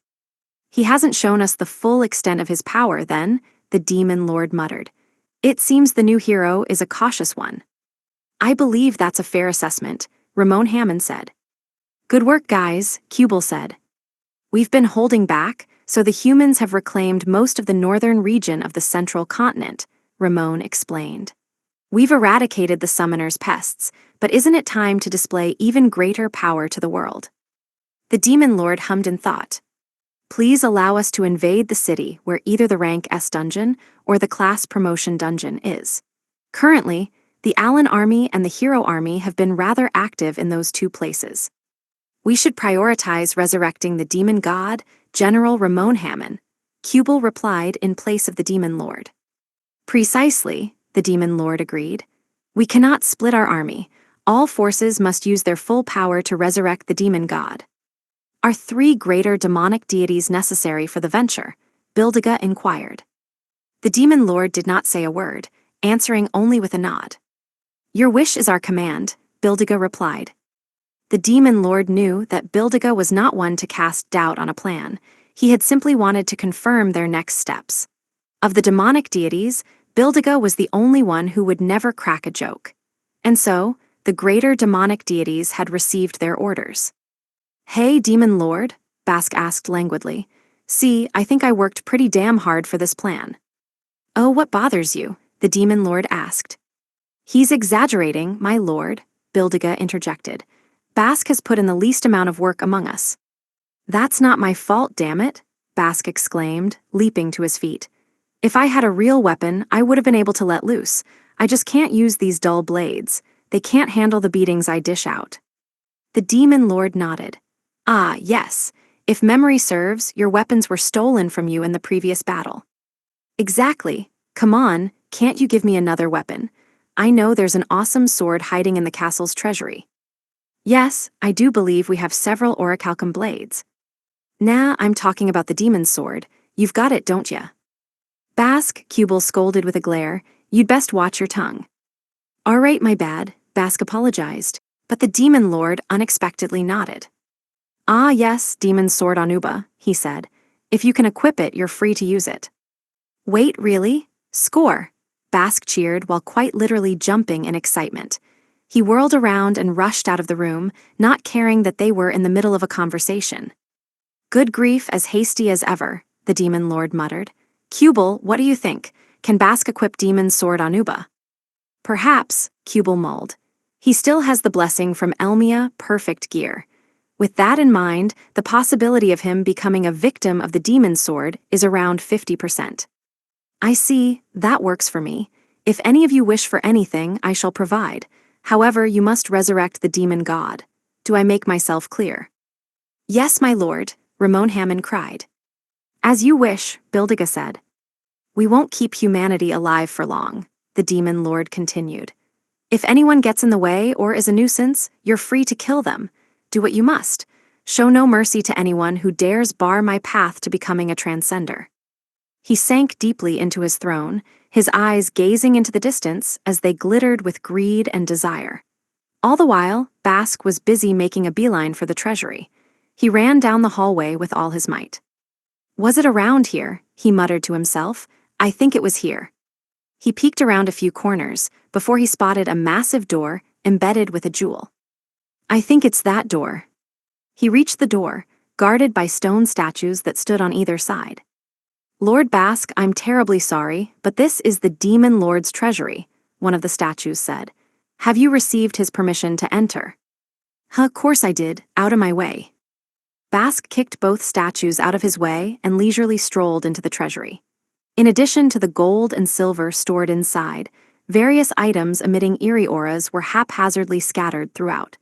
But he was not interested in any of these treasures and stormed right in, kicking aside anything in his way until he reached a pedestal. A greatsword of the purest black was plunged into its cornice. Found it, this must be demon's sword Anuba, Bask crowed. He grabbed the hilt with both hands and tried to forcefully pull the weapon out of its pedestal. HNNNGH, what the hell? It won't budge an inch, Ngaya. His muscles rippled under his skin, and hot breaths escaped from between his gritted teeth, but the sword refused to budge. On the contrary, the blade itself began to shudder. Why, you bastard, it cried. Get your filthy hands off me, don't touch me, you numbskull. Huh, Bask asked, loosening his grip. Don't give me that pathetic gasp of yours, I'll freaking kill ya, pipsqueak. The blade shouted even more loudly, making its fury apparent. Who the hell do you think you are, and why do you think you can just touch me, you puny brat? Don't you know who I am, filthy worm? You dumb dodo. Are you, demon sword Anuba? Damn straight, now get lost, I'm trying to sleep here. The blade fell silent. Bask again did his best to remove it from the pedestal, but to no avail, and it remained silent as the grave. The demonic deity also fell silent for a while, his hands still wrapped around the hilt, before he finally decided to open his mouth. Hey, I heard all about ya, Bask said. I know that Gaia, the god of earth, stole your place in this world, and that you cried all the way to the goddess of evil, that hobbling crone. What you say? the blade asked, trembling with anger once more. You begged and begged, but you couldn't even make it to the Dark Realm, and you ended up as a piece of decor here, huh? What luck. Sleep here, my ass, gah ha ha ha. Bask's laughter echoed through the room, his hands around the blade's hilt all the while. As his voice died down, no longer did he feel any sort of resistance. He managed to easily slide the blade from the pedestal. Was it that funny to you? The sword asked, shivering as it flew out of Bask's hand. Drop dead. It floated in the air before flying straight at Bask, going for the kill. A grotesque squelch filled the room as it plunged through the demonic deity's body.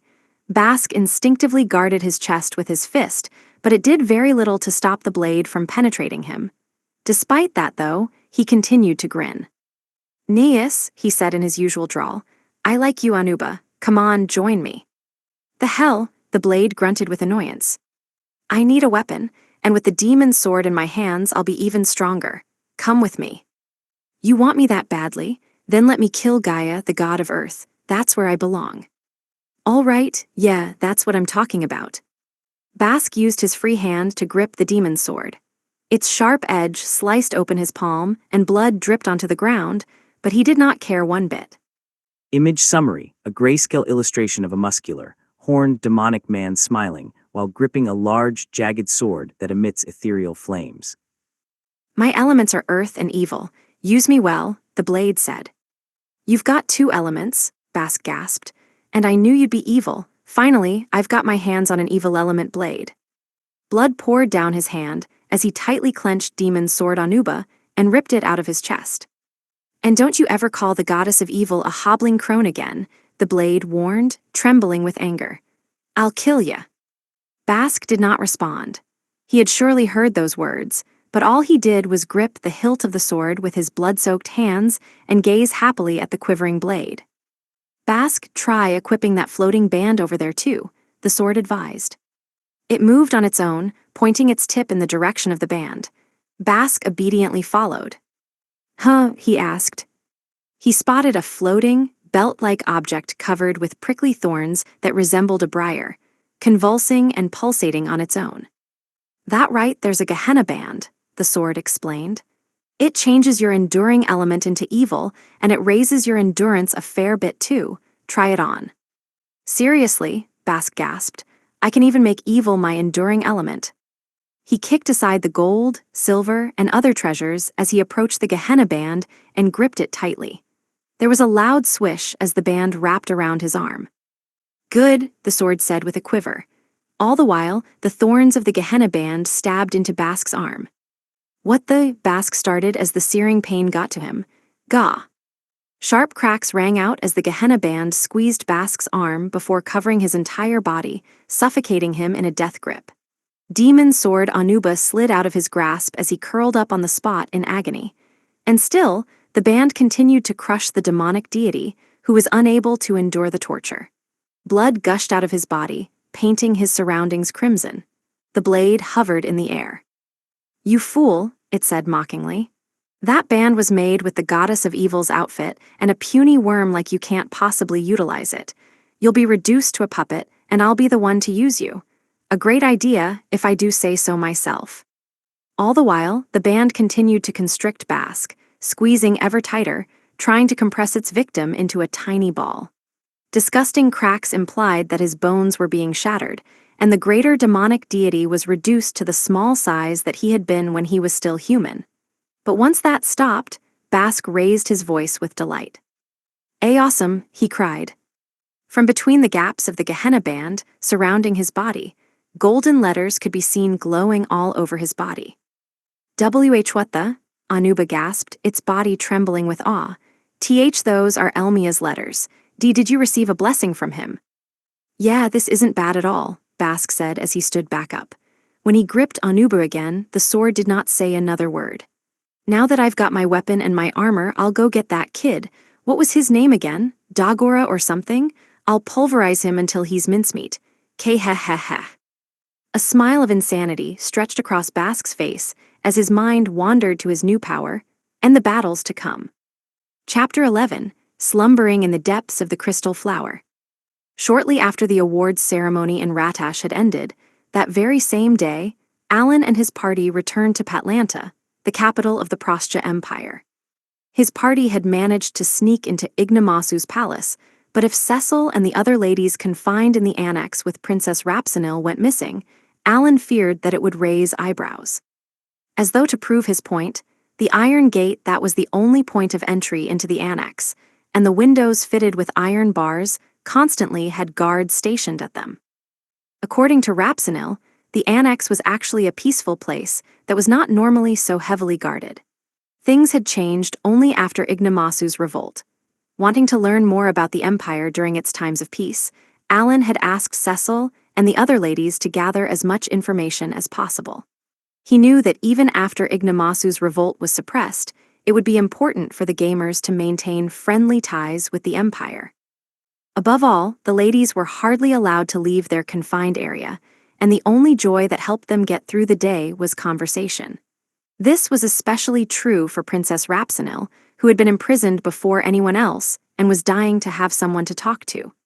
For that reason, the ladies chose a different topic to discuss every day, and the princess was more than happy to oblige. She found solace in these talks, as they helped her to come to peace with the fact that she was in confinement and spoke at length in response to any question thrown her way. She was as talkative as ever today, and a girls' party had formed in the living room. The topic was the time when Rapsinil had gone above the water, before she had become an adult. "I see, so you've been to the Cravel Kingdom before," Shia said. "I have," Rapsinil replied. "For the first time in my life, I saw land above the water and how people like you spent their days. The wind, the air, and the various smells that hit me were refreshing, and they reminded me that the upper half of my body was just like theirs. Of course, as you can see, I'm a fish from the waist down, so I couldn't travel as I liked. Did you use a barrel, or perhaps a sled, to get to different places?" "Quite right, I had a special basket prepared just for me." Alan listened on via sharing with a birdjee if memory serves. Princess Rapsinil's mother, the Empress, is a merfolk with 2 legs, he thought. The kids of the imperial family that we saved all had 2 legs instead of having their lower halves resemble a fish. That means only Princess Rapsinil is seen as Goddess Aqua's kin, and is special since she's got the blood of holy fish Macris flowing through her veins. "Very well, then I shall have another special basket prepared for you," Shia said. "I'd love for you to visit Albehel one day. Princess Carmine had already promised to do so. Isn't that right, Your Highness?" All the while, the Beast Princess wondered how much support she could rally if she invited the princess of the Prostya Empire to her nation. "Indeed, I shall be there," Carmine said. "Princess Rapsinil, it'd be lovely if you could visit as well." "Thank you, Princess Shia, Princess Carmine, but I'm not sure I'll ever see the day," Rapsinil replied, her expression growing dark. "There's no need for you to worry," Sophie immediately chimed in. "Ignomasu's reign won't last long. I'm sure his revolt will fail." Alan had used Cecil, whom he had intentionally sent to the annex with the other ladies, to tell Rapsinil who they were and that Ignomasu was only being kept alive because they were searching for Biku and did not wish to make a huge fuss yet. There was information that could only be gleaned from him, and he visited the living room of the annex every day without fail. Under the guise of reporting the news and sharing updates on his plan to return peace to Prostya, he would brag about his accomplishments and the nobles who had succumbed to his pressure. If eavesdropping were the only goal, a fish-D could do the job. However, as Rapsinil was unwilling to engage with him, Ignomasu had not been as braggadocious as he had wished when she had been alone. That had prevented Alan from getting any insightful intel. With Cecil and the other ladies giving him a larger audience, though, Ignomasu spoke at length about his plans. He usually just arrogantly boasted about it while mentioning that the empire was steadily coming under his control.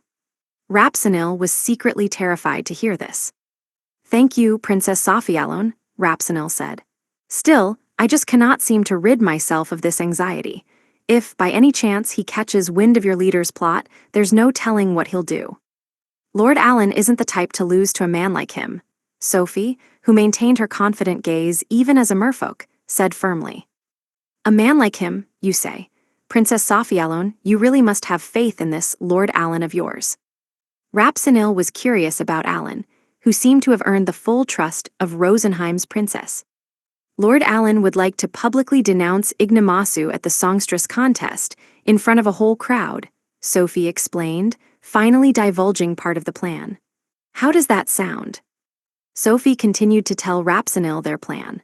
It was true that Ignomasu had managed to infiltrate the palace, start an uprising, and take over the Prostya Empire using an extremely small force.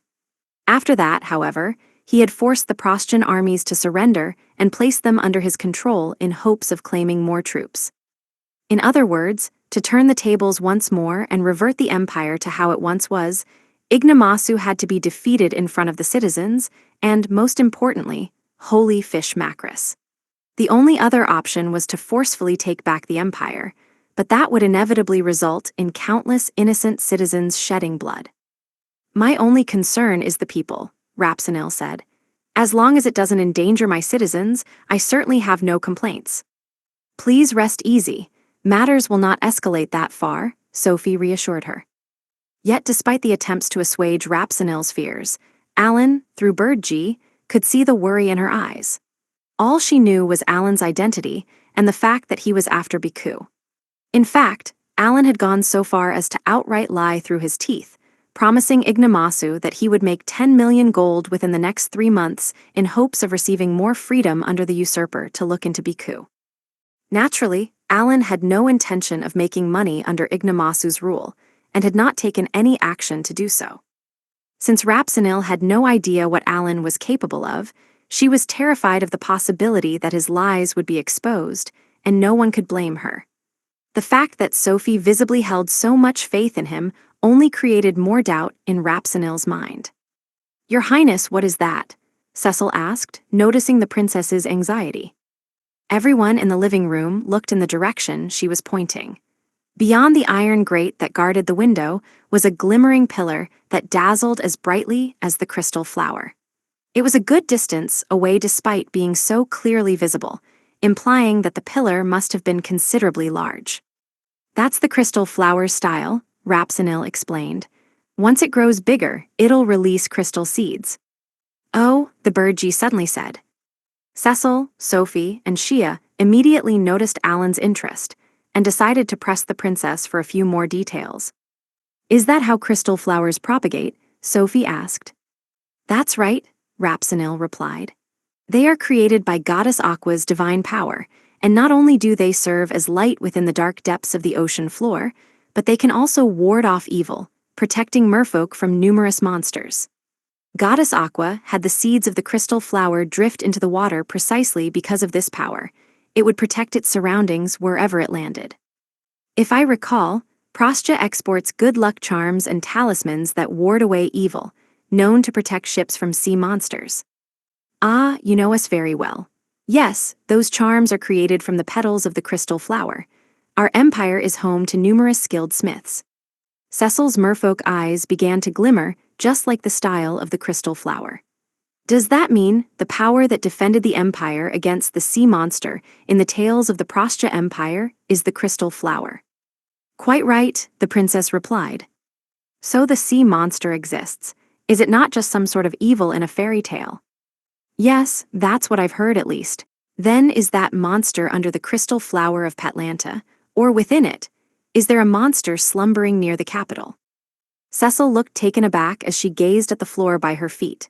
When she had read tales of the Prostya Empire for the first time, the depicted illustration of the sea monster was so hideously terrifying that she could not go to the bathroom at night and needed to be accompanied by someone. She had actually gone to Alan, who was asleep in the attic back then, and forced him awake to have him escort her to the bathroom, but that was a story for another time.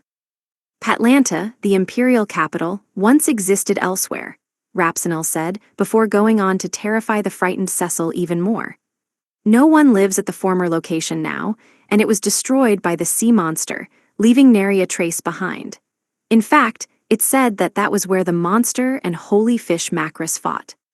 When Holy Fish Macris was victorious, he wanted to keep the sea monster from ever resurrecting and prayed to Goddess Aqua to help grow the crystal flower that he'd personally planted. His hope was that by transferring the imperial capital atop the massive crystal flower, The flower's ability to ward off evil would protect the entire city.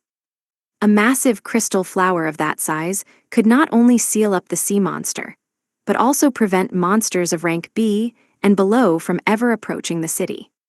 I had no idea, Cecil said in disbelief. Wait, it sort of sounds like Alan's.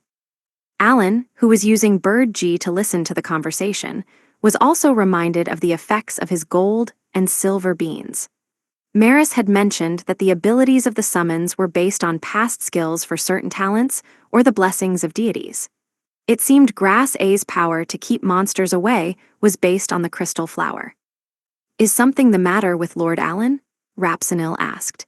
In any case, it is the duty of our family, House Prostia, to ensure that the sea monster remains sealed by the power of the crystal flower and doesn't go on a rampage ever again. Her eyes were reinvigorated with a powerful glimmer. As the descendant of Holy Fish Macris and the recipient of Goddess Aqua's blessing, the princess and her family were the rightful rulers of the massive empire on the ocean floor. After many moons of confinement, the princess had finally recalled the importance and glory of her house. You mentioned the crystal seeds appearing soon.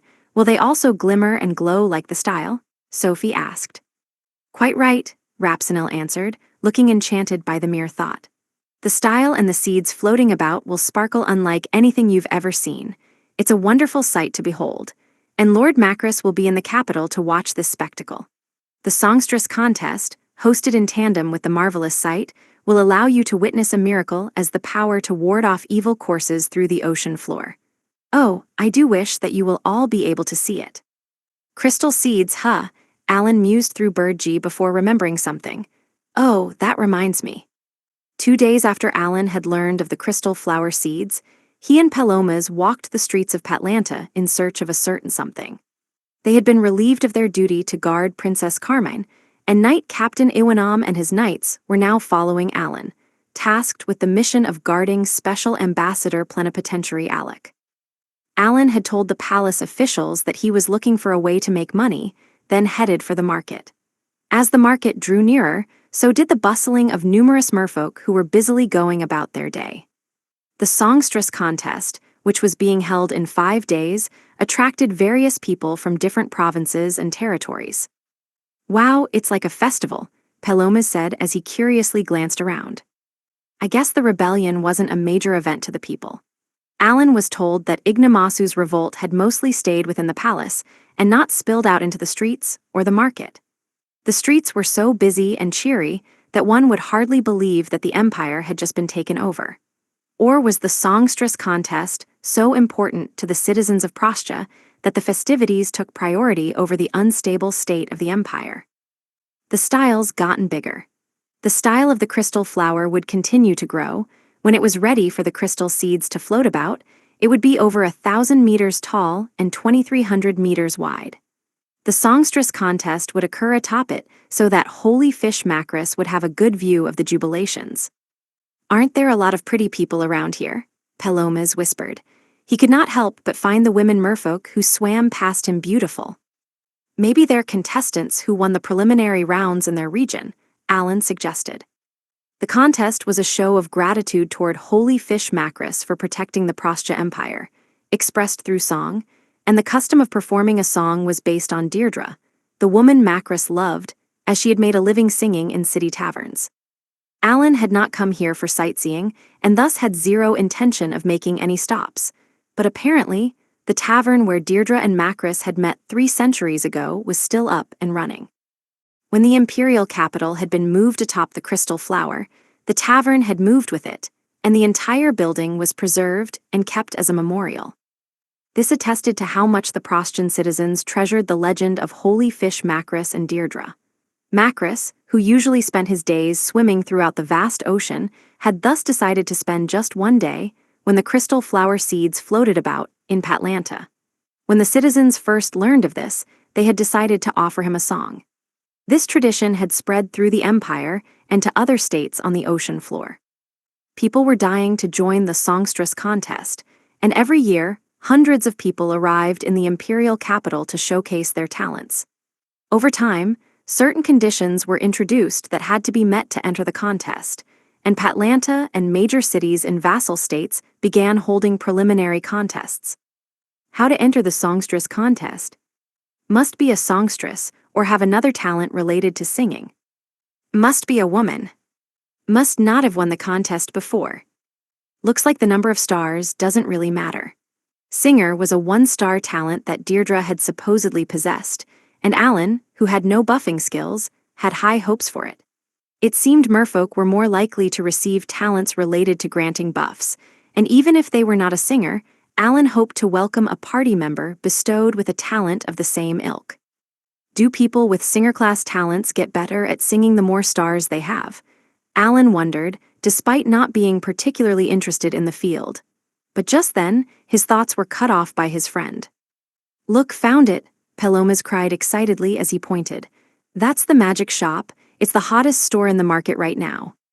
Alan followed his friend's finger and saw a lavish sign that read, "Magic Shop." The group had arrived at their destination. Magic shops generally carried magic-imbued accessories that had effects such as raising one's stats or protecting them from debuffs. Because accessories in general were a bit flashy, magic shops tended to look like luxury boutiques. The store Alan and Palomas were visiting in hopes of finding anything useful was among the best that Patlanta had to offer, meaning all of its items were extremely expensive. "I wonder if there are crystal seeds here," Palomas said. "No clue, just be careful not to say anything weird to the store owner, Pelanicki," Alan warned. The gamers had gotten used to using their real names in their private rooms, but he had not forgotten to use their aliases now that they were in public. "I know," Palomas confirmed. "Captain Iwanam, would you wait outside here?" Alan requested of the captain and his subordinates. The summoner opened the door to the magic shop to head inside, and Palomas hastily followed. The moment they set foot in the store, the women merfolk who were busy choosing their accessories all turned toward Alan. Their eyes were clearly filled with suspicion, befuddled that two men were in this store during this time. "Feels like I stepped into a women-only railcar or something." In his past life as Kanishi, Alan had accidentally done just that and attracted glares from the women around him. "Welcome," the owner, who had the face of a scorpion fish, called out from the back of the shop. "Please take your time and look around." Since magic shops generally had priceless jewels and accessories with special effects, their interiors were usually luxurious and expensive by design. Alan, in hopes of being well regarded by the store, was wearing a bespoke outfit he had received from Ignamasu at the palace, trying to look his best. If appearance was all he needed to gain the trust of the store owner, and words and mannerisms were not necessary, that was what he would do. "Pardon me, but do you have any crystal seeds?" Alan asked one of the employees, who had swiftly approached to help him out because of how well he was dressed. "Crystal seeds? Ah, I might have something in the back," the employee said, retreating to the back of the store. They returned with a tray with two glittering, light blue spheres nestled on top. The orbs were small enough to snugly fit within the palm of one's hand. "Are these them?" Alan asked. "They're beautiful." "Indeed," the employee replied. "We choose only the best of the best from among the crystal seeds, and ours won't pale in comparison to anything that even the palace requires. But of course, they come at a price, 100 gold coins each." Crystal flowers tended to produce seeds from their styles every year around this time. Since the imperial capital, Patlanta, rested atop a massive crystal flower, its seeds were also of impressive size and unlike any other.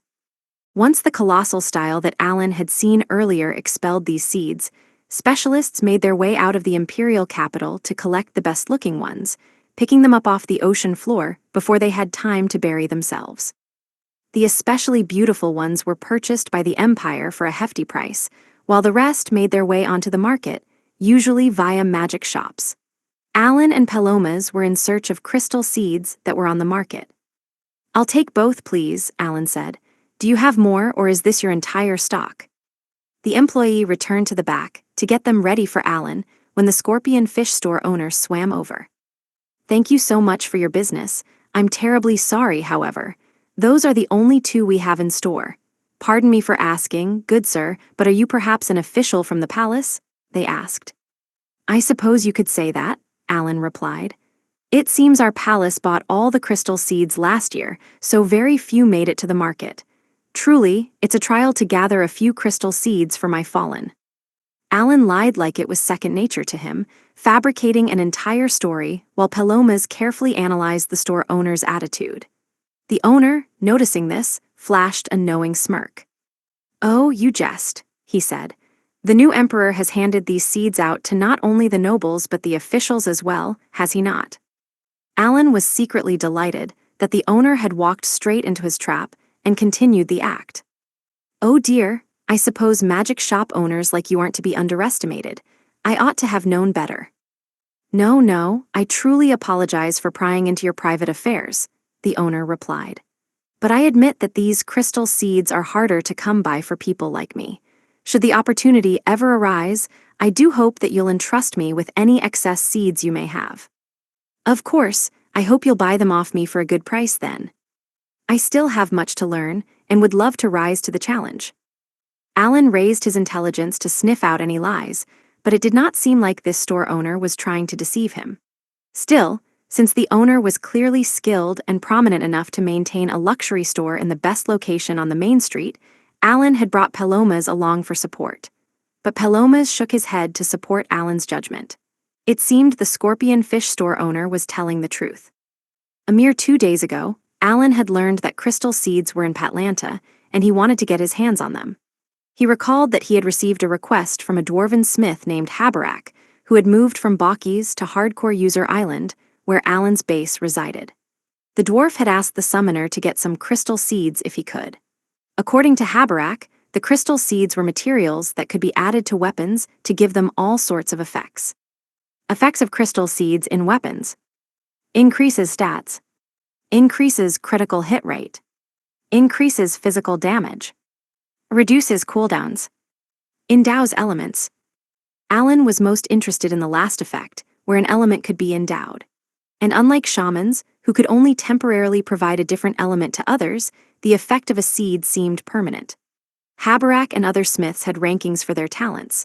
A 1-star would be a village-renowned blacksmith, a 2-star was a city-renowned blacksmith, a 3-star was a country-renowned blacksmith, a 4-star was a world-renowned blacksmith, and a 5-star was a legendary blacksmith.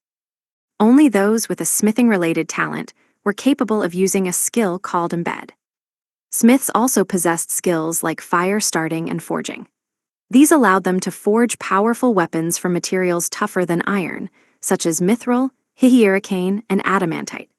Since Habarak possessed a 4-star talent, he could forge orichalcum weapons, but if he wanted to use embed, the base that he would use had to be at least 1 rank below what he could make with forging. For example, even though Habarak could make orichalcum weapons, if he wanted to use embed, adamantite weapons were the strongest he could use it on. Still, Alan believed that if crystal seeds, a branch from the world tree gifted by the elves in Rosenheim or the dark elves in Fabraz, or a dragon's eye, a rock that could be mined from the Dragonkin's village, located somewhere in Garlesia, could be embedded into the adamantite, it could become even tougher than orichalcum. As a matter of fact, Alan had tried to get his hands on a world tree branch from Rosenheim before coming to Prostia. When he had asked Sophie, his request had been immediately denied. Undeterred, however, he had then gone to the Queen, who had stated that he would be arrested on the spot if he dared to take anything from the world tree. She had, however, permitted him to pick up any branches that had fallen off it. And so, when Alan had used his summons to shake the trunk of the world tree, it had caused the Queen to pale and crumple to the ground as she bemoaned his actions, but that was a story for another time. Alan was keen on granting Habarak his wish of finding materials to embed into items, and the summoner was also eager to get his hands on some enhanced weapons. The moment he had caught wind of the crystal seeds, he had searched every storage, room, and treasury in the palace that he could, but the seeds were nowhere to be found. He had tried to ask Princess Rapsinil about it as well, but she had merely claimed that the palace's treasury should have a fair amount of them stashed away. Even if crystal seeds made it onto the market, they were traded for a high price. If the palace was buying most of them, Alan suspected that it was so Ignomasu could hand them out to nobles in hopes of winning them over. At the very least, the Scorpion Fish owner of the magic store assumed as much. While there were records for paintings, statues, and other priceless works of art in the palace ledger, there was not a single detail about the crystal seeds, which Alan found odd. He had assumed that some had been sold to merchants for some quick cash, but the Scorpion Fish store owner's attitude disproved that theory. Why aren't these precious crystal seeds documented at all? Were they eaten or something? No, it's more logical to assume that there's a reason the nobles being given the seeds aren't listed. While Alan was thinking that, the employee came back out with a bag that looked to be made out of some sort of fish organ. The seeds were carefully stored inside, and he took it and paid for them while signaling Palomas with his eyes. Palomas instantly realized that he should gather more information and quietly agreed. By the way, I do believe this year's songstress contest is coming up, the store owner said. I wonder what'll happen to the crystal seeds that will be expelled during the festival. I wonder, Alan said, lying through his teeth once more, but I doubt the palace will buy as many seeds this year. The new emperor's treasury must surely be full by now. The store owner was visibly happy at the news. Ah, well, should that happen, please do visit our store once again. I think we still need earrings, right? Palomas asked. Yeah, Alan replied with a nod. I should have had you take a peek at Bask Pelanicki. Don't give me that. He might have priceless items, but I never want to come face to face with a demonic deity. But Alan was already lost in his thoughts. Maris had noted that demonic deity Bask's earrings fully protected him from any debuffs, and the summoner was eager to get his hands on an item like that. Alan and Palomas headed toward the other accessories, and unsurprisingly, there were quite a few women merfolk shopping there. I've heard that singing won't be the only factor judged in the contest. You've got to look your best too. According to the intel that Cecil and the other ladies had managed to extract from Rapsonil, there was not much correlation between the number of talent stars and who had won past songstress contests. Alan assumed that the judge, Holy Fishmacris, would crown someone beautiful the winner, even if she was not the best singer. The contestants, naturally, visited several magic stores in hopes of gaining an aesthetic edge over their rivals. And the luxurious shops were well aware of this, as many employees had been assigned to the women's accessories department. Since the winners of the contest were promised glory, it was only natural that contestants were on edge and looking to knock out as many rivals as possible, while magic stores found this to be the perfect business opportunity. It kinda reminds me of a beauty contest. Alan gazed at the women merfolk, grabbing the accessories that were on display and trying them on to see if it was the look they were going for. Others were pushing other women out of the way to get their hands on certain accessories first. It reminded Alan of beauty contests in games that he had once played. Such games had a beauty stat or something similar, and while it had been mostly useless and unnecessary for gameplay, there had always been one scene where it became important, blocking the player from proceeding until they raised it high enough. When Alan was still Kanishi, he had not had a single clue about being well-dressed, and had been unsure what exactly made someone fashionable. Unlike real life, however, games had a number that he could utilize, so he had simply tried to get that number as high as he could, actual fashion be damned. He had gathered friends with high base beauty or style stats, made them into a class that would only raise those stats, and decked them out with whatever accessories gave the most points, allowing him to overcome the trial. Once the event was over, the beauty or style stat was never touched upon by the game again, and so, Alan still did not have a clue about fashion, even in his current world. He approached a cabinet of accessories and reached out toward an earring. Hey, a merfolk woman snapped from beside him, looking visibly annoyed. Her orange hair flowed down to her waist, and she was lightly dressed. Don't you know about the upcoming contest? You're a man, aren't you? Ever heard of ladies first?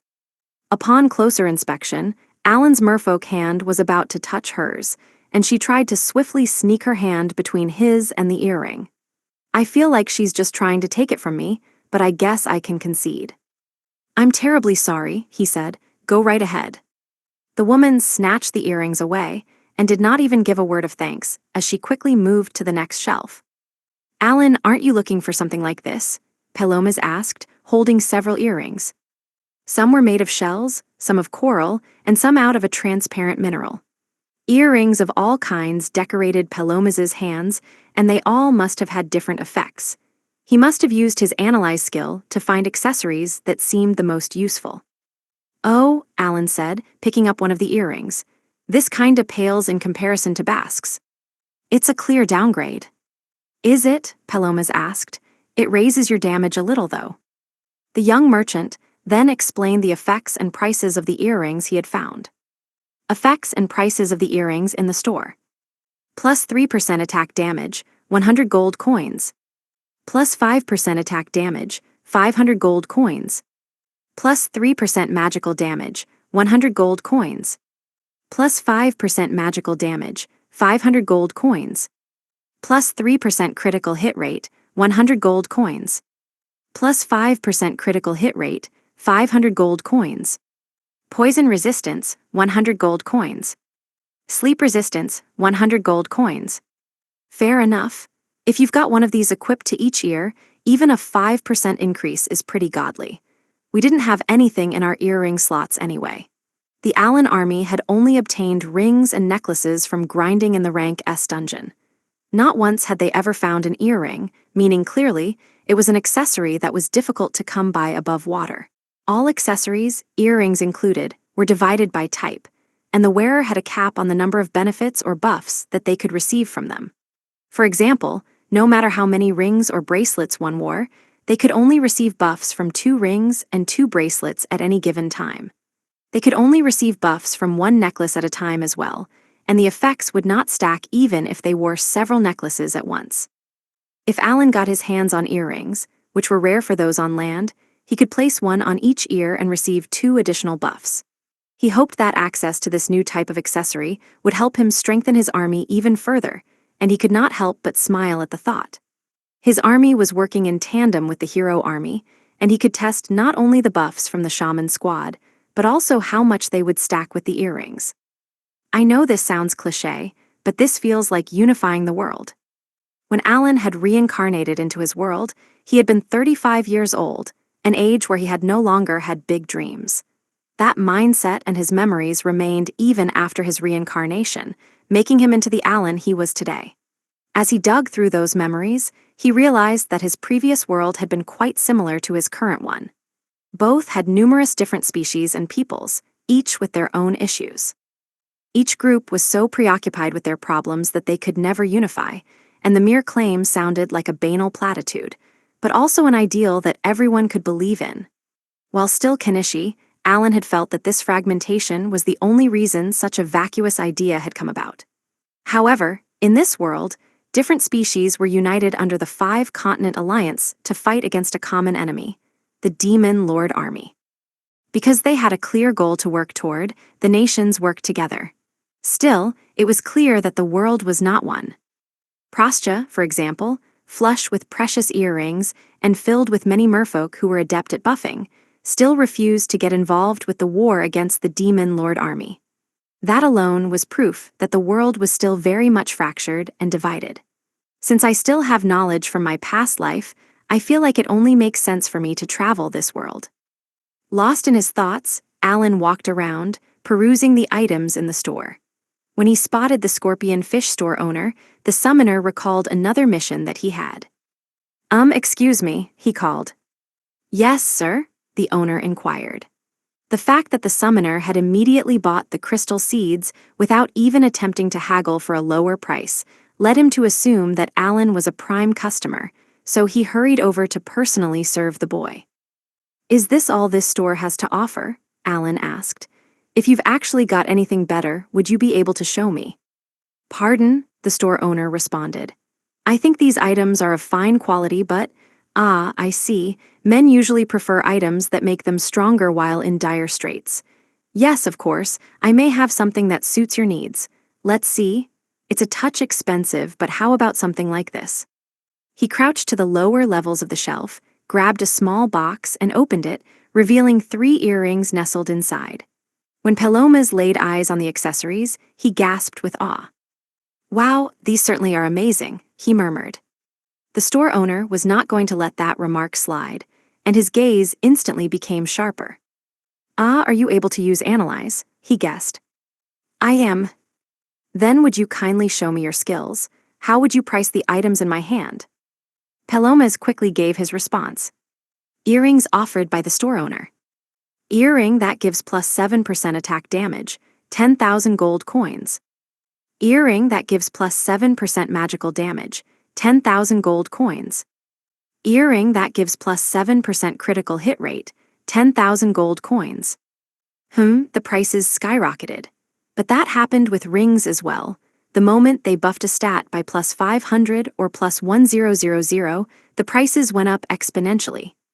Thanks to the Allen army grinding the rank S dungeon, rings were now in ample supply across the market, and global prices were steadily dropping. I see. Indeed, you've got a keen eye, the store owner said solemnly before letting out a soft groan. Just between you and me, I've got quite a few friends within the palace, Allen explained, his voice becoming stern. See, I've been told that this store actually has items that are far better than this, and I came here to make some purchases. The summoner had immediately changed his tone, trying his best to sound high and mighty, while making sure to emphasize that this store could offer better items. The store owner flashed a smile and spoke to Allen. Oh dear, I do beg your pardon.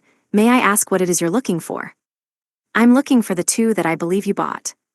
Allen had been staying in the villa near the palace for the past 2 weeks.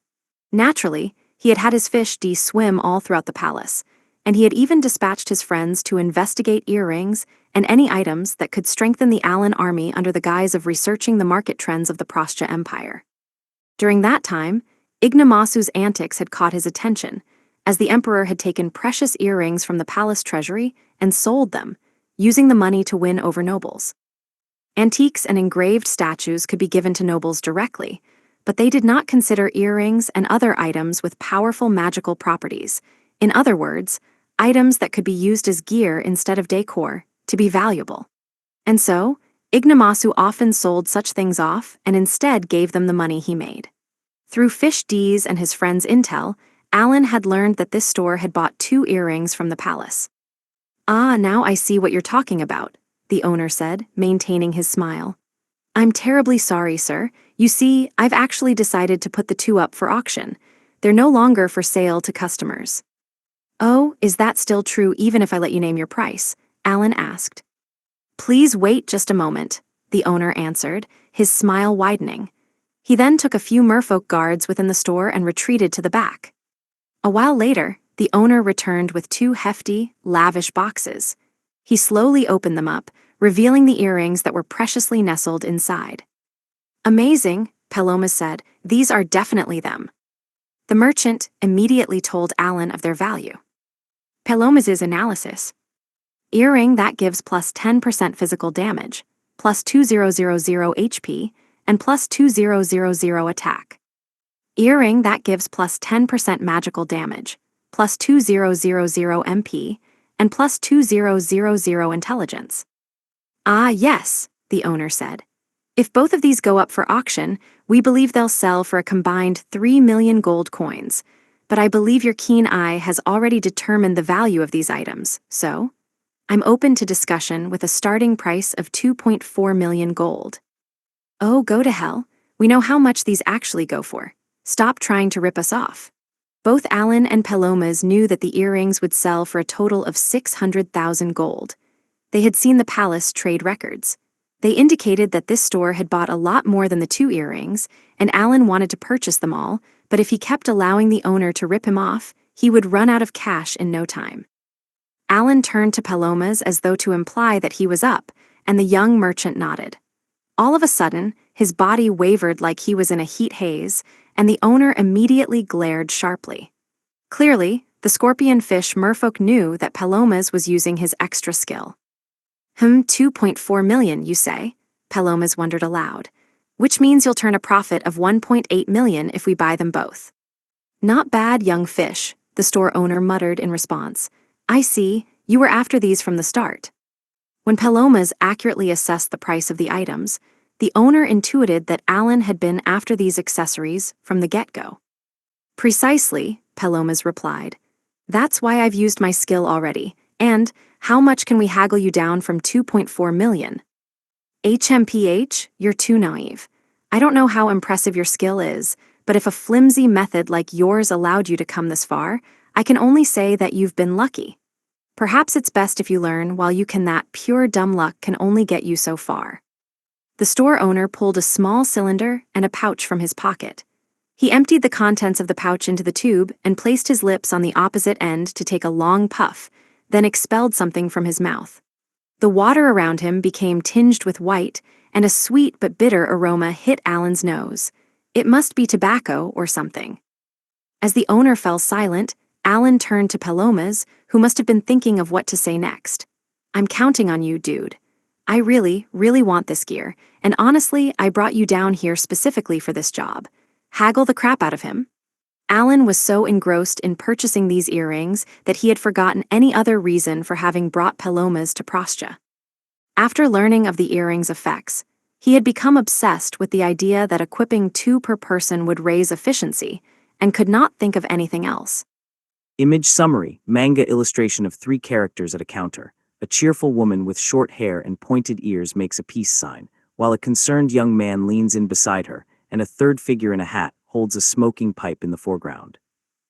Palomas's extra skill, Libra, helped him appraise the value of an item by comparing it to the price on the market, but it also allowed him to switch between micro or macro modes, letting him know the value of the item in a small market or the amount that a nation was willing to shell out for it. For example, he could appraise the value of an item within a nation, and then compare that price with those of other nations, allowing him to get a rough idea of a country's national budget. He could also use it on a micro level and find the price that a person was putting on the item. The effect of his extra skill lasted for an hour on the item, allowing him to know how highly the seller, likely a merchant, valued the goods. If the price dipped and surged wildly, it helped him intuit the mindset and psychological process of the seller as well. When Palomas activated his extra skill, he told the store owner the price he must have paid to the empire for the earrings.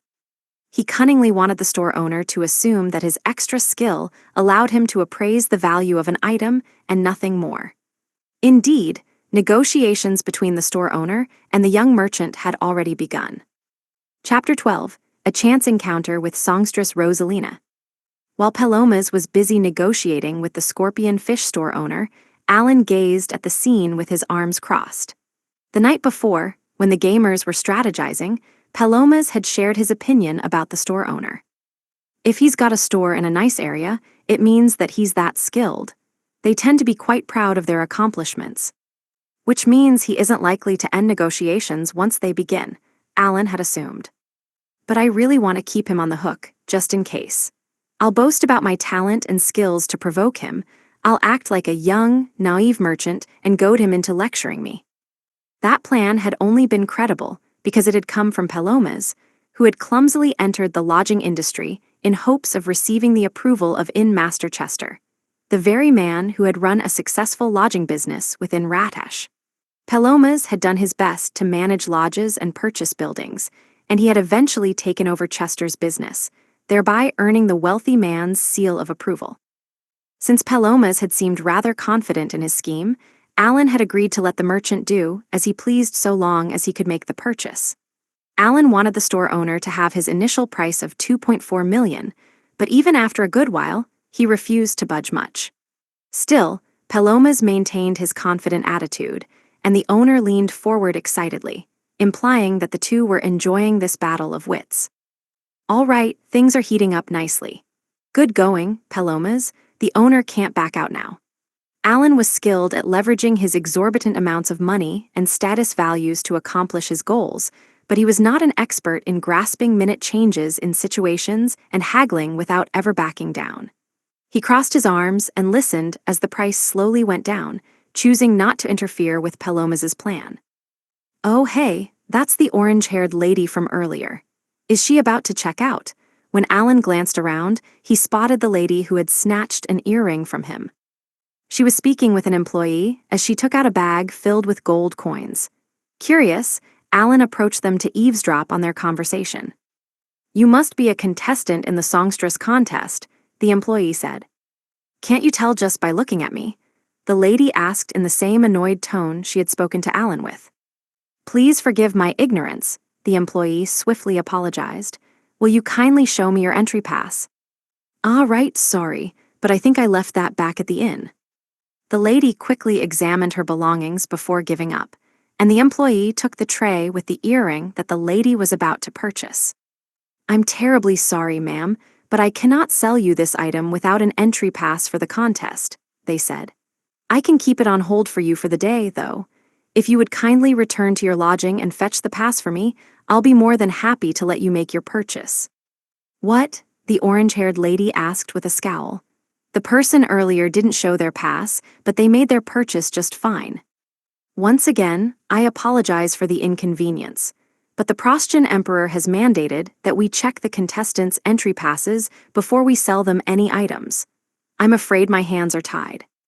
I've heard of no such thing. Fine, whatever, I'll just shop elsewhere. When the lady whirled around, 2 guards were already standing behind her, likely having received a signal from the employee. Ma'am, I really am sorry, but may we have a few moments of your time? A guard requested, clearly unwilling to budge. Move, the woman snapped. I'm busy preparing for the contest.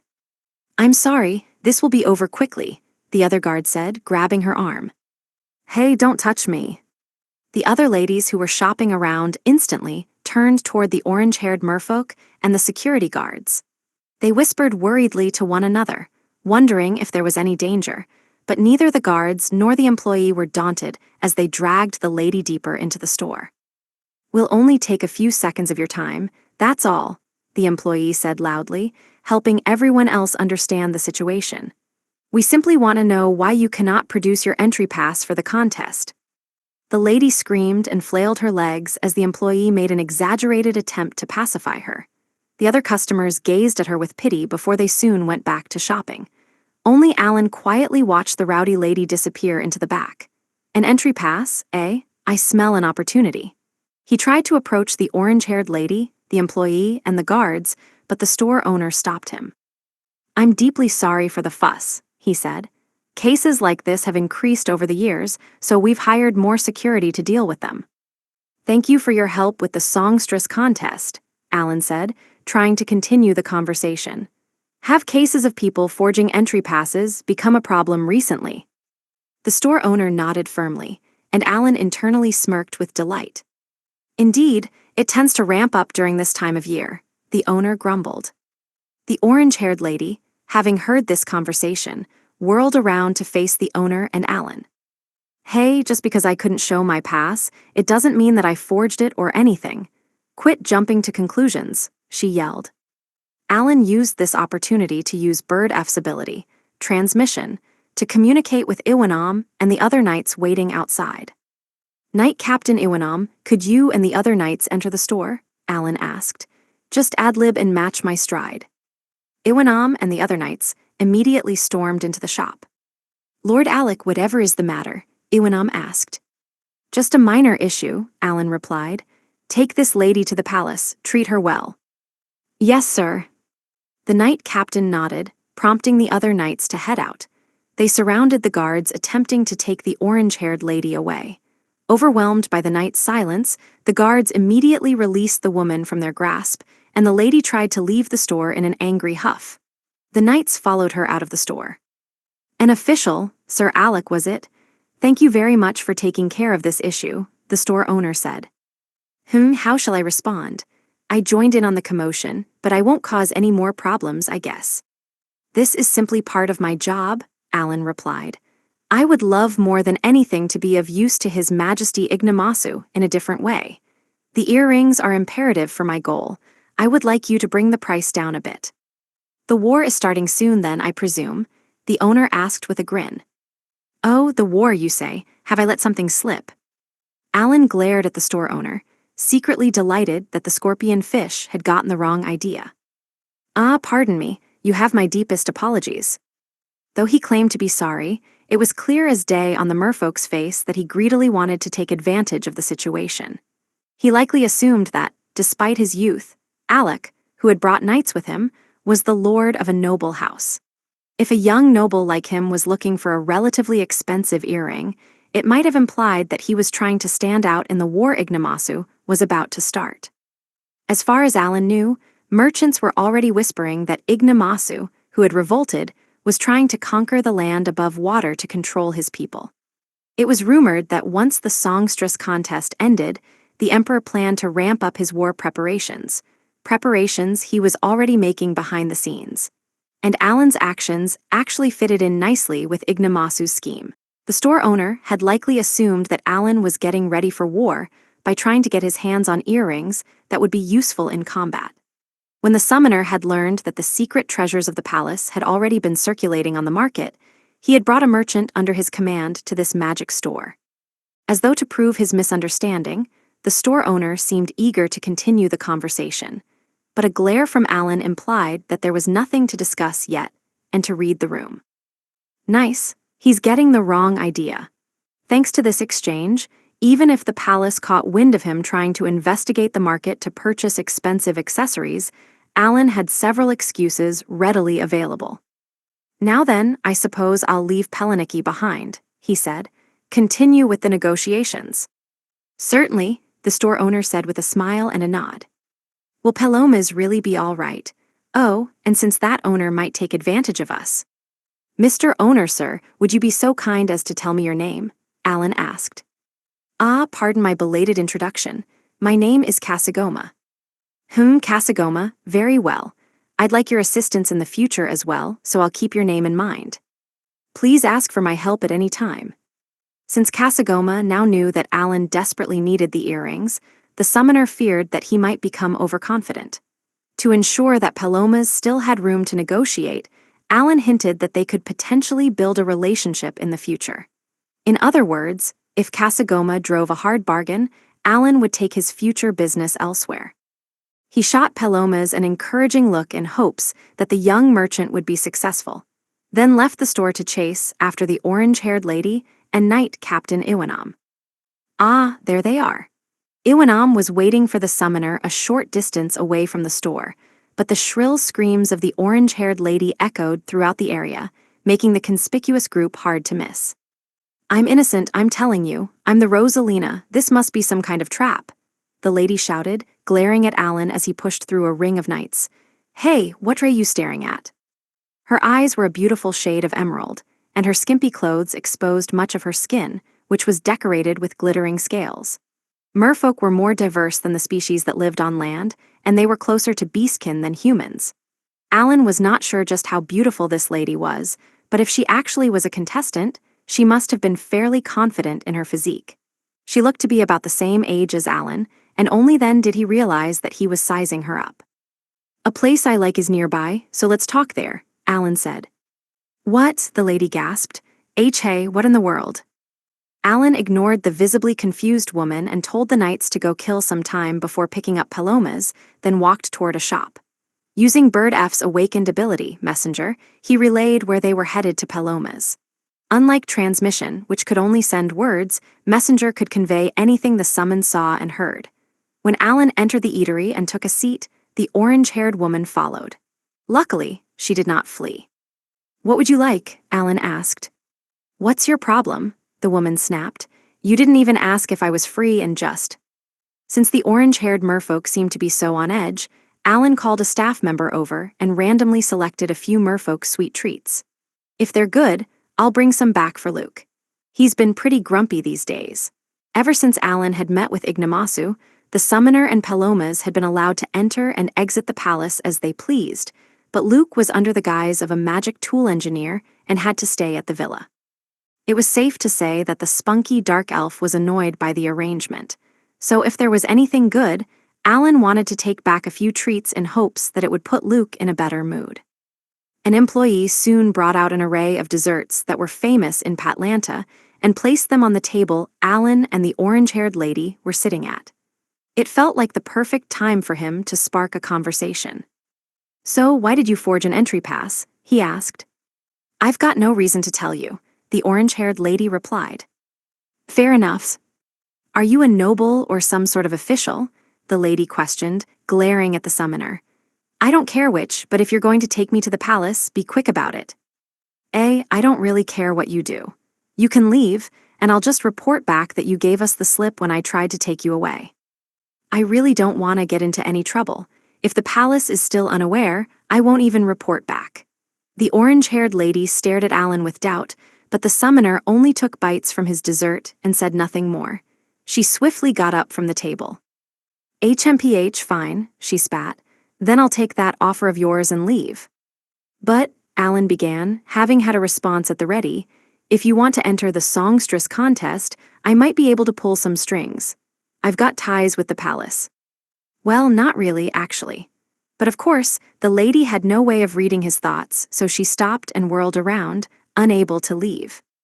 What do you mean? What are you planning? She asked. There was still a dubious look in her eyes, but it was clear that she was now more open to conversation. There are exceptions to every rule, you know, and I'm in a position where I can make those exceptions. The choice is yours, though it does look like you'll struggle to buy even a single accessory at this rate. The lady stared Alan down and mulled over her options for a while before she slowly returned to her seat. All the while, he continued to devour expensive desserts. I can at least hear you out, I suppose, the lady huffed. What's your name? Didn't you hear me at the store? I'm Alec, and I heard you say your name too. Miss Rosalina, is it? You can just call me Rosalina. And, what do you have to gain from helping me enter the contest? She's completely unfazed by my appearance and status. She looks like a commoner to me, but she seems awfully confident in herself. Oh, I benefit from this exchange too, of course, Alan explained. I've heard that if you can do well in the contest, Macris will give you a holy orb. Yeah, obviously, Rosalina replied before she looked at him wide-eyed. Wait, so you want a holy orb then? Bingo, I'll help you enter the contest, and if you place high, you'll give me the holy orb. Do we have a deal? Alan flashed a conniving grin. Is that it? If that's all you wanted, you should have told me sooner. Rosalina looked at Alan wearily. It was not at all uncommon during this time of year for Prostian men to strike a deal with women in hopes of getting their hands on a holy orb. As the name implied, the songstress contest had rankings and places, with the top 5 receiving holy orbs of Macris. 5th and 4th place would each get 1, 3rd and 2nd would get 2 apiece, and the grand prize winner would get 3. And on top of being prizes for those who did well in the contest, holy orbs of Macris, also known as tears of the holy fish Macris, were the perfect way for a man to court the woman he loved. There were other ways of obtaining a holy orb than entering the contest. One could directly entreat Macris's help. However, that required clearing a difficult mission on the spot, and it was a pain to track down the holy fish swimming around the vast ocean floor. Tales of the Prostia Empire and other stories that came from those legends often took artistic liberties to depict that fact in their own interesting ways. Oftentimes, heroes or those of low social status would do their utmost to obtain a holy orb for their princess, overcoming a difficult trial for the damsel. My friend wants one, you see, Alan explained. Remember the guy with me back at the store, the one negotiating with the owner? Well, he wants one of the orbs, and truth be told, I'd like one too. Frankly, we'd like 3. When Alan had Cecil equip a holy orb of Macris, he had been enamored with the effects that it had on her and became desperate to find a way to get his hands on one. It was then that the summoner had learned about the songstress contest, how the top 5 would be rewarded with a holy orb by Macris, and how men would try to buy those holy orbs from the winners. They usually paid 10,000 gold coins to the contestant up front, and even if she did not win, she would not need to return the money. Alan had immediately had the idea of buying out every contestant, but he did not have nearly enough money for that. Plus, contestants could not accept requests from multiple people, and with the contest a mere 5 days away, the favorites to win likely already had their hands tied. The only method he had been able to come up with was to buy the holy orbs from those who received them from the contestants. It was then that the summoner had stumbled upon Rosalina, who wished to enter the contest but was unable to. If she was even willing to cheat to get in, it was safe to assume that no one had paid her in advance. Now, I just need to figure out how promising her chances are. Even a human like me can tell that she's pretty, but I don't know the beauty standards of merfolk, so it's difficult to say. You do, but like why? Rosalina asked, glaring at Alan with suspicion. What do you want a holy orb for? Oh, are you going to give it to the person you love? Sure, yeah, Alan replied. Paloma's is, at least. I see, so you must be serious about your beloved. Yep, so do we have a deal? I'll pay you the 10,000 gold, of course. Why, you're generous. I'm from Mine Ponta, though I suspect you can tell by the color of my hair. Mine Ponta? Alan dug through his memories and recalled it as one of Prostja's provinces. As of this year, provinces aren't allowed to participate, right? Rapsenil stated that this year, there had been a last-minute announcement stating that provinces and vassal states were no longer allowed to participate in the contest. Yeah, I came all the way to Patlanta and was told that I can't enter. What in the world am I supposed to do? This city really needs to cut the crap, Rosalina grumbled. She had traveled via one of the submarines that Prostja used to travel between the Empire and provinces or vassal states, known as magic ships, which used magic tools to propel them through the water. We weren't even allowed into Patlanta. The official from my province tried to negotiate with the Immigration Bureau, but no luck. Good grief. She took out a glossy, translucent rod from her pocket. Is that your entry pass? Alan asked. Yeah, I can't use it anymore, though. I went through all the trouble of winning in Mineponta. Oh, and you know what the Immigration Bureau said to me? This is a blessed year, with us welcoming a new emperor. Our songstress contest will only allow people of the Empire to enter this year, or something to that effect? Alan asked. Alan had raised his intelligence, so he was able to ad-lib lines that he would usually never have thought of. Since Ignamasu had claimed the throne after his revolt and wanted to restrict the number of outsiders coming into Prostja, he was presumably using the contest and the dawn of a new age as his excuse. Yeah, that's the gist, actually, Rosalina said, looking at the summoner with shock. So you really are related to the palace somehow. But it still doesn't make sense. I thought provinces were pretty strong contenders. In fact, in prior contests, people from provinces were more likely to rank in the top 5 than those from the capital. This was because each territory and large city was only allowed one woman to represent their region. Every year, around 1,000 participants entered the contest, meaning that there were only so many slots for outsiders. However, there were still many from both provinces and vassal states who wished to enter the contest, meaning that the preliminaries were more rigorous for those outside the empire. In other words, everyone who claimed victory in the various regions boasted beauty and excellent singing skills, standing at the top of tough competition before heading for the capital. This year, because of the demonic incarnation debacle, Crevel had not been able to host even the preliminaries. Which means Rosalina won the preliminaries in Mineponta, beating hundreds of other people. Wait, then why are you here? Alan asked. I thought you weren't even allowed to enter Patlanta. He smiled, finding this the perfect chance to use her. I have Goddess Aqua's protection to thank, Rosalina replied. Goddess Aqua's protection? That's right. You remember the fuss that occurred in the port last month, don't you? I'm convinced that Goddess Aqua smiled upon me and lent me her aid so that I could win the contest. Oh, when all the magic tool alarms went off. Alan could barely contain his excitement, as he learned that the little commotion he had caused weeks ago had conveniently created an opportunity for him at this very moment. That's the one. I snuck off the vessel headed back to Mineponta and managed to stay hidden until today.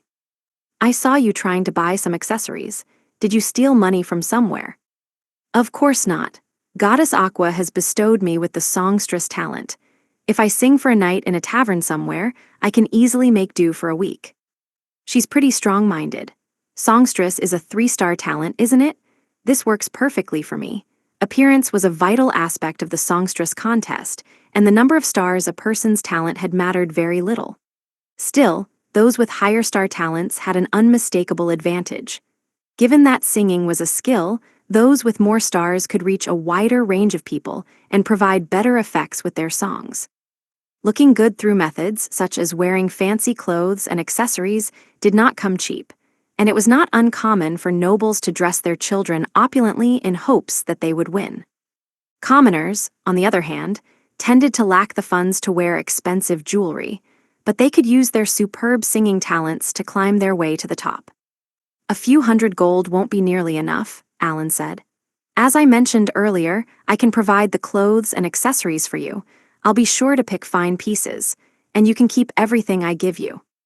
All I want are those holy orbs, and we're square. Rosalina, none the wiser to Alan's thoughts, could only look at him with astonishment. You really are generous, she said. What's the catch? What are you planning? No catch, I just want to win. I really want the holy orbs, that's all. I don't know why Cecil's mad at me, though. Through sharing with Bird G, he could feel Cecil shouting angrily at him.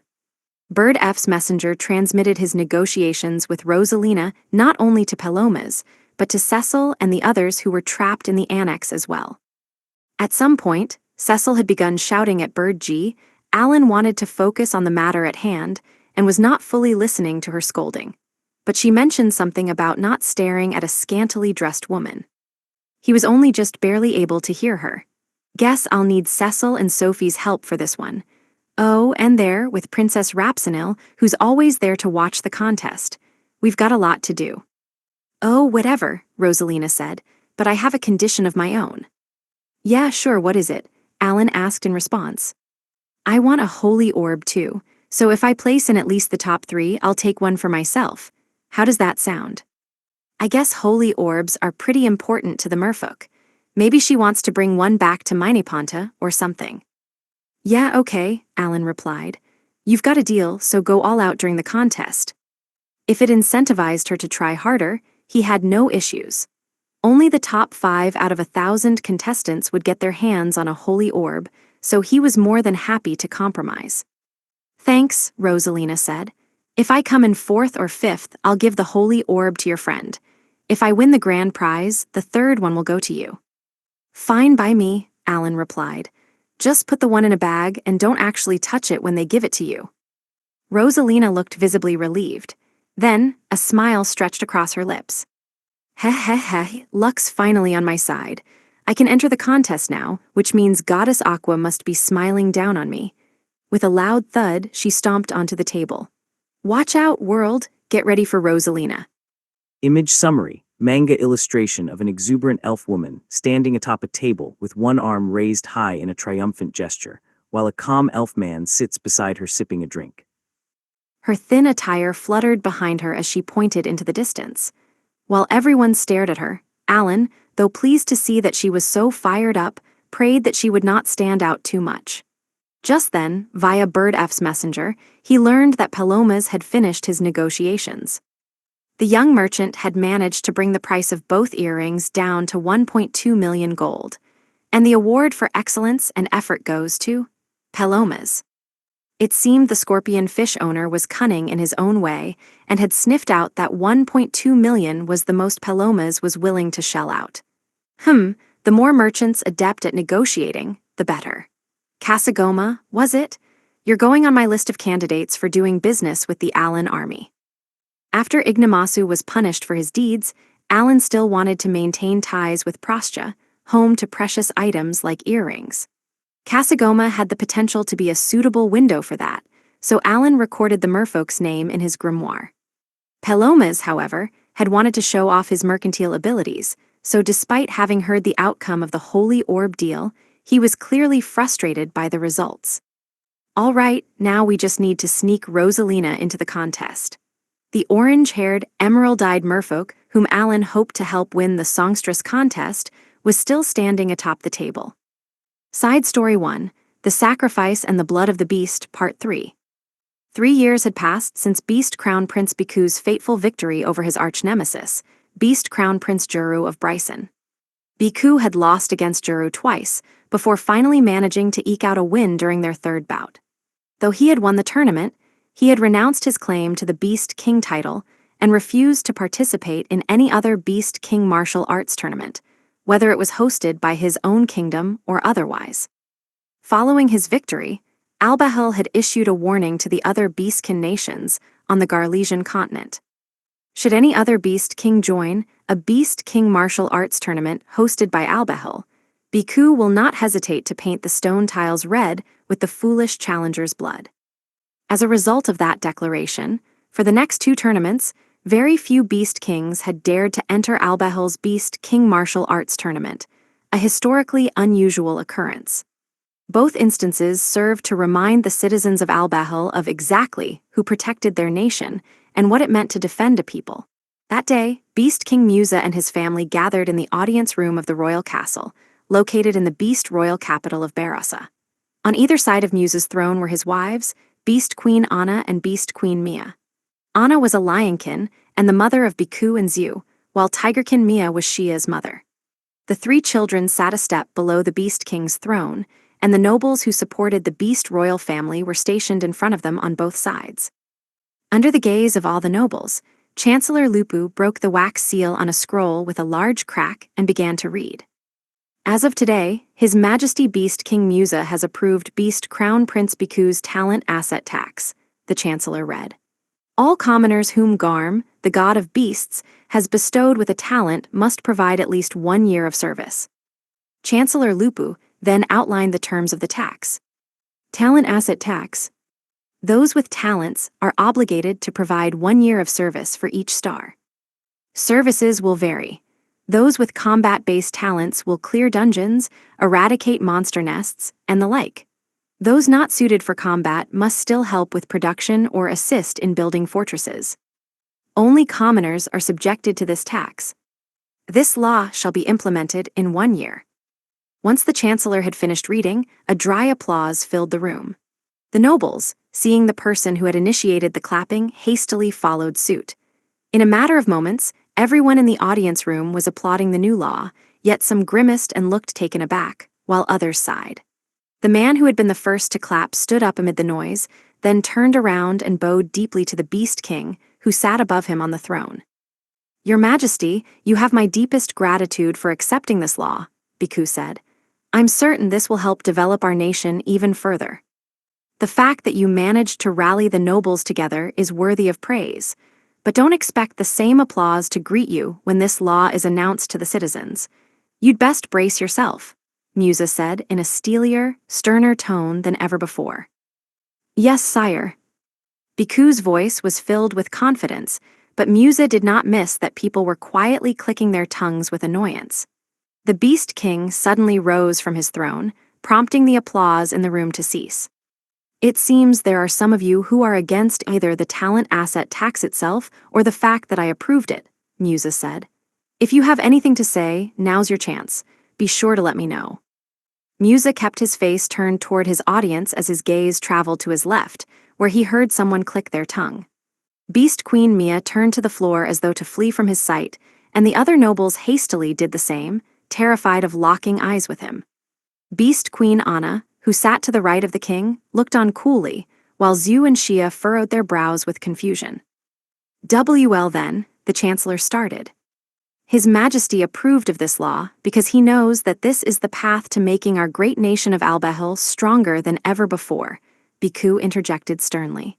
Don't you ever forget it. Xia was perplexed by her brother's words. Something about them did not sit right with her. Ever since that battle during the tournament 3 years ago, with every passing sun and moon, Biku's words became sterner. While the talent asset tax might have enriched Albehel and strengthened its military, even the young Xia found it odd that only the commoners were forced to shoulder the hard work and make sacrifices. Furthermore, it had taken less than a year for the law to be debated by the ministers and approved by the Beast King. Why the rush? And even before its creation, Bikku had proposed the talent head tax, a tax on all talented individuals that increased exponentially based on one's number of stars. That tax had already been enacted, and to force people into hard labor on top of that would mean that some talented individuals would have several years of their lives stripped from them. Yet, as though to ignore Xia's concerns, Bikku told the other nobles to make preparations to announce the talent asset tax to their citizens. At the same time, he received a scroll from Captain K, who stood nearby. The new law had already been drafted. 2 hours later, Bikku left the audience room and returned to his private room with K and his other close confidants. When he opened the door, he spotted the petite, elderly Ramu, who had sunk into the seat at the back of the U-shaped formation of sofas near the wall in front of him. Between the sofas was a table made of tough wood, and Ramu had just leaned forward to pluck a snack and a cup of tea from the tray placed on it. Ah, so you've been back, Bikku said as he removed his formal coat and handed it to his servant before standing in front of Ramu. I just returned, Ramu replied. How was it on your end, Your Highness? The major nobles are on our side, so I doubt you had a hard time. But some are still against it, especially my mother, Queen Mia, and her faction. It's too late for them to publicly announce their dissent, however. Bhikkhu shooed Ramu to the side with his hand, and when the elderly man moved to the sofa on the right, the crown prince took Ramu's old seat and sank into it, entrusting his massive body to the cushy furniture. He then closed his eyes, the corners of his lips curling upward with satisfaction as he recalled that Ramu, who sat beside him, had helped him enact the talent asset law. The moment Ramu had heard of Bhikkhu's proposed law, the goatkin had suggested becoming close with the political leaders of Albehel. Bhikkhu had handed Ramu some money, and the elderly beastkin had immediately used it to bring nobles to the beast crown prince's side. Of course, not everyone had nodded their heads, and Ramu had been unable to convince every noble to side with Bhikkhu. But even so, seeing someone who had entered the royal capital as a physician be so politically skilled had been surprising. "I thought you were just a simple physician, but I suppose the various palaces you went to gave you ample experience," Bhikkhu surmised. "Yes, something like that, yes," Ramu replied. "No matter the country, nobles tend to have the same mindset. They're all desperate to protect their rank and status, and Your Highness, you've already earned the trust of the citizens while being the favorite for the throne. No one doubts that you shall be the next king, and so, nobles are eager to earn your favor. They will follow you to the ends of the world. Hi hes hef." Bhikkhu kept his eyes closed, as Ramu's peculiar laughter filled the air. "Prince Bhikkhu," Captain K said, "perhaps you should get some rest." The crown prince was annoyed by the captain's worry and anxiety, which were apparent in his voice. He snapped his eyes open and locked gazes with Kay, who peered down at him nervously, just as he had expected. Then, Bhikkhu averted his gaze. "A simple task like that hasn't tired me out," he grunted. "Since Ramu's here, I'd like to make plans for our future. Kay, chase people away from here." "Yes, Your Highness," Kay replied. The captain turned to the servants who had just finished preparing tea in the room next door and placed it on the table between the sofas. He ordered them to leave alongside the rest of the royal knights, with only him staying behind. Bhikkhu took a sip of his tea, swallowing his viscous spit. "Ramu, I passed the talent asset tax as you suggested, but you mentioned that there was more to this plan," the beast crown prince said. "Why don't you tell me what's on your mind?" Ramu, who sat to Bhikkhu's left, chugged his new cup of tea before flashing a malicious smirk. "Well, with the empire of Jayamut at the helm, the Five-Continent Alliance will undoubtedly eradicate the Demon Lord army soon," he explained. "Thanks to a man named Helmios, Jayamut is reclaiming the land it lost at an alarming rate, freeing its territory from the clutches of the Demon Lord army." "Is Hero Helmios truly so impressive?" Bhikkhu asked. "He's known as the Man of Miracles and the disciple of God of Creation Elmia," Kay, who sat in front of Ramu, to the right of Bhikkhu, noted. "The disciple of God of Creation Elmia," Bhikkhu huffed. "He knows how to talk the talk at least. His achievements make him worthy of that moniker, at the very least. Most impressive was his battle at the fortress of the Lamchatka Strait, located between the Empire of Bakis in the north and the Central Continent in the northeast. He worked together with the two empires too. If that place fell, it was said that the Demon Lord army would make it to Dongbao, the capital of Bakis," Ramu interrupted. Helmios, upon his arrival, swiftly stopped the Demon Lord army's invasion and even pushed them back, slaughtering them on the ocean. "I see," Bhikkhu mused. Overjoyed by this feat, Bakis allowed Helmios to act as he pleased within the empire, despite him hailing from Jayamut. He was even allowed to meet Dungeon Master Digragni in the rank S dungeon, so the hero's power must be the real deal. Bhikkhu silently glanced at Kay. The captain, sitting gingerly in his seat, nodded. "I shall send a letter to Bakis to confirm the facts," he said. "Oh, there's no need to trouble yourself, Sir Kay," Ramu snorted mockingly. "In any case, Your Highness, we must think about the era when the Demon Lord is gone. I am a beastkin born in the Garlesian continent, so if Jayamut points their forces from the Demon Lord army at us, I cannot let that slide. Should that time come, I do believe that the talent asset tax won't be nearly enough to cover our bases." "I see," Bhikkhu muttered, following Ramu's trail of thought. "We don't have much time until we invade the Central Continent." It did not matter how much time had passed, since the Beastkin's ancestors were persecuted by the humans of Jayamut. Clearly, the Beastkin still wanted revenge on the humans. A millennium had passed since Albehel, the founder of the country, had borrowed power from beast god Garm and helped the Beastkin escape the central continent and settle on the Garlesian continent.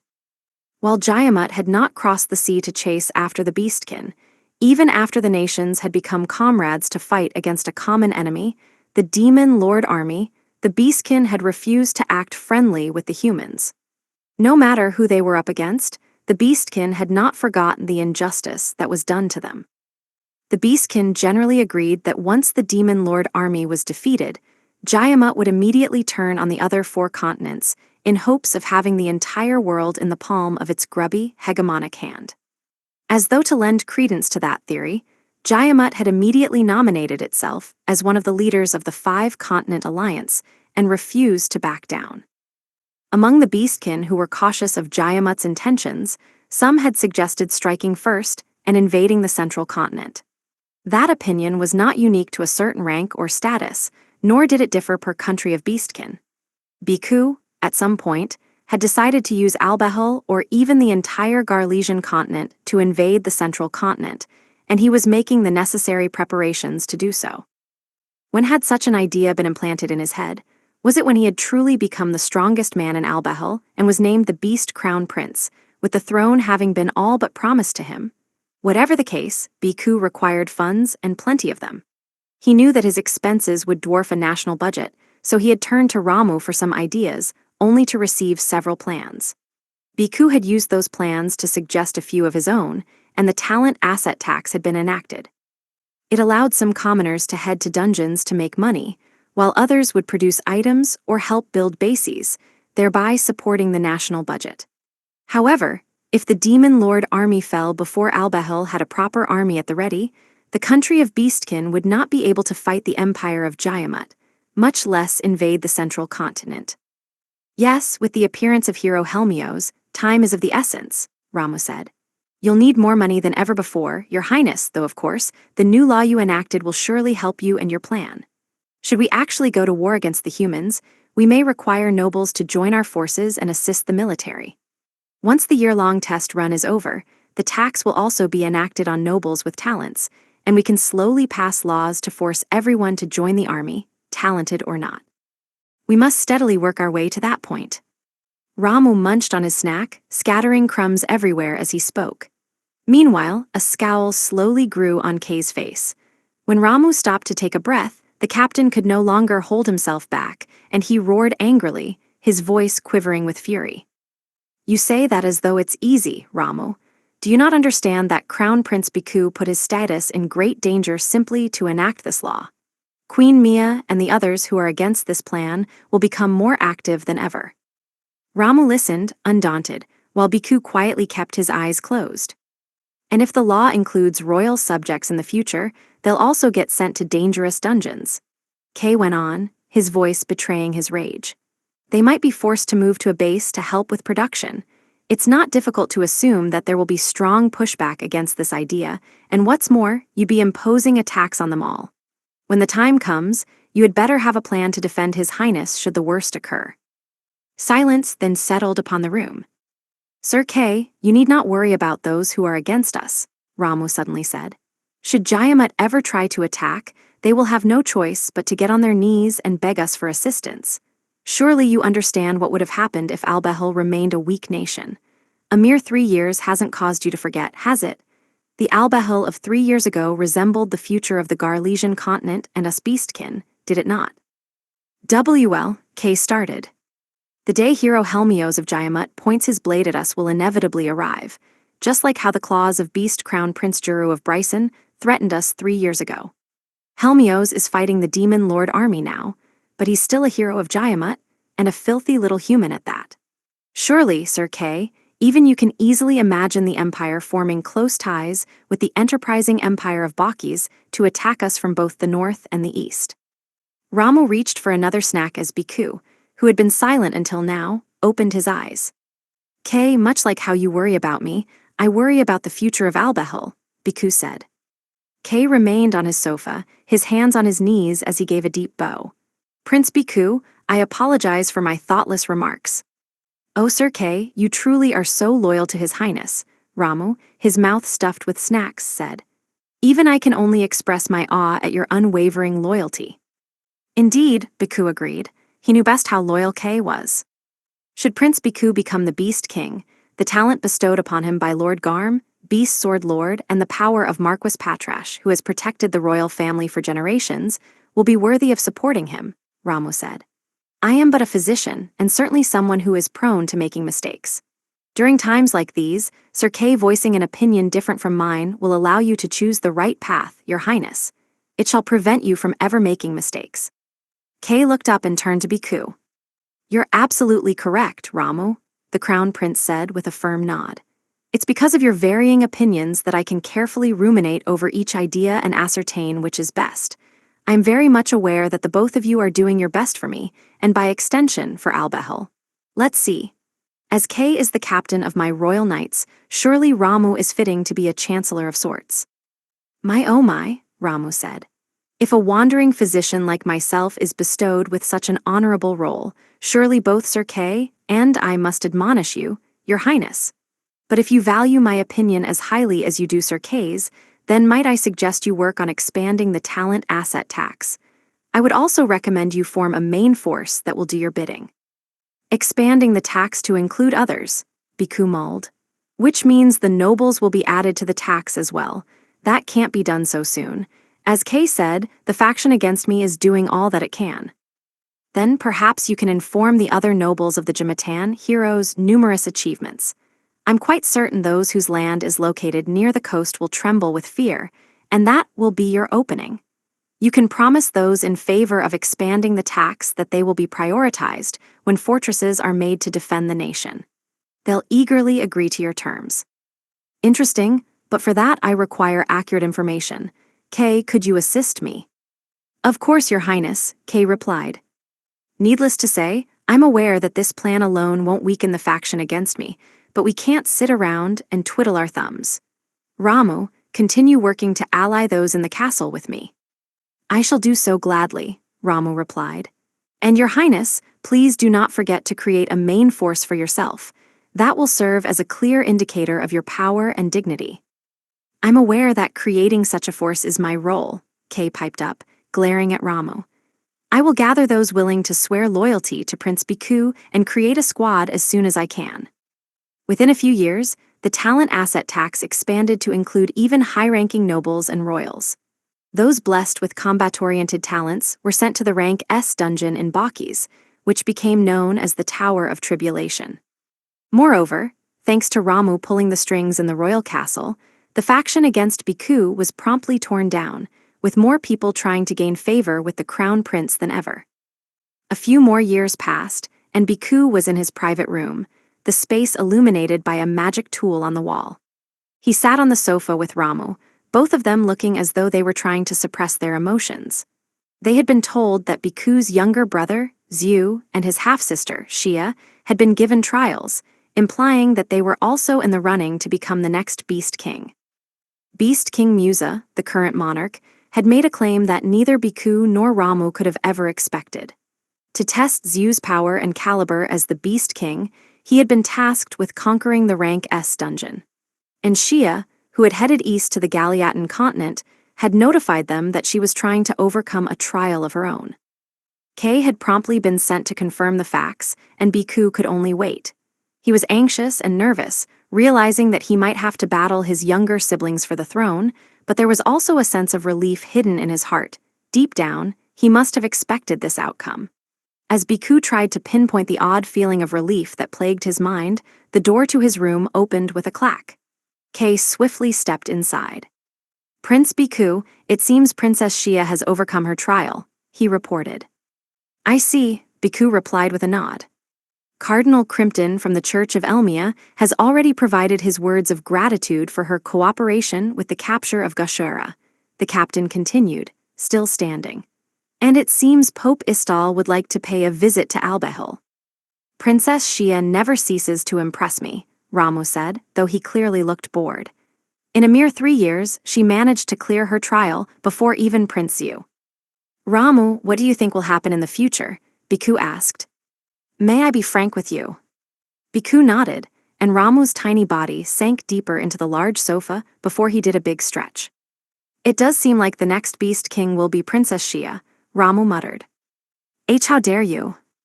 In response to Kay raising his voice, Ramu glanced at him and gave a condescending huff. Oh dear, I can hardly believe that a generally calm man like you so quickly lost his cool, Sir Kay. But the fact that you're so blatantly furious implies that you must have at least vaguely thought the same. For the past millennium, there hasn't been a person who overcame a trial and failed to become the Beast King. Is that not so? That's wrong, it's not as though there's zero precedent, Kay cried panically. Then it seems we still have a way, Ramu said, his eyes twinkling. Would you kindly tell me the details of any examples that come to mind? Kay, who hastily glanced at Bhikkhu with worry, was silenced by the Beast Crown Prince's glare. It happened 100 years ago, Bhikkhu started. The youngest child overcame a trial before the firstborn, and it culminated in a revolt that split the nation in two. Ultimately, the firstborn killed the youngest and became the next Beast King. But the firstborn, who became king without following the proper process, couldn't rule over the nation benevolently, and the second eldest child soon took the throne for themselves. I see, Ramu immediately replied. Then it seems we only have one path to take. Ramu, heed your tongue, Kay ordered sharply, making his anger apparent once more. Kay, it's fine, I shall allow it, Bhikkhu said in an eerily calm tone. The captain was at a loss for words and could only watch on in utter shock. Meanwhile, Bhikkhu was finally beginning to understand the relief that had been in his heart for the past few years. Ramu, Kay, he said, we may share different mothers, but Shia is still my younger sister, and I have no intention of fighting with her. Only now do I finally understand my own desires. Prince Bhikkhu, Kay murmured. I'd like to make this nation stronger. We Beastkin have to be prepared should Jayamut or one of the other continents invade, or to prevent that by striking first. I don't need to become Beast King to accomplish all that, however. The title isn't everything. Should Shia or Zhu prove themselves worthy of the throne, I shall concede it. I see, Ramu muttered. Your Highness, your train of thought and mindset are truly noble and commendable, however. However what? Bhikkhu asked. Your plan to take over Jayamut is now in danger because of Prince Zhu. What shall we do about that? Whatever do you mean? Is something going on in the Rank S dungeon? Precisely. Do you recall when I told you of Hero Helmios, who hails from the Empire of Jayamut? Rumors have started to circulate within the royal castle that His Highness Zhu and Helmios have teamed up to clear the Rank S dungeon. What? Bhikkhu leaped to his feet. Are you sure of this, Ramu? It's still just a rumor, and nothing more, Your Highness. But the location of the Rank S dungeon is quite convenient for the hero, and circumstantially, well, it's not impossible to assume that Bakis has decided to act as a mediator between the two men. Perhaps Bakis and Jayamut have some sort of secret agreement. Bhikkhu frowned as he listened to Ramu's theories. Zhu, he murmured.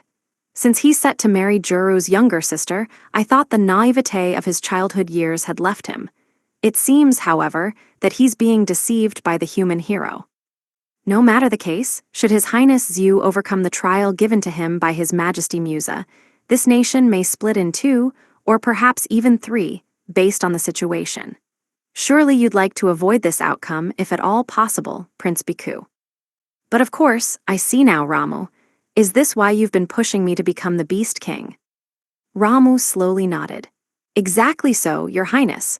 Should you inherit the crown, it matters not if Prince Zhu completes King Musa's trial, it shall be for naught. Indeed, but how in the world can I make it mine? My father, the Beast King, still stubbornly refuses to hand it over to me. We must remove any obstacles first. For example, we must get the nobles who are against you on our side before Princess Shia or Prince Zhu returns. Are you implying that we pressure His Majesty to abdicate the throne? Kay roared. Confusion swirled within his mind as he used his words to relieve the stress that plagued his thoughts. Ramu, I've listened to your insolent words in silence until now, but do you truly understand what you're suggesting here? Ramu paid no heed to Kay's glare and angry rebuttal, the elderly goatkin's eyes glittering with ambition as he stared at Bhikkhu. Your Highness, why don't we use that money to form a treaty with another nation? Both Kay and Bhikkhu were astonished by the unexpected suggestion. Ramu, what in the world are you saying? Bhikkhu asked. An alliance with another nation? I cannot understand what's going on in your mind. Oh, I'm terribly sorry, Ramu apologized. I haven't explained myself properly, it seems. For the past few years, we've been gathering funds that will be used to fight the central continent.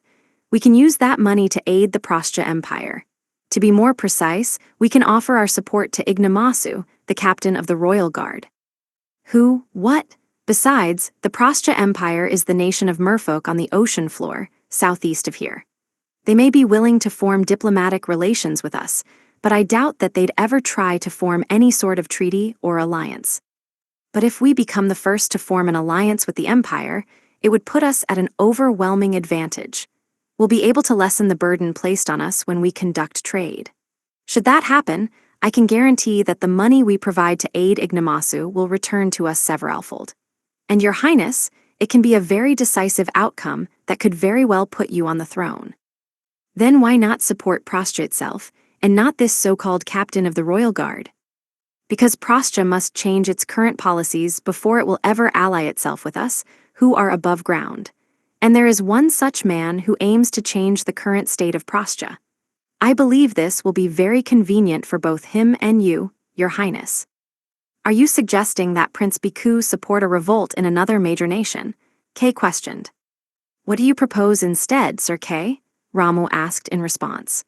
Would you prefer that Prince Bhikkhu, Princess Shia, and Prince Yu engage in a grisly battle as they dye the ground with their blood? I've said no such thing. That's enough, Kay Ramu, Bhikkhu said.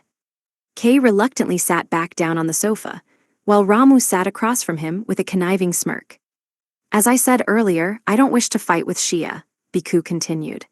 Nor with Zhu, but I cannot let either of them claim the throne, and with that being the case, I'm left with no choice but to aid Ignomasu for now. Surely we can think of an alternative, Kay started. Time is the one thing we don't have at the moment, Kay. We've already spent ample time, but it seems our preparations weren't enough. Ramu, you mentioned that my talent asset tax would not suffice, and it seems your warnings have rung true. Perhaps you're right this time around as well. Then may I begin negotiations with Ignomasu, Your Highness? Ramu asked. Be sure you succeed in your endeavor. The future of Albahul depends on it. I absolutely must become Beast King, even if it means aiding a revolt in another nation. I cannot allow Shia or Zhu to inherit our nation in its current state. I shall be gone for a good while. After all, Prastya is at the bottom of the ocean. You're heading there already. Do you not need to make preparations? They're all done and ready, Your Highness. I knew that you'd make the right choice. Ramu got up from the sofa, gave Bhikkhu a deep bow, and swiftly exited the room to retire to his own. An entire year passed before Ramu returned to Bhikkhu's side. During that time, Beast Prince Yu had enlisted Admiral Garara of Bakis, Hero Helmios of Jayamut, and Princess Sophialone of Rosenheim to help him and the 10 heroic beasts of Albahul clear the rank S dungeon. All the while, Beast Princess Shia had met with an ordeal of her own. She had captured Gashara, the pontiff of demonism, only for him to reveal his true identity. Teomenia, the capital of the Holy Land of Elmal, had gone up in flames as the demonic incarnations ran amok throughout the entire Galiatan continent, the Holy Land of Elmal included. She had swiftly jumped into action to save the merfolk of Crevel from the horrific monsters, and thrown herself into a tough battle before she finally, splendidly eked out a victory, destroying the demonic incarnations. With the demon Lord army ready to invade once more, the Five-Continent Alliance had held a conference where Beast Princess Shia had clashed with her father, Beast King Musa. Once he had returned home, nobles had been gathered to host a meeting where they would, at long last, decide who would next take the throne. Bhikkhu had maintained his silence throughout the flurry of events. A rebellion was being planned within the Prastya Empire, and the Beast Crown Prince had used Ramu as his point of communication with Ignomasu, the captain of the royal guard. Only Kay knew the details of their exchanges, and the truly important and confidential bits were kept secret even from him. But preparations were quietly proceeding behind closed doors. Then, one day, Ramu returned to Albahul. Knock, knock. Kay, Bhikkhu asked. If you knock so loudly you'll break the door in, you may enter. The Beast Crown Prince correctly assumed that his captain had come to visit him, and Kay flew into the room, glaring at Ramu, who sat on the same sofa as the royal for the first time in a year. Ramu, you've returned, I see, Kay growled. Oh ho ho ho, Ramu chuckled. When I heard that the Beast King was going to abdicate the throne, I couldn't help but return. Sir Kay, I see you're as loyal and faithful as ever. Very good. You bastard, what about the plan? Is the Prostya Empire? Kay was cut off by Bhikkhu, who raised his hand. What's going on in the audience room? He asked. His Majesty has finally ordered that the doors of the room be shut, Kay reported. For the past week, the ministers have been debating at length, but they haven't been able to settle on an heir. His Majesty must be frustrated by it all.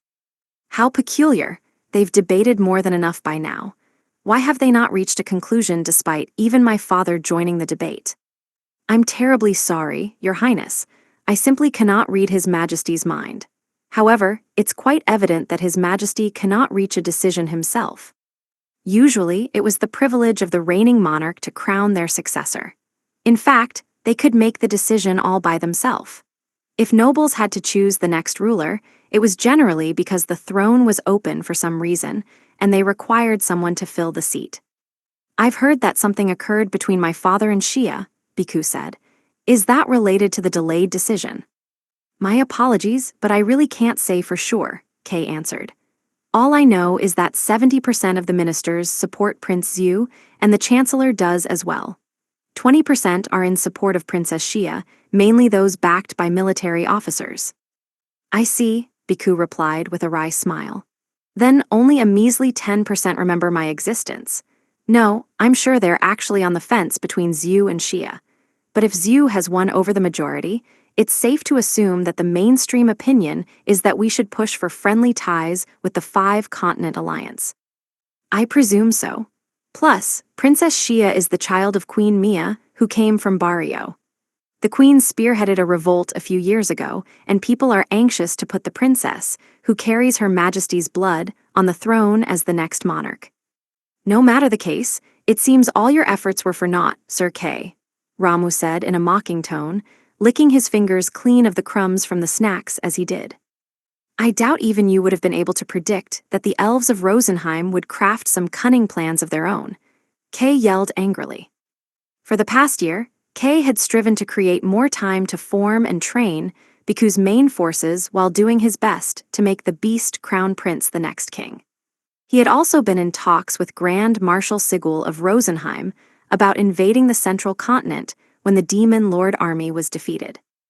However, when Sigul had learned that Zhu had conquered the rank S dungeon thanks to the help of the Princess of Rosenheim, the Grand Marshal had changed his plans, putting the invasion plan on the back burner and stalling for time.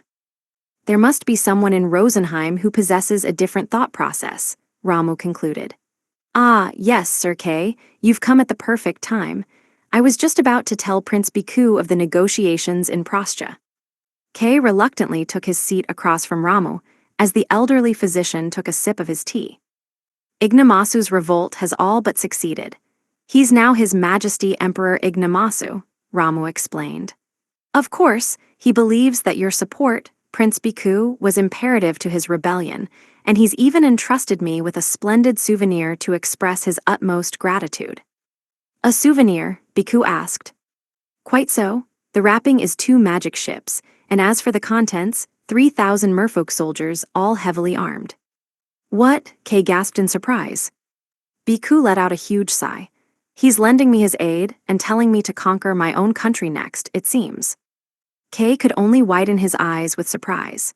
He realized that Ramu surely must have predicted that Bhikkhu would be forced into this situation, leaving him lost for words. Just then, Ramu unexpectedly shook his head. Don't be absurd, the elderly goatkin said. Should merfolk patrol Barossa, it will become a huge fiasco. Their job is to help you escape when all is said and done. I suppose they can act as a bit of a diversion. You little, Kay rumbled. Your Highness, this clearly is not right. It makes no sense. A mere year ago, you mentioned that you refused to fight Princess Shia and Prince Zhu. Starting a revolt in this nation is out of the question. Please, I beg you to reconsider. The captain turned to the Beast Crown Prince, only to see resolve, or perhaps resignation, flickering in Biku's eyes. "I suppose you've already made your choice, Your Highness," Kay said. "I'm sorry," Biku apologized. "But at this point, I really cannot think of any other way. I cannot do anything for Albahel other than to play the role of a villain. Kay, will you still stand by my side? I shall accompany you to any sort of hell that you wish." Biku clearly looked pained by Kay's loyalty, but the Beast Crown Prince nonetheless slowly closed his eyes. "Ramu," he said, "tell me what your plan is first." An hour later, Biku headed for the audience room, wearing a mantle with the Albahalan royal family's crest sewn on the back, along with adamantite armor and knuckles. The two royal knights guarding the doors narrowed their eyes with confusion when they saw their Beast Crown Prince marching toward them. "Prince Biku," one gasped. "We must ask that you step back," the other said. "Many people beyond this door are." Before the guard could finish their sentence, Biku killed them both. Crack! Crack! He gritted his teeth as he felt himself crush their skulls with his hands. The guards fell lifelessly to the ground, and the Beast Crown Prince left them behind as he slowly approached the audience room. Using only his right arm, which had a bracelet made of string wrapped around it, he pushed the massive door open. The first thing that entered his field of vision was Beast King Musa, who sat on his throne in the very back of the room, facing Biku. "Took you long enough," Musa said. The Chancellor and the other ministers all turned toward Biku, baffled by the words that had left their king's lips. They could only stare at Biku, who stood at the entrance. "How did you?" Biku murmured. He saw that his father was fully equipped in orichalcum armor and knuckles, along with the Holy Orb of Quattro, a yellow jewel that was embedded in the gear. Beast King Musa donned the symbol of the Beast King as though to make his rank known, and Biku could only stare at his father in shock. "Biku, why have you come here?" the Beast King asked, rising from his throne. "State your reason." "There is something I'd like to ask you," Biku replied. Chancellor Lupu trembled as he rose from his seat and said in a strained voice, "Beast Crown Prince Biku, you must leave here at once. Even you aren't allowed to enter this room right now, Your Highness." "I shall allow it," Musa said. Chancellor Lupu turned to his king in shock, while Musa simply watched Biku slowly make his way toward him. "Why did you give Xiu and Xia trials, father?" Biku inquired quietly. The next moment, the entire audience room shuddered. Beast King Musa laughed. He opened his mouth so wide that his grin reached from ear to ear as he guffawed at the top of his lungs. It sounded like a lion's roar, and everyone, barring Biku, instinctively covered their ears. Some could hardly react and shivered with fear, while others froze in place. No one could possibly leave the room. The terrifying laughter soon died down, and silence again settled over the audience room. The king gazed at his son, a wistful, sorrowful look in his eyes. "It seems I was not wrong. Fine, Biku, I will tell you." The Beast King closed his eyes for only a moment and expelled a sigh of resignation, then went on. "I gave Xiu and Xia trials because you're a fool who dares to even utter that question after all that's happened." What? Biku shouted. "I'm not saying that I had zero expectations of you, and I also know that you tried your best to live up to my expectations. I understand that you tried to change the arrogant, unseemly attitude that you had in your younger days. But you failed, you couldn't change. What's more, you continuously failed to realize just how unfit you are to succeed me and spent your days toying with silly, idiotic plans. All you've done is idly waste your time away and nothing more. Did you truly believe I hadn't noticed your scheming? Do you think me ignorant, you utter fool?" As Musa roared angrily, Biku could only widen his eyes with disbelief. "Me," the Beast Crown Prince muttered. "Are you saying that I'm the fool, that I wasted my time?" "Ha, even now you don't understand what you've done," the Beast King bellowed. "Very well, if I must spell things out for a dunce like you, then I'll do just that. Listen well. As we have the blood of our ancestor, Albahel, flowing through our veins, we must always look to the future and lead our people. That's our responsibility. Xiu and Xia have each accepted the trial I gave them and shed their blood to fulfill their duties, enduring any pain and hardship that came their way. But what about you? What have you done? What's reflected in your eyes? Who have you led? All you've done is bumble around all by yourself, yet you weren't satisfied with your own incompetence and even reduced yourself to such a pitiful and wretched sight. My son, You're nothing but a fool if you've failed to realize what you've become. Bikku once again realized that Zhu had cleared the Rank S dungeon, with him and the 10 heroic beasts having formed a party that transcended race, and that Xia had led her army of 3,000 to corner Gashara twice, before finally defeating him. Both the Beast Prince and the Beast Princess had fought alongside those who followed their orders. Finally, Bikku reflected upon himself and realized that he only had 2 people who followed him, Kay and Ramo. "Do you understand now?" Musa asked. "Do you have any other questions?" Bikku realized that he was hanging his head and swiftly looked up. "Father, will you please tell me one more thing? Are you wearing the symbol of the Beast King? And what if I am, my foolish son?" Bikku narrowed his eyes. He took a magic tool clock out of his pocket and glanced at it. "I'm afraid I'm out of time, Father," Bikku said. "It seems this is where I must bid you farewell." "Oh?" the Beast King asked, his eyes dubious. "Emergency," a knight suddenly cried, entering the room from behind Bikku. "Enemies at our transportation platform, they look to be merfolk." The ministers and nobles hastily jumped to their feet, and panic ensued in the audience room. How can that be? Where's General Hoba, out during a time like this? Dispatch the corps within the castle, hurry. As everyone shouted over each other, another deafening report echoed from behind Bikku. "Marquis Kay and his soldiers have stormed the castle gates," a knight reported. "They're engaging our garrison as we speak." "Ah, I thought it was odd for the people of Bryson to invite us over during this time, but I see you've formed ties with the merfolk as well," Beast King Musa said, grinning. "Yes, it's an underhanded tactic suitable for a simpleton halfwit like you." "What did you say?" Bikku asked. He could not understand why the Beast King had mentioned Bryson. Before he could pose that question, however, Musa stepped forward from his throne, walked around the left side of the round table, and approached his son. "Still, I suppose you're worthy of some praise," Musa admitted. "A fool like you learned to be independent in his own foolish way. The fact that you can say that implies that you've been watching your children mature and grow," Bikku replied. The Beast King stopped in his tracks and turned to his chancellor. "Fall back, everyone. It seems I must give it my all to hammer justice into this empty-headed loon." The chancellor and the other nobles made a beeline for the door, but Bikku did not even glance at them. His eyes were focused on the Beast King, who was approaching him. Silence settled between the 2 royals for only a moment, but it felt like an eternity. "What's on your mind?" Bikku asked. The clamor outside the audience room grew louder, and he could no longer stand this deafening silence. "My other 2 children have left the nest, but as I'd expected, you're the one who has caused me the most trouble," Musa replied. "You truly are a handful." "Stop treating me like a child already," Bikku shouted. "Indeed, my child is finally trying to leave the nest and fly with his own wings. I suppose it's my role as your father to watch you leave." The Beast King clenched his orichalcum knuckles tightly, the sound of his rippling muscles filling the air. Before he could step forward, Bikku made the first move by pouncing, his fist cruelly aimed at Musa's face. He would not show mercy. "HMPH," Musa grunted. Bikku's fist did not reach the Beast King. Musa was a touch faster, and he stepped forward, planting his fist squarely into Bikku's stomach. "Gah," the Beast Crown Prince gasped. Blood gushed from his mouth, and he doubled over from the pain. At the same time, Musa ruthlessly hooked his legs from behind, lifting him off the ground and sending him lurching backward. As he fell, Musa leaped into the air and whirled around to launch a back kick.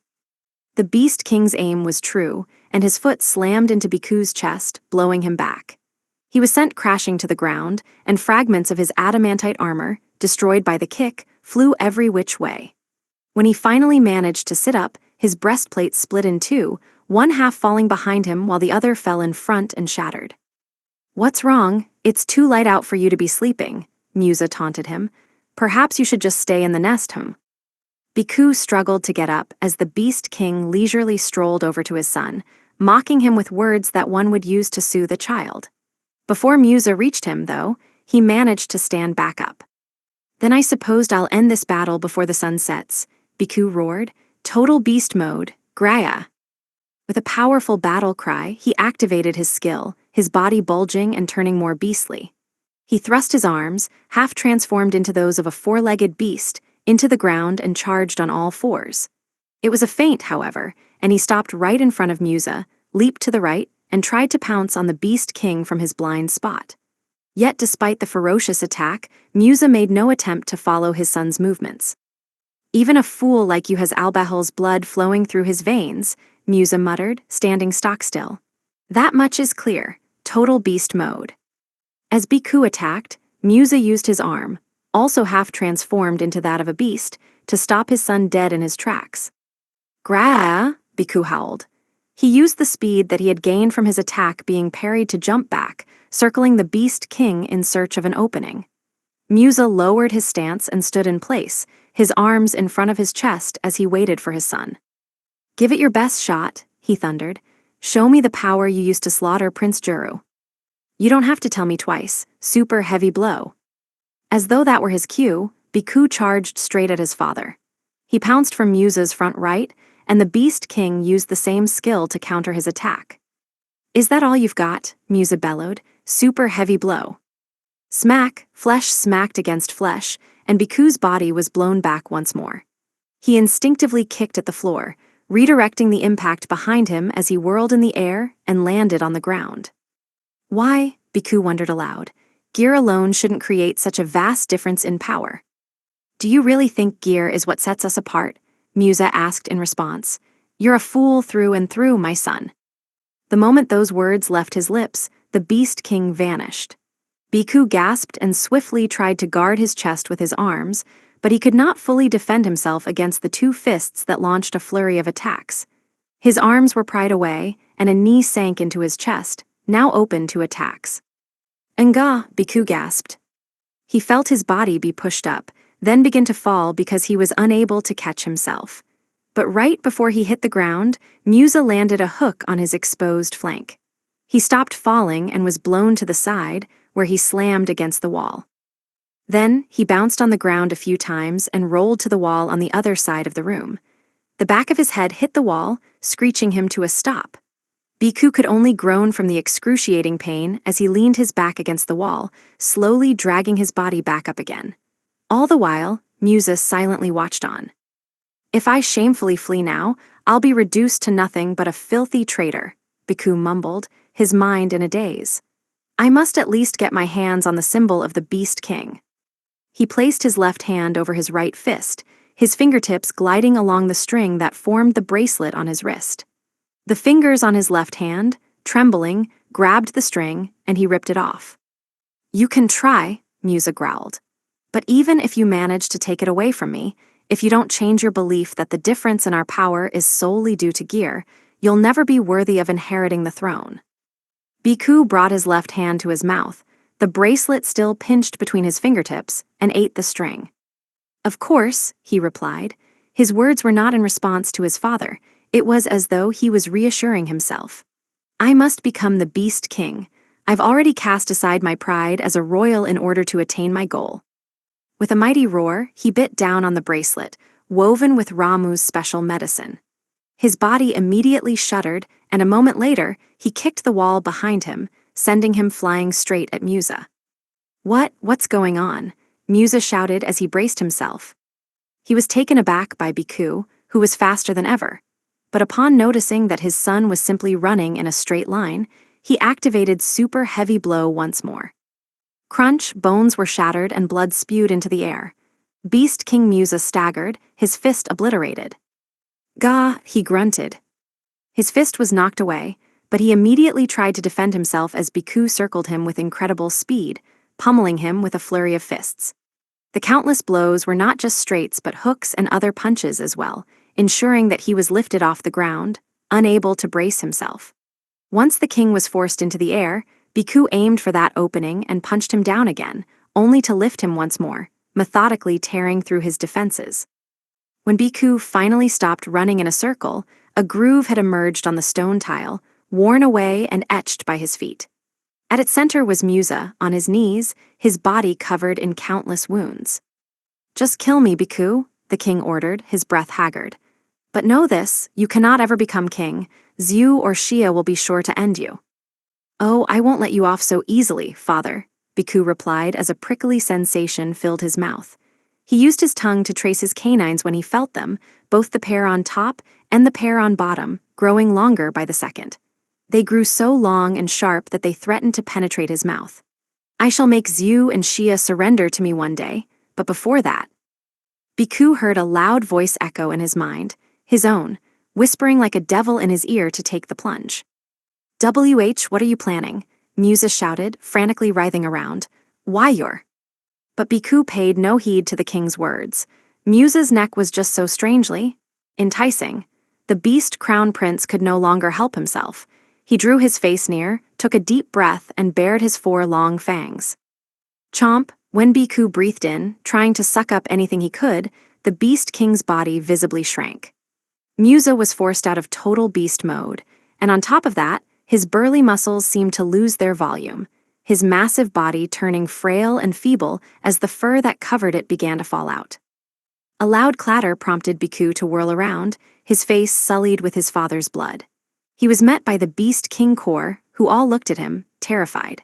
The moment the corps soldiers managed to grip their weapons firmly again, Kay and the rest of Bhikkhu's personal squad attacked them from behind, causing a rain of their blood to fill the room. Amid the chaotic battle, Kay approached the beast crown prince. You fought splendidly, he said. It's not over yet, my father is still alive, Bhikkhu replied. He turned to Musa in his arms, breathing very faintly. And that's just fine. We shall have him lay eyes on the new country of beastkin that you build, your highness. We must flee as soon as we can. The beast king corps have been dispatched throughout the royal capital. Indeed, Kay, lend me your hand. Bhikkhu slowly lowered Musa's frail body onto the ground. Soldiers, don't let a single blade reach our crown prince, Kay shouted. The captains swiftly joined Bhikkhu in taking the knuckles, armor, and holy orb from Musa's body, and stuffing them into a magic tool bag. Bhikkhu, protected by Kay and his personal squad, rushed out of the royal castle amid the noise and clamor of fighting that echoed throughout the building. He used every shortcut and back alley possible as he rushed to the dock. The closer he drew, the farther away the pandemonium got. When he finally spotted 2 magic ships, he saw armed merfolk gathered nearby. The ships were ready to depart. The moment Bhikkhu and his allies rushed aboard, it took off and headed east. They arrived at a city by the shore within the day. The sun had already set, and night blanketed the port where 2 magic ships headed for Prostia were docked. One was filled with merfolk, while the other was the one Bhikkhu and the other beastkin boarded. A few hours after the ships had headed out into the nighttime sea, they dove under the water, and Kay breathed a sigh of relief. Just then, the door to his and Bhikkhu's private room opened, and Ramu walked in with a tray of tea. You did well, your highness, he said. It's thanks to your medicine, Bhikkhu replied, taking a cup from the elderly goatkin. I was able to exert power unlike anything before. I see, so you used it. I'm certainly pleased to hear that. And how did it go? Smoothly, I hope?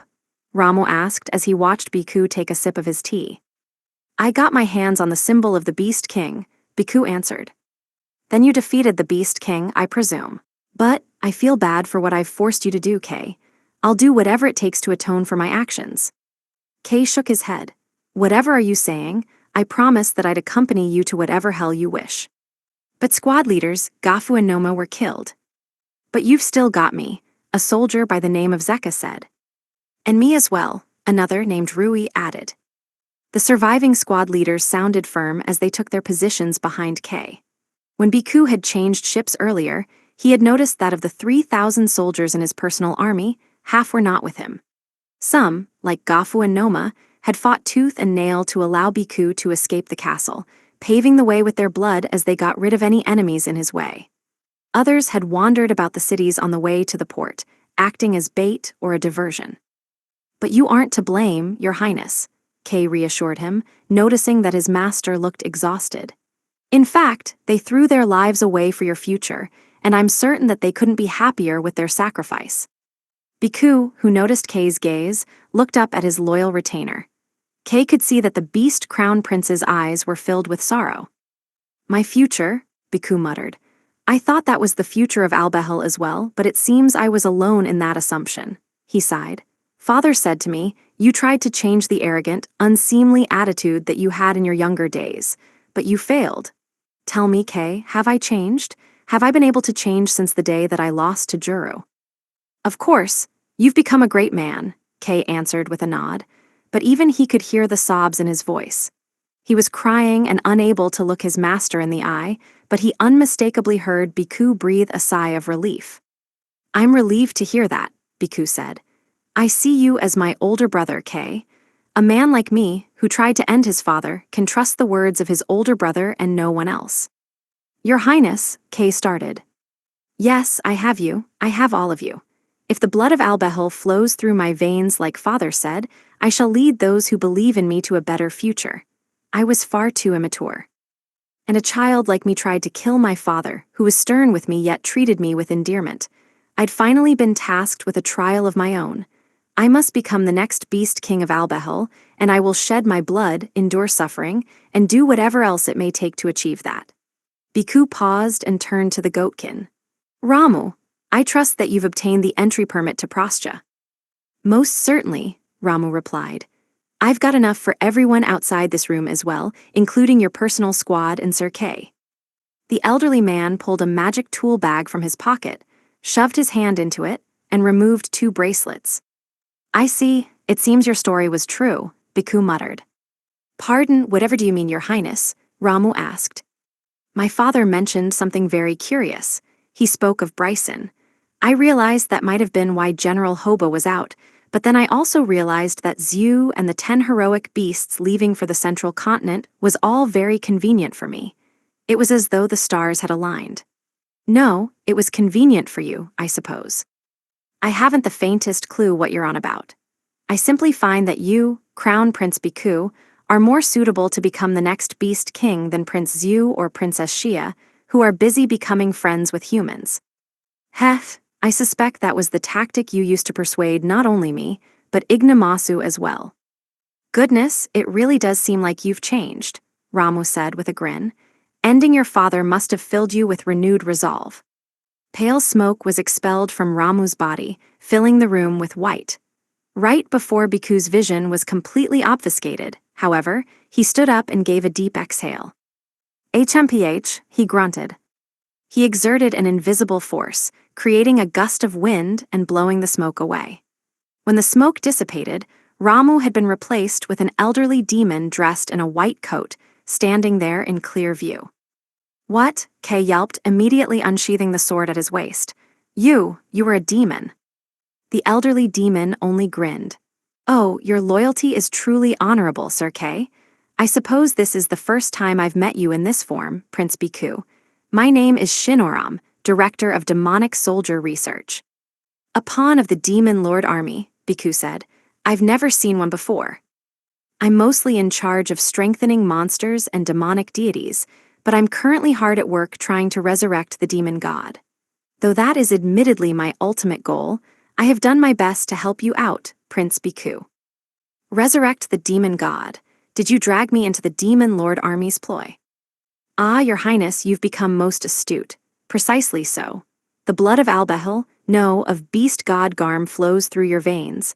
That is something we require, and given this, I have used my time serving you to prepare it. Blood, then, you mean? Bhikkhu recalled the moment when he had defeated the Beast King. A voice had echoed within his head, and he had become overwhelmed with an unstoppable impulse that had forced his body to act.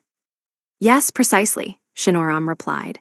Of the 3 siblings, your body is thickest with Garm's blood, and then you ingested the blood of Beast King Musa, who also possesses the blood of Garm. At long last, my preparations are complete. Even if you had failed, Prince Bhikkhu, I had Prince Zhu head to a safe place, and either of you royals would have worked.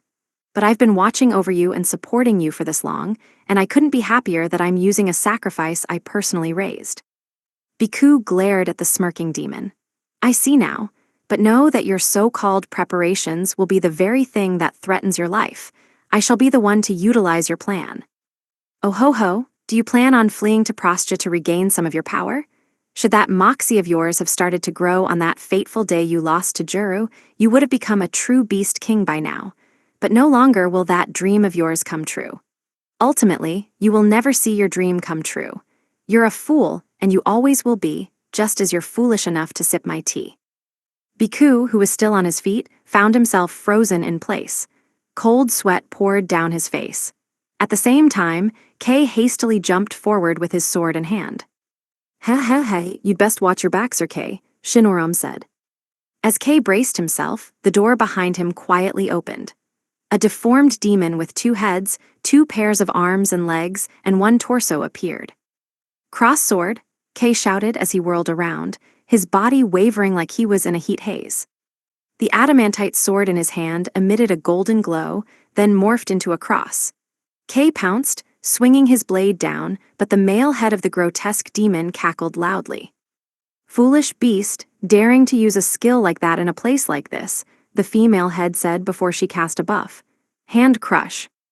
The muscles on one of their forearms began to bulge and ripple.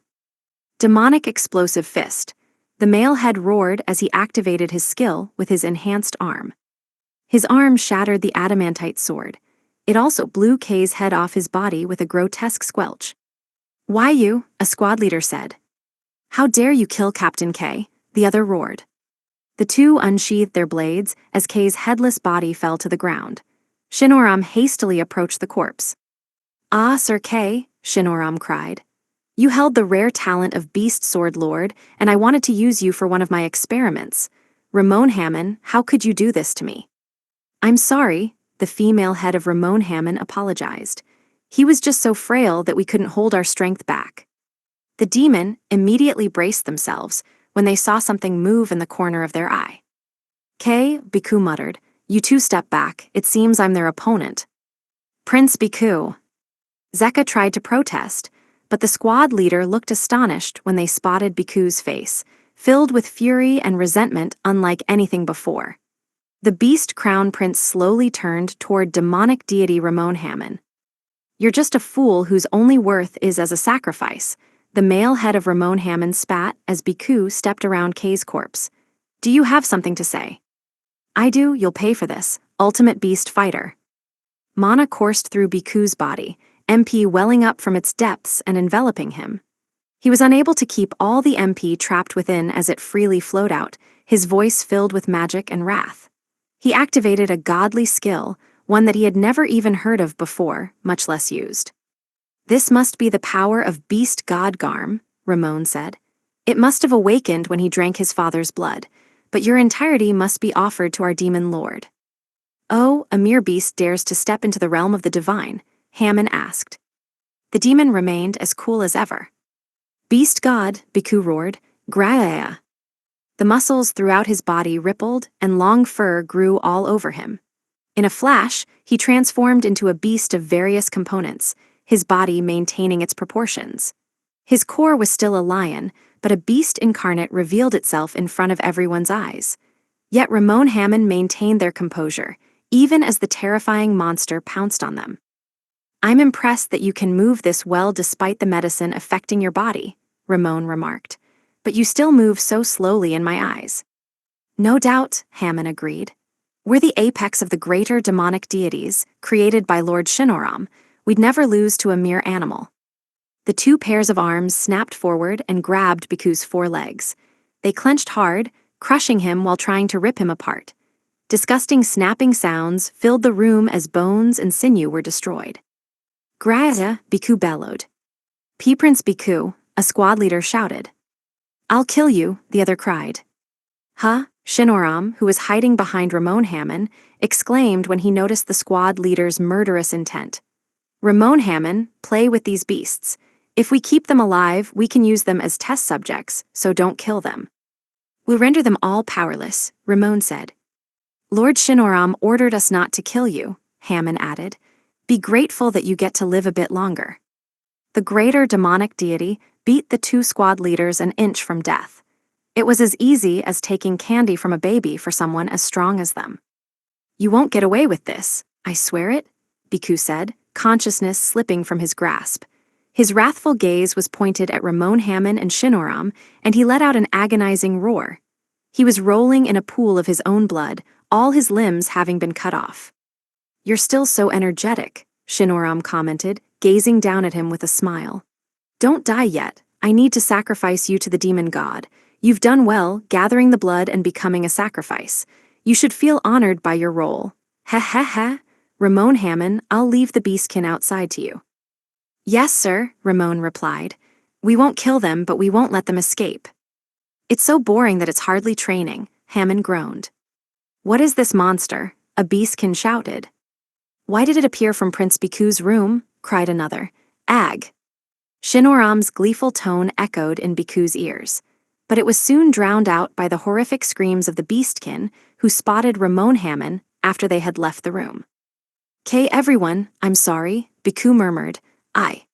From next to Kay's and the squad leader's lifeless bodies, the beast crown prince did his best to maintain his consciousness amid the sea of blood. However, he could no longer resist, and his vision slowly faded to black. Side Story 2, Hell Mode Spin-Off, The Heroic Tale of Helmios Part 4, Halden City. Alone, Helmios walked down a long corridor. Where am I? He muttered to himself. Why am I here anyway? Is this a church? As he walked, he realized that he did not recognize the building at all. The area was dimly lit, and when he looked up, he noticed evenly spaced lights high above him.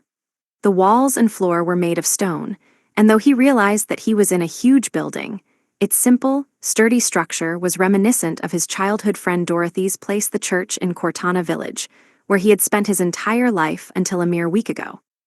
Helmios continued to make his way deeper within, completely befuddled by his situation. At some point, he spotted a small ray of light shining across the floor as though to bar his path. When the boy approached the door that light was leaking from, he sensed someone behind it. Quietly, he reached out for the knob, only to realize that he should knock before entering. He stopped himself and tried to knock, but a voice called out to him from inside. What are you doing? The voice asked. Come on in. Okay, Helmios stammered. He opened the door with all his might and jumped into the room. It was eerily simple, with pure white walls and floors. Its only furnishings were a dark desk that stood way in the back, facing him, a rectangular table with the shorter side toward the door, a single sofa to the right of that table, and a sofa that could seat 3 adults to the left. 2 people awaited Helmios within the room. One was a young man with curly, chestnut-colored hair. He was sitting at the desk, fiddling with a tool resembling a keyboard that was placed in front of a box. His upper body was unclothed, and from behind his shoulders, one could see a set of large, white wings that grew from his back. A glowing ring floated above his head. He must be an angel. Helmios's gaze traveled over to the other person, who sat on the large sofa on the left. His long, white hair glided down his body, and he was adorned in a white robe. Most peculiar was that it was difficult to discern his age from appearance. When Helmios saw the man, he could not help but gasp. That's Lord Elmia. Indeed, the man on the sofa was the spitting image of the god of creation depicted at the church in his home village, which means that Angel must be first Angel Maris. The moment Helmios processed who the people in front of him were, the white-haired man turned to him with a smile. Yes, you're exactly right, the god said, flooring the boy by seemingly reading his mind. Please leave the rest to me, the chestnut-haired angel said, looking up. Helmios, why don't you take a seat over there? Helmios realized that the voice that had called out to him earlier belonged to this man, and he nervously sat on the sofa that Maris had indicated with his left hand.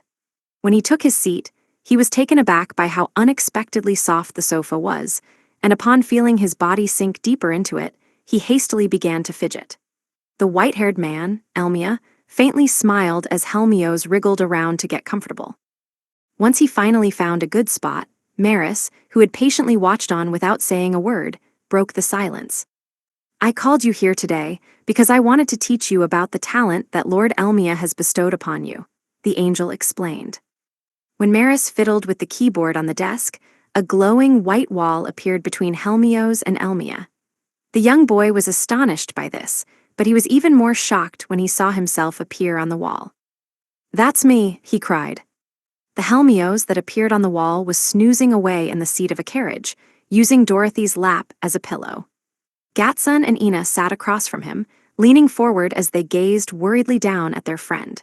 You're currently seeing your physical body, Maris explained. We brought only your soul here. Helmios could put 2 and 2 together.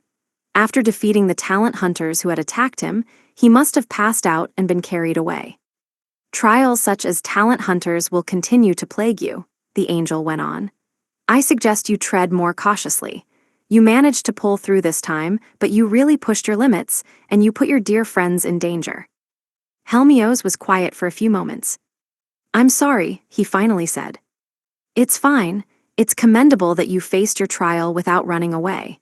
But in the future, you must make the correct choice. Choice? That's right, Elmia answered. You have been bestowed with a talent that could very well save the world. To do that, you must make the correct choices. Hero, yeah, you gave me the hero talent. Did you do that so I could save the world? Precisely. You see, this world is currently on the verge of ruin at the hands of the Demon Lord. The Demon Lord, who's that? Some kind of king? More or less, yes, Elmia told him. The Demon Lord reigns over all demons, and he leads his species on a path of destruction, intent on wiping out every living being in this world who worships us gods. Humans like you, elves, dark elves, dwarves, beastkin, merfolk, birdkin, and many more. Under his rule, the power of the demons is overwhelming, and the way things are going, the village you grew up in will also be destroyed. My village, Helmios spluttered. What about my mom and dad? Needless to say, they will be killed mercilessly. But if you can put your talent to good use and overcome trials while making the right choices, you can defeat the Demon Lord before he can ever lay hands on your loved ones. You can save your parents and this world. If you'd like to do that, you must listen very carefully to what Maris is about to say. Okay, I will. The moment those words left his lips, the glowing wall that had suddenly appeared above the rectangular table vanished without a trace. The boy then turned to Maris, who nodded to him. Your talent, hero, comes with an extra skill known as natural gift, the first angel explained. It's a very special skill that will allow you to learn attack, healing, or any other type of magic you wish. Wait, is that why I can use healing magic? Helmios asked. He was reminded of the time in Cortana village when he had wanted to help treat his bedridden mother. He had visited his childhood friend Dorothy's church and asked her father, a clergyman, to teach him healing spells. By simply observing the man and practicing a bit, he had quickly mastered the heal spell. Right, earlier you were able to use the talent hunter's skill against him as well, Maris replied. By simply watching someone use a skill, you'll be able to use it too. Ah, but I'd be remiss to not mention that you can only use 4 skills. Just 4, that doesn't sound like a lot. Helmios counted on his fingers, starting with his thumb. When he was done, he stared at his pinky, the only one left. Maris gave a slight nod of agreement. Exactly, hence, you must make the right choice and choose wisely. I'll tell you the specifics, but you're currently just a soul. Make sure to commit these all to memory. Helmios, wanting to do whatever he could for his parents, concentrated and listened closely to Maris's explanation. Rules for natural gift. 1. When activated, the user can learn and use any skill that they see. 2. The newly acquired skill will be at LVL 1. 3. If the user continues to use the acquired skill, it can be raised to LVL 6. 4. The acquired skill will have the same effects as that of a person with a 5-star talent. 5. The user can only acquire 4 skills. 6. When a 5th skill is acquired, one of the prior 4 skills must be discarded. 7. When a skill is discarded, step 1 can be used to acquire it again, but it will be reverted to LVL 1. 8. When 2 acquired skills reach LVL 2, the Paragon skill can be acquired. 9. When 4 acquired skills reach LVL 4, the Paragon skill will reach LVL 2. 10. Natural gift can only be used once per day. Even after that explanation, Helmios still could not make heads or tails of his skill. Skill, extra skill, talent, what's the difference? Level, acquire, discard. Maris had not explained a single one of those words, and while Helmios did his best to at least memorize them, they seemed to go in one ear and out the other because he failed to grasp their meaning. He furrowed his brow and contorted his face as he concentrated. Maris, Elmia said, watching the boy, see to it that Helmios understands what you're saying. The first angel nodded and tapped away at the keyboard at his desk before turning back to Helmios. I've added Analyze as one of the skills you can acquire through natural gift, he said. "It'll allow you to learn more about your talent and others. Also." Maris turned back to the keyboard. Suddenly, a translucent screen, around 50 centimeters tall and wide, appeared in front of the boy's eyes with a low V-womb. "Whoa," Helmios cried. "This is called a virtual window," Maris explained. "You'll be able to make this screen appear and disappear as you please, and you can use it to read up on any necessary information. I've attached it to analyze." "Go away," Helmios thought, trying to make the translucent screen disappear. It obeyed, and when the boy wished for it to appear again, it did so.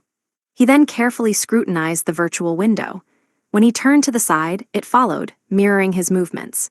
He reached out, trying to use his finger to touch the screen, but his hand slipped through as though there was nothing there at all. "What is this?" Helmios asked, pointing to the letters on the screen. "That's your status," Maris replied. "Name, Helmios. Age, 5. Class, Hero. Level, 20.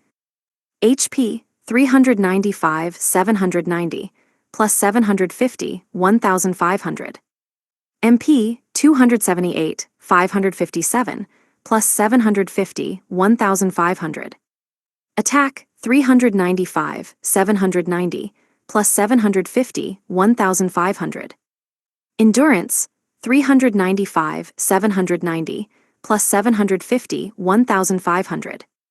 Agility, 395, 790, plus 750, 1,500. Intelligence, 278, 557, plus 750, 1,500. Luck, 278, 557. Extra skill, natural gift, healing, blast punch, analyze NA. Skills, Hero 1, Healing 2, Blast Punch 2, Analyze 3, Null Paragon 1, Sword Master 4. XP, 401,000. Effects of Analyze. Analyze virtual window, no notes or records. Equipment. Weapon, NA. Commoner's clothes, Endurance +5. Magic gear, NA. "I can read my name, but that's about it," Helmios said. "Right, you can't read difficult words yet, can you?" Maris mused. "I'll need you to study up on your literacy. The virtual window will allow you to take any notes that you'd like. I'll add the rules of natural gift to it, so once you've learned to read better, I suggest you take a look and peruse the rules." "Yes, sir," Helmios replied before he was jolted with a sharp bam. "Huh, what the heck?" He lurched forward and almost fell, prompting him to whirl around, but nothing was there. Only the backrest of the sofa he was sitting on and the white walls greeted him. "It seems the carriage your body is in has reached the city," Maris observed. Helmios turned back around to face the angel. As soon as he did, however, he found himself facing the ceiling. "Huh, what?" he muttered. "Helmios, you're awake," Dorothy cried, staring down at him happily. She took up half of his field of vision.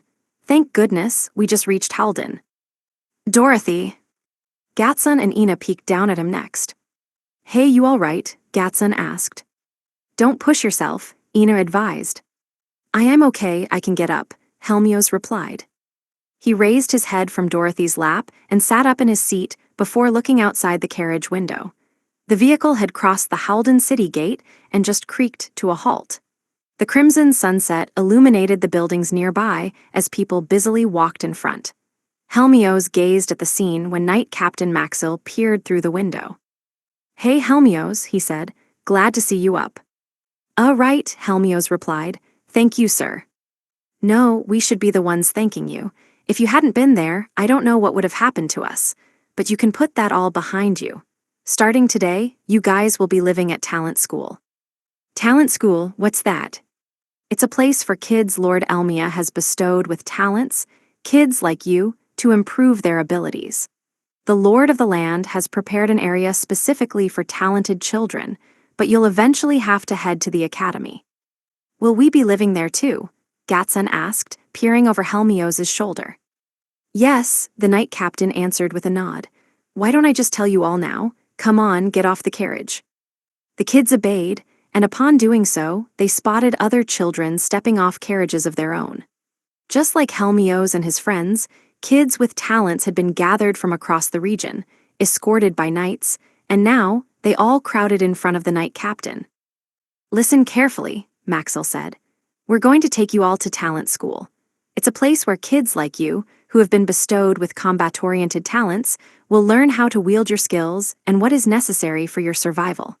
You'll be trained so that one day, you can utilize your powers for Jayamut. Be warned that talent hunters like the ones who attacked today will appear all throughout the Empire. To protect you, your families, and your villages, large cities like Halden have talent schools so that you won't have to worry about your safety and well-being. Hence, we've made our rounds throughout the nearby regions and gathered you all here." "Hey, bring a few of them over here," one of Maxil's nearby subordinates ordered. Moments later, a knight led several soldiers in front of the knight captain, where Helmios and the other kids were. "Welcome back, Captain," a soldier exclaimed. "We were worried since it took you so long." Maxil gave a slight nod. "We'll hand over the talent hunters who tried to attack us, take them away from the carriages, and throw them in prison. I'll escort these children to the talent school." The soldiers all nodded before swiftly dragging the restrained talent hunters out of the carriage. The criminals had their arms and legs bound behind their backs and were rolled along the ground like worms. Among the captured criminals was Vice Captain Zine, and the soldiers could not hide their shock at the sight of him. "Vice Captain Zine," one gasped. "Captain, what in the world happened?" "He was secretly connected to the talent hunters and told them our routes beforehand," Maxil explained. "It's likely that there are more traitors in our midst, and we'll interrogate him carefully later. Keep him in a cell separate from the other talent hunters." The soldiers were then entrusted with escorting the talent hunters, while the knight captain took Helmios and the other kids into a large building. "Is this the talent school?" Dorothy asked. "That's right," Maxil replied. "Ah, Principal Muhato, thank you for making your way over to us." The knight captain looked inside the building, and his polite tone made Helmios and the other kids turn toward the principal. An elderly man clumsily walked over with a magic tool lamp in one hand and a staff twice the height of his body in the other. As Principal Muhato approached, Helmios realized that the man only looked so short because he was hunched over. He was certainly well on in years. "Thank you all for coming here," Muhato said with a smile. "I'm glad you're all back safely, though this is a bit sooner than our initial plan." "Yes, thanks to you, we were able to capture the talent hunters," Maxil replied. "Ah, then as I thought, there was a traitor. No matter, I shall leave that in your hands. I'll take care of the children." "Very well, please take good care of them. Several knights died trying to protect these young kids." The knights, who had escorted the children here, all gave Principal Muhato a respectful bow. Maxil then whirled around and left, walking toward the sunset with the other knights, not once looking back at the kids. Only Helmios and the other children were left behind with Principal Muhato. "Oh ho ho ho," Muhato chuckled. "Now then, I'll guide you all inside. I'll split you up into rooms tomorrow, but you must be tired from your long trip. Why not rest a while? I'll have dinner ready in a bit." "Food," Gatson shouted happily. "All right." The principal smiled at the boy, and Ina hid behind Dorothy. "He scares me," Ina murmured. Still, Muhato maintained a smile plastered on his face. "Oh dear, I'm sorry to scare you. Oh ho ho ho." Helmios finally knew that he could relax and rest easy. No longer did he have anything to fear. On the third morning after entering the talent school in Halden, Helmios awoke to the sound of snoring filling the room. He slowly sat up, and upon realizing that his other two roommates had also been woken up by it, he headed over to Gatson's bed to awaken the snorer. "Gatson, it's morning," he said, shaking the boy's shoulder. In a daze, Gatson blearily opened his eyes, yawning as he gazed at the ceiling. Helmios then walked over to the window and opened it, allowing the rays of the morning sun to flood into the room and directly into Gatson's face. "Gah," Gatson yelped, "so bright." "If you don't hurry, you'll miss breakfast," Helmios warned. "Crap right." Gatson leaped off his bed. Meanwhile, their other two roommates approached Helmios. "Helmios, can't you wake Gatson up more quietly?" one requested. "Yeah," the other grumbled. "He can't help the snoring, but the fact that you make such a fuss every time he wakes up is killing me." "Sorry," Helmios apologized, and his two older roommates nodded at him, showing their maturity. Helmios and Gatsun had met their two older roommates the day after they had arrived at the talent school. One was 10, and the other was 11. Dorothy and the other newcomers had also been placed in rooms with those older than them, and the older roommates generally helped the younger kids grow accustomed to the place. If there were any accidents or issues, it was up to the older kids to jump in and lend a hand. The two boys followed the hall their roommates had guided them down a mere 2 days ago, then descended a staircase. Both the hallway and the stairs creaked as they and several other kids made their way outside of the boys' dorm, heading for the cafeteria. Once they reached the courtyard, they took a left in front of the girls' dorm, in front of which was their destination. To the right of the cafeteria was a wooden schoolhouse for daily lessons, and behind that, currently hidden from Helmios's view, was a wooden auditorium. Behind the cafeteria were a farm and a garden that stretched out to the high walls surrounding Halden City. When Helmios entered the cafeteria, there were already kids lined up in 3 rows. He and Gatsun recalled what their older roommates had taught them the day prior and walked toward a stack of wooden trays and cutlery. They each grabbed a set for themselves and stood in one of the lines. When it was Helmios's turn, the server handed him some bread and ladled soup into his bowl. The soup was the same that they had drunk the day before, a simple one made solely of finely chopped vegetable scraps. Helmios felt like this soup was rather plain compared to the ones he had made for his family at home, but he resigned himself to his fate, assuming that this was the norm for these people. Gatsun, on the other hand, a growing boy who loved to eat, was not so understanding. "Ah, come on," he whined. "Give me a bit more soup, please." "Sorry, but I can't just offer you special treatment," the server replied. "Man." The server paused for a moment. "Oh, all right, hand over your bread, I'll give you this one." The server exchanged Gatsun's piece of bread for a larger one, and the boy made his excitement apparent. Meanwhile, Helmios glanced around the spacious cafeteria. Dorothy and Ina were already seated and waved at the two of them.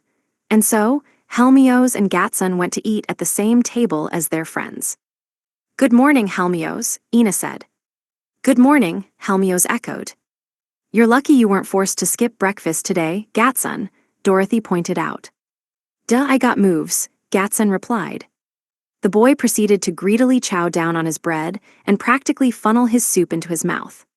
Helmios, who sat beside him, tore off a bit of his own bread and dunked it into his soup before carrying it into his mouth.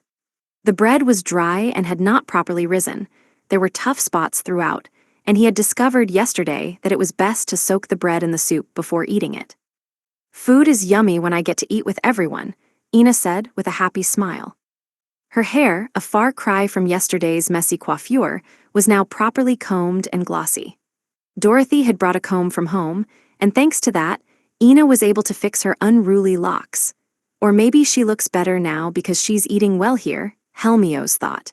He could not help but wonder just how poverty-ridden her life had been back in Cortana village. Once the bell rang, signaling that breakfast was over, the kids filed out for class, with Helmios and his friends following suit. They left the cafeteria and entered the schoolhouse, where their classrooms were. Classes at Talent School were divided by year, or rather, by the number of years one had been at the facility. Since Helmios and his group were first years, having arrived a mere 3 days ago, they first had to learn basic knowledge about the world. Principal Muhato himself stood in the front to give them their lessons. "Today, we'll learn the language of our empire, Jayamut," he said. "You kids have much to learn from here on out, and for that, you must learn how to read and write so that you can digest books. That'll be the best, Gatsun. Don't fall asleep on me." "Biwa, sorry," Gatsun cried. He had been fast asleep at his desk, but he hastily stood up when he heard his name called. Everyone in class laughed, barring Helmios and Dorothy. "Gatsun?" Oh, Ina's laughing too. Helmios gazed wearily at Gatsun, but then he noticed Ina smiling and once again breathed a sigh of relief, just as he had during breakfast.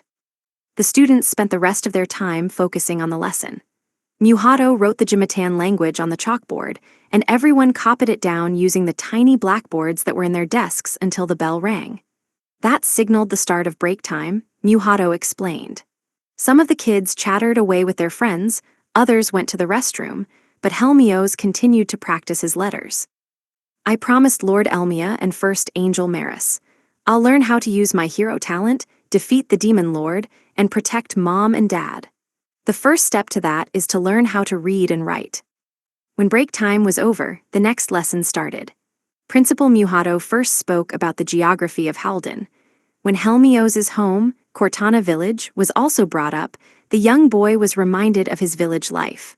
All the while, the principal started on a tangent as he spoke of a time in his past. That's when we captured a horned rabbit, he said. We split the meat among us.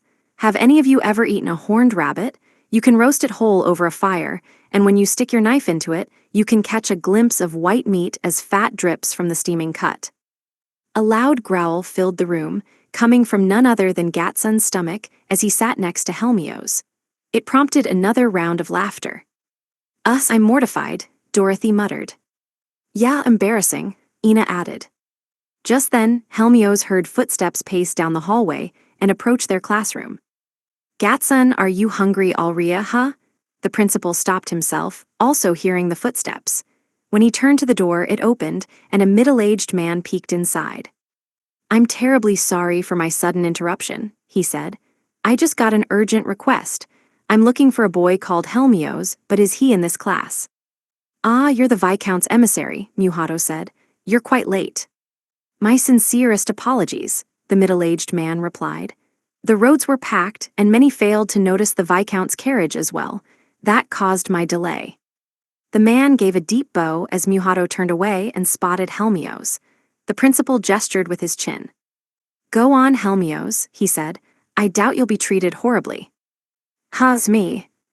Though he was extremely confused, Helmios quickly put his board and chalk away, then stood up and trotted toward the door.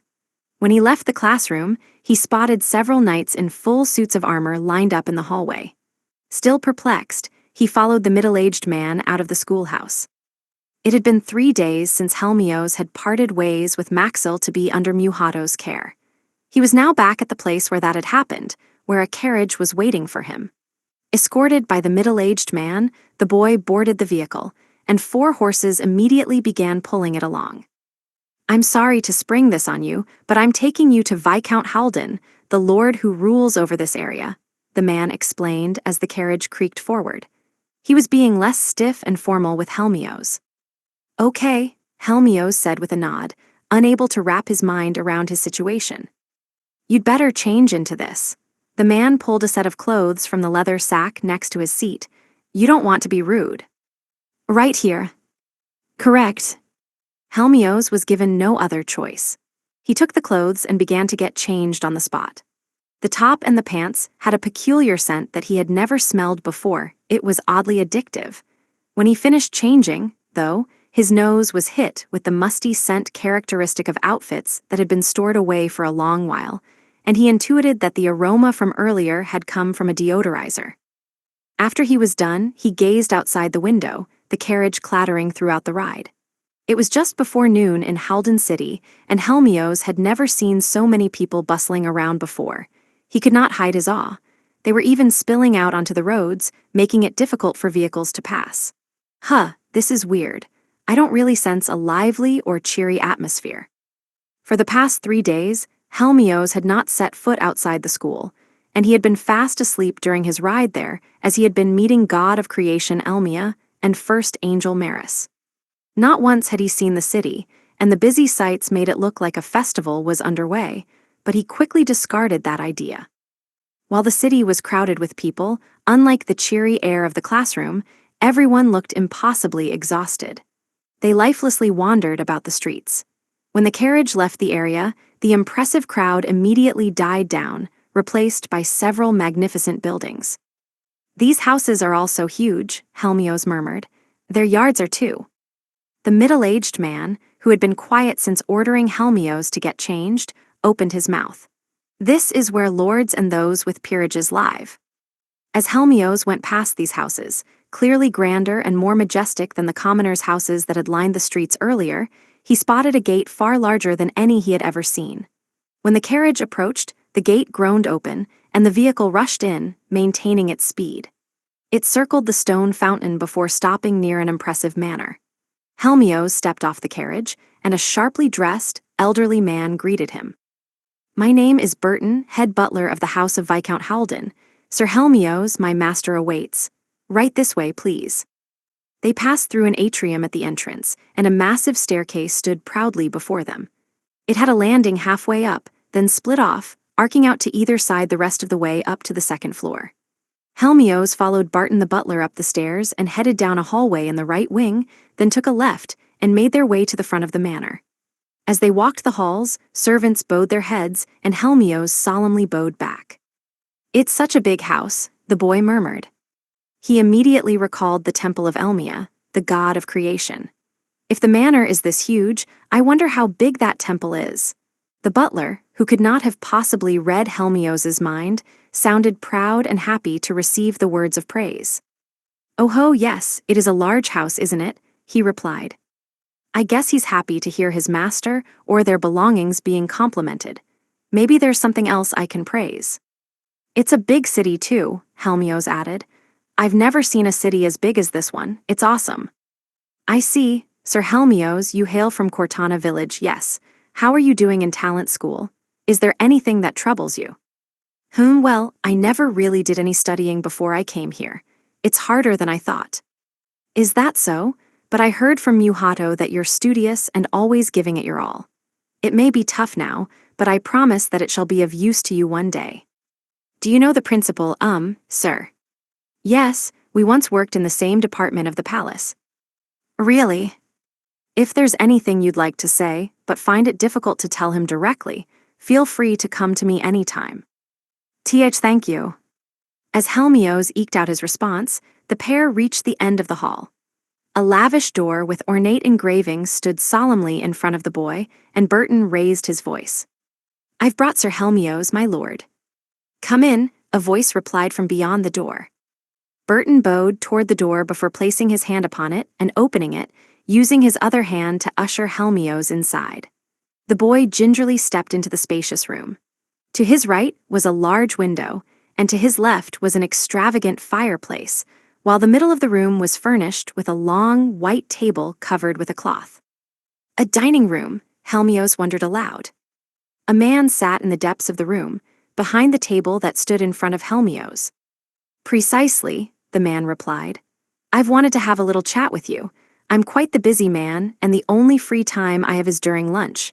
I'm sorry to trouble you, but won't you have lunch with us?" Yeah, sure, of course, thank you," Helmios mumbled.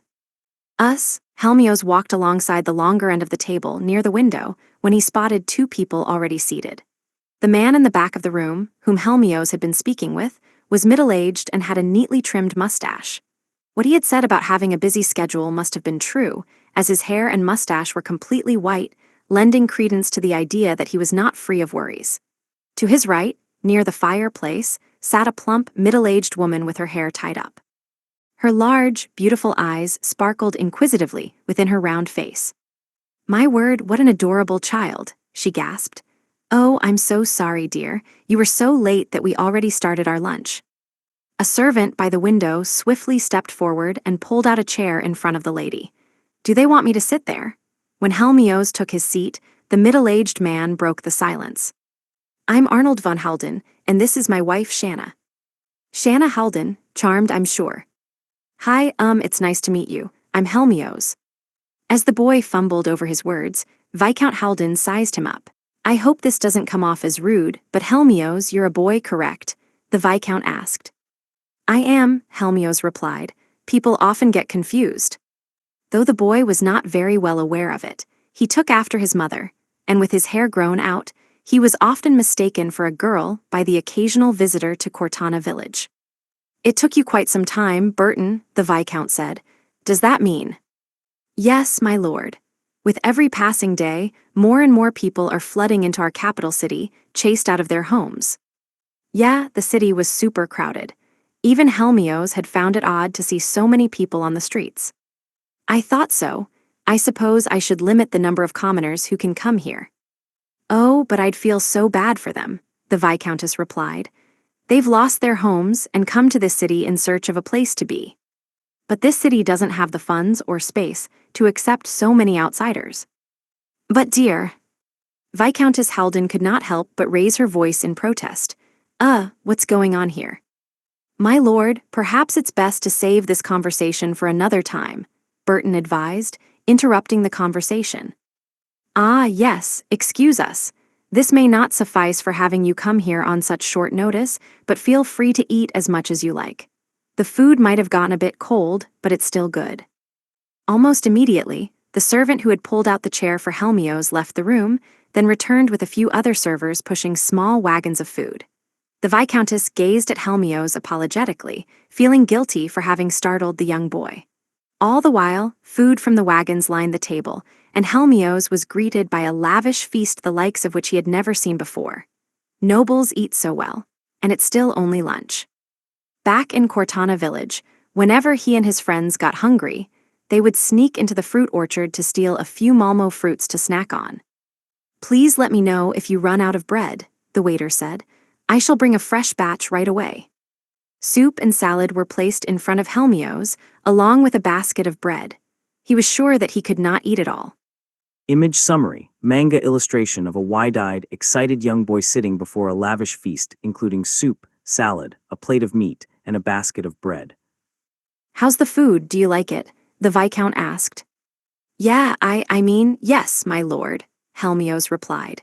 His initial response had been full of enthusiasm, but he had quickly remembered his manners and offered a more formal one.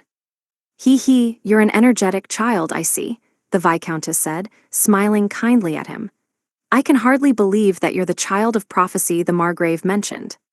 He hails from Cortana village, so he's not to blame, the Viscount explained. He'll be taught proper manners before he meets with Sir Arctica. Arctica, Helmios asked, who's that? We of House Haldon are under the wing of Margrave Arctica, the Viscountess answered. I'm sure you'll be allowed to meet him one day. Dear, if we're going to teach this child manners, why not keep him in our manor? That isn't for us to decide, the Viscount replied. And he's still a child. Surely he wants to spend time with friends his age. True. Viscountess Haldon looked visibly disappointed, making Helmios feel as though he had done something wrong. You remember Lucas, don't you? This boy is his son, the Viscount said, much to Helmios's astonishment. He should study hard like his father and learn to make full use of his talent. Wait, you know my dad. It was the Viscount's turn to look a touch surprised. Ah, your father hasn't told you about me, it seems. Where to start? Yes, I fought alongside your father, Lucas, and in that battle he lost his arm. He looked wistful as he emptied his glass of wine. Did you and my dad fight the demon lord? Lord Maris told me about it. Did you just say Maris? Viscount Haldon could not hide his disbelief. The Maris, first Angel Maris. Yes, in a dream. Actually, I'm not really sure what it was, but my soul was summoned and I met him. Goodness, the Viscountess gasped. Her large eyes grew wider and she gazed at the boy with awe. Did I say something weird? Just your soul, then this is Lord Elmia's, the Viscount muttered. Yes, Lord Elmia, he was there too, Helmios cried.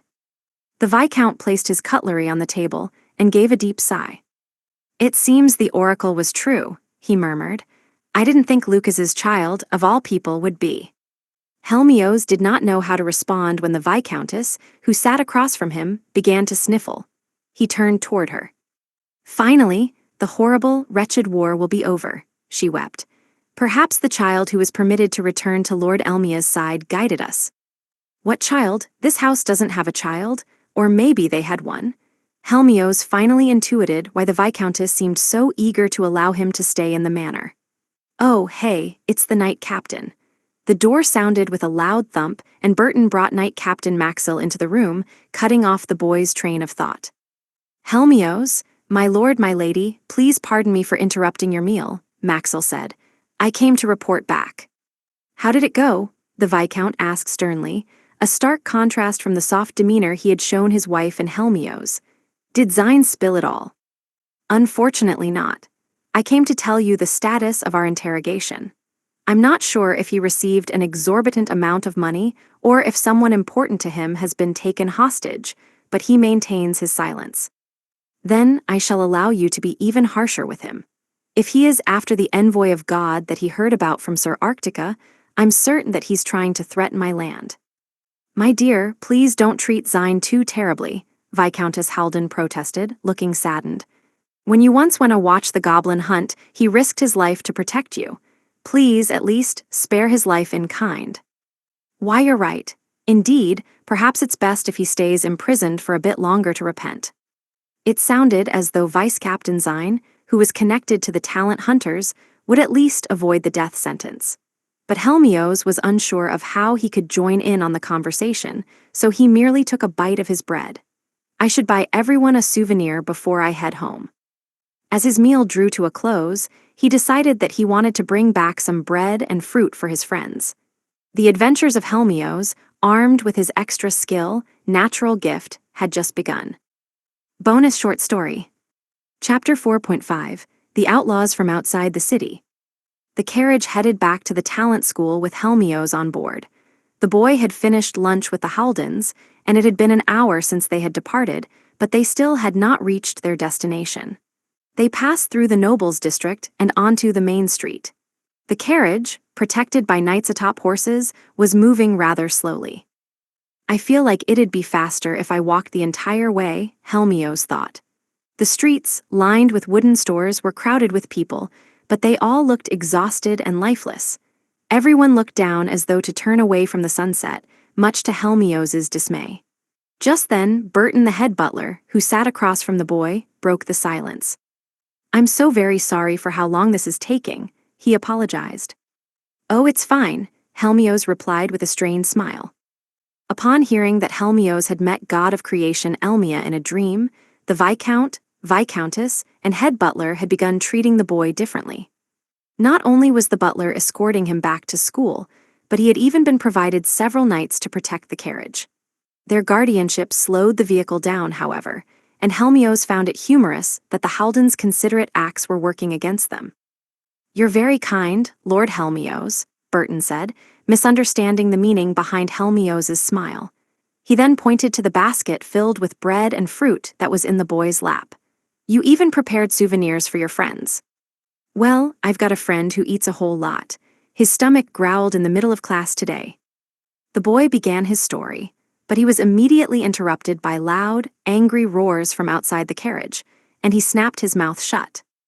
You guys are outsiders, a man shouted. I bet you snuck in through the gaps in the outer walls, am I right? Come on, answer me. I am sorry, someone replied. Helmios leaned out the window to look around and spotted two men, each dressed in leather armor and carrying a hefty stick, outside a tableware store. Their anger was directed at a family of four, a father, a mother, and two daughters, sprawled out atop a dirty mat. It's 'cause of outlaws like you roughing up our walls that we gotta keep repairing 'em, the other man roared, glaring at the family. How stupid can you be? If a monster makes it through those walls and into the city, can you take responsibility? Can you? Nearby people atop similarly dirty mats hastily fled for their lives. When he saw that, the second man flashed a discreet smirk, something Helmios did not miss. Who are those guys? The boy asked. They're a group of vigilantes, Burton replied. Lately, people from other villages have been coming here, and crime rates are on the rise. In response, the people of the city created a self-appointed group of vigilantes to protect the safety of the citizens. But they don't have to yell like that, do they? They don't know, but they aren't totally wrong either. There are indeed migrants who break through cracks in the outer walls to enter without an immigrant permit, and some of them even create holes for others to follow. Surely, Lord Helmios, you understand that we cannot sit by and watch that happen. When Helmios fell silent, a shrill scream filled the air. Let go!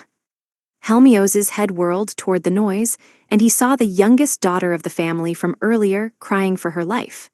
One of the men in leather armor had grabbed her arm and tried to drag her away.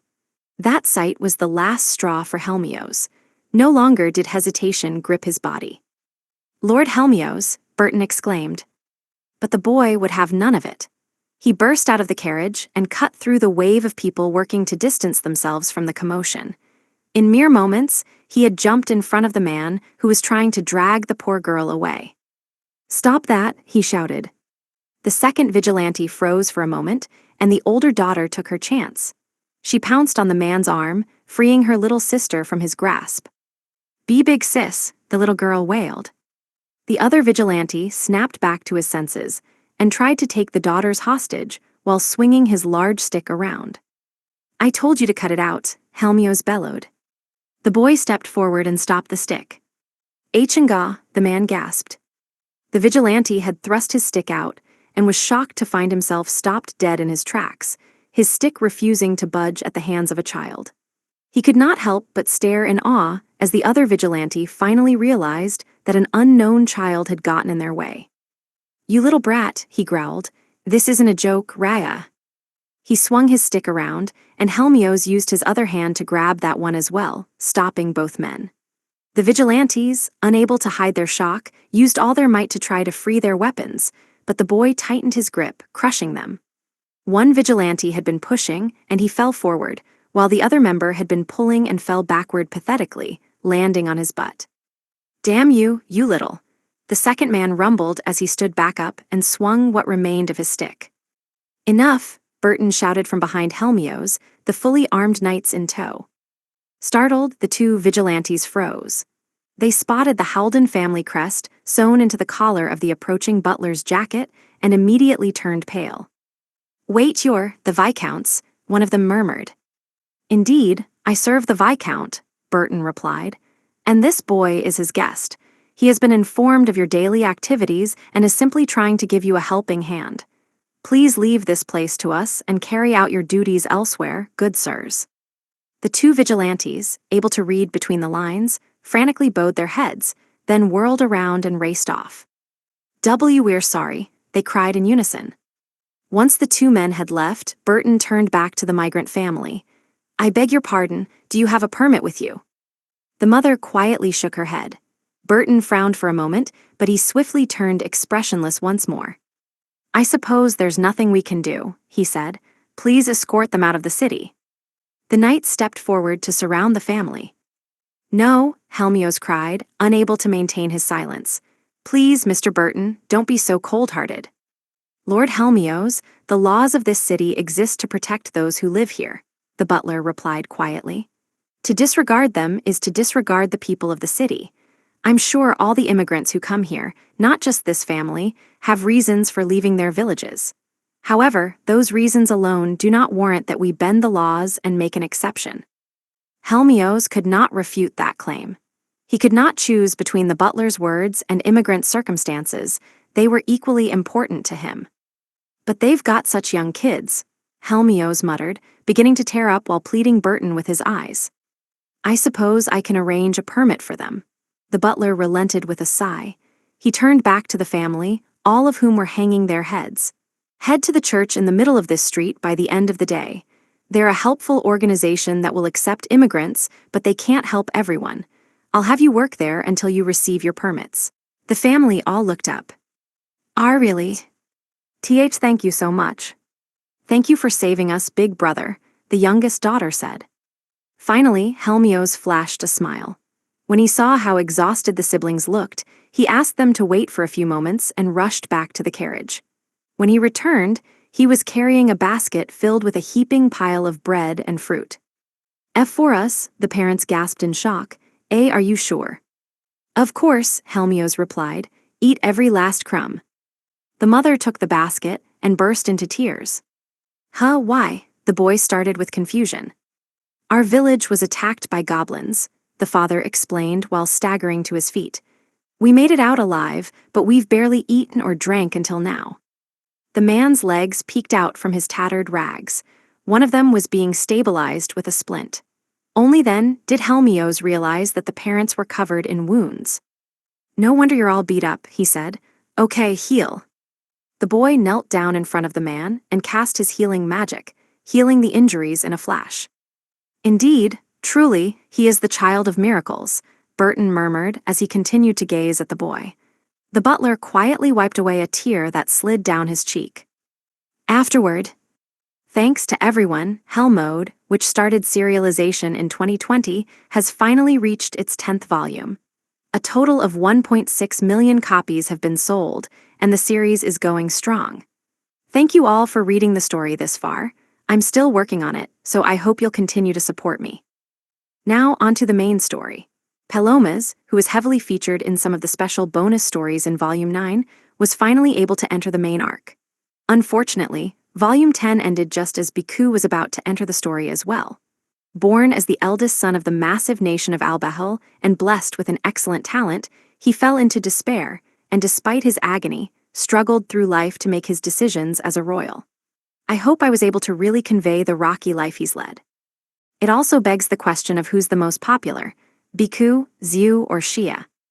I suspect Xiu's fairly popular since he had a starring role in the Rank S dungeon arc, but I'm excited about what Xia is going to do next. Rosalina also appeared, bringing the story one step closer to Macris. How will the Holy Fish get involved with Alan and his friends as they roam the Prostya Empire? Please look forward to the antics of Alan and Palomas, the main character of the Prostya arc, as the threat of the Demon Lord army looms over them. I hope you'll support the 11th volume as well. I guess it's customary by now that I throw in a little personal story during these afterwards, but I do have something related to the ocean, fitting for a volume about Prostya. Alan was born in the small, relatively, since the kingdom itself is actually decently large, kingdom of Ratash as a serf, and has traveled to Rosenheim, Bakis, and other places around the world on his adventure. This time around, he went to the ocean floor, but as I was writing the demonism arc, I was already wondering where he would go next.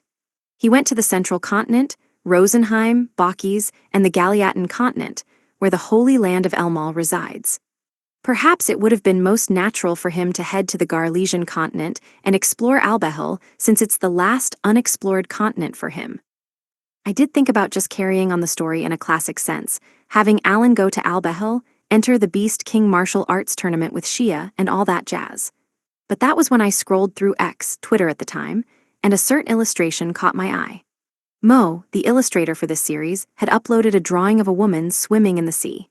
She was like a mermaid, gliding through the waters with fish, and it was a splendid illustration that really allowed Mo to strut their stuff. Eureka, that was the inspiration I needed. And so, while writing the previous volume, I also tried to add tales of the Prostya Empire into it, and wanted to create a setting where Palomas would finally have his moment in the spotlight. An image alone doesn't warrant an entire story, though. Being a writer isn't so easy. Stories like mine are embedded in a world of fiction, but readers still expect a degree of reality. I hope you can sense the hard work and resolve I'm putting into the Prostya Empire arc. I actually headed to Miyako-jima in Okinawa so that I could write it, and I wanted to really observe the ocean. I guess the personal story I'll share this time can be titled Hamuo Heads to Miyako-jima. It was August, meaning it was the middle of summer and terribly hot, and I stepped out of the airport. But I didn't head to my hotel with an AC, nor did I feel tempted to go to a nearby cafe to try the mango parfaits. Mangoes were in season. No, I did what I felt was most important to me as a writer. That's right, I headed to the gift shop via taxi to pick out some souvenirs for my editor at the publishing company. It's the best I could muster in hopes of forming social ties as I continued my series into its 10th volume. I believe small acts like that helped my series continue publication. My editor is a handsome man and apparently loves to cook. HMPH, but he just got that hobby to get popular with the lady. Oops, sorry, didn't mean for my thoughts to spill out there. Anywho, I went to the gift shop and found some stuff like korgusu, an Okinawan sauce infused with wild chili peppers, as well as salt and other spices. I bought them all and sent them back to my home. I'd already told the people waiting back that I was sending some stuff. Since I've also got an editor in charge of the manga version of Hell Mode, I decided to send them a wamori and other snacks in hopes that the adaptation will see the story through, which I imagine will mean it stretches to over 30 volumes. With my most important mission complete, I headed to my hotel. I'd reserved a spot near the ocean so that I could get some inspiration from the sea. When I finished checking in, a flyer by the receptionist's table caught my eye. "Is this a coconut crab tour?" I asked. "That's right," was their reply. "You can enjoy the coconut crabs and spend a night under the starry sky. The tour's fully booked today, but I see an opening on Wednesday. Would you like to book a seat?" It must be a very popular tour. Yes, please. Certainly. Please head to the front of the hotel at around 7 p.m. A tour guide will be there. I'd planned on doing some research at the Miyakojima Museum on Wednesday afternoon, and since the tour started at 7, I felt like I could make it work. I dropped my belongings at the hotel and called a taxi to take me to a popular restaurant serving Miyako soba noodles. It was made with 2 large chunks of bone-in meat and was simply the best when paired with beni shoga. My stay in Miyakojima would last 5 days, from Monday to Friday, and I wanted to eat well to prepare myself for the tough research schedule that awaited me. Tomorrow was Tuesday, and I'd reserved a kayaking experience for the afternoon. I'd heard that I could enjoy the crystal clear waters atop a transparent kayak. I'd never kayaked before, so I was pretty excited. On the morning of after breakfast, I stayed in my room to write. I must never forget to write, even if I'm away on research. When afternoon rolled around, I decided to call for a taxi to head out. I could have rented a car to drive around, and I do have a license, but I've never really driven a car, so I decided to use a taxi for all my transportation needs. Miyakojima was really convenient. Within 30 minutes by taxi, I could be practically anywhere on the island. The meeting point was at the shoreline 20 kilometers from my hotel, and so, like the day before, I called for a taxi. That was when I realized something was wrong. I'd called a taxi no problem just yesterday, but I couldn't get one now. Puzzled, I called another taxi company, but to no avail. In my haste, I called about 10 companies before I finally managed to get someone on the line, but all they had for me was bad news. Apparently, a foreign tour boat had arrived, and all the nearby taxis were busy accommodating its passengers, meaning I couldn't call for one at this hour. I went to the hotel receptionist and asked if they could get me something, but no luck. Seconds ticked by, and my kayak experience was drawing near, but I was at a loss. That was when something in the corner of the hotel lobby caught my eye. "Can I borrow that bicycle?" I asked. "Yes, we can lend these out to guests at our hotel for the day," the receptionist answered. Remember, this was a summer afternoon in Miyakojima. It was sweltering. I checked my phone to see how long it'd take me, and it was apparently over an hour of a trip. "Please lend me the bicycle for the day," I said. Since I couldn't find a taxi and had to get to the kayak experience, I rode that bicycle 20 kilometers to the shoreline. Anyway, I think I wrote a bit too much for this afterward. I'll write the second part of the story of my Miyakojima trip in the next volume. Can I research in Miyakojima and finish writing the Prostya Empire arc? Please look forward to it. Along with the light novel, the manga version has also been going well at its 9th volume.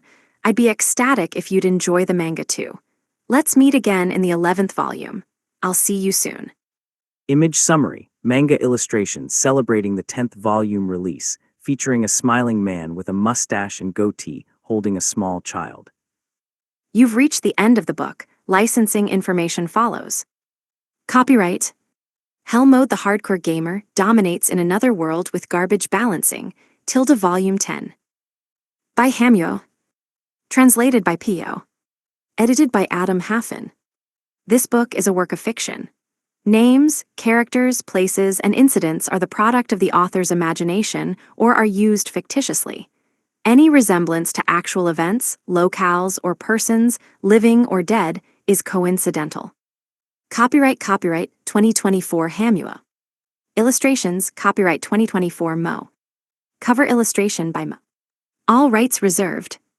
Original Japanese edition, published in 2024 by Earthstar Entertainment. This English edition is published by arrangement with Earthstar Entertainment, Tokyo. English translation, copyright 2025, J-Novel Club LLC. All rights reserved. In accordance with the U.S. Copyright Act of 1976, the scanning, uploading, and electronic sharing of any part of this book without the permission of the publisher is unlawful piracy and theft of the author's intellectual property. J-Novel Club LLC. J-Novel Club. The publisher is not responsible for websites,